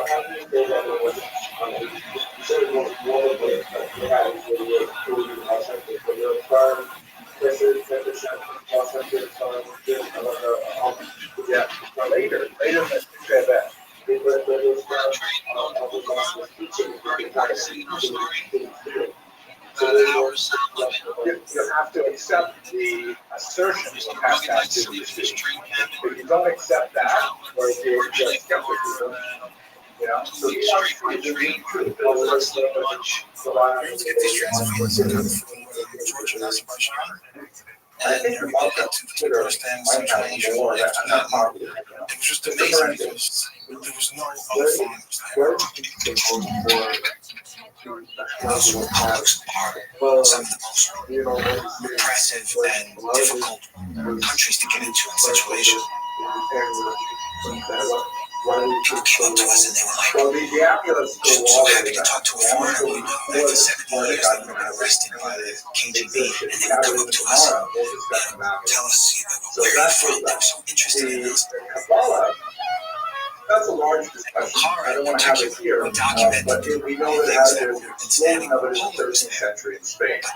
And it makes pretty good progress to get to Europe by the 1700s. And to more than half the amount of people spectacular. Pretty impressive. Persian blue tile So let me go on to it.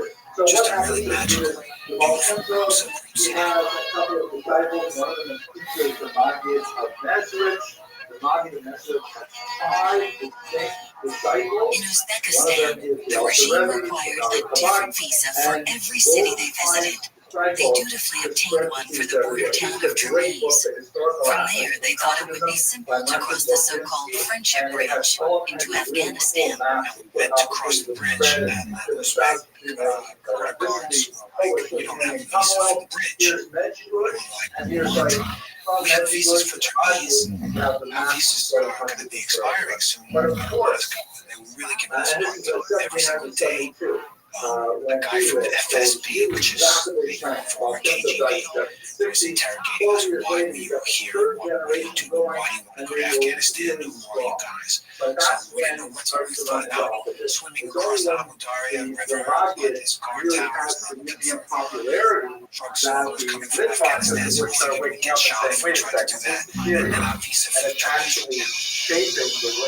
People observe Judaism in Europe. What are we going to do? So the opposition centers around the Vilna Gaon. Here's another example of Soviet Union. Again, I don't know how invalid visa in my passport. I'm pissed off because what used to be the KGB wouldn't let me into the chaos and civil war raging in Afghanistan. I was thinking you were crazy. Now I'm questioning my own sanity. There is a considerable amount of Uncle never needed to forge a visa. how much personally was opposed to Hasidism. There's no doubt that he was opposed to it, but maybe not necessarily the same degree of vitriol as many of his followers. And in fact, probably a one of the phenomena that we often see in history that, you know, the great leaders may have a particular attitude. And every day we would go back and we would present our passports again and see anonymous question. And the forgery was about to run out again. And finally, after all this, Fran was like, "That's it. I've had enough. We're going." And they use their mentors to wage their own wars. That may have been the case with the Vilna Gaon, where he certainly had some serious reservations in opposition to Calvinism, but it was his followers who became like really. The next time we got in front of the KGB guy, he said, "Look, our visas for your country have expired. We're crossing that bridge into Afghanistan. We're American citizens. What are you going to do? You're going to shoot us? You want an international incident?" What is this separate Also, the guy was like, "Oh, but there's the fine. You have to pay. You forgot to pay the fine. If you just pay this fine." So I think it was like $100 or something. Gave the guy $100 stamped us when we entered Afghanistan. In terms of what exactly are the boundaries of time when you're allowed to gather and stop at Kamara?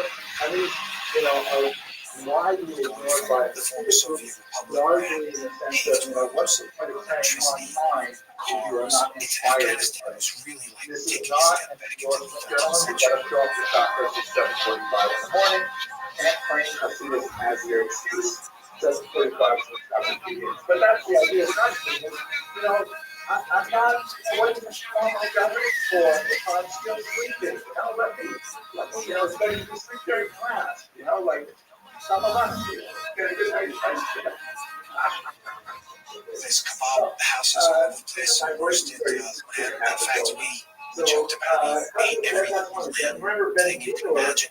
Lamb eyeballs, lamb brains, lamb tail, lamb intestines, everything of lamb you can eat. But as they journeyed deeper into the past, it became harder and harder to crop the present out of the scene. In 1993, Afghanistan's war with Russia was over, and the Taliban had yet to take control. Armed Mujahideen factions ruled the country. What's wrong with the Ashkenazi theater? The Hasidim went back, the people went back to various podiums of dominance, which were associated especially with the Rabbi Rothschild, Rabbi Rothschild, phenomenal Egyptian, and later of science. There's several cultural slaughter. They just bring the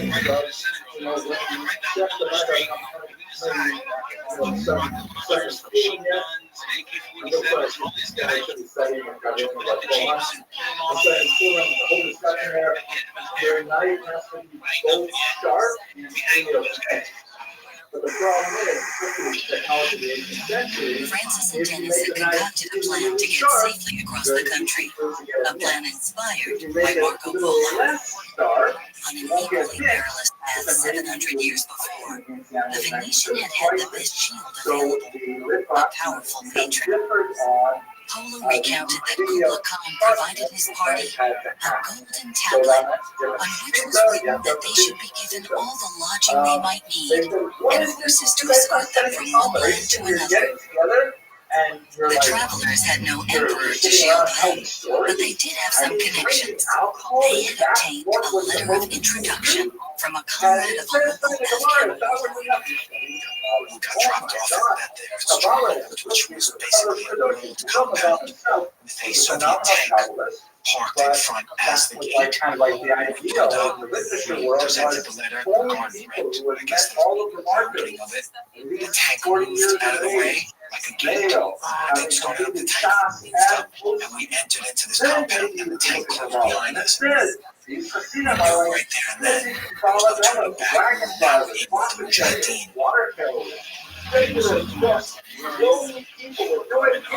And they're right away talking about the heroes and they must know that. What is stuff the ordinary ignoramuses? That's survivalists. They're taking like, you know, turtles and throwing them into the mud. You can't do that. So then they brought us up into the villa, this really fortress, and they took us into a room.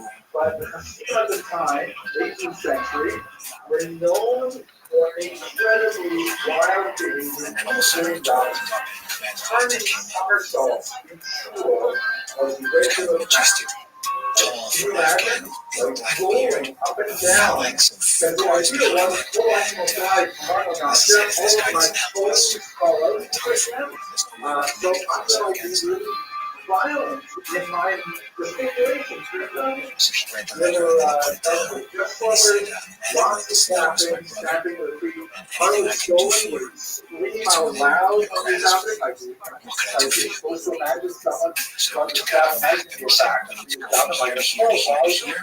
to Afghanistan. He Here's turned to his generals, to that talked outcome, for a little while, and then came back to us and things said, look, dramatically. this part of the country is really dangerous. We'll give you a helicopter. We'll fly you over the scary bit, and then you can pick up where Republicans travel after that. So now here's this guy who made this generous offer to us, and we looked at each other, and then we kind of came back to him and said, thank you very much, but we can't fly. The Afghan warlord was taken aback, but the letter from his comrade had all the power of Marco Polo's golden tablet. He came back and he said, look, it's really dangerous. We're going to give you 25 bodyguards. We have your jeeps filled with rocket propelled grenades, machine guns, the whole thing. You're going to move in here in the villa with us.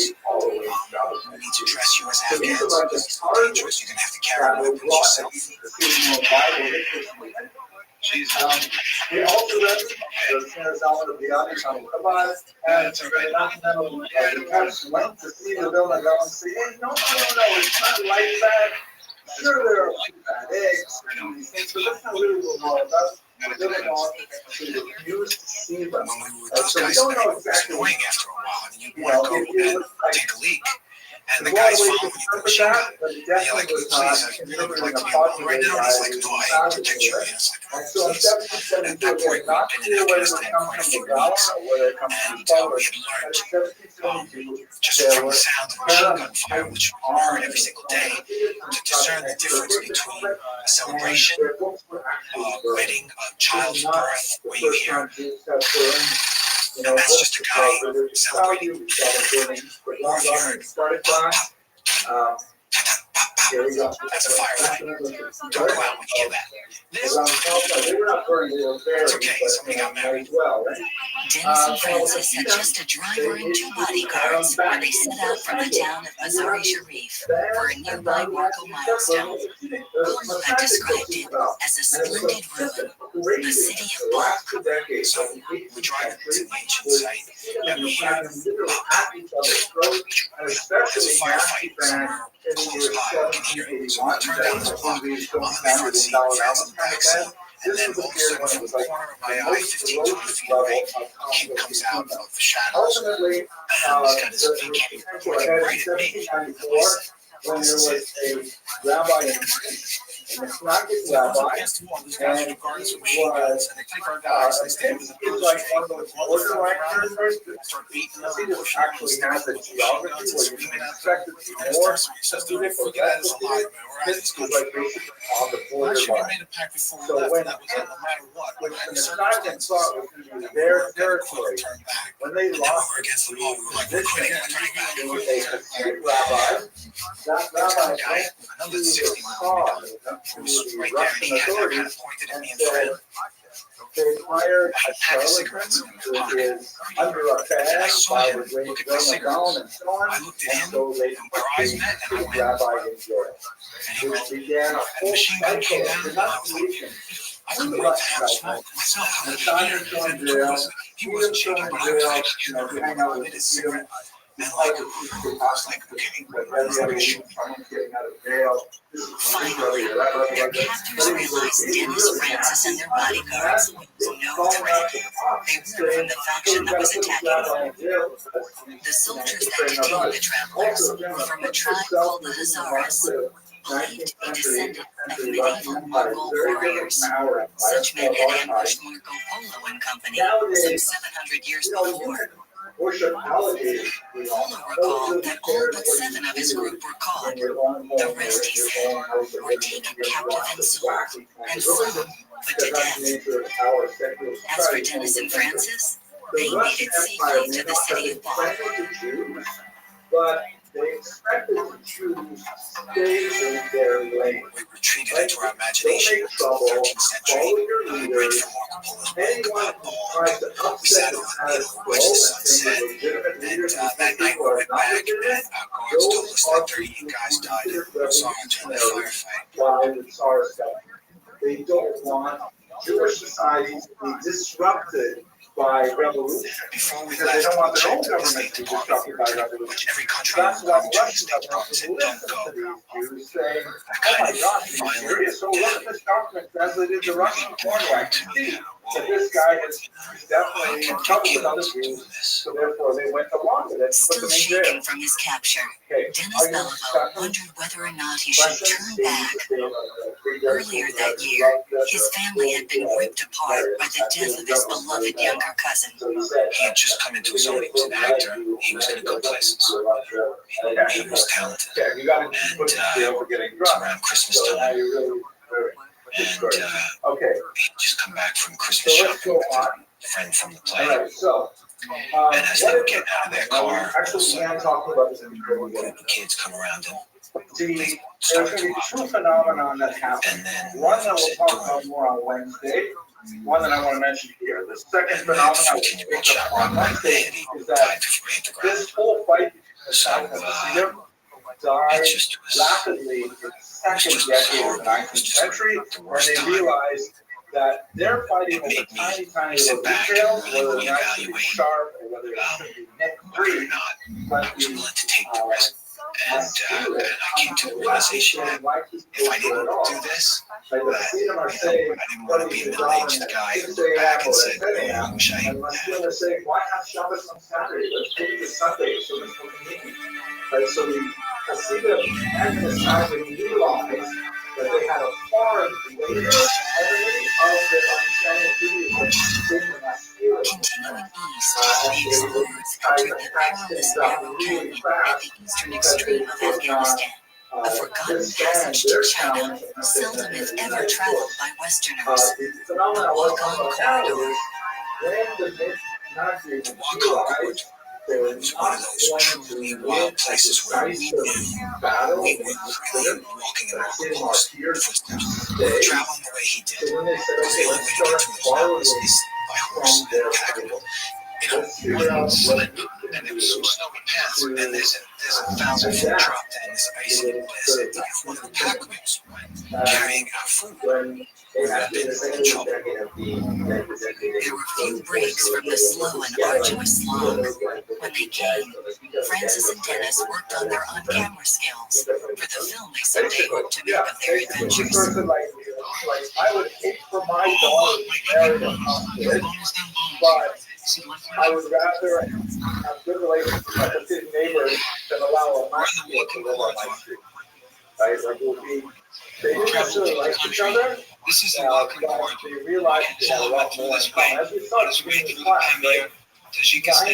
99% of what Hasidim and Messiah believe in is insane. It's that 1 to 5% that just died. Where's our soul? It's not like when you observe God as a house in God. It's a big difference.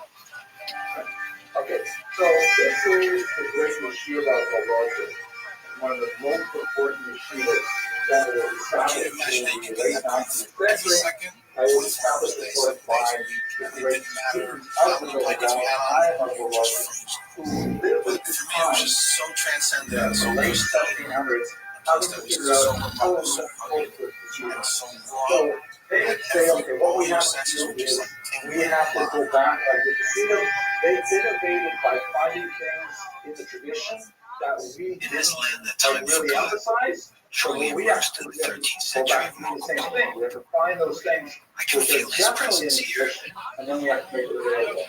So, for example, what we're good at as Lithuanians, This plane, whose name is Pioneer, extends fully 12 days' journey. And in all of these 12 days, there is no habitation or shelter. The traveler must take provisions with him. The walk-on starts at about 9,000 feet above sea level, then rises to about 25,000, to what is called the Bami Dunya, the roof of the world. So as it ascends, it goes increasingly hostile. The fortress is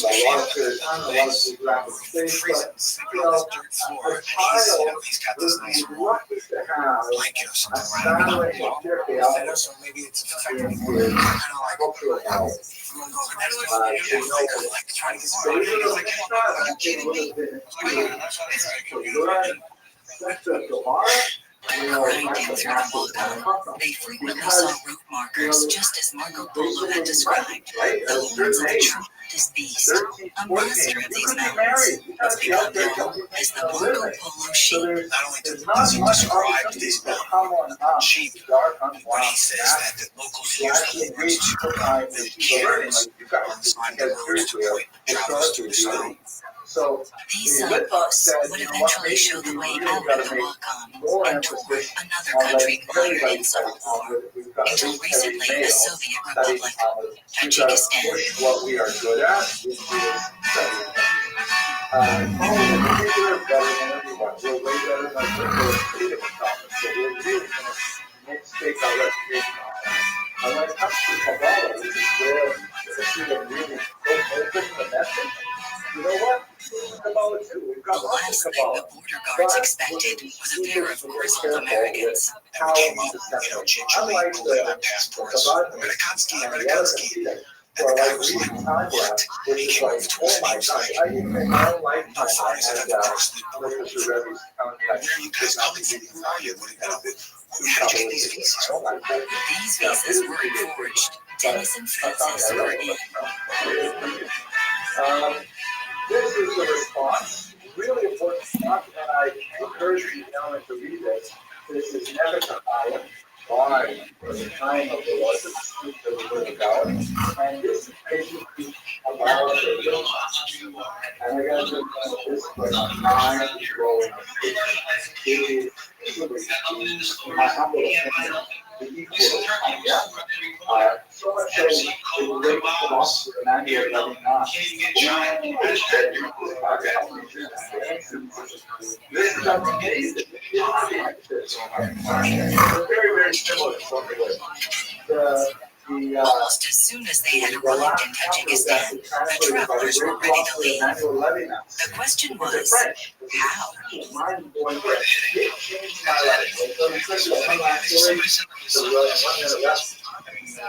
When I was first in Cuba, it's a personal story. But when I was first in Cuba, I think I know that I transferred to Cuba late for life. It was already waiting for sort of vehicles to take us this way. There's plenty of vehicles, there's just no benzene, there's no diesel. So we finally found okay, gentlemen, we're going to go into the wild 18 where we left off last week. Monday, we left off Monday, we were talking about the movement. So we left off the after break. Just you coming late. Okay, how you doing?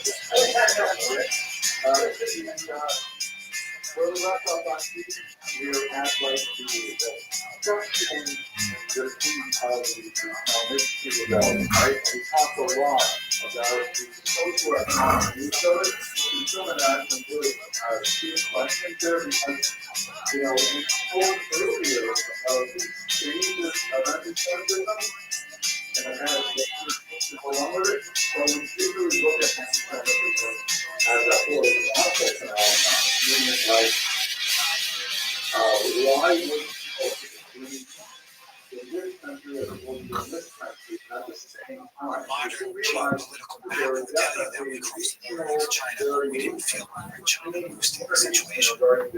At first time, it was a cash The weirdest thing about anti-Semitism, the kind of supernatural thing about it maybe, is that it seems to be a virus that anyone can have. Kashgar is a Silk Road oasis in western China, in a region Marco Polo called Uyghur, land of the Uyghurs. Today, the Uyghurs are a Muslim minority within China. Some are seeking independence. We're closely related to the Kazakhs and the Uzbeks, and they are the Chinese who control them, basically. As Marco Polo described Kashgar, the inhabitants live by trade and industry.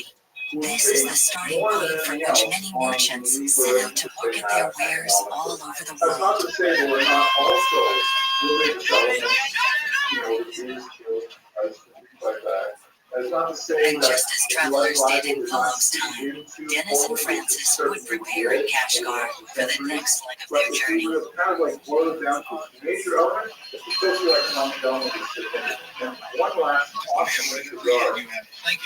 I think one of the challenges of studying history at an academic level, as opposed to kind of like an identity building phenomenon, like there are movements that will really say, let's teach Jews about the Holocaust so they will become more convinced.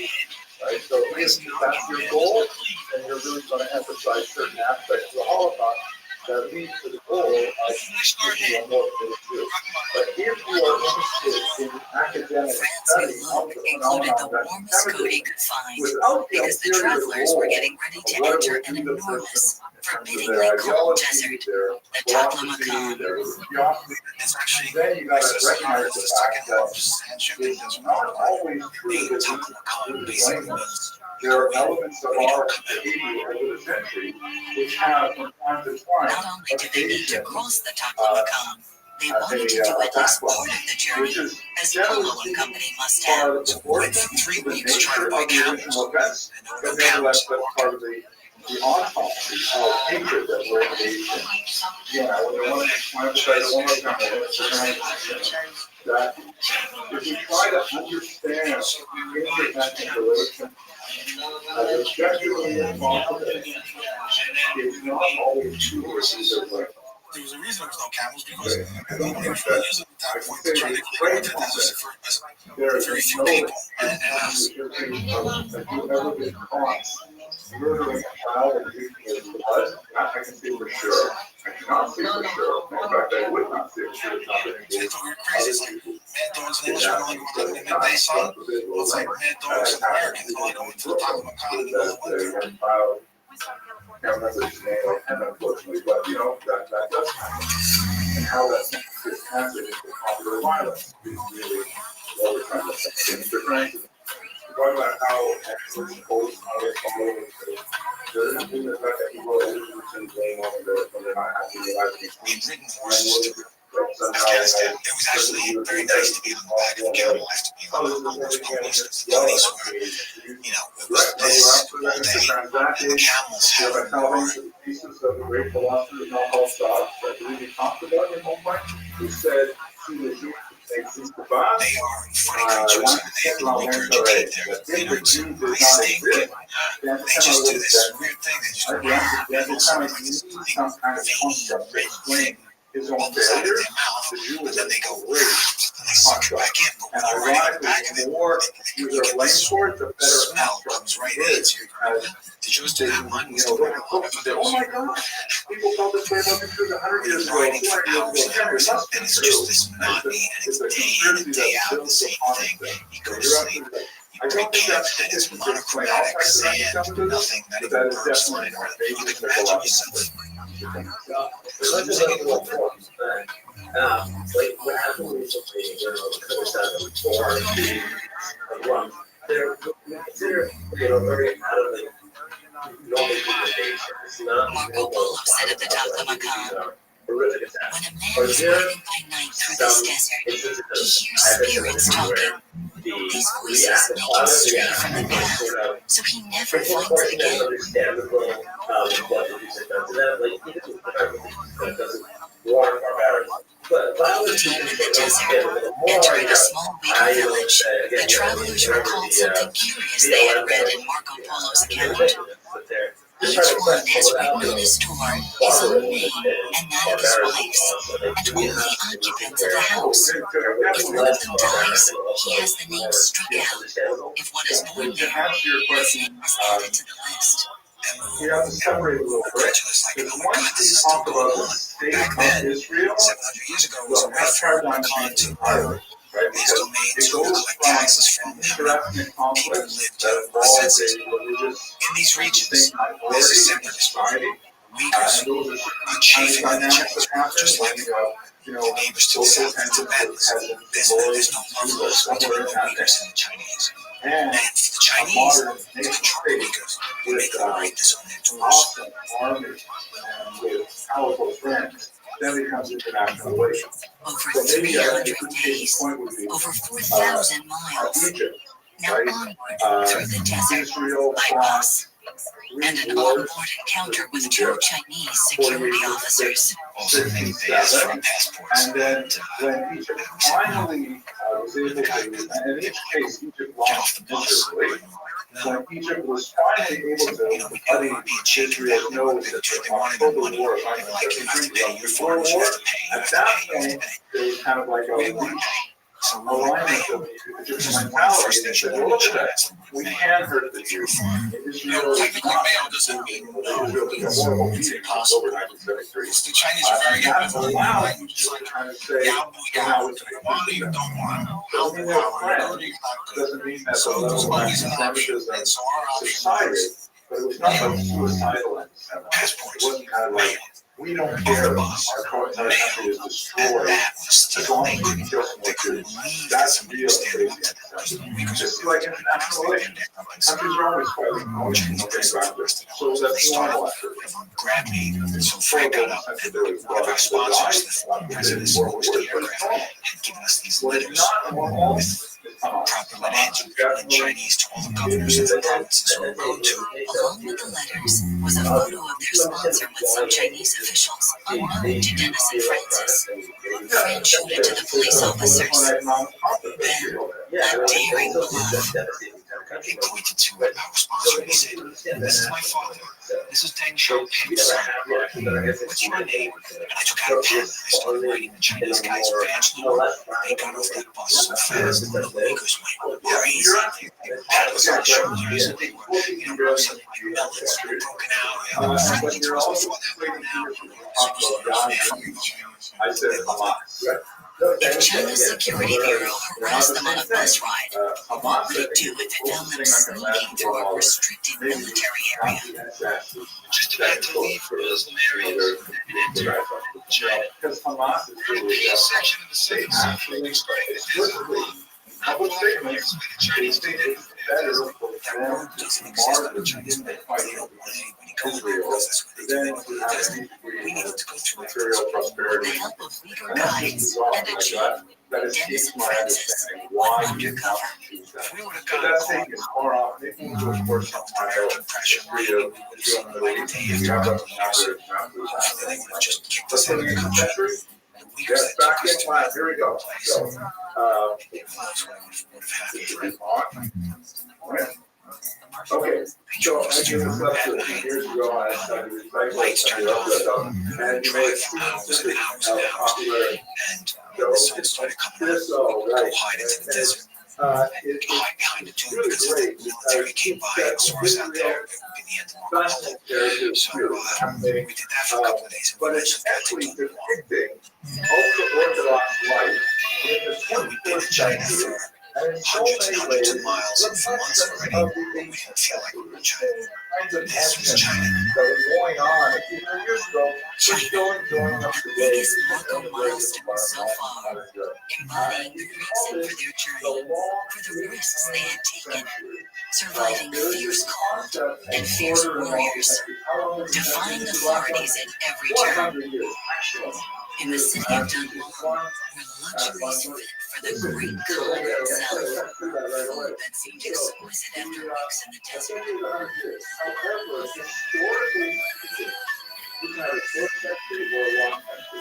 So, for example, the ninth century, We had our first real Chinese meal, no more sheep and guts. And even more exquisite, a hotel room with a proper shower. Even after that war, back in Germany, thanks to a lot of alignment, then it's all the way up to 1914, beginning of Weeks without washing ourselves. I was going to get the shower first. So after sitting about 30 songs in the shower, guys finally convinced me to get out. that's a long 19th century. It doesn't go from 1900 to 1999. This water was like all filled up. It finally drained. It was a layer of sand just for my body. It had to be on the 8th edition that across the whole 20th century, which was from 1918 Marco Polo had changed world history with his account of a land virtually unknown to Europeans, helping to inaugurate an unprecedented era of interaction between distant cultures. Now, Dennis and Francis would step up their search for evidence that his words were true. Polo noted that among the Chinese are wise philosophers and physicians with a great knowledge of nature. Here in every hour are crowds going to and fro. That anyone seeing such multitude would believe in stark impossibility that food could be found to feed so many mouths. Men as well as women are fair-skinned and good-looking. Most of them wear silk all of the time, since it is produced in great abundance. That's when Putin is taken over by Russia. All of a sudden, you have a new environment for the the kinds of figures that really shaped the real, really big figures. This was from the 18th century Jewishly. The alphabet, who is the founder of There were many pleasures for the travelers in China, but there were difficulties too, especially in the city known as Kamala to Marco Polo. Today it's called Beijing. Here, Polo tells us he made his home base for 17 years in the service of the Mongol Emperor Kublai Khan. But the modern travelers in Polo's footsteps didn't feel at home at all. It was early 1994.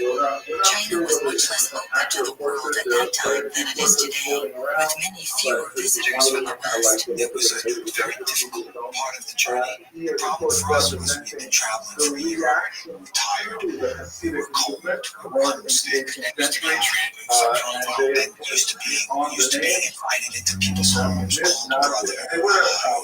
The hospitality that we had received up until that point was amazing. So when we got to the heart of China, Beijing, we definitely felt the change. If Mayo was the first word in Chinese, then Guaylo and Lai were the second and third. The traditionalists, And Guaylo is fundamental, and Lai means big nose. Whether they were afraid of us, maybe our appearance was, we had let ourselves go being out in the wilderness, and we had this fierce look about us, and we kept it going. I don't know.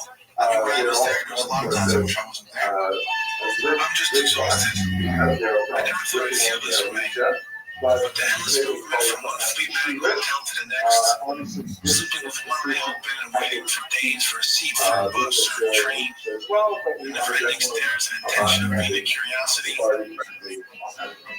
It's really getting to me.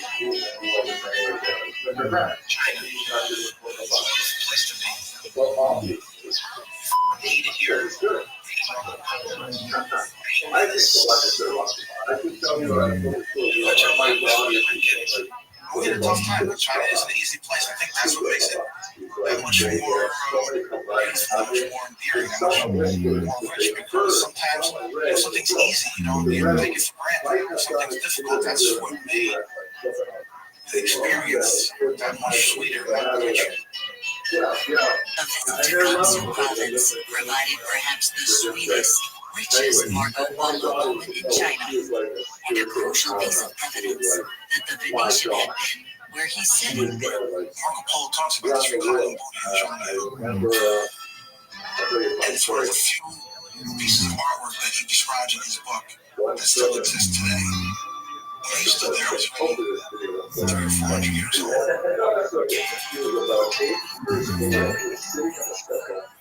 He spent so many hours in front of it that it became like a meditation on not the past, but the present. And that's living as a moment. And the Buddha said, it's right here, right now, this moment. Don't worry about it yesterday, it's gone. Don't worry about tomorrow, it's coming yet. Life is right here. And it's going to be like a video every single ever done wrong is going to be available. Everything. She does like this like that's so much for Russia. At 8 years old, and thinking of it days that this is the idea that I'm going to away. So that's the third figure that imagine 3 asteroids landed in the Atlantic Ocean, and we have still waves of their triple tsunamis, even today in the 21st century. The first one would be ultimately, you would consider volcano, but I like to talk about younger than the second would be Mongols were in China when he was there. The fact he writes more about Mongol life than he does the Chinese. We felt it was necessary that we establish that they go off to Mongolia.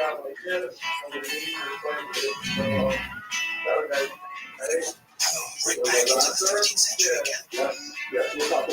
Polo said of the Mongols, they have circular houses covered with felt, which they carry about with them on wagons wherever they go.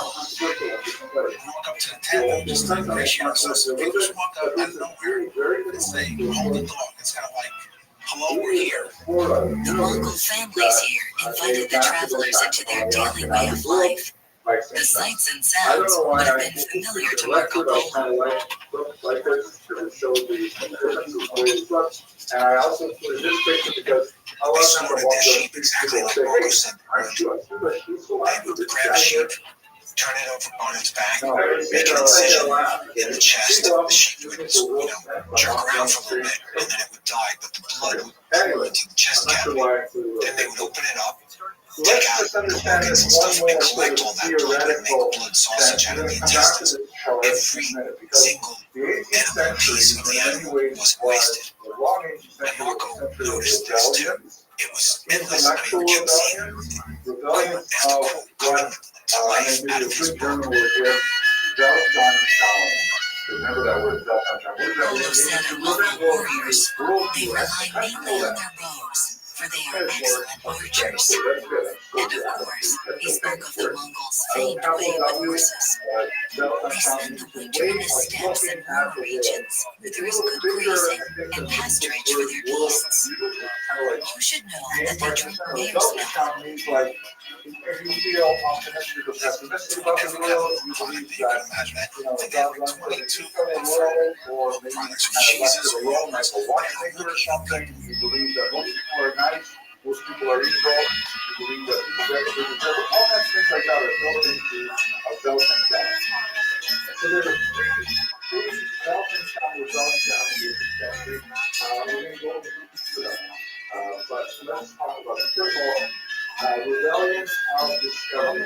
The Hasidic movement engaged in significant levels of innovation, but it was packaged essentially as restoration. In the sense of, we are going to do things very differently than our grandfathers and great grandfathers. But in reality, that's because they did not have access to the rich thousands of works on Christ, they did do it with Kabbalistic sources. Like if they had only used highlights of the journey one of the places, people often ask me, of all the countries you've been to, what are the ones that you want to go back to? Mongolia is very high up on the list. It's time the idea of the spiro really has been a lot of traction in the 17th century, 16th century. Part of Polo's charge from Kublai Khan was to travel the width and breadth of the great Mongol Empire, visiting not just great cities and forbidden deserts, but also what for the travelers was another Marco milestone, boundless, glorious Tibet. You're in the picture from Mars, so you got beige and beige, and beige. And then all of a sudden you're in this town where things are like in agriculture, they're wearing reds and yellows and coral necklaces. So that's kind of like a question sort of like an astrology of the pelts, and they're warm and appreciating it. It's kind of like being like, I was at a fast food store, sugar cost $1. So that's a good question more on a theological level. On a historical level, you definitely know that the ideas go back very far. And it's the rebellion based on discovery. If you could imagine that I stood in front of you today and not wear a heat tie, but wore, for example, the kind of clothes that Tana might have worn, or an Enola. It is hung around the necks of women and idols with great joy. This is the way it goes. When you people were exactly the same thing. They make the most magnificent feasts for their idols, the most magnificent hidden illuminations that were ever seen. They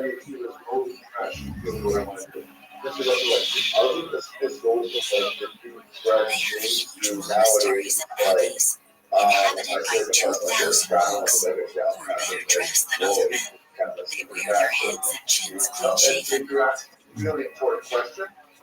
It's like an incredibly vibrant, innovative movement for about the first 15 years.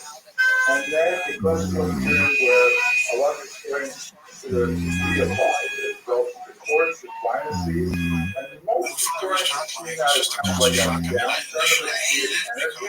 But now, many have said that we just don't understand that 90% zero. So stay with that question. Beginning. This is basically to do. They said, no, we have to rebel by doubling down on what we have been doing. Like up until now, we've been kind of relaxing. The travelers couldn't begin to imagine they were in the 13th century. Their next destination, the island of Sumatra. Polo and company were given royal passage by Kublai Khan in the largest and most seaworthy cargo ships of their day. According to Polo, they set sail, fitted out with a fleet of 13 ships, each of which had 4 masts and as many as 12 sails. So we figured, let's get on a big container ship and sail like he did on a merchant ship. And we said, no, you guys are crazy. The days of sailing around the world on a steamship with insurance liabilities and unions. We don't just let anybody get on these ships. We didn't accept that. We get on the ship, come hell or high water. It was neither hell nor high water, but a little local publicity that did the trick. We got sponsorship from different companies, but at this point we're running out. So anybody in Hong Kong who's interested in the historical project will get in touch with us. And after our radio interview, we went to see the last big shipping company, P&O. And we went in and we pitched them, and unfortunately, the person we were pitching heard our radio interview. And he was like, we're going to ship you guys over to India. We have to sign on as crew members. We're on a cargo ship, sailing for free from China. So we were pretty high at that. There's a lot flying through the sky with all the smoke in there. Perhaps they deserved a little good luck. They figured they had made their own luck. Either way, they were on the ship sailing south to Sumatra, just as Marco Polo had. All kinds of like strange threats that nobody ever thought about. It's one of those kinds of 9/11 that would be kind of this very good work. You guys might even realize it's very sweet. But old people remember what it used to be like. Tells us that he's stranded there for 5 months because the monsoon winds have changed and he can't continue west.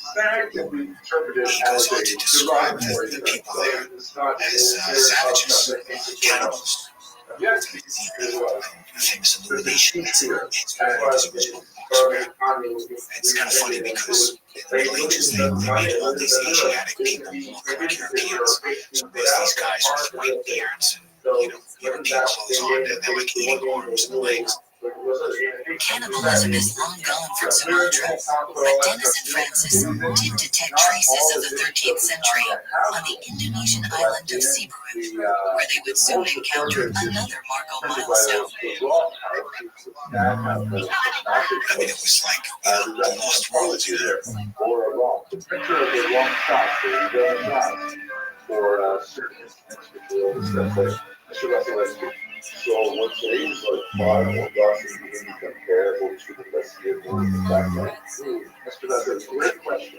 The 21st century question, and I think as you shall see, modern Orthodox, depending on how you want to define it, follows from all of these. He's a shaman. He's a whole medicine. It's the ways of that. Told in detail of the local people's skill in the art of the tattoo. Male and female have their flesh covered all over with pictures made with needles in such a way that they are indelible. They paint these on their faces, necks, bellies, hands, legs. The more elaborate anyone is decorated, the greater and handsomer he is considered. When he asked them why do they do that, they said that's because without the tattoos, they will feel naked. So this is kind of like their we had been there for several weeks. I tried to coax him into getting a tattoo, and he kept like, yes, I need a tattoo. I didn't think I was going to actually get one. I'm watching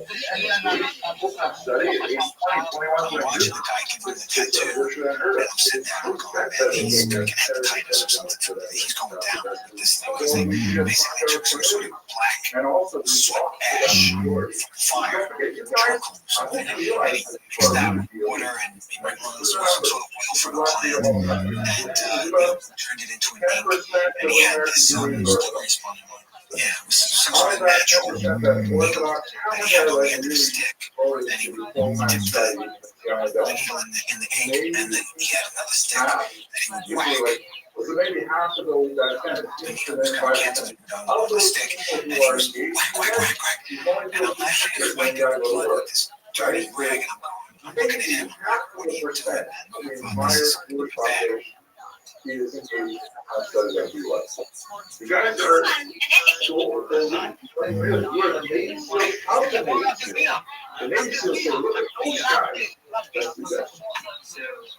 So that's after I got it, oh my God, what did I do to myself? It's actually my favorite one because it's real. It's real. It's not fun. You guys are thankful. Okay. So the levels of was sometimes Soon will come a modern milestone for the travelers, a matter of geography and the compass needle. Streets of Oaxaca and started heading west. With the setting sun was at our horizon. It was getting through the Pacific Mountains. We're heading back now. This really is in terms of minutes. Before this, the last year and a half, we've been heading east, west and south. Now we're heading west. Moving west towards home at last. Bittersweet, a reminder that the road will not go on forever. Not only that, they couldn't forget that their road ran through Persia, Iran. Soon enough, Dennis and Francis would determine if their trip was to end in success or failure.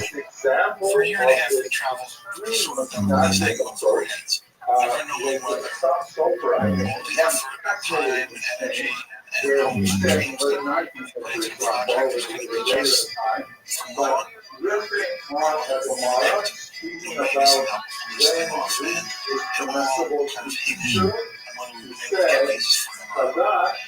But before lay India. And as they sailed toward the port of Madras, they stopped worrying about access to Argos Persia and started worrying about how they were going to get on the ship. October 20th. India is visible in the distance. After we anchor out here, as the captain says, it will be 3 or 4 days until we get berth in the port of Madras. 22nd. We've been hanging with the crew, drinking pepper and they fish for some this is a rendezvous like jellyfish. October 25th. We'll be anchored in these another 3 days. The last 2 have been consumed by sleep. I finished my book and have that read every magazine on board the ship, and now we consider it on October 30th. I can't believe we're still on this vessel. Apparently, the foreign nationals disembarking as passengers off of a cargo ship on October 31st. What a bureaucratic nightmare this has turned out to be. The now is over our itinerary. We know exactly what kind of film we're making. What difference does it make? We have valid visas, just let us off the boat. That we'll talk about probably on Monday. Finally, they've allowed us to sign off as crew member on the condition to leave the country in 72 hours. That gives us 3 days to get lost in Silk. Distinction to what October says because us and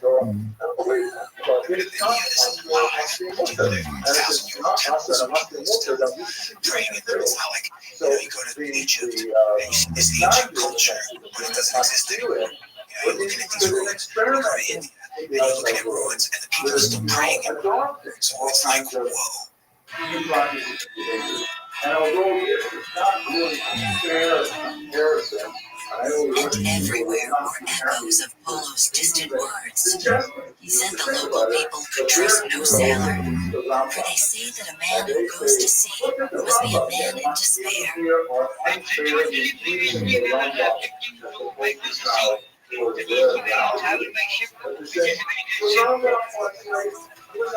described the Brahmins who are known by an emblem which they wear, for they carry a cord of cotton on their shoulder and fasten across the chest.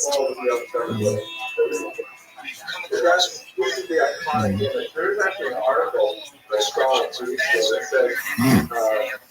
we don't know exactly. Polo told as well of India's gods.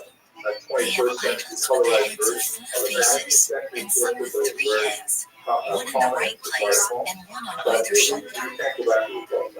Some have 4 hands, some 10, and some 1,000. And he described the habits of the people he encountered. As soon as a child is born, the father and mother have a record made in writing of his nativity. This they do because they guide all their actions by the counsel of astrologers and diviners who are skilled in enchantment and magic and geomancy. Dennis Bellamo had a diviner read his fortune. He was not in no time when I was 75 years old. My wife would be a strong person and very supportive. She would make me a better man. We'll have 2 kids who grow up strong and well educated. Sounds good. Can't wait to meet them. The story of something. But rather than the future, it was the present that caught up with Francis O'Donnell in India. November 30th. I just got home for the first time in months. My poor mother, she had to tell me that my father was dead. I can't believe it. I'm full of remorse and guilt for not being there to comfort my mom and sisters. Most of the modern studies of suspect suggest that he was mentally ill. My father used to pack up the whole family and take us to the station wagon and travel up and down the eastern seaboard to revolutionary and colonial fortresses and stuff. With the following men making Ticonderoga and Williamsburg and Harrisburg. I believe my dad was a frustrated historian and had love of history to my son. So obviously we can't really do psychoanalytic section from afar, especially over centuries. But what I can tell you is this period of what he calls his human age, where he experienced tremendous motivation, joy, and feelings of grandeur during the working period that he described as the 11th day, that he could engage in self-direct, meaning like, transportation over wide spaces of territory, and with the encouragement of an unhappy party named Nathan of Glasgow, if we didn't add to Iran, not only that, why would we imagine this guy tall, good looking, several marriage offers that he wanted to remain in studies for a long time, so he started getting homeless. Later, he would get married actually 4 times, but you can't count one of those because it was a Taurus school that he got married to at one point, or ancient symbolic marriage. It's a very weird kind of story. But he not only convinced himself that he was Messiah, he convinced thousands of we remained faithful to our dream, and day in and day out after our jobs, believing it wouldn't be in vain. And after the ourselves eagerly on the right path, the doors that seemed closed were magically open. Sometimes you just have to kick them down. We've come up with a dangerous plan. Wait for a basis, then we'll cut through Afghanistan again, using the contacts there to sneak into Iran, and then into the hands of the Kurdish underground. Then smuggle us across the mountains and back into Turkey. It's a insanity. Historians point to the fact that So there try is not a to think of the warning consequences trail of of your call. destruction after the economists have discussed on Monday Before trying to sneak into Iran, the American travelers decided to make one last-ditch effort. They would divert from Polo's route to Pakistan, where they made a desperate plea to the Iranian ambassador. Every single day for the next 2 weeks, we're going to the Iranian embassy, and the guy working behind the desk was like laughing at us. He was like, "There's no way. There's no way you can get a visa. It's just impossible." And then one morning, the phone rang.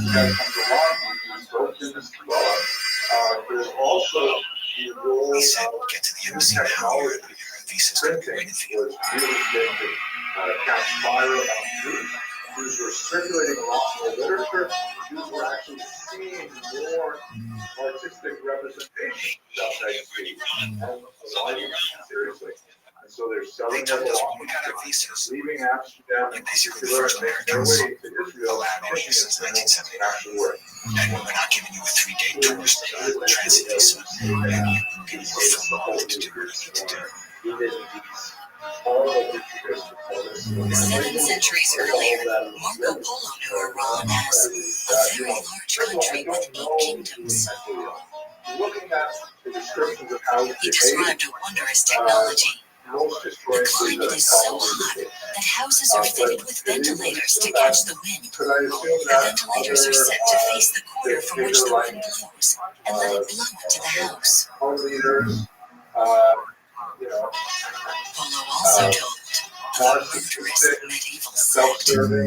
Childish, occasionally nasty leaders. That doesn't stop them. This is the Valley of the Assassins. Throwing nuclear weapons. Northern Iran. We don't necessarily vote for people who demonstrate Writes insanity. about this old man in the mountain. I've seen recorded. The word assassin basically comes from the sect. Assassin. Which means the hashish. Young men were brought to this place. And they got high on hashish. They were given hashish. They would go and they would kill whoever they met.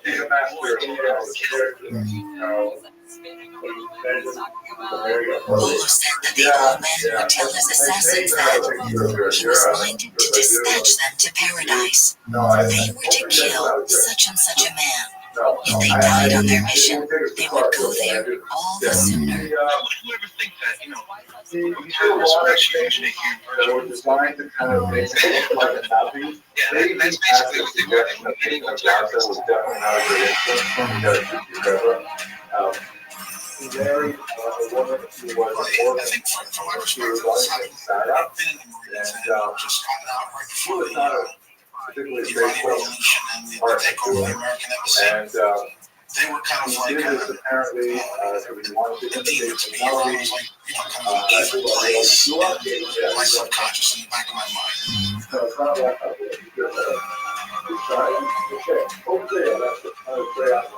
of the deal was that we would have to have a car and drive with me. This is the group who stay with us all the time. Okay, guys, When we were starting engaging people, talking to people in the streets, go back a little bit. never talked to people. Until later on, February 11th. Today is the anniversary of the Islamic Revolution. They brought down the Shah, installed Khomeini as leader, installed the American embassy. Woke up that morning, we heard people marching past out in Tel on their way to the square. For a few hundred years, the most powerful center of the Jewish people at the time, centuries of scholarship, large wealth, basically like America, Northeast. As we wandered into a square with thousands of people chanting death to America, burning the flag in an effigy of the president, we were definitely noticed. Some people asked where we were from. I looked around and told them. I was just talking to a guy who said, we're from the most famous English-speaking country in the world. He was like, oh, Australia? No, it's big and rich and powerful. And he's like, England? It's like the most famous country in the world. It must be that they something radically find new but we found really got our attention that today circle was seeing the indoctrination of children by the machine. Young minds being schooled in hatred. also the Joseph Hart, But in truth, they show I never there, felt the personally menaced. many of the alphabets, Once we got away from the main square with its TV cameras and ranting crowds, it seemed that most people were just happy to have the day off from work. In fact, ironic people are amongst the nicest and most hospitable we've ever come across. As much as the Turks were hospitable, the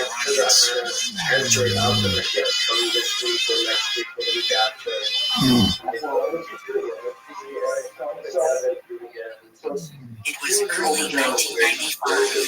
They had been traveling for nearly 2 years. And leaving Iran, Dennis and Francis knew finally that they had done it. Against all odds, they had been where the Venetian had been, seen what he had seen.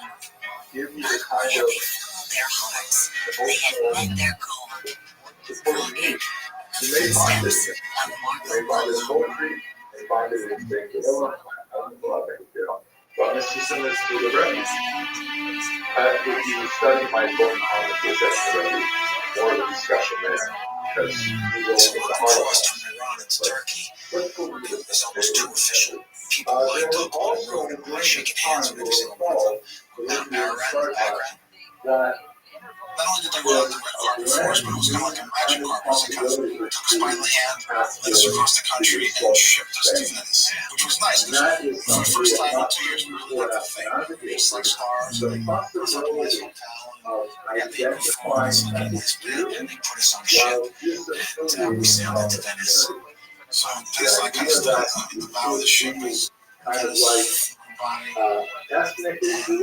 kind of had this little moment of, unspoken, realization between us that this was it, and it was kind of melancholy because, when you're out there and you're yearning for home, and maybe you're saying, I wish I wasn't here.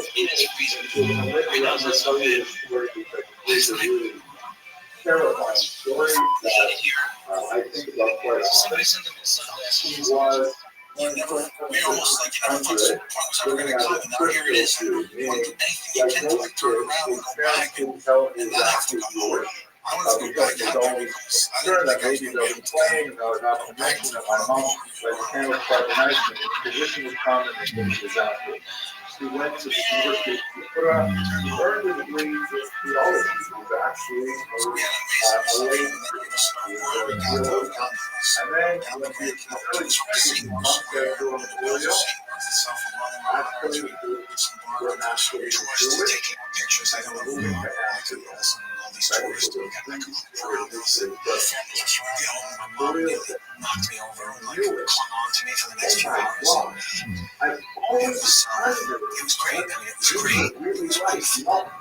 But sad. It was wish there was a couple more countries to see. We had collected all that stuff. During Marco Polo's trip, during his journey, he talks about things that he collected. He brought back the Sabo steeds and the Sabo puppets. He talks about flying swallows, tails. And we collected the same things. We had pink money, all the things that he says that he brought back. We tried to bring back today, and we presented these to the mayor of Venice. And I had my Afghan hat on, and the mayor was like, "I'd like you to have your hat." I was like, "Mayor." So that night, there was a gala reception for us with the mayor and tours and parents and family, and the mayor got up and made a speech. He was like, "What can we do for you, to Americans who have invested so much in our history? And we just didn't realize How is that possible? How is it possible? He's like walking around, and he's like speaking to many people, and he's like, and the base asks you down. He does not, we don't want to rock the boat, right? They actually have pretty good at that. The Dutch have this unusual policy of gedogen, which means basically if you don't step out of line, you guys can do whatever you want to go to sleep. So they actually have synagogues and things like that open in access. When Jews are technically not allowed to live there, but they can ignore it. That's kind of like a Dutch thing. And they don't want to have this guy running around complaining about the Jewish community very loudly. So they put him in a pair of 2 separate times. He actually tries to stay on board, he moves away, same kind of problem. So finally he goes back and says, let me back. I promise I won't, do anything bad anymore. I'll stop writing books like I did. I know there was that one time when I told guys thinking conversion Jews that they really shouldn't because the Jewish community is like full of liars. I'm sorry about that. And so I would say that most of the world is filled with good people. There's a lot more good people on the planet. We've already done this twice before. The third time, it's going to be the last time. We require you to stand in the middle of the someone you never met. Travel is the enemy of bigotry. To recite all faith and a confession of all your sins in front of the entire community. Everyone's going to be there. We Get will out there. pause You need them. They're good. publicly meet them Don't believe the hype. and then Don't believe they the state have talk. him Don't believe the lie media. down at front steps of the synagogue as the The future entire may never synagogue come. walks over his So form. it's just right here and now, just to enjoy the mountains. That's the most precious He wants to be blessing. among the Jews. Right? Later that if I have to, I will be great among faiths. There's a few Bibles that have special meaning that I just have to have and have to bring home. I brought back my son from Xinjiang province, my medicine I wrote 400 miles from Kashmir to Hotia. And it's a beautiful art object. It's not very practical as it sounds, but I don't really think about the hardship that it was endured. I think about the majesty of the journey. The example of the and I really don't need pictures or artwork to remember these things because it's locked in my heart. But his problem was he was living in the wrong century, right? His problem was he loved the idea of Jewish ethnicity, Jewish ideas, stuff like that, but he could not handle the dichotomy of how he perceived Jews should be from reading the Old Testament and the Catholic, and how he should react to the Jews. So, sometimes he's on the tax stuff with it, sometimes he couldn't handle that was a breaking point for him. There's definitely more going on in the taxes that we can talk about here, including probably a mental illness, but he represented a great grace in that community of being completely and literally lost the truth and told that they did was being completely outside. He now wants to free himself. He already wasn't happy. He did that. He didn't want to do it. He wants to be attached to the Jewish community without the requirements of the Jewish community. So while it's amazing portrait by Rothschild, he's portrayed as the joint Jewish progressive right, which was there. The child on black, who was his younger contemporary, to Senator Clark Moses, who has a lot of story, but has one of the great philosophers of the 17th century. There is huge impact, a huge impact on religion, because he thought all the ideas of real concept without and so those who show language and flowers, curls, colors, that's showing the kind of intellectual evolution that we do. Here's another example of this is when Spinoza went through the same thing because the Amsterdam community was having difficulty controlling these Jews who were like kind of stepping outside the boundaries. They also put him in a harem, terrible, awful harem, and he basically just ignored it. So it's fine, say what you want, it doesn't change how I feel about myself, or how I feel about the spiritual world. Here he is, just walking lost in the world with himself.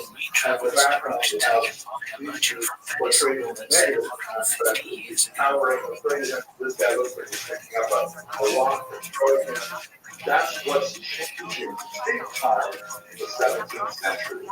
Judaism, as the experience that's expressed by Jews, is suddenly seeing kind of like a different way of existing that's radically from what previous generations have. And that builds on the horrible massacre of ethnicity that we talked about, and the crisis of Shabbat Street that we're talking about now.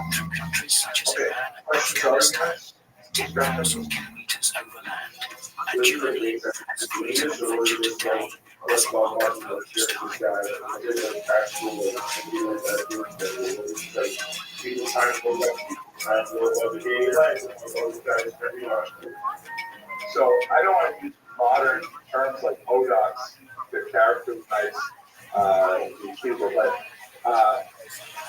it was a legitimate basis in the sense that it form a legitimate basis. None of the people involved with these things were like famous people who might lose their words and measure it. But, you know, they're like big cities, and they want the right formula for how to control the dollar gains of the culture, and they also could control although it's some conflict that give you a real sonic feel of the cities, like in say, really story, wanted to get access to the famous archive in Amsterdam, but he had written some nasty things about, some critical things about the Baker and the environment. So the price of it banned it as well. It's a story, there's a fair amount of things into our library. You know, some of the things libraries that do that. Once you look at the about it, trading in all spaces and precious metals, which were transported by caravans. Okay, so we talked a little bit, we started with the long-distance trade made Venice fortunes. Dozens of fortunes we have in Constantinople published an antiquarian collecting original sources about the 13th century. The time the Jews went out and fire here. What's going to happen? So there's lots of watches for transition. You know, that's just like, you know. You're right. This is like, they don't know what it looks like. They just kind of put some gibberish down there. They kind of press it. So we don't know that. Maybe that's a big deal for the rock.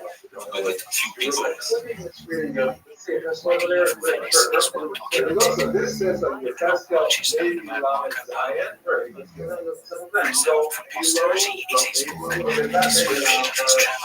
Maybe you saw a little bit of what's up here, but it's also that's not much of a thought. Others, only fragments exist. But it's had some medical. The greatest marvels and diversities. That's nice. It's really amazing, how young the couple listed on. It's only about 17 years old. It's the same age as Anyway, so the whole idea of what the hell is came back and wrote this incredible geographical knowledge. Huge movement. He essentially wanders around the Mediterranean. He finds some very wealthy backers in pockets in Cairo and in Jerusalem. And although there are many who denounce him, he does find a lot of people who think he's the real deal. And so he ends up engaging in all kinds of bizarre economic activities, like he says Tisha B'Av is canceled from now on. Now my birthday as a Mashiach, and now he's moving on Tisha B'Av. Cancels reading from a sacred Torah. He says that Chumash are so modern, so cool. All the reading from Chumash, like Vintage Chumash, all kinds of crazy things like this, and many other more crazy things. He ends up making a delegation to the Olive leader called the Israel. And it comes essentially, okay, I'm here on the Messiah. I'm going to take over Israel now. And Olive Shelton says that during that Messiah, I have a counter offer. How about I let you stay alive? He converts to Islam. He accepts the counter offer. He becomes an Muslim. His tens of thousands of followers totally crushed. and they go back Must home be somewhere here in the penniless, quarter and of they San sell their Giovanni houses, Chrysostomos. spend it all thinking they're going to be in Israel. Except for about 3,000 of them, who figure that maybe is part of this Messianic process. That we've got to go to Islam in order to bring about Mashiach. And so they refer to that. They call it this, and they're actually in Turkish politics right now in the 20th century. But some of Muhammad was asserted clear on whether it's really true, but definitely the Turkish revolution has some good to it. So they were quite active for a while. They still have to have radar. They were refused entry. No one recognized them. Syria.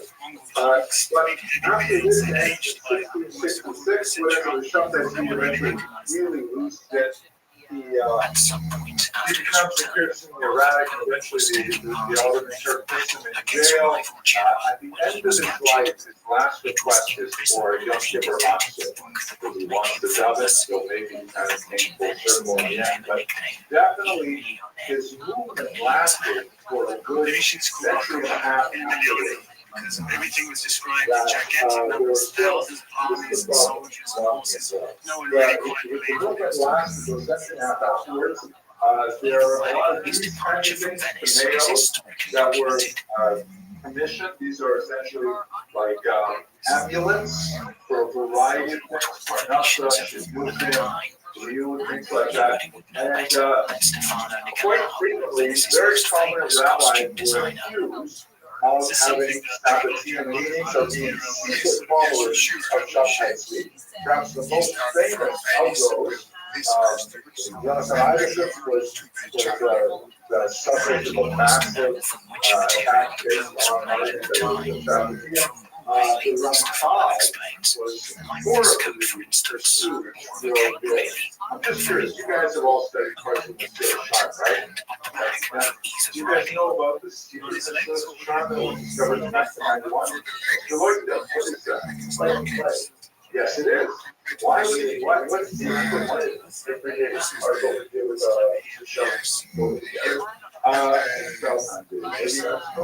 it was written upon Oprah, but yeah, he wrote an earlier version of the discovery in the Soviet archives, and it's brilliant. In my humble opinion, way better than the one we've been studying for 250 years. Because it's a dialogue between, it's really cool. I have a personal ambition for studying the Seattle Sharp 101 times. I just finished my third about 2 months ago. But it's such an amazing book. But here it is. This is much heavier. The original Sharp that he wrote has this guy. It's hard to really characterize him, but if we were to make his point, you guys would be kind of like a well-rounded guy. He appreciates Torah. He likes learning. He also likes science or culture. He doesn't have like a broad, everything sort of goes out. But I'll take it. Let me see what goes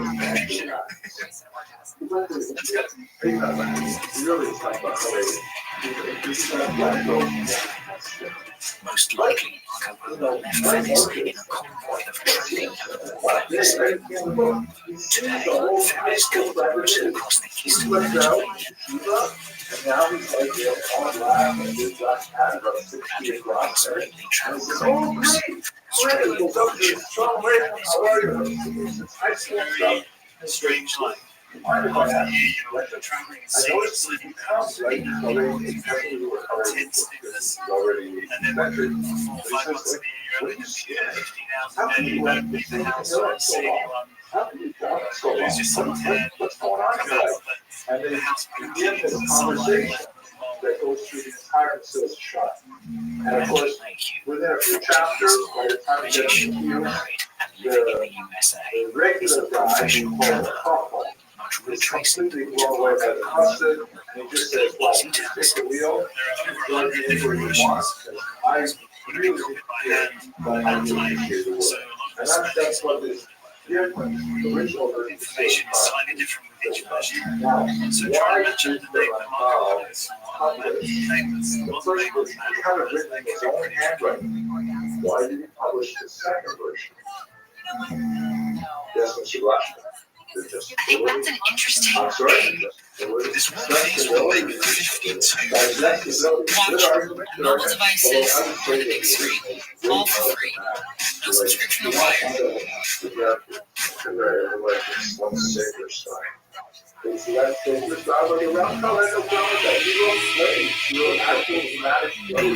Ancient toys founded 4,000 years ago is today located in Israel. Here, Google stepped onto Asian soil for the first time, looking to be the most representative before continuing their journey. Back then, 40,000 people lived in Canaan, who said to east of the ancient Crusader castle.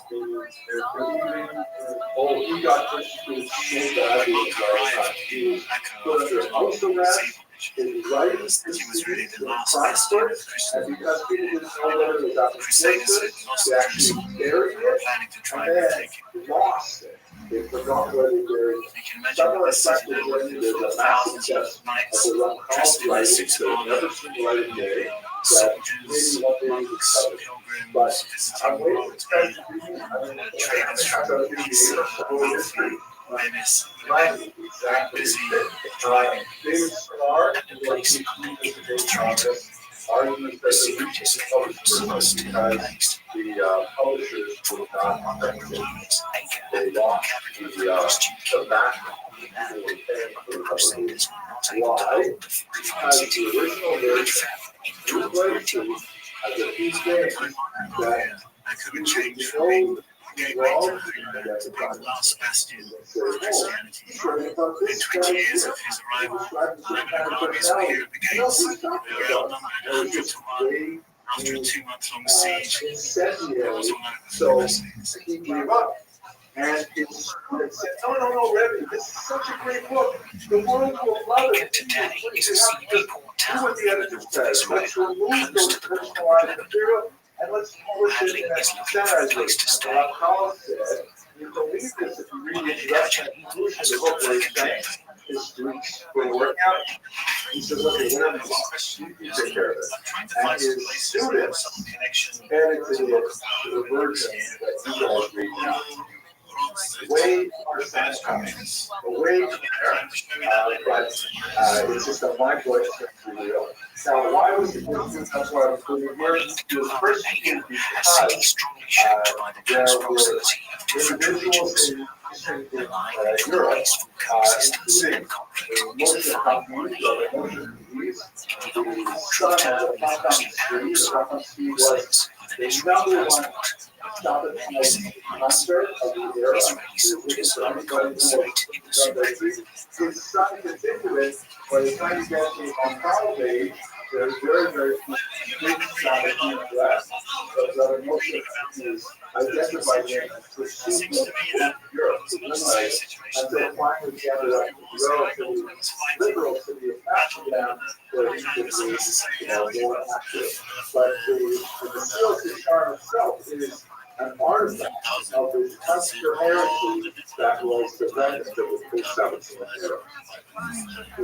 Are you guys questions, discussion? Okay, so let's look at a map here. Just work ourselves and then we'll dive into the soldiers are training to be frontline reporters. In the Souk, they're practicing to take pictures and videos later on. Looking at the we're looking at, you will see great destinies, particularly in Poland and Western Ukraine. That's a great concentration. Still some significant concentrations in Western Europe because even though we have this massive migration to the east, as we discussed last week, there's still not so much in France. They have been actually banned from there since 1306. Although we will have a assertion of Jewish population, particularly in South here, and not in Spain, because Spain is still officially Judenized. The main concentrations in the regions of Syria, Poland, Belarus, and Western Ukraine. How is that mapped onto the really great asteroids trajectory? So the Hasidic movement is primarily in the southwestern part of the Russian Empire, down here in what was in Western Ukraine, so in Poland. But there are definitely Hasidim who are active further north. The one example that I've been concentrating on Chabad is ironically an exception, but Chabad is the Lithuanian Hasidic movement. Then you have the Misnagdim, the opponents, who are definitely much more concentrated on the Baltic coast, in the regions of Prussia, and of course, the homeland of Lithuania itself, with its epicenter at Vilna. And then finally, you have the Maskilim, the adherents of the Haskalah, that's most innocent, who are much more associated with Germany in particular, than the West. But what you notice about a Venn diagram is that they overlap. Right? So you can have regions where you easily have Hasidim, Misnagdim, and Maskilim with the jowl, arguing with each other, influenced by each other, and so on. Mr. Brown. At close quarters, like Christian churches, the Al-Aqsa Mosque, and the most sacred place in Judaism, the Wailing Wall.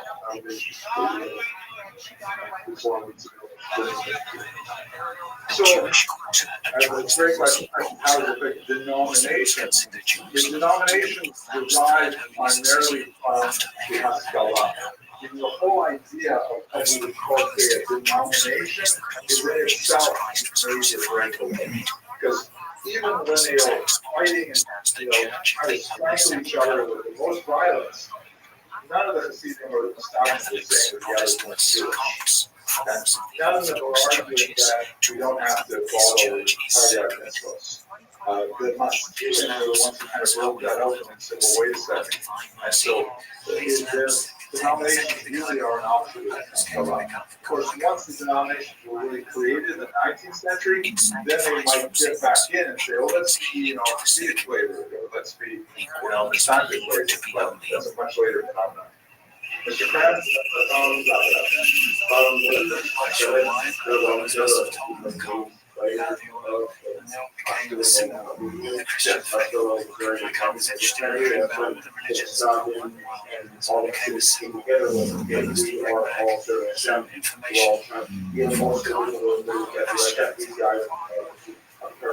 I have a one-word answer.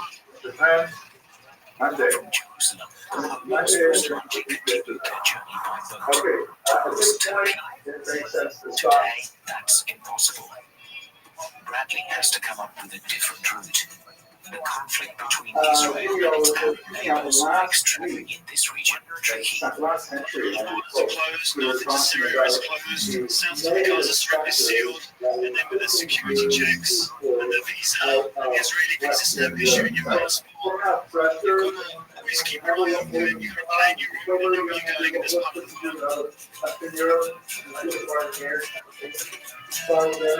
Cylinders, right? Exactly, the massacres of Shum 1096 and onward.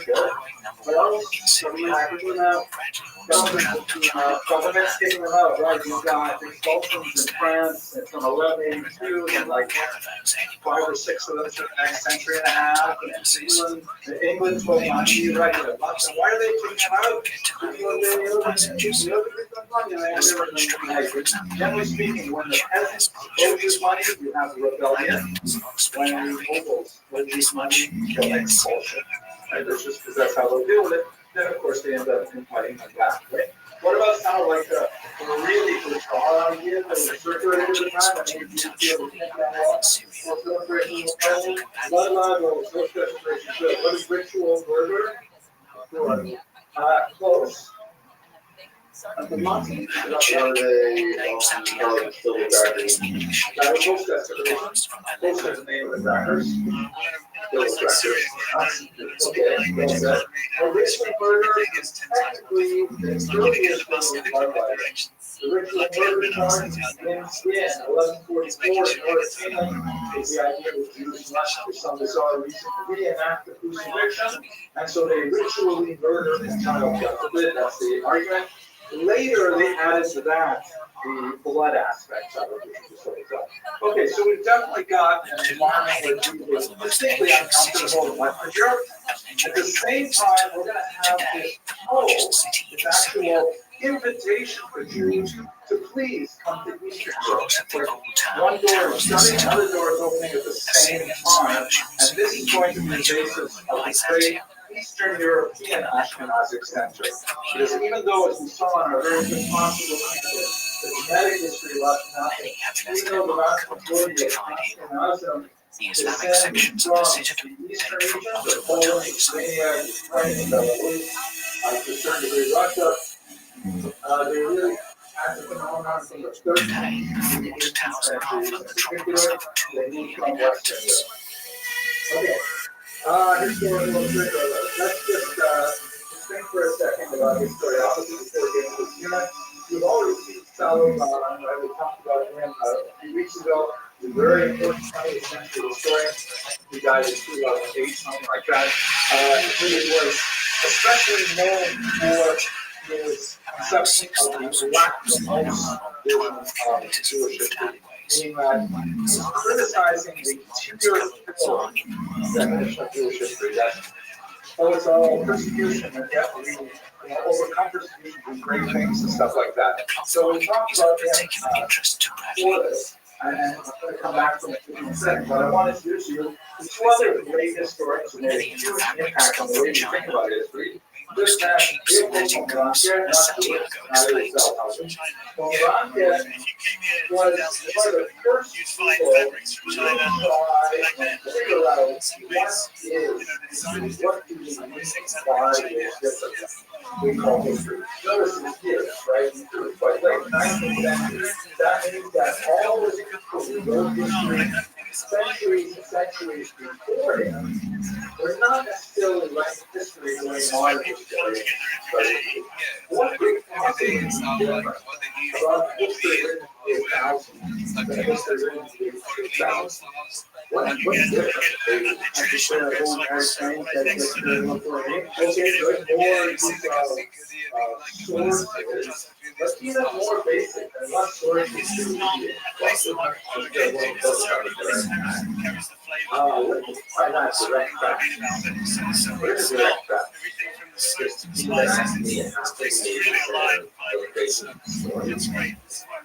so glad that you said that. Can you repeat that? No, before you said that, you said exactly before. You were my comment to the great from Banco when you said things that actually happened. Remember you said that? Right? The history is depicted is last againless division translation, what actually happened. History is what actually happened. And that's what his big deal. When Rothschild said, you know what, too much of this all the history that's been written on right now is not Rothschild identification of all. Those people said, we're trying to see what actually happened. What are people writing? They're writing stories. There's a story. Edification. They're writing like narratives. And the purpose of these earlier histories are not to chronicle the fact of what actually happened, but to try and make people feel a certain way, to feel patriotic, to feel religious, to feel God. Whatever it is, they're more of an art form than a science to be sure. From the market says, you have to like really think about what we're doing, because history is not supposed to be fiction. There's supposed to be a line in the shelf in the library on the left is fiction, on the right is history. But in reality, until from the market, a lot of history was still pretty fictionalized. Like there's no problem mythology straight into like wars and stuff like that. So this is a step forward in history. He would later be really criticized in the 20th century, saying, well, I'm going to get to the point now. But that's a really important sort of turning point in how we understand history. Is history supposed to be or something, like to inculcate certain values? Chances are when you study history in high school, particularly if you studied Jewish history in high school, they were trying to teach you a certain value set rather than teach you a bunch of facts And that was appropriate, which we wanted to build up people's identity in one way or another, but it's not necessarily the kind of history that I'm wrong here with the happy. Another really important thing to bring in here is this guy, the Valley House. Wellhausen is not a friend of Jewish faith. Everybody loves that. Definitely not a friend of Jewish faith. He is the founder of modern taxis as distinct from some precursors like Paul Spinoza, but Wellhausen is the first person to really try and use history to undermine the way in which we and so we had incredibly corrosive impact on how everybody appreciates history coverage. So we're not going to go into a series, but one of them is so important for us that we can't avoid putting them on the board here. And that is a very, very valuable insight that history tends to reveal more about the period in which it is written than the period which it is writing about. What could that possibly mean? History reveals more about the period in which it is written than the period which it is writing about. Yusuf Sevinci is a photographer who lives and works in Istanbul. He loves to travel. Living during those times, and they are, I believe, the impartial witness to what is going on. So there's more about their personal Nice thing if you're talking about primary sources. But for example, I wrote my dissertation on the period 1917 to 1920. Contrary to my work, I am not that old. I was not around 1917, right? But I was in history in the 1990s. So how could what I'm doing in the 1990s be more reflected in my book in 1917 than what actually the whole book was about? I definitely wasn't there. So, customs buildings. was exactly reality.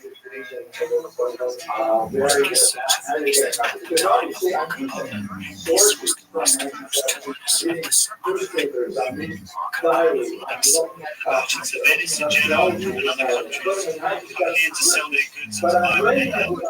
Whatsoever persons who travel to the interior of Venice, merchants or others, they take their way by the city roads.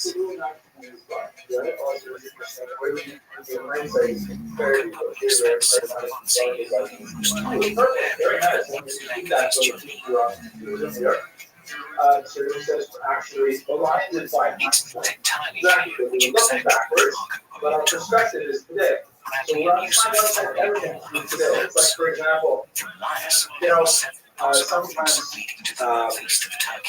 people look at biographies of great individuals, and they'll see that occasionally they may say something that jars us by our common sensibilities. Like they jar us when they say something about slavery, or doesn't necessarily view, they hate slavery as bad. It's or they observe, for example, not in black mentality, women are like-minded. And we say, oh man, he's a misogynist. There were no misogynists in the 12th century. That was like everybody thought like that. But if you use that person's value as if you live in the 21st century, then we'll maybe pass out character judgment for your bad history. But that's what Wellhausen is. So you tend to view history from the perspective of where we're living today, and bring to that history all of our contemporary biases. And it takes a tremendous amount of intellectual work to try and integrate curriculum. Some historians, some philosophers would say that it's possible to break through that, but that's not what I would say. Brian O'Brien takes stone, so he says that's what's going on with it. We're going to look at today, which has a tremendous amount of bias built in by our contemporary situations. We tend to look at what actually happened, but we only look at a narrow slice of it, and not looking at a broader picture of what actually happened, as I hope to demonstrate in the next 45 minutes. Like, for example, if you think about what's going on in Ukraine right now, And I made this first part of this lecture a couple of years ago when the world broke out in 2022. Now it's weirder because we're in a strange moment with the US and Ukraine and with Russia. But this, I like this in particular because, a lot of stuff when we talk about today, the conflict of Jews and Ukrainians in particular, which was like horrific, epic in the 17th century in some ways. But here we are in the 21st century, and here's a little Jewish guy flying by these two big scary-looking Ukrainian guys, it's just like a jarring reminder of how much things have changed. And I believe that actually many people look at Ukrainian Jewish history very differently today because of the contemporary political climate. They would look at it totally differently. 50 years ago, it was the same history. Nothing changed. Once the past is over, it's done with. But actually, that's not true. William Faulkner said the past is not dead. It's not over. So we live in the past. I wax to those thoughts. Let us try with that kind of like introduction to historiography to something a bit more serious and actually clarifying. But hopefully we'll come back to these ideas that we are. Let's talk about the migration pressure. Here's a map that basically shows the movement of Jews from central Germany. I would say higher as well. This is making their way specific years to many years in what we Latvia, Estonia, Slovenia, Poland, Belarus, Ukraine, Russia. This is clearly just as Russia because this is not just sort of the Russian Empire, that is all we're aware.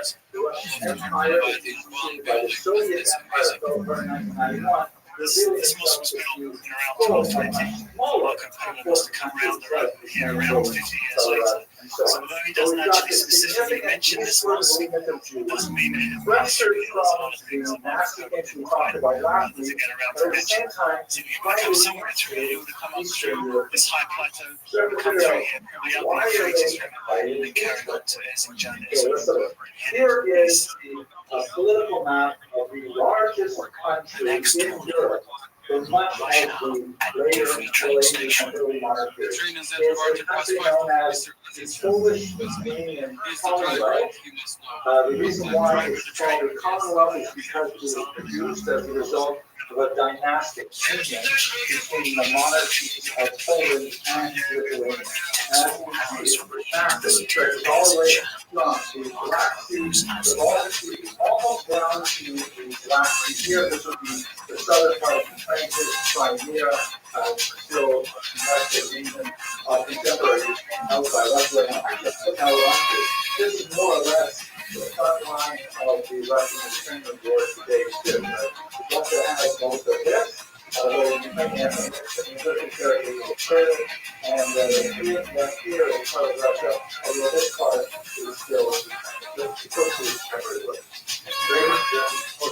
Very view over here. So, Central Europe, way over here, big country. And more significantly, it's actually filled with several distinct ethnicities. There are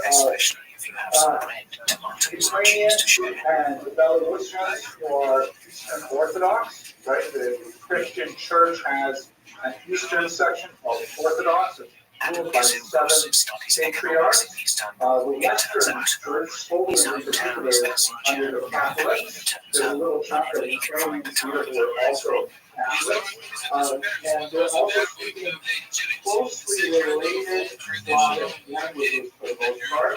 Ukrainian and Belarusian are both written with a Cyrillic alphabet, like Russian, with a handful of letters different, both in shape and in pronunciation. Poland is also a Slavic language, but written with the Roman alphabet, the one that we use for English. Lithuanian and Latvian, Estonian are a totally different language family altogether. So many different people there. You also have a certain amount of Greeks and Armenians, but the next biggest minority, of course, will the Jews.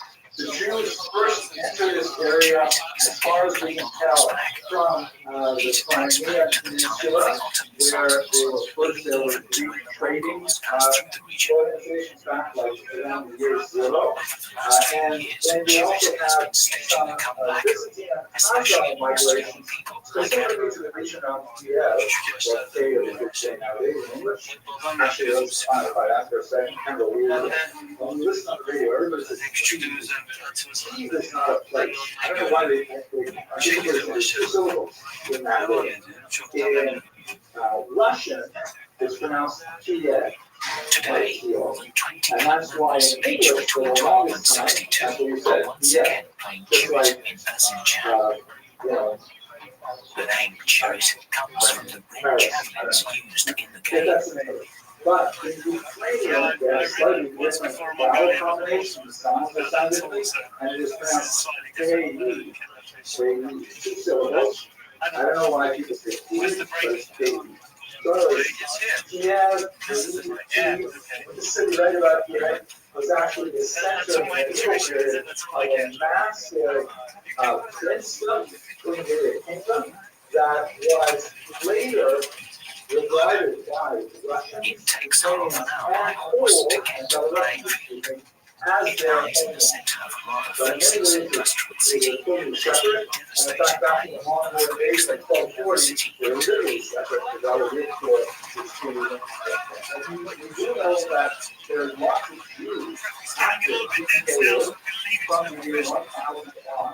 There's lots of archaeological, there's geographical evidence, places like the Khazarian names, and I believe we discussed, we did, the famous published Remember Press, the Chronicle of Blind Pioneers, where Pennsylvania and the tribes of single villagers. So that based on from about year 999. So we definitely know that very active in the region and a very, very long time. Then you've got this massive influx that comes in from Germany. And this is really where there's a huge bulk of Jewish population. So much so that they're really involved in other things in the very first mix in Polish, making money, literally making money. There's a whole pile of very early Polish coins, and you notice anything unusual about them? They have equal all over them. They're like totally equal. Why are the Poles printing money with equal letters? Nobody else can use them anyway. They're like, all the jokes are written on them. Yeah, exactly. All their knowledge is written. And the only people who are really producing these things are the Jews. The Jews are the ones who know how to handle them and know their value and so on. And they're, I mean, you don't know the Latin alphabet. They're using money in letters. Why are Jews doing this? Why did this thing get Polish people? Marco Polo's itinerary is not always easy to pinpoint. But here, why we want to attract them is he has Poles already in the country. Good. They didn't know how to do it. The Jews already, by the time they get to the 1300s, they've got a long track record of being extremely strong in finance. We discussed a couple weeks ago, right? They've got a basic monopoly on money lending. They're literate ignorant. They have extensive experience by now with producing coinage. And so the Poles were saying, it's so hard to get us from this old barter economy where people are buying things like rabbit skins and bushels of grain. We need to move to that more advanced money economy, like we're doing some trading in France. Let's get some Jews over here to do this for us. And the Jews are very happy to come in and start working on this. And see lots of little protests on here. This one's my favorite. Not so Carl. anything in fact that was valuable and easy to transport. Quite a family Jewish traders through a lot of their business. Part of this book was really traveling merchants. He's always describing Jews, lions, Lapis lazuli. So in the back of his mind, he's always got a line of you just can't turn it off. It's part of runs from Chernobyl, right? The Chernobyl Rebbe, Chernobyl disaster. It runs from the north down into the Black Sea. And as it flows southward and you're facing the water's flow, the right hand is called the right bank, and the left side is called the left bank. It's used as concentrating the right bank primarily because of an economic institution that was especially welcome and important. That's called the convention. So hang on to that word Aventa, because I'm coming back. Something like 40,000 Jews lived there in 1648, which is an important date because it's the outbreak of the Great Hellenistic Rebellion that went through that. But you look at this map here, it just gives you a sense of the tremendous scope of Jewish settlement. Each one of these place names represents a place that has Jews living there by the time you get to the 17th century. Huge spread of Jews. On the right, in Fire 1 to 9, where you have a tiny little group concentrated in 3 places. Here Jews are spread out. They're small numbers, but they tend to be village and town based. Some cities as well. This looks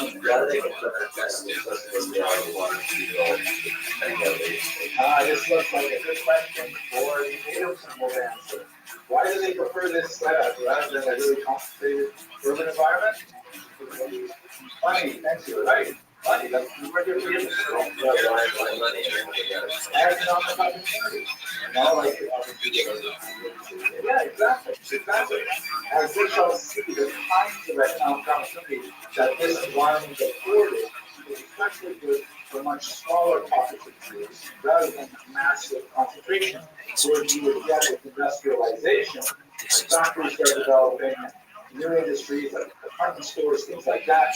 That's really when you start seeing Jews really big, Warsaw, places like that. But in these tiny little settlements, which were called shtetla in Yiddish, the word shtetl is the singular. Shtetl is a Yiddish form of the Ukrainian word shtetl, which simply means like everybody else in the village, Nassim Eliyahu is a farmer, and like most people here, he works the altar ways.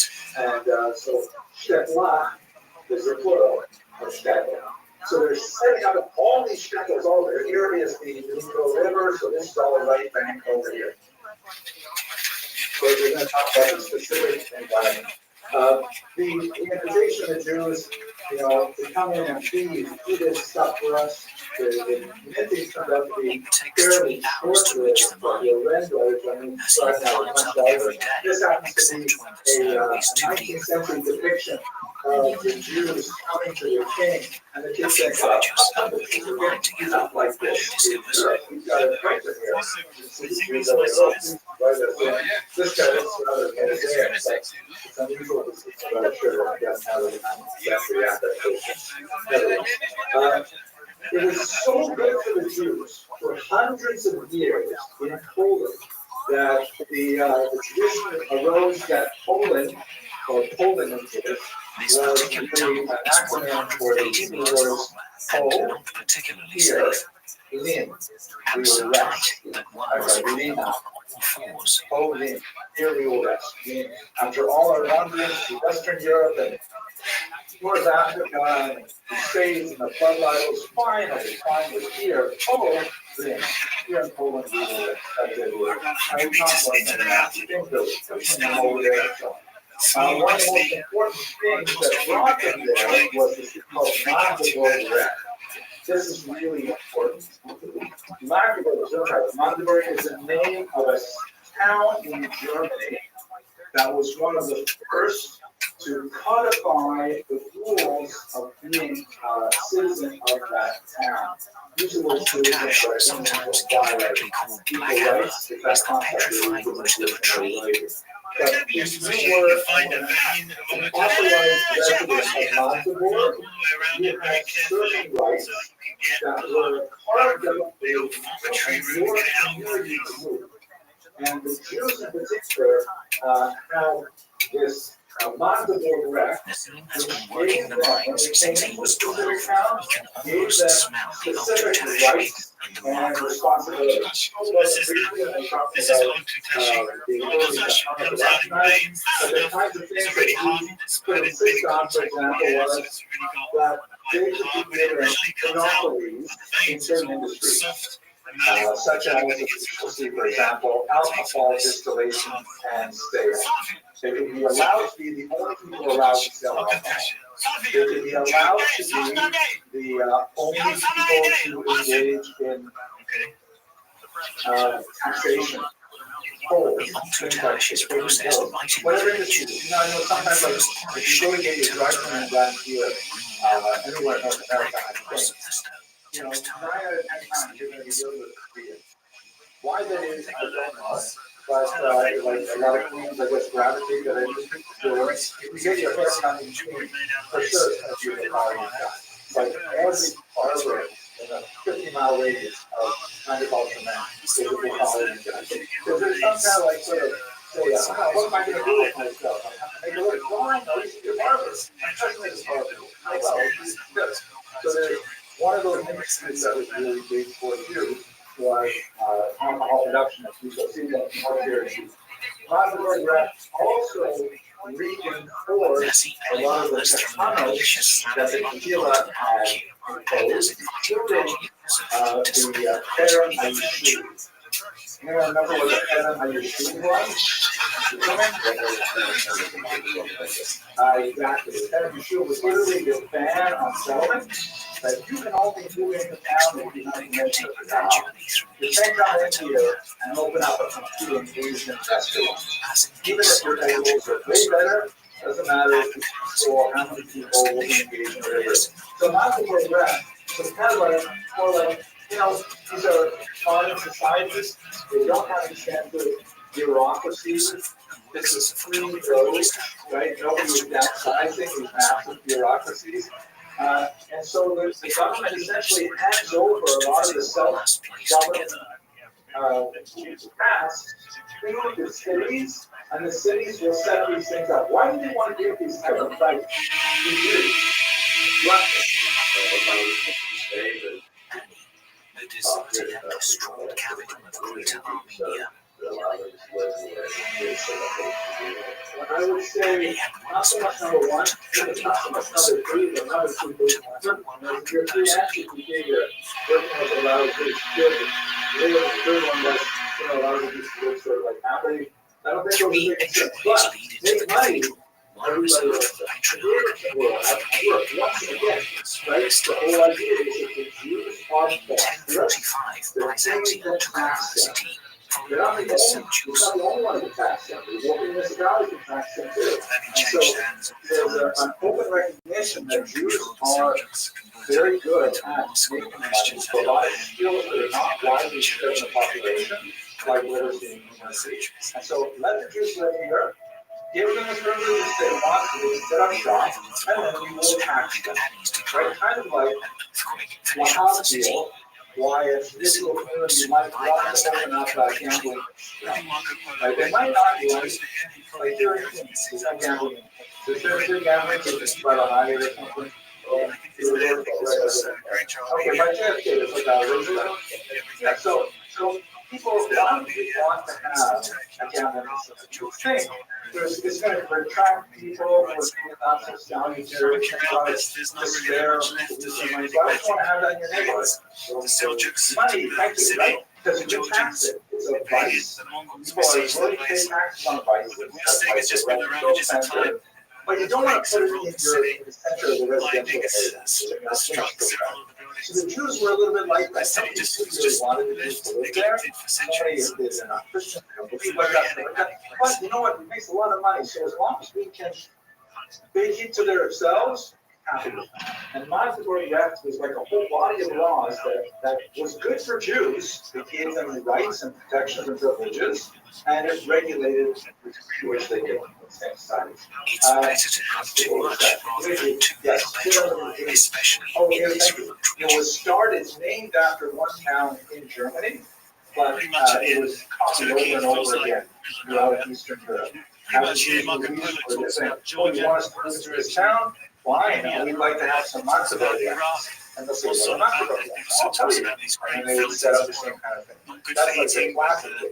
So by the time you get to the century, there's a little bit of density of Jewish settlements here in what would be massive, right? Really special way back. Okay. Now, you really got to get to the lane stuff. Oh, talk about accountable language. Here is one of the most amazing things about this period of time, which was the early participation and work of the great Jewish historian Simon Goodman, who was a phenomenal historian of Eastern Europe, who lived until 1941 when he was shot dead by the Nazis. His last words to the students who came crowding around his body as he fled out, he said to them in Yiddish, "Strive in Boston, right and the cord." And he makes the idea that the last will. Keep recording, keep writing it down, let people know what happened. Anyway, he goes into this dissertation on the Great Council of Lands. This is what happened. You have like all of these tiny settlements all over. You have Kahal. They talk about the Kahal structure, like the Basin, the Hamas, and the Devas and stuff like that. So each Kahal is making its own rules, which are basically Talmudic in nature, but they're going to have some variation in local customs, things like that. But after a while, they say, you know what? There's so much stuff that we share amongst our heroes, and that we could actually standardize ourselves if we organized ourselves into a kind of super tequila, one big tequila, one big council that would pass legislation for all tequilas who oppose to the main conflict. And so that's what they did. They set up first in what they call 4 lands, then they came to 5 lands. I'm just calling it the Council of Lands for simplicity. This was essentially a super government, which was ironically way more sophisticated, provided far more services than the actual government of Lithuania for about 200 years. This is like an incredible time of Jewish self-government, where every single Jew was operating in the same legal system, same kind of avenues of appeal, and allowed tremendous expansion of the Jews. So like, exactly, not a social council of the 4 lands. So really an amazing institution. I'm just curious, what kind of things do you think that they were involved in? Like, what did they pass legislation on? Sure. Taxes are good. I mean, internal taxes, food taxes, that's probably good call. What else? Help the older people who are having money. For example, the theater, yeah, a big point of view, you're absolutely right. How to deal with people who refuse to recognize authority. Like, let's say we're living in ancient cities, and the basic sends you a serial, you got to show up to court. You say, I'm not going to go to court. I'm going to go on with the minutes, right? So if there's no central government, then how you live in this? That's kind of like America is like that today, right? You don't like the basic choice, so then you go to Seattle because you can, right? And unfortunately, we don't, our basic doesn't have the power to kind of change Seattle. But if you find out where they can say, oh, really? This is a country no way. There's a error placed on you in this. You were also the under error, which was like huge.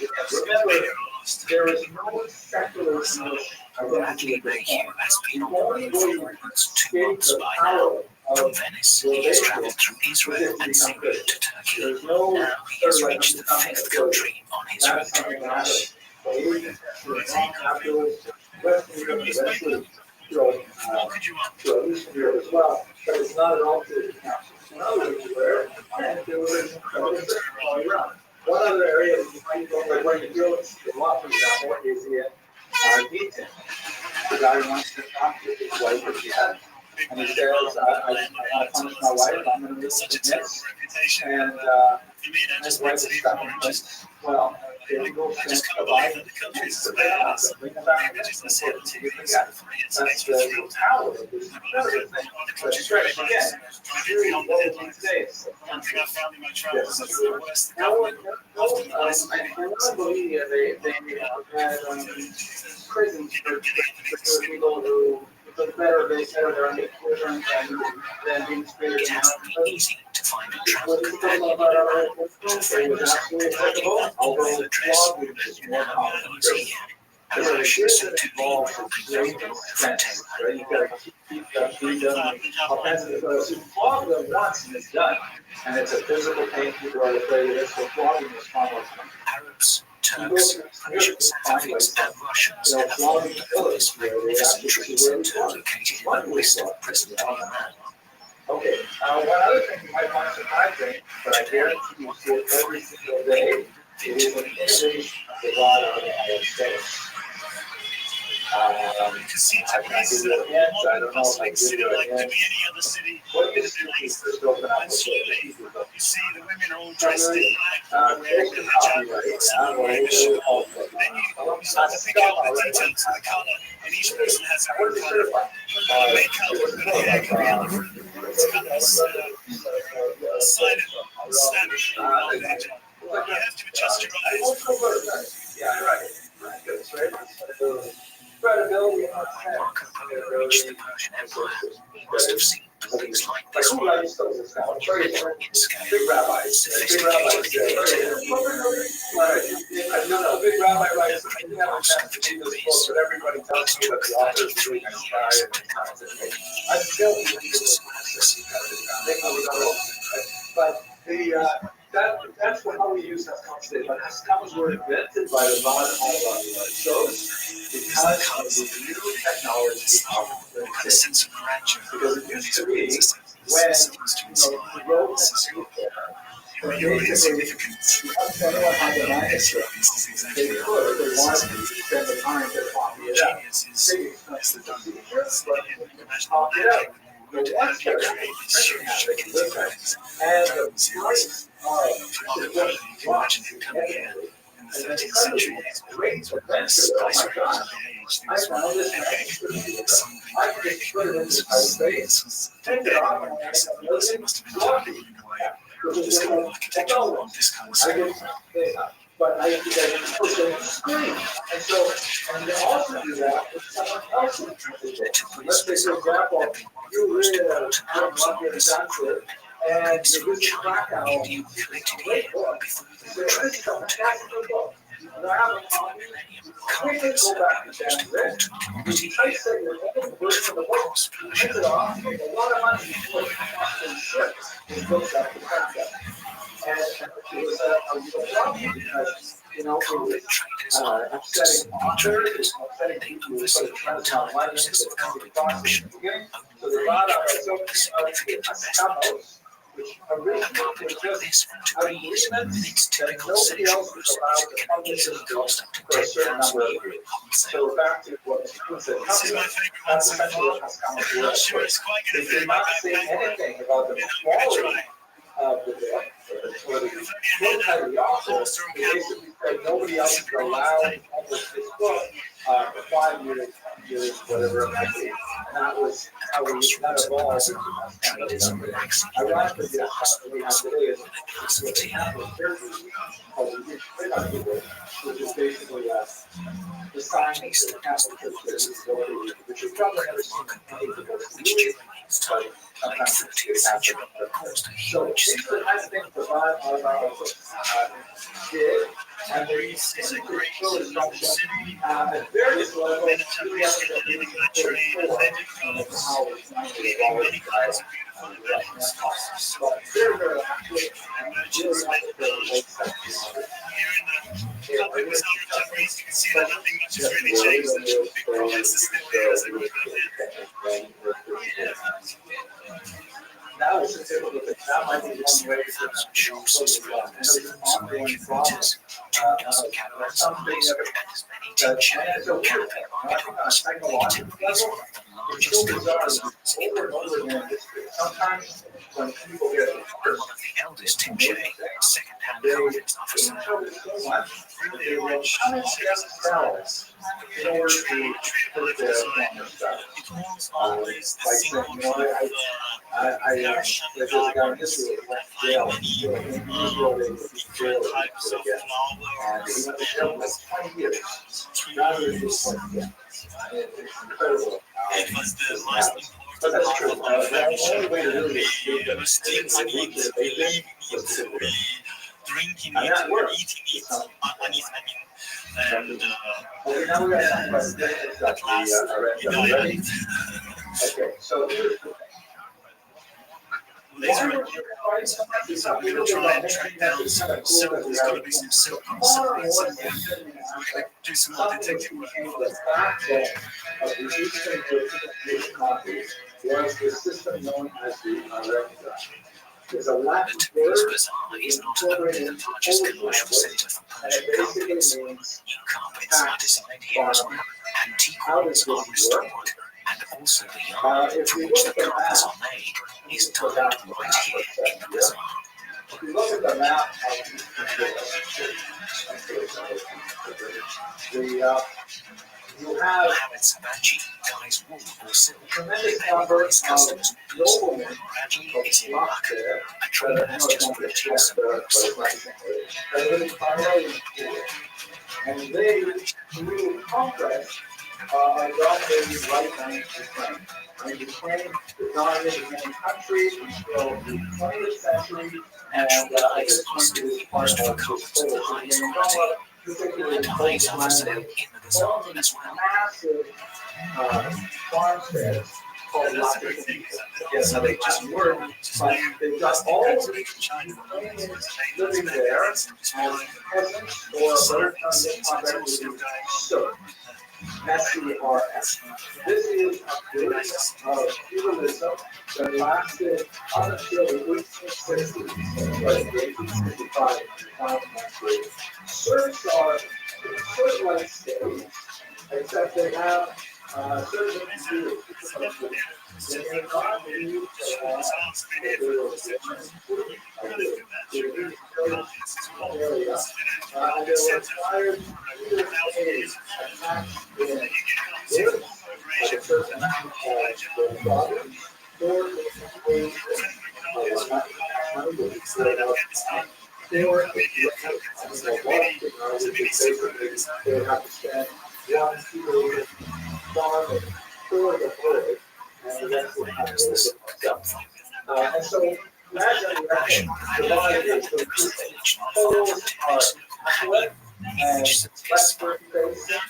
The Ukrainians are Orthodox Eastern facing. They regard each other as aliens to each other, and Ukrainians are dominated by the Poles. So the thing is, the Poles live far away, and they have these massive farms.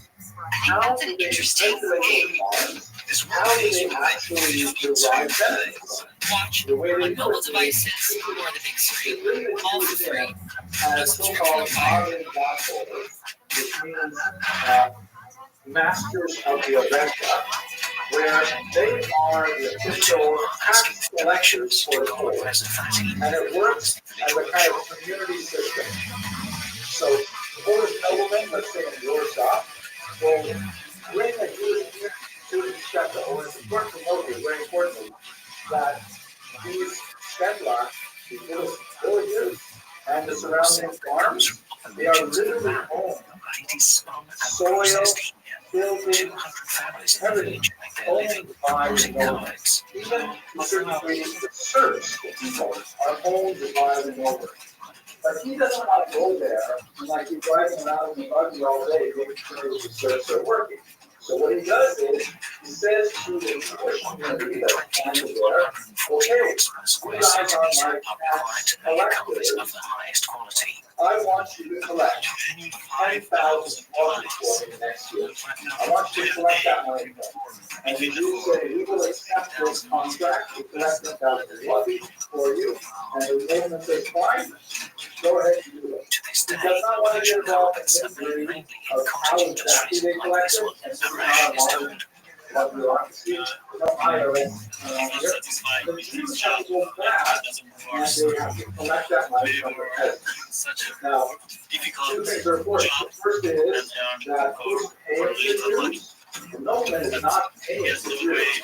The Jews are paid by the amount that they collect minus the amount they have to give to the nobleman. This work is so intricate, it's amazing. This far away, we're still quite then the nobleman says, "Hey, that's a contract, come back to me next first of Elul with 10,000 zloty." The Jews go back, they've got to collect 12,000 zloty, and the 2,000 they collect is for the Jewish community. That becomes their mainstay of their east. And the nobleman doesn't care how they do it, doesn't really want to get involved. So they involve all kinds of tax collecting devices, such as most commonly tax on devices. Meaning you bring in 10 bucks in the week, you got to get one to the nobleman. You slap 100 rabbits in the nobleman's forest, you got to give over 10 of them. You want to cross the bridge over the lake, the nobleman built this bridge, you got to pay a toll. And it's something extremely basic. It's not in just a few lines, but he gives them the chapters of his book to these mountains and to the assassins, the Al-Qaeda of his time. I think he was recounting one of the major stories of the day. This was something he'd heard all along. So he'd been whispered down the stages. And he'd heard this story. This was the big news at the time. It's got everything. It's got murders, assassinations, it's got castles up in the mountains, it's got images of paradise, it's got even got racy references to women. So it's a very exotic story that he was recounting back to his readers. They all go on about the king who was trying to keep them out in order to get into church to get married and stuff like that. You can imagine that this would build up a This is where the Seven Suburb created this earthly paradise. He would drug up these young warriors with hashish, incessantly. He would then drop them in this beautiful garden, these streams of honey, milk, beautiful flowers everywhere. Well, there you go. That's like Salivera, right? Experts in the There arts are of elements what you're saying. kind of salacious little First of all, we should understand that the argument of Sheffield life, I can take you back to we're paradise. talking about something that lasted for about 700 years. And there are definitely good times and bad times. And also you have to understand that we're looking at Sheffield life, where we've got, like, we don't even think about the fact that we have running water. And we're going to the river and getting water for the daily control of everything. So the overall standard is much lower than ours. So we tend to be distracted by that. But generally speaking, famous statesmen of their time.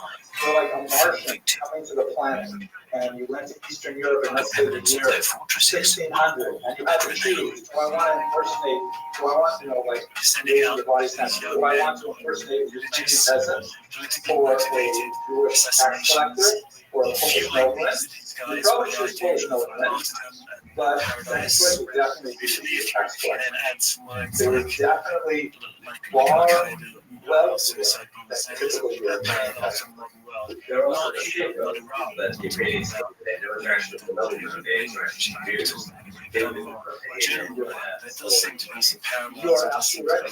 I mentioned the year 1600, because in 1648 this would all blow up. As you can imagine, huge peasant rebellions, all kinds of anger directed at the Catholic Polish lords and their Jewish middlemen representatives right here in Ukraine. But you can understand the economic piece of that, huge explosion of anger. And in fact, it's not like, we really counterintuitive. We tend to have sort of like a vision of ourselves, how we have a vision that's sort of colored by further on the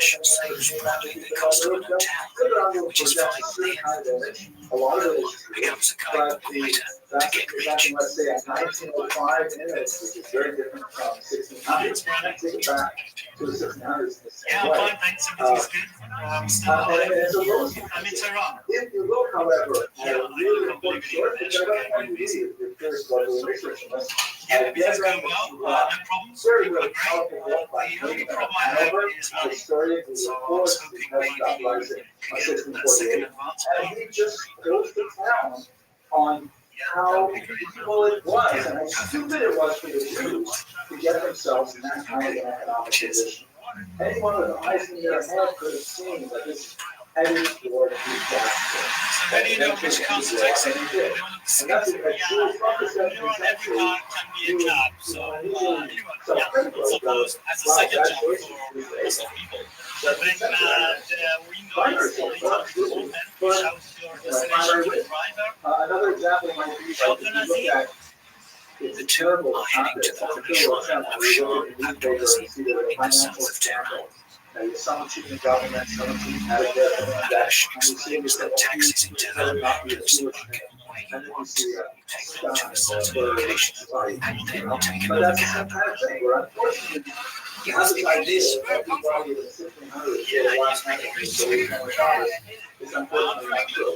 And even if we will lack we're sometimes unfortunately involved in and exploded Do you have any modern Iranian music you can play? Yeah, that would be good.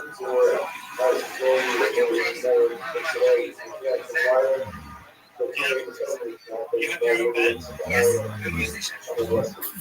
So that's fascinating, but really theological question, I think, than an economical, historical question.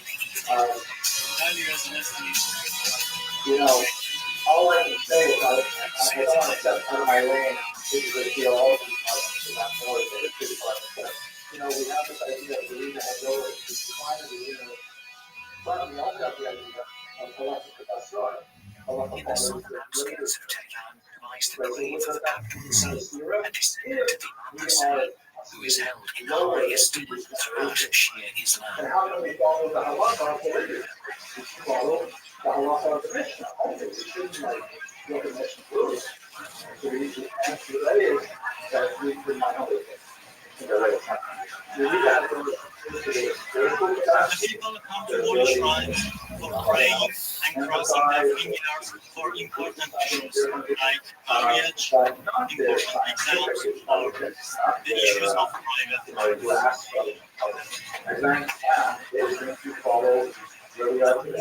So we're about to visit the grave of the Imam. As a non-Muslim, Bradley has to wait outside. There are tens of thousands of shrines open today across Iran. This is the third or fourth most highest shrine in the area. There's a great wellspring of faith in this place that express that. It's a very important it's very much government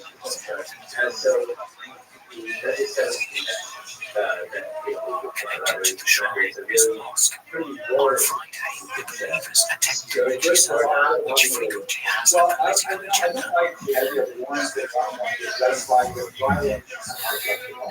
I wouldn't know on the death of Imam Hussein, a grandson of the Prophet who was killed by Sunni assassins 1400 years ago. Today marks the earliest used in Prophet's world. And he writes that one of the things that characterizes neo-anti-Semitism, like that first step we talked about last week, is that it is fundamentally chimerical in nature. I had a word out way that sounds a good word. Chimera. Chimera is? Yes. Right. Why do we call anti-Semitism chimerical? So chimera is like a made-up idea. So you like attach things one to another, and make up something like, it's like just bizarre, like a piece of this, or a big guy. So some of that weird stuff that we talk about in Western Europe, like, these things showed up with their blood, and it's just wow, what weird, only around. This anti-Semitism, on contrary, is more like a socioeconomic basis. I'm not saying it's just a price. And certainly not focused on the visual penthouse. It's explosion. That's everyone. But you can see where it's coming. Even out of this, we should realize that, that there's like things to do object. We should not be in this business. Now, another example is probably not yet. We're going to see what that takes you like with his music. It's pretty cool. He seemed like a good guy, so let's try it. Fire it up. We'll see what happens. Hired Ukrainian peasants. Here they have some Ukrainian peasants actually in more festive stars, which is not like right out of the field. But they're coming in and they're enjoying alcohol syrup with a civic street. And the guy thinks that's the right of it. What is this talking about? This, the way it's referring to is the fact that one of the fastest ways that alcohol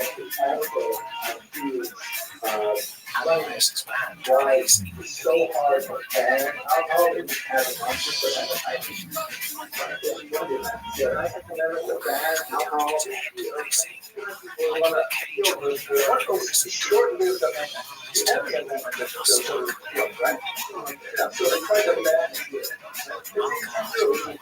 I think the 90s alcohol, everybody knows alcohol. People will drink alcohol, so you ask for it. It's not something that people say, well, that's not alcohol. Alcohol, people use it. So you'll treat people in the same not necessarily part of the event. So if you do the only people allowed to drink alcohol, you are not people allowed to sell it, and people have to come to your can in order to drink it. And you can have people on. Just add one more layer, and get you one more layer. Let's get these are all still all my money. There's a ban on Christian engagement unblended disappeared by now. That is already knocked out. Christian products still are not blended by now. What that? Mine and so on. But in this really backwards part that people are talking about, the only way you can borrow tiny little amounts of money for small things like, school, whatever, you go into the bank to borrow money. And you pay it to it's unregulated, but it's usually so protected by the business. It's like the king in Western Europe, that he wants to enter the package and others use the years because we're saying you should do it. So, Romanazia is added to the money lending in a way that they work hard in the field all day, they drink wine, black and gold. Glass of table, a glass of scotch, they fill up the tin, they drink a few, and they take their ruling, we go to the second time, put on my hat. You think there's no problem, there's 40 watches. And then at the end of the harvest season, the guy has all kinds of money, but he's holding all his feet. And he says, okay, I want to settle my cow, and 40 watches, as really interest, become 6, 7 watches. And that's not the only night we were drinking on the path. So all of a sudden, it's got about 300 bill for alcohol over the years. What is this? So this is like an incredibly noxious form of the agenda that was ultimately very, very interesting. So they extension them just the photos and they come at night to then like what was that like? Are they really the bad guys? Well, there's no, I think your question is backwards because there's no bad guys. There are people trying to live their lives. And their initial plan was to travel by ship to India and continue from there to China. So the Jews weren't stealing the money at all. This was just reality that the truck stops on the highways are modern-day caravanserais, VICs of the truck drivers. And the reality is, you have to work for the nobleman. Everybody is going to do it. And the Jew happens to be tax collector. It's also collected the whole threat over time. The cost of the bridge, fishing his pond, whatever. That was reality. Nobody likes taxation, But drivers are getting scatters and going that way. Typically, it's lots of stops, so we're kind of hopping in between oases. Just what your caravans were done, they never went one pad at a content to the other in one stretch, so we're always going little stretches. And yeah, it's good. The drivers are friendly and there's no alcohol here, so there's no drink driving, which is Also, let us not forget, and I feel so hard to keep this property, the fact that you keep both these in mind. The Jews and Poles and Ukrainians lived together in great peace and prosperity for about 1,000 years. 1,000 years with only a few very memorable moments of violence. Some of those moments were like incredible explosions, like 1648, and they're also accelerated with the modern era. You have programs 1801, 1903, 1905. 1919 was terrific with all of them. But in most of those centuries, they lived with each other. And this is point so much of what we do in economic culture is basically it's getting late. This is one of the nicest oasis towns of central Iran. So we're going to stay here. without having, for example, locked-in sugar. Right? What is locked-in? He passed through almost all of the oasis towns of the Great Iranian Desert. They line up like beads on a string. Or you can't have, This is one of the small ones. Kashan is not exactly bustling at night, but Amash and Bradley have heard about a very old and very ancient tradition. The rituals we do are basically things that we sort of borrowed from them, they borrowed from us. The sound of prayer and recitation leads them to the Zurkane, which literally means house of strength. So our cultures are so closely related. Like that is one of the best things that really on the roof is when they're in the trench run and they're kind of like all drinking together. And when you bring the guy walks over to Edgar, it was legs, you know, and he says, "Now's going on here. We don't help." And they end up sort of dancing together, and it's like, wow, it's like, and that is true. There's hostility, there's separation, but there's also a tradition of cultural borrowing. Where that especially happens, gentlemen, and I know I go too long on this, but The aim is to maximize courage, selflessness, and strength. In earlier times, the ancient sport was a way to keep people fit. they're taking out fashion, they're not living much more than political societies and men may have hostility and political things like that. The Zurkane tradition was outlawed when Islam conquered the Persian Empire in the 7th century. Text up there, more reality of life and Later, when it found its way into Islamic culture, here's Bradley.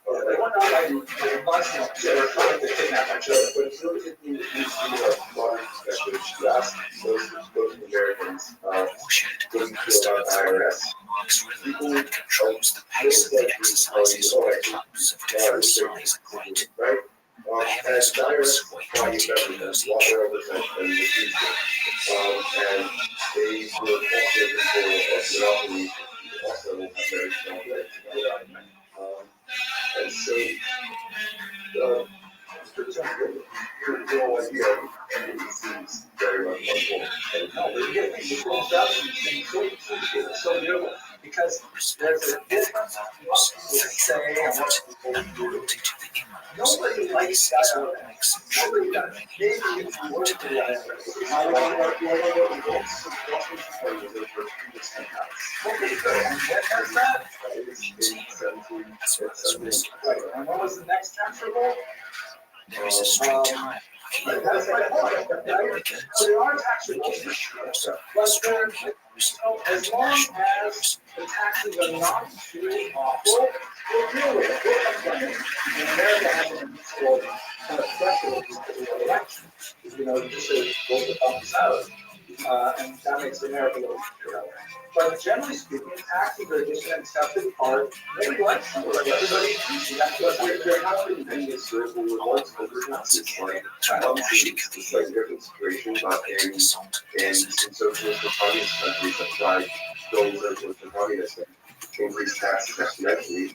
Have revolts. Sometimes people try to improve the I will not disagree that it does happen, but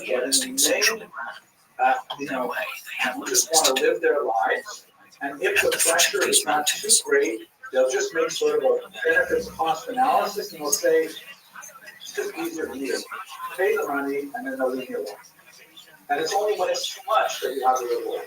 And this is like the okay. Every year that you drank during winter, well, okay, so that's what Marco Polo described his head here in this region as its origin. Great piece of art by the fantastic video that shows From the foot of the mountains, water is channeled underground into the oases to prevent it from evaporating or becoming polluted.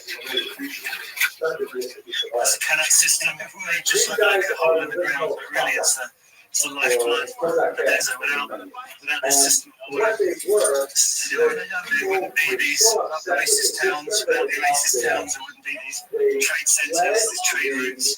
This road around here would just bypass it. Marco Polo would come down here, sort of hole in the ground. Thankfully, Конечно,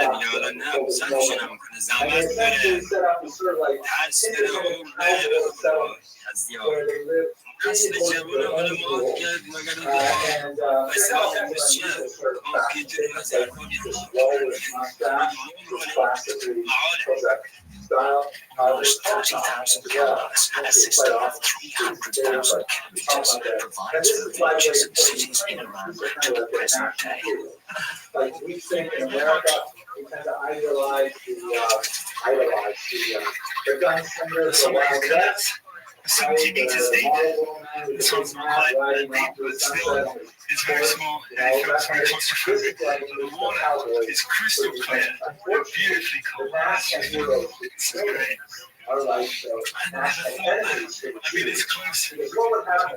What's going on in this particular scene is the Cossacks. Among the things they did for which they are valorized by the they fought with the Ottoman its origin stretches 7,000 years into the past. villagers of children and take them back to be slaves. Really awful phenomenon. The old town of Yazd, built on some dry clay, a labyrinth of narrow streets. The Ottoman said we just stop attacking our slave raiders and the villagers, so we go back to Catches, which are cooling down the blazing midsummer heat. The city's skyline may be very different when Marco Polo was here.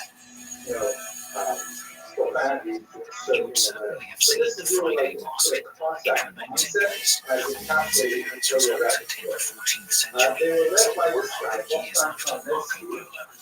He was one of these heavy noblemen who fled to the particular part of the Rapids.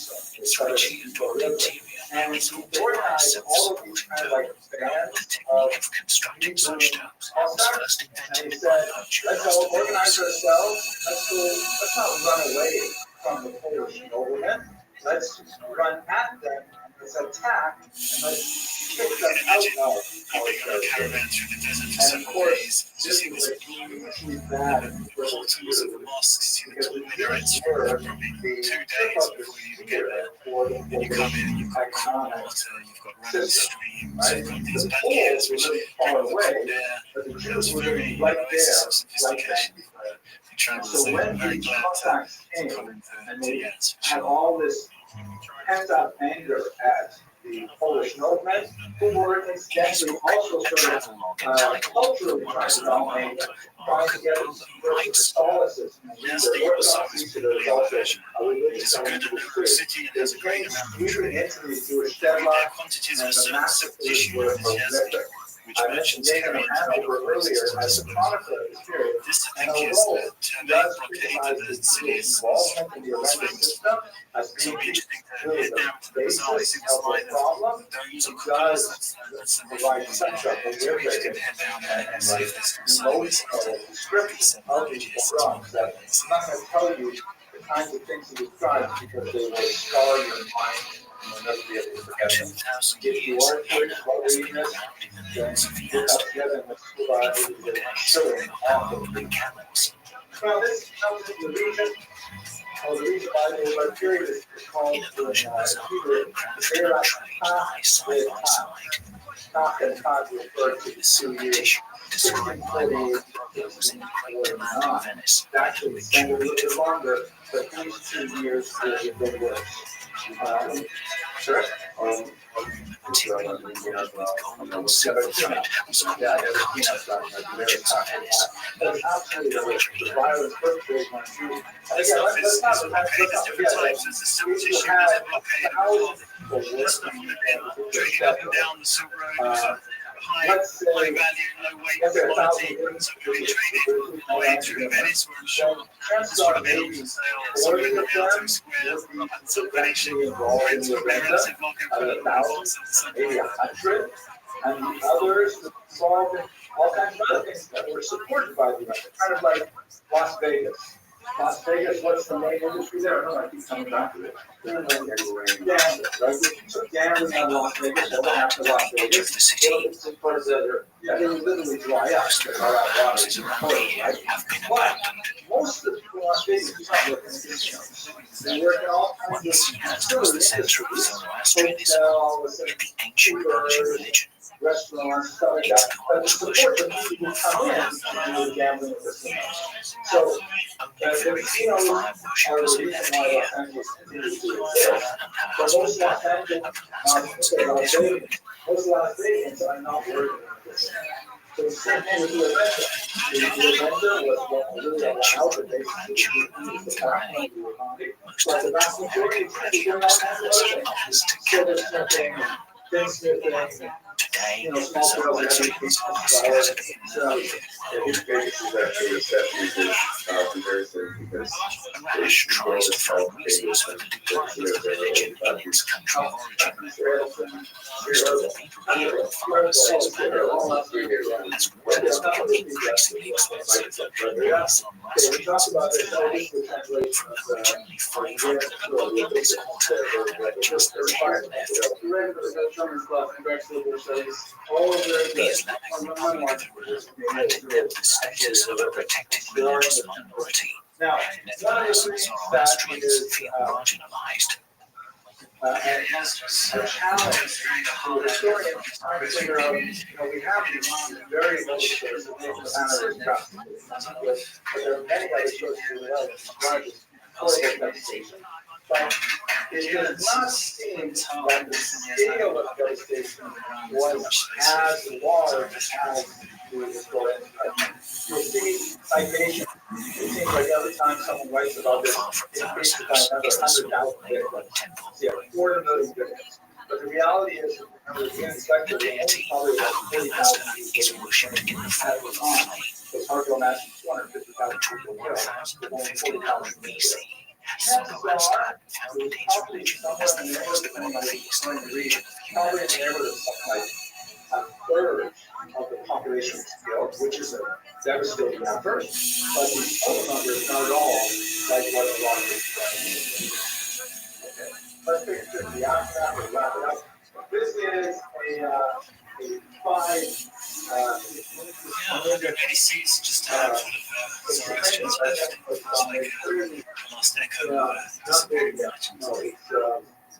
Yes, just say that. So 5 payback notes, and this is on the $5 bill. On the southern edge of the city, the Towers of Silence.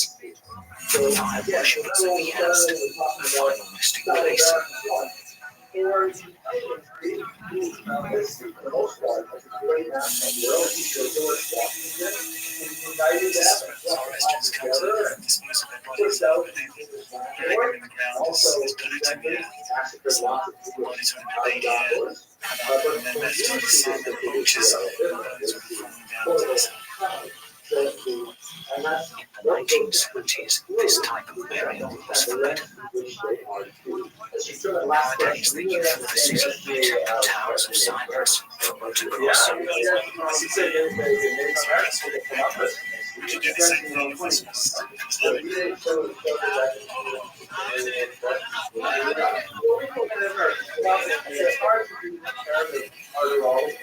I got to tell you, this is, by the way, in Central Square, they have like this very low statue of history as well. The earlier version of it actually, it's like a concept, actually has like a huge 400-foot one. But even the stars that's what they so they remove these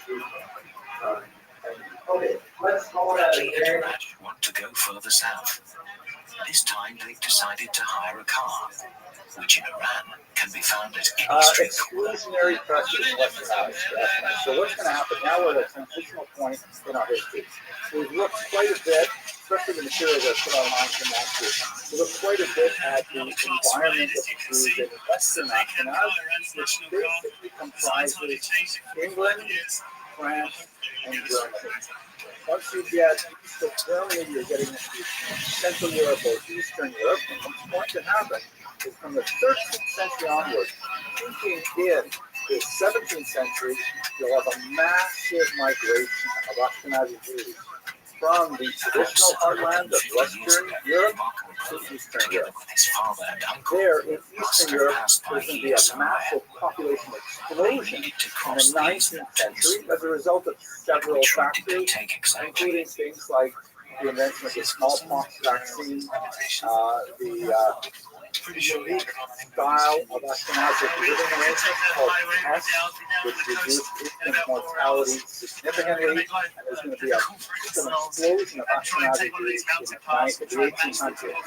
And eventually, when it gets to the end of the 1800s, we'll have another big population movement from Europe to America, to a lesser degree, South America, Canada, Australia, Israel, places like that. So we're now going to a period where Jews are going to be leaving the Ashkenazic heartland to Eastern Europe. That's 13th to 17th century. Yes, remind me your name, please. Bradley and Arash have left the desert plains Sit over here. Yeah, this is how to speak. Okay, Mr. Morante. Now they are looking for a way through the mountains that separate. So this question, the question is, I will repeat this. People who are watching the video sometimes ask me to repeat the question. Does the word Ashkenaz refer to a people or a country or a region? So if you have a look at the very first lecture, we went over the terminology. It is associated with the grandson of Noah, the biblical period. Noah.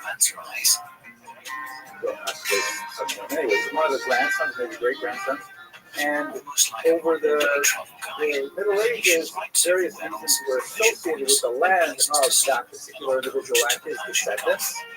For reasons that we don't totally understand, this was eventually associated with the region of the Rhineland in northern Germany, and the Jews who moved to that area were known as the Jews who moved to the land of Ashkenaz, and then they were called Ashkenazi Jews. So we have no real good reason to associate specifically that region with the place Ashkenaz. It's kind of arbitrary in some sense.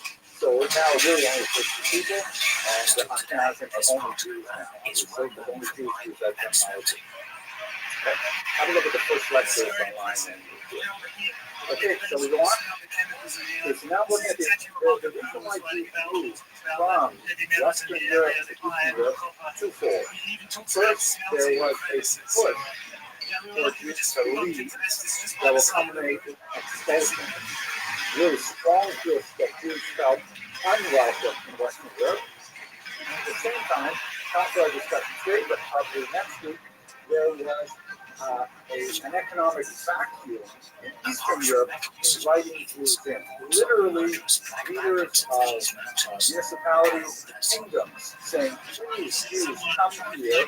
We will give you privileges. We will give you tax breaks. We will give you specific, legislation that you will want, like the right to build a wall around your community or the right to have a monopoly on fire too. And so that will be like a vacuum, an invitation, bringing Jews in, pushing Jews out, bringing Jews in at the same time. We're going to talk about the pushing Jews out first, Mr. Krantz. And then they would come across and pick up anybody they could find, sell them into slavery or kill them.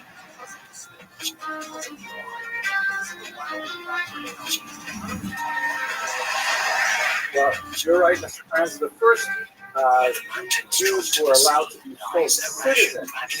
That happens in the 18th century. We're talking about 1790 for the Jews of Bordeaux and Bayonne in southern France. We're still here like about 400 years earlier when nobody has citizenship. There's no such thing as a citizen except maybe the king and maybe his wife. And that's basically it. Everyone else is a subject. So maybe not even his wife. Everyone is a subject of the king, right? That's feudalism. And all you can hope for is privileges that the king gives you. So we're still in that period right up until you get to the 18th century. All right, let's look at one major factor in the push for Jews out. The first is something called the Crusades. This is like a scene in history. This is one of those watershed moments. You know what watershed means? It's a good term. I grew up near the Arctic watershed. Anyone want to define that term? They're not modern boats, but they're in good shape. No. Watershed is the earth, like when rain falls, it either flows toward body of water here or body of water there, right? Depends on the elevation of the particular spot.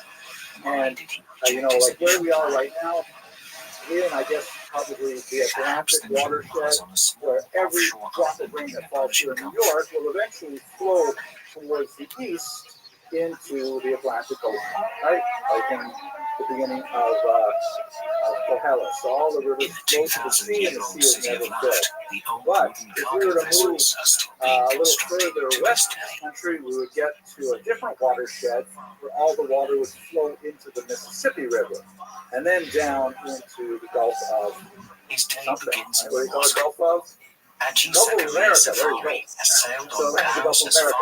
Or further west, there's a watershed where it would flow into the Pacific Ocean. I happen to grow up near the Arctic watershed, north of the Arctic watershed, where all the water that rained, all the rain that fell where I grew up, would flow into the Arctic Ocean because it's so north. So a watershed means like up until this point, everything is going this way. After this point, going the other way.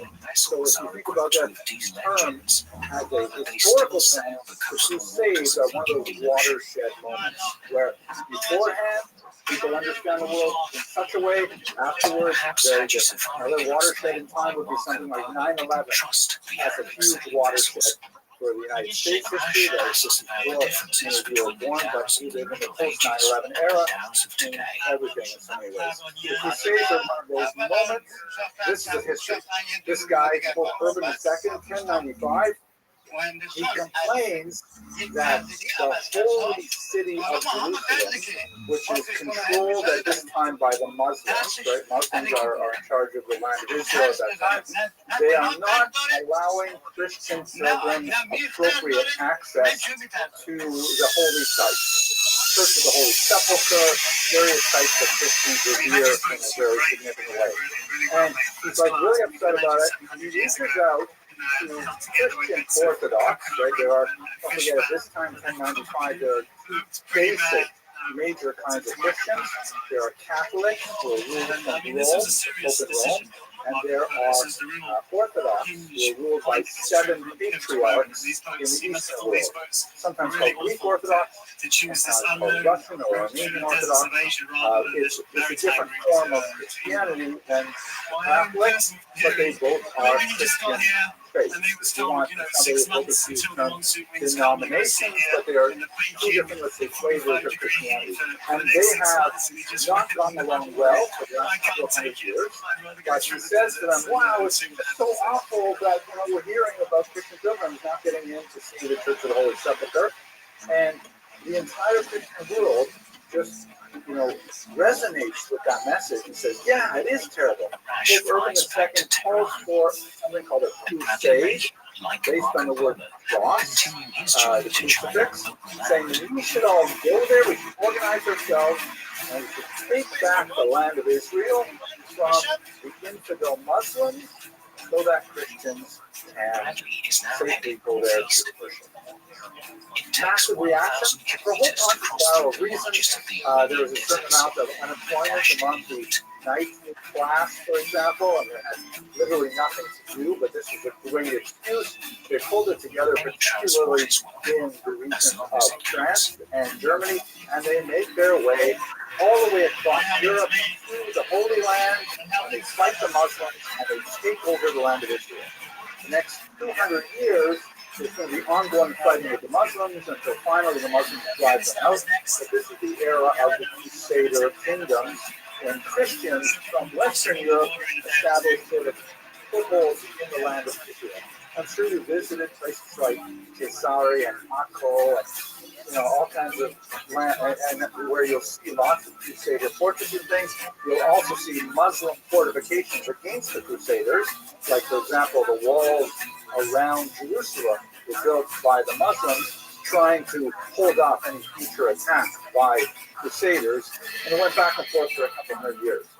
Here you see, and by the way, because they kept on they made their way down, they took over the territory, and they got kicked out, then they made their way down again. There are multiple crusades over several hundred years with a variety of outcomes, some successful, some not.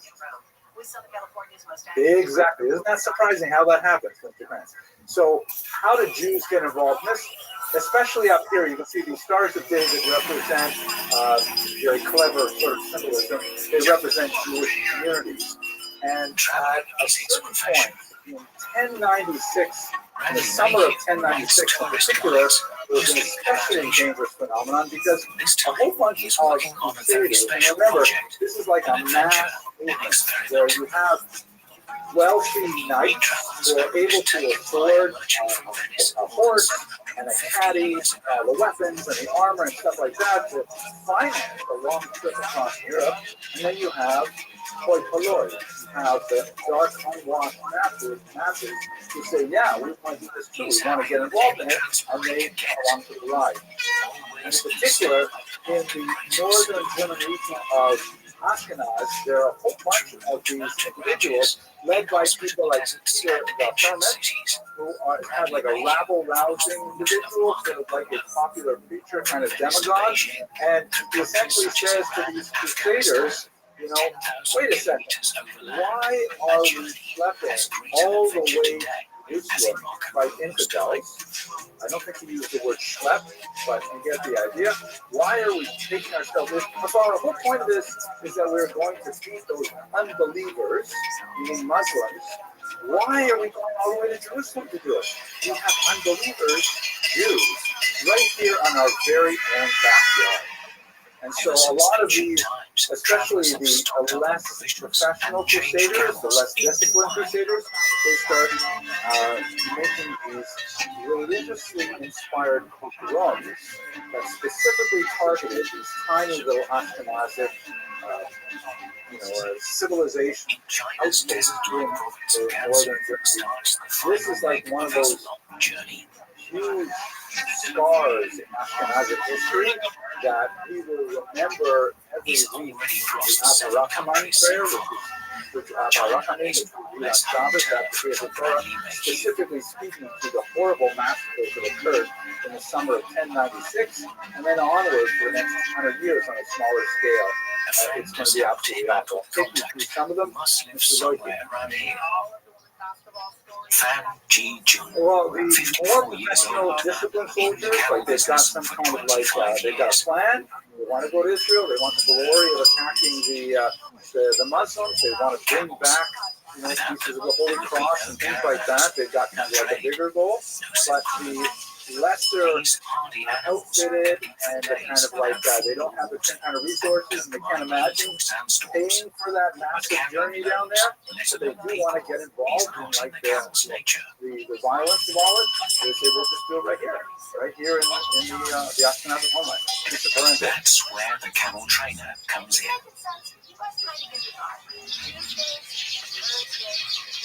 So I think that if you ask a crusader, he would say the goal was to reclaim the Holy Land. And then maybe a side benefit would be the fact that we can show those unbelievers what they really, what they're worth. And by the way, where you see this especially clearly in the Rhineland massacres is because Jews were given the option to convert or die. Right? This is the option of get baptized, which would represent a victory for Christianity if these Jews become Christians, or get killed. So it has definitely a very strong religious root, demagogic and violent and all kinds of nasty things, but nevertheless religious at its core. Polo describes with great respect the Okay, so because these crusaders, why are you stepping all the way down there? Look, here's right here. Here's another image from that time. And we have a lot of chronicles, by the way. We have source material sort of written by Jews. These are really heartbreaking chronicles written by Jews. There's a handful of them. And we also have Christian chronicles of the attacks on Jews as well, which largely corroborate some of the most horrific aspects of the massacre. 1096, the summer, May through June, specifically the time when they were at their most intense, beginning of the Crusades. There would be, as I mentioned, later Crusades that also had violence against Jews attendant upon it. You'll recall in the lecture where we looked at Ashkenazi genetics, we saw all those Jews thrown down the well. So that was as part of the Second Crusade. There's a tremendous story about Rabbeinu Tam being involved in one of these crusades as well. And it was absolutely horrific. The three main towns, however, that are the epicenter are called Fire, Worms, Mine. They're known as the Shum communities by acronym. These are really small, but important old Ashkenazic settlements. Remember, Ashkenaz at this point only has been around for about 200 years, and there's still maybe a few thousand Jews in one of these places, and they were the three that were most powerfully attacked in the beginning. The Jewish response is fascinating and says a lot, I think, to the formation, one might suggest, of Ashkenazic culture. Visit the singing sands each year. Yes, definitely. That was where Gershom studied, for example. So these are significant towns. They're not faraway places. They're small by our standards, but still big by their country. So this is where one of the oldest techniques that Ashkenazim developed, Jews in general, but Ashkenazim in particular, for dealing with external threats. There are three basic strategies that you can possibly think of when you're confronted by a threat. What do you think those three strategies are? Pay them off. Thank you. Thank you. Fight back. What happens if you fight back?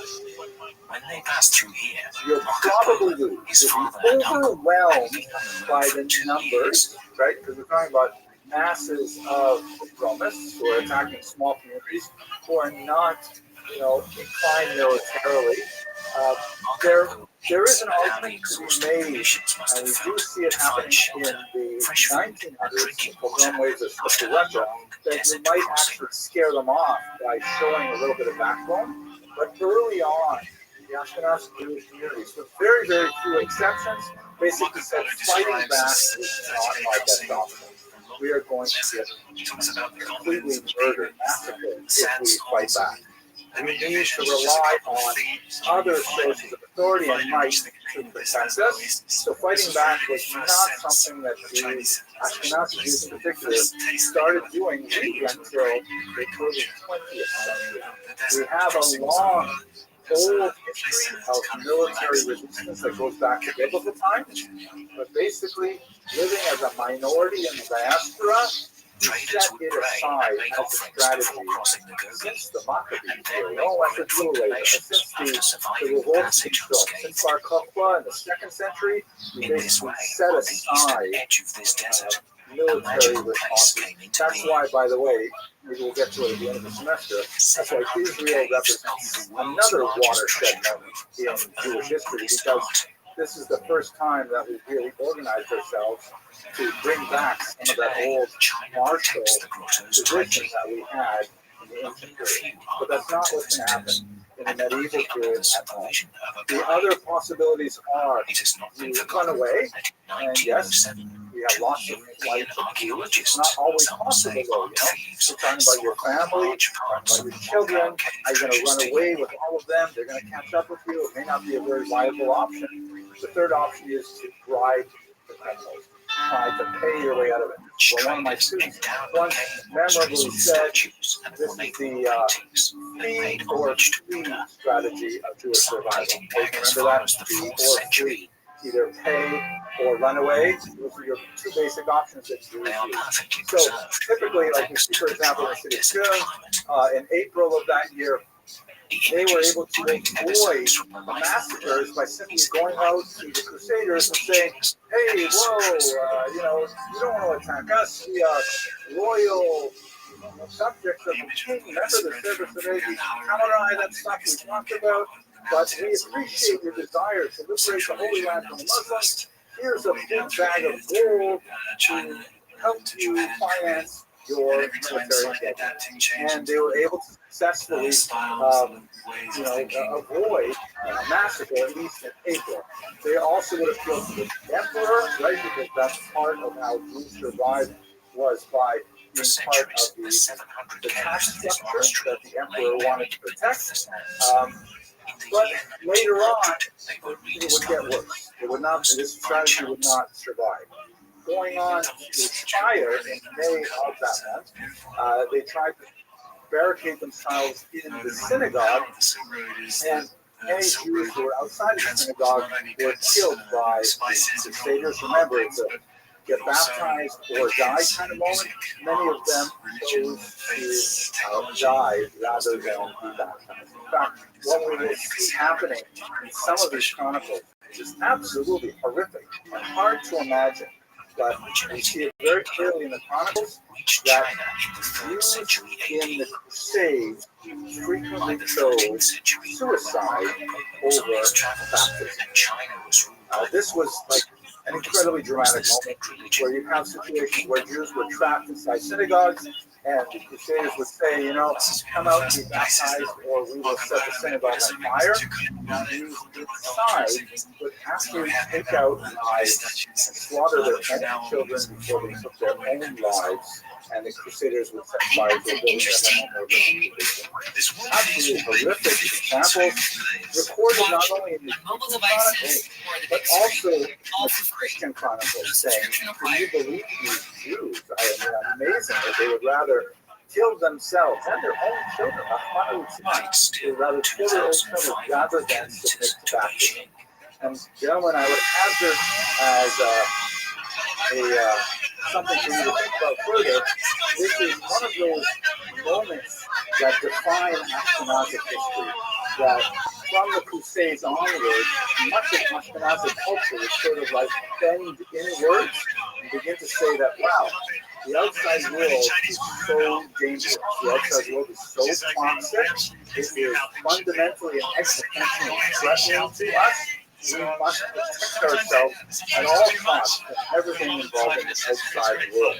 And Ashkenazi culture tends to get kind of like that inward focus that results in some interesting cultural expressions. Sephardic culture, by contrast, they didn't have this same challenge of the Crusades. The Crusades did not sweep Spain at this time. Spain is also, where Jews are mainly living, it's Muslim. It's not even under the Christian. But their big challenge would come after 1591, as we discussed last semester, that their challenge would come after 1591, where now they've been forcibly converted without their will, without a chance to even say no. And now they have to live in both the Christian world and in the Jewish world simultaneously. Sephardim develop a cultural tropism where they direct themselves to adapting to outside society while preserving the Jewish identity. So you see the contrast between the two? Ashkenazim, sword in the sand, saying, if you force this somehow on me, I will literally kill myself.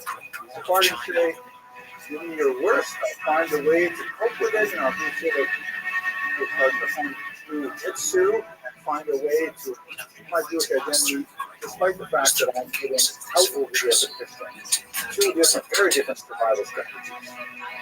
Okay, so it was inspired, I mean, the first example of this is recorded in the Jewish Chronicles of the Jewish woman who chooses to die rather than to submit to baptism, and this becomes kind of like a major theme of the Crusades. Finally, in Worms, the Jews at this time, they go to the bishop. The bishop has a big fortified castle, and they say, please protect us. The bishop says, okay, because the bishop, the ironic thing to see about anti-Semitism for much of this period is that the upper church wanted to have nothing to do with this. They wanted to have nothing to do with these crazy allegations of blood libel and bizarre ideas that the Jews had to be massacred. It was actually contrary to the doctrine of the church fathers. Jews were to be somewhat persecuted, second-class citizens, in order to send a message to the Christian world that it's not good to be a Jew, but they were not killed. In fact, the opposite. They were supposed to be preserved so that later they could testify as to the validity of the second coming. So the bishop says, yeah, come on in, I'll take care of you guys. The Crusaders broke into the bishop's own castle and then massacred 800 people in it. You have more and more of these examples of mass suicide among Jews happening. In minds, the bishop was willing to help, but he could not do it. There are some interesting examples of when you have a little bit of a pushback, I can't remember which town it was, maybe it'll come up in my notes here, but one town actually arrested one of them, the rabble rousers. They cut off his hand, and that stops the violence right away. But otherwise, the violence just ran over even the church. If they wanted to stop this movement, they could not. It's like when you wake up this kind of element of hatred, even though it is technically disguising itself with a religious sort of veneer, it's a much more powerful impulse than any kind of religious thought at the time. Count Amico is one of these examples. He's one of the worst of the pogromists at this time. They eventually leave and they make their all the way down to Hungary, and they're considered such a disaster that Hungarian Christians fight against the Crusaders, saying, you're not coming into our land, this is crazy, you come in here, you rape, you pillage, all in the name of the Christianity, and totally not okay. So that's basically the kind of situation that's going on. One last detail that's kind of interesting is what happens to those who accepted baptism rather than to be killed or suddenly then decide to commit suicide. There is a significant debate in both the Christian world and in the Jewish world. What do we do with these people? I mean, Christians, as those of you in the Sparta class remember well, are sort of trapped in this ideology that once a person is baptized, even if it was done without his or her consent, they are now magically Christian. It's a sacrament, they can't take it back. So the church was kind of like, well, they're not allowed to physically baptize these Jews, but now that they did, they're Christians. We have to keep them as Christians. Emperor Henry IV said, no, that's ridiculous. I'm letting them go back to their Jewish communities, and he got in trouble with the Pope over this because the Pope says, who says that you, an emperor, what right do you have to say anything about Christian theology? But even on the Jewish side, there were many prominent Jews of the time, largely overruled by the Restream that you're familiar with, perhaps the most important of them. He died in 1104, so the Crusades, the first Crusade was part of the last thing that he had to deal with in his life. There were significant debates. Maybe once they're baptized, especially if they volunteer to be baptized rather than be killed, maybe now they are Christian. Maybe we should accept them that. Maybe you're only allowed to be right? You can't be allowed to. You have to force yourself to give up your life for this. Nevertheless, the consensus developed over the course of about 100 years. It's not such an easy thing to do.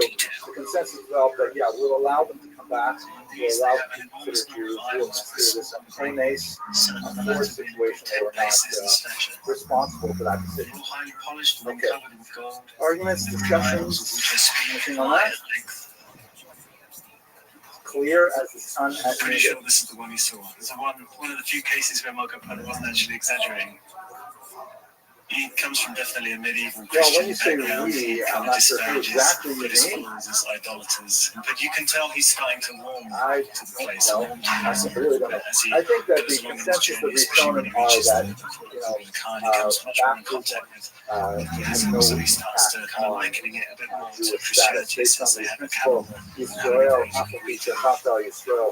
A Jew, even though he sins, he's still a Jew. And you can't remove that Jew. But I'm not I'm not even a rabbi, just a regular guy. So I can't tell you this. Master Rosh Hashanah. Okay, so what about Jerusalem? Jerusalem, of course, deals with the Crusaders in 1099. They finally get there. There's a huge battle in Jerusalem, which is kind of like in the first Crusade, it was the peak of the crusading story, and like myth, you have guys like Richard the Lionheart who make their reputations in these huge battles for Jerusalem. Ultimately, Jews and Muslims in Jerusalem fight shoulder to shoulder against Christians, but they lose. There's going to be a massacre, and Jews are sold to slavery.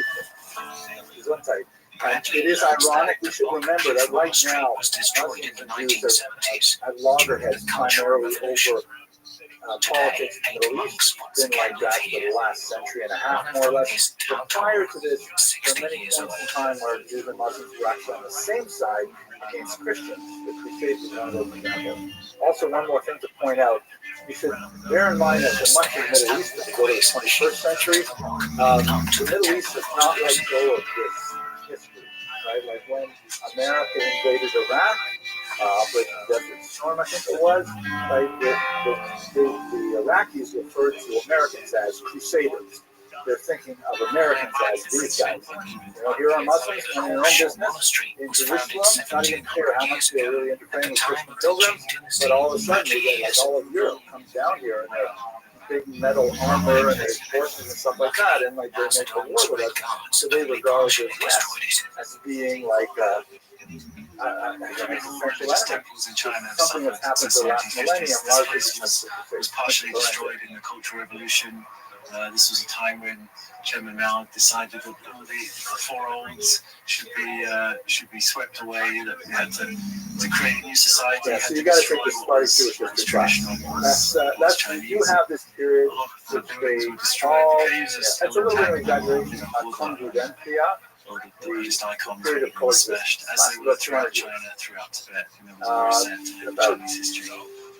Give or take 950 to 1150. These days, the Chinese have turned to religion once again. Yeah, but that's it. It's an interesting period of time. Spartan Jewish history. Mr. and Mrs. Lee pray for success in work. You think right now everybody's dead? For their newborn babies. Buddhism for Chinese people is mostly about yeah, I would love that too. I think America is an exceptional history in many ways. So good argument. There's a lot to be said for that. I don't think it's quite as rosy as maybe we would like. But a lot of people, especially older people, have had difficulties coming to terms with the new Chinese society. Okay, let's just do one weird thing here. So one of the immediate cultural expressions of Jews in the post-Crusade era that had a long-lasting effect was a movement called the Hasidic Ashkenaz. The term Hasid, of course, is biblical in origin. You see it all over Tanakh. It basically means someone who goes beyond the letter of the law. But it has been used so many times in history. The followers of Yehuda Maccabees were called Hasidim. David Melech called himself Hasidim. We have, of course, the 18th century Hasidic movement, Chabad, Satmar, all those guys. But this is a different movement. It just happens to be the same name. They flourished for about 100 years right after the Crusades. Most of their writings are focused in one book, Sefer Hasidim, fascinating book on a historical level. Pass by on camels. Today, so Yehuda Hasid is one of the major authors of this, also his father. This is fascinating book on a historical level as well, because it includes all kinds of interesting stories about things that happened in Ashkenaz at the time. The fascinating religious work is basically sort of a mixture of Musar and Halakha, about how you should behave, and all kinds of like stuff that didn't make it into Halakha, but nevertheless kind of like advice given by the followers of the Ashkenaz. What is especially unique about it, though, is it's different from a lot of other things, and it's not something that really lasts in the Ashkenaz tradition. It's very, very sharp, but this time, though, is that the Ashkenaz is really big into self-blame, self-denial, martyrdom, all kinds of like, we have to be more tshuva. It's so different from much of the modern day Hasidus. I talk about Chabad, for example, which is, and all the Hasidus is really much more about joy and about camaraderie and saying, no way, these Hasidic Ashkenaz, they're really into like self-mortification, like literally rolling in snow. Fasting was a big deal, lots and lots of fasting.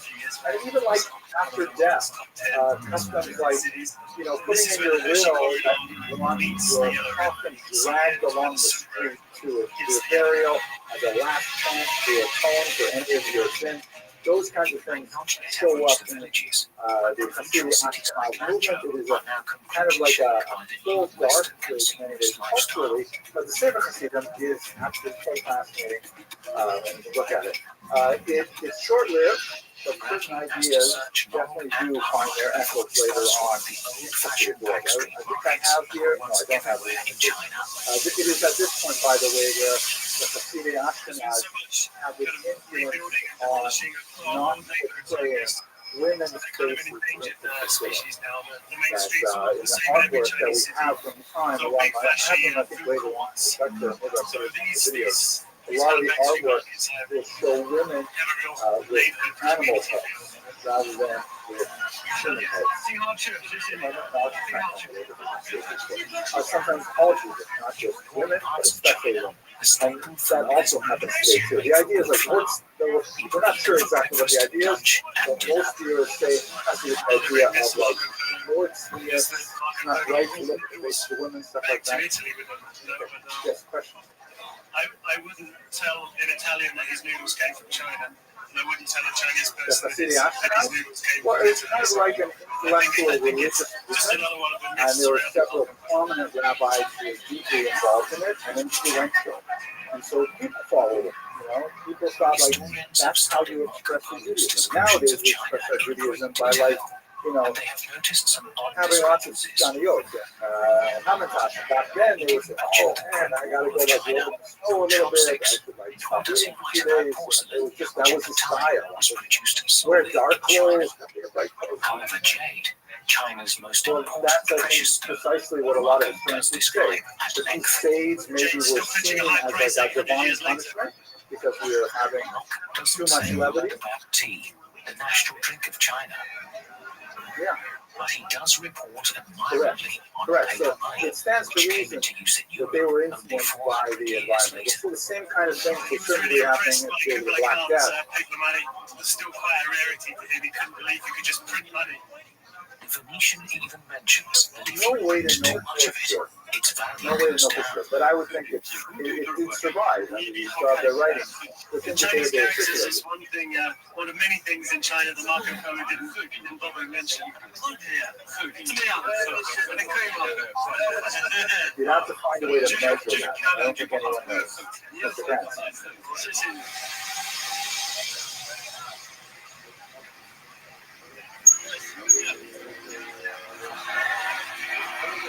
Looks like it's going to be a long trip. Road to the Mongol heartland is never an easy one. Yeah. About a particular did not like that.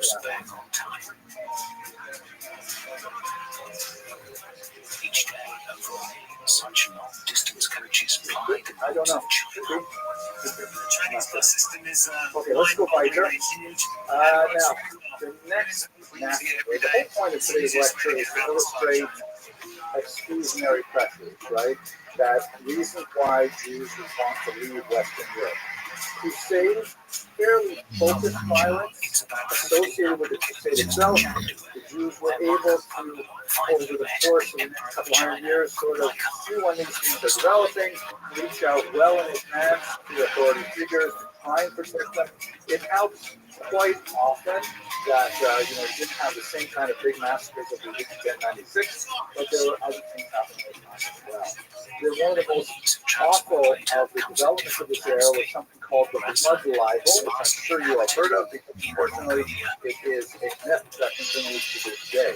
This is a map from the Encyclopedia that shows you the places in Europe that had a blood libel with the centuries when they occurred. The numbers in circles are the 19th and 20th centuries. So there's definitely an ongoing persistence of this bizarre idea. It started first up here in Norwich, right here in the, actually the earliest one is in 1144. The story goes, and this is basically repeated over and over again, that the Jews need to kill, God forbid, a Christian child. There's actually two distinct charges. The first one is called ritual murder, and later it develops into what's called the blood libel, alilat dam.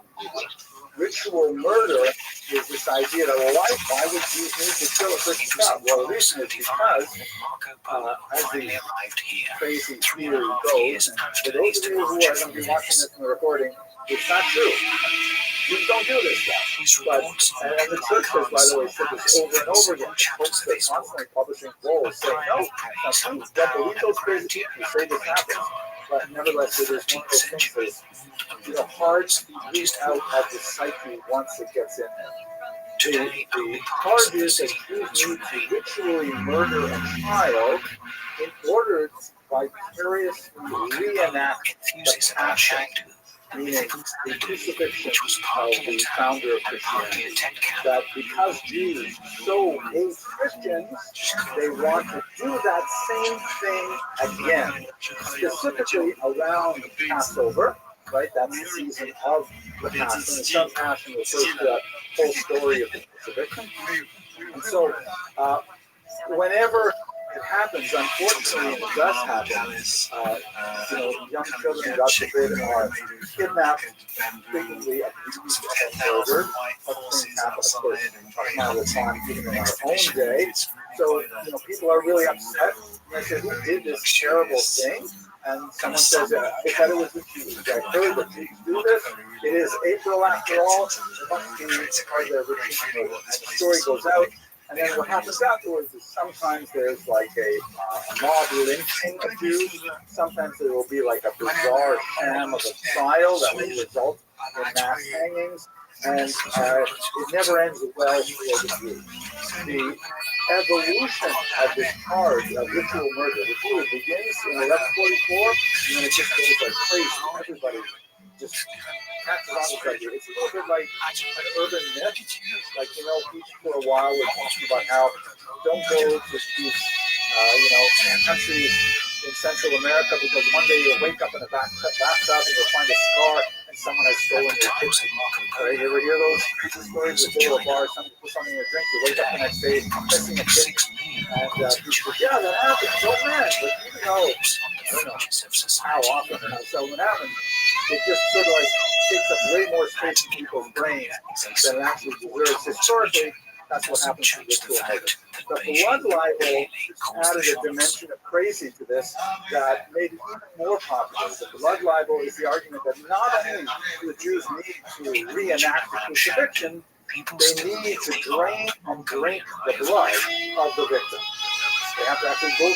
Why do they need to drink the blood? They talk to the reason. So here's like a crowded map of how many places had blood libels after that first one, 1144. This is Simon of Kent in 1479, one of the most widely publicized blood libels.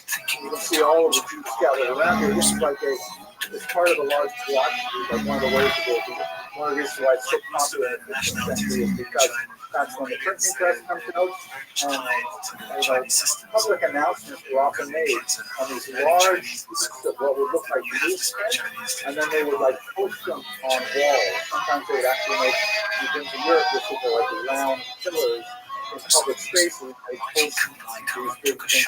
In Israel, you see in Hashkavilim, same kind of idea, like don't feel it, kind of messages that you see in some places. That's how this would be posted. It was not colored. This is a colorized version. It just adds a little level of vibrancy to it. The Jews here, and they all have names because below it would be a long text in medieval German that most people could not read, but they could see the person's image. They have these little ruels here, these little badges that indicate that they are Jews from year 1215 on. These are required to wear some kind of distinguishing badge like this. And here is the unfortunate Simon, who is held in a cruciform position. There are Jews who are tormenting him with specific torments that are meant to mimic the account of the gospel when they're circumcising him, because after all, the family was also circumcised, so they have to make the victim, Christ-like in that regard. They're catching the blood between our little hand, and then later they do various things with the blood. One of the most popular myths is that they would bake it into the matzah. And for those of you who, I'm sure all of you have eaten matzah, which is made completely out of flour and water, you know that a little bit of blood will make it taste better. I don't want to say that, I'll put that out in the video, but there's no blood in matzah, obviously. There are also interesting thoughts that Jewish men are subject to menstruation, and so they release iron every month, and then to drink Christian blood in order to replenish the iron. Other stories will say that they are infertile, and the only way that they can reproduce is if they consume this blood. So it's an aphrodisiac. And then there's absolutely bizarre story. If you're curious about this really weird aspect of medieval history, I recommend you look at Joshua Trachtenberg's remarkable work written right during the Holocaust, trying to wake people up as to how long this has been going on, called The Devil and the Jews. Very powerful work. He lists, 20 different things that people believe Jews did with this blood, and amazing examples of Christians actually trying to buy the blood so that they can use it for their purposes as well. Of course, there is no blood here. But this blood libel just became such a powerful peg in the minds of medieval Europe that it haunted the Jews for hundreds of years. Here's another depiction of Beatus Simon Martyr, which basically means Saint Simon the Martyr. As I mentioned earlier, the church in most cases completely decried the whole idea of the blood libel. It said it's crazy. Jews would go to the Pope and say, we're getting all these calumnies applied to us, and we're getting attacked, and it's not fair, it's not true, and the church would actually, be forthcoming and say, the Jews are right, it's not true, and so on. But there were some exceptions. Simon Martyr was one of them. He was actually beatified by the church, which means he was one level short of becoming a saint. Quite often they would take the remains of the child, which was killed by teenagers, definitely not the Jews, and then be buried in a wall of a church. Go to churches today in Europe, see where they have, the remains of these children who were horribly killed, but the Jews were blamed for it.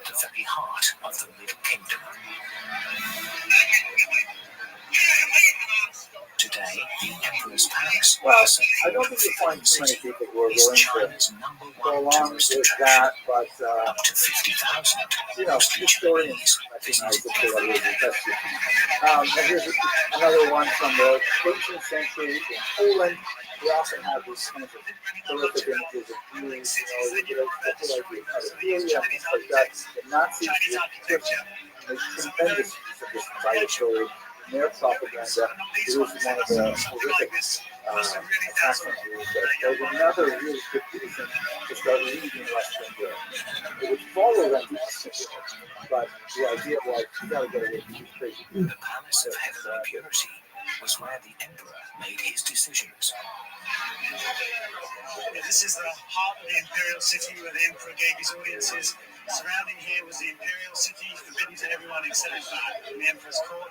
So Outside here was big cities. This was really it's kind of like an iconographic standard of the ugly Jew.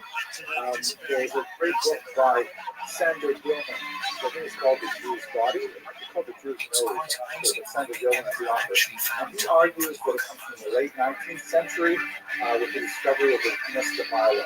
It's a very famous Greek statue of a woman, and it was considered in the 19th century, and it was displayed in the Louvre as like the ideal human form. And so a lot of anti-Semitic started saying, well, if this is the ideal, with the aquiline nose, the right body proportion, then the Jew must be the opposite. And that's when the kind of capitalist image, the large, it's late 19th century. So this is Tiananmen Gate. Okay, let's go to one last related story, and Chinese people had stood up this is Nassim. and Now, proclaimed the People's Republic of China. ritual murder morphs into the blood libel, makes you feel very uncomfortable during this diverse. And we could say much more about this. Literally, we could teach a whole semester on the blood libel. There are crazy examples where, for example, you didn't even have to have a body. Like the Blois incident of 1171, where some guy thought he saw a Jew carrying a body, but nobody reported a missing child. Nobody found the body. Nevertheless, they attacked all the Jews, massacred them, over a bloodline. It was a crazy, crazy thing. Post-desecration, however, is kind of like the next step up in the crazy belief system, and it affected Jews very heavily. And unlike the blood libel, post-desecration tended to have the support of the church. The church actually found, the Catholic Church found it advantageous to even promote, to some degree, the post-desecration story because it served their own agenda. So the term host refers to a little wafer that became part of Catholic religious practice. Was surrounded by the sea of Chinese who really just it was part of a ritual called communion that when you were a Catholic in good standing, you had said your confession and done all the penances required, then you would enter into communion, which involved the drinking of a little bit of wine and the consumption of this little cracker. It looks like a Ritz cracker, like they have a cake. And this would be like a very dramatic moment. And from the 14th century on, in particular, the Catholic Church adopted a doctrine called transubstantiation, where they said that the consumption of this wafer and this wine, which is memory of the Last Supper, actually literally becomes the body of Christ. That it's literally the body of Christ that you are consuming. I know that sounds a little weird. I think it sounds weird to me, but it's somebody else's religion, so that's what they believe. So, and that's like a very holy thing, actually consuming the body. So, through this doctrine of transubstantiation, where it's not a symbol, it's not like representative of, it's actually the thing itself, mamash. So, if it is the thing itself, then it stands to reason that Jews would want to torture it. Right? If they're killing Christian children, as the argument goes, in order to reenact the passion, certainly they're going to do it the wafer itself, which represents Jesus literally. That's the argument. So the church, whereas they thought the blood libel was really dangerous, they put it down, post-desecration actually supported the argument for transubstantiation of doctrine, which was not an easy sell.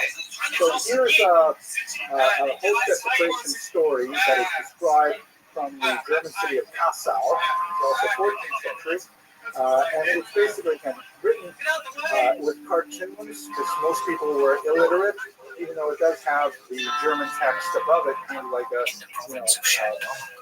graphic novel. And the stories are almost all the same. here is a Christian accomplice. Typically, there will be like a renegade Christian in these stories. There's also a renegade Christian in a lot of blood Bible stories. The renegade Christian who, helps the Jews find the child, that kind of thing. Here's a renegade Christian. Goes to the church, and you can see he's looking over his shoulder as he steals the host. So here's the wafers.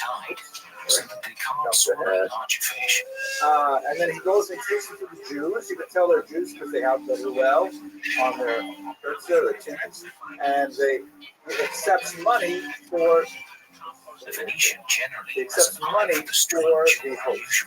The host is then brought back to the synagogue by the Jews. They got it in a little box here. And in their synagogue, they torture the host. Either stabbing it with knives, miraculously it bleeds, and starts to bleed. That's again, demonstrating the miraculous properties of the host. You can see that the Christian artist has never actually been in the synagogue, but has to look carefully because he's trying to reproduce the Maybe bridge here in Hebrew, but he doesn't know how to write Hebrew, so he's going to write gibberish up there. And then what happens is, like the police come to the door and say, hey, what's going on in here? We hear like some screaming, right? Like the whole screaming after listening to the police, they quick get rid of the evidence, they collect it up, they throw it into the furnace, and miraculously the form of a small child appears in the flames. And they'll just fly out of the flames to be caught by waiting. Right? Like all these people that are attached to it to sort of reinforce the idea of contamination. All of this stuff is not as organized. It's not true at all. The next part, unfortunately, is typically what actually happened. There's a mob, burst into the synagogue, they arrest all the Jews, they behead them, which is also a typical Jewish attack from the 15th century. They torture them, they light the flames, they set them on fire. Christian is taken away for other punishments, and the synagogue is dedicated as a church. The body parts up here, blood libel, things like that.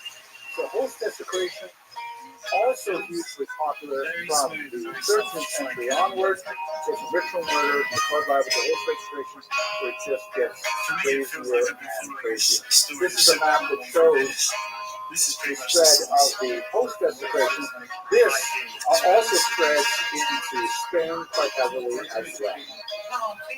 Okay. Oof, that's so exhausting. Nasty. Questions, answers, real quick.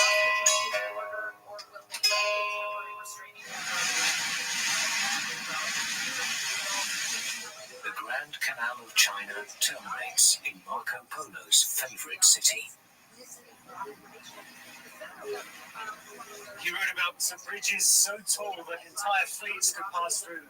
I didn't understand what your question was. Were they spread separately from what? Oh. That's good. It would be interesting to kind of correlate this stuff with the just taken the city and most of the country later for the most part. I think there has been a lot of stuff written on the spread of superstition connected with mass media. Like, it's one thing for two guys sitting in an inn telling a story. There's only a certain degree of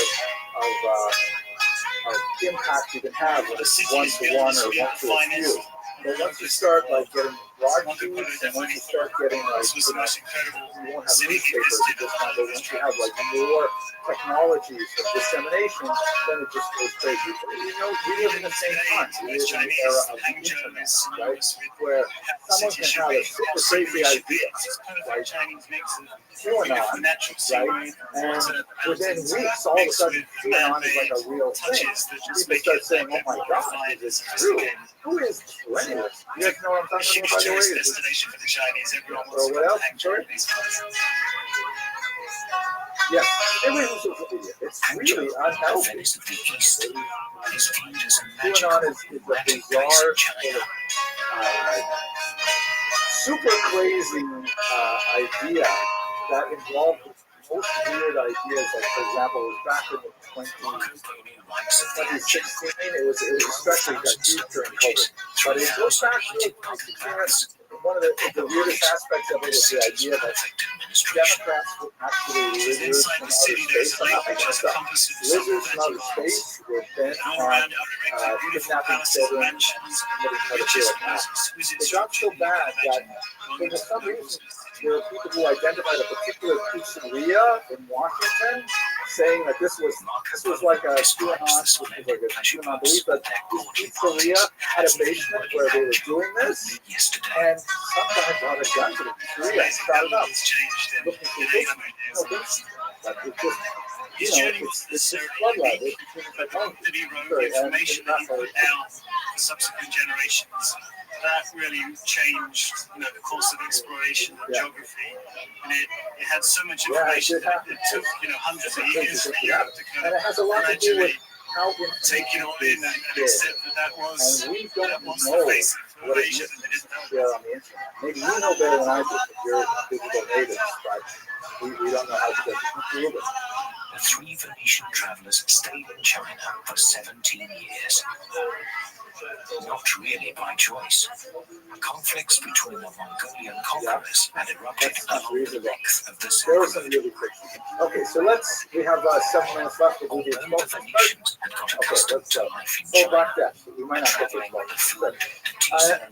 If things couldn't get worse, you have the Black Death in the middle of the 1340s to about 1360. You have this terrible plague that reaches Europe, and nobody has natural immunity to it. The contemporary opinion is that it's based on a particular bacteria, that's on a particular kind of flea, that was on a particular kind of rat that made it from Asia on some of the boats landing probably in Italy or maybe in Sicily, and it just like carves a swath of death through all of Europe, with a mortality rate reaching like 40-50% in some places. Horrible bleeding death with these big ulcers called buboes that blow up in the lymph glands and things like that. And people like obviously freaking out. Thank you for COVID-19, but with a lot more blood and with a lot more mortality. 3 years to reach their hometown. Yeah, mortality. A quarter of a century had passed. Yeah, it was happening really fast. And also, people don't have any good idea about how germs spread. They don't have a good idea about any kind of this contagion theory. There are a lot of interesting Jewish accounts, because remember how the Jewish are related to this in any way? All these jewels and rubies and diamonds. Well, that'll be the publicly. No. Okay, so unfortunately, as much as we'd like to think that, we have no basis for saying that Jews suffered less. We do have these arguments that, okay, Jews wash more because they wash their hands before bread. Again, usually without soap, but how many times you guys wash? Of course, you don't. It's soap, right? So they wash without soap. And we would bathe more often. So that's not exactly bathing so much. There's another argument that says that it's kind of crazy that Jews don't like dogs. There is some stuff in the Gemara about owning a bad dog. So Jews own cats instead. Cats chase rats. Rats run away. Or rats flee. They run away. But all of that is just supposition. In fact, more likely Jews probably died at a higher rate as a result of penalty. They're living in close contact with each other. When you have a disease like this, you're much better off living isolated in a farm than you are living in an urban setting. We simply don't know if there's a Jewish death rate different from Christians during the Black Death. Well, the reason we do know a lot about the Black Death in Jews, though, because a lot of Jews were doctors. Jewish doctors are writing down, hey, I tried this, it worked, it didn't work, I tried that. And we have a lot of fascinating accounts, specifically from Jewish doctors describing the progression of the disease. How this affects Jewish history specifically, though, is that, at the time, like this is the 16th century, the triumph of death, these horrific kind of scenes is really worth looking at when you watch the videos with closely, with skeletons driving all over the place, big, like hurting people into coffins like this. It was just a period of tremendous fear, and nobody knew what exactly was going on. One of the versions of explaining the Black Death that circulated, became very popular, is that Jews were poisoning the wells of Europe. And what they were doing is they made a pact with lepers, and they were taking bits of their flesh that fell off and poisoning the well. So here's an example. This is actually from England that shows a Jew at the time was designed. They didn't know what Jews dressed like because Jews had already been expelled from England at the time. But he's wearing like kind of the stuff that Jews won't wear, this special hat, things like that. And he's holding this leather pouch that has, the flesh of lepers in it, and he's dumping it into the well, and coming spinning out of the well is a kind of a demon that urinates back into the well and poisons it. In the background, just to good measure, is a ritual murder victim as well. And since this is in English, I'll show you a little close up of the text. And here it says, in the little shoulder note, a great infection throughout all Europe by reason the water in the wells was poison. The allies that fed me, the Jews, allied themselves in concert with their lepers. By whole they made an ointment with the infection of the blood of man, being opposed with certain venomous herbs, evaporated in a little cloth. Pipe and applying a stone to the same to make it sink to the bottom. A nightly spread infection all the time as well as with the symptoms. It was bizarre, appreciating all of these things together makes more good. This is like why Jews felt not welcome anymore as a ritual murder, blood libel, the Black Death. Lots of reasons for leaving the West Midlands. And again, as we will got wrong on Monday, and again, Eastern Europe is what they do. You come here, you don't have a very advanced economy. You guys are great at developing economies. Please come, they let you settle, we'll give you all kinds of commissions and so on. And this is the time when Jews are being forced out of Europe all over the place. This is from 1182 when Jews were first expelled from France, largely at least that we talked about.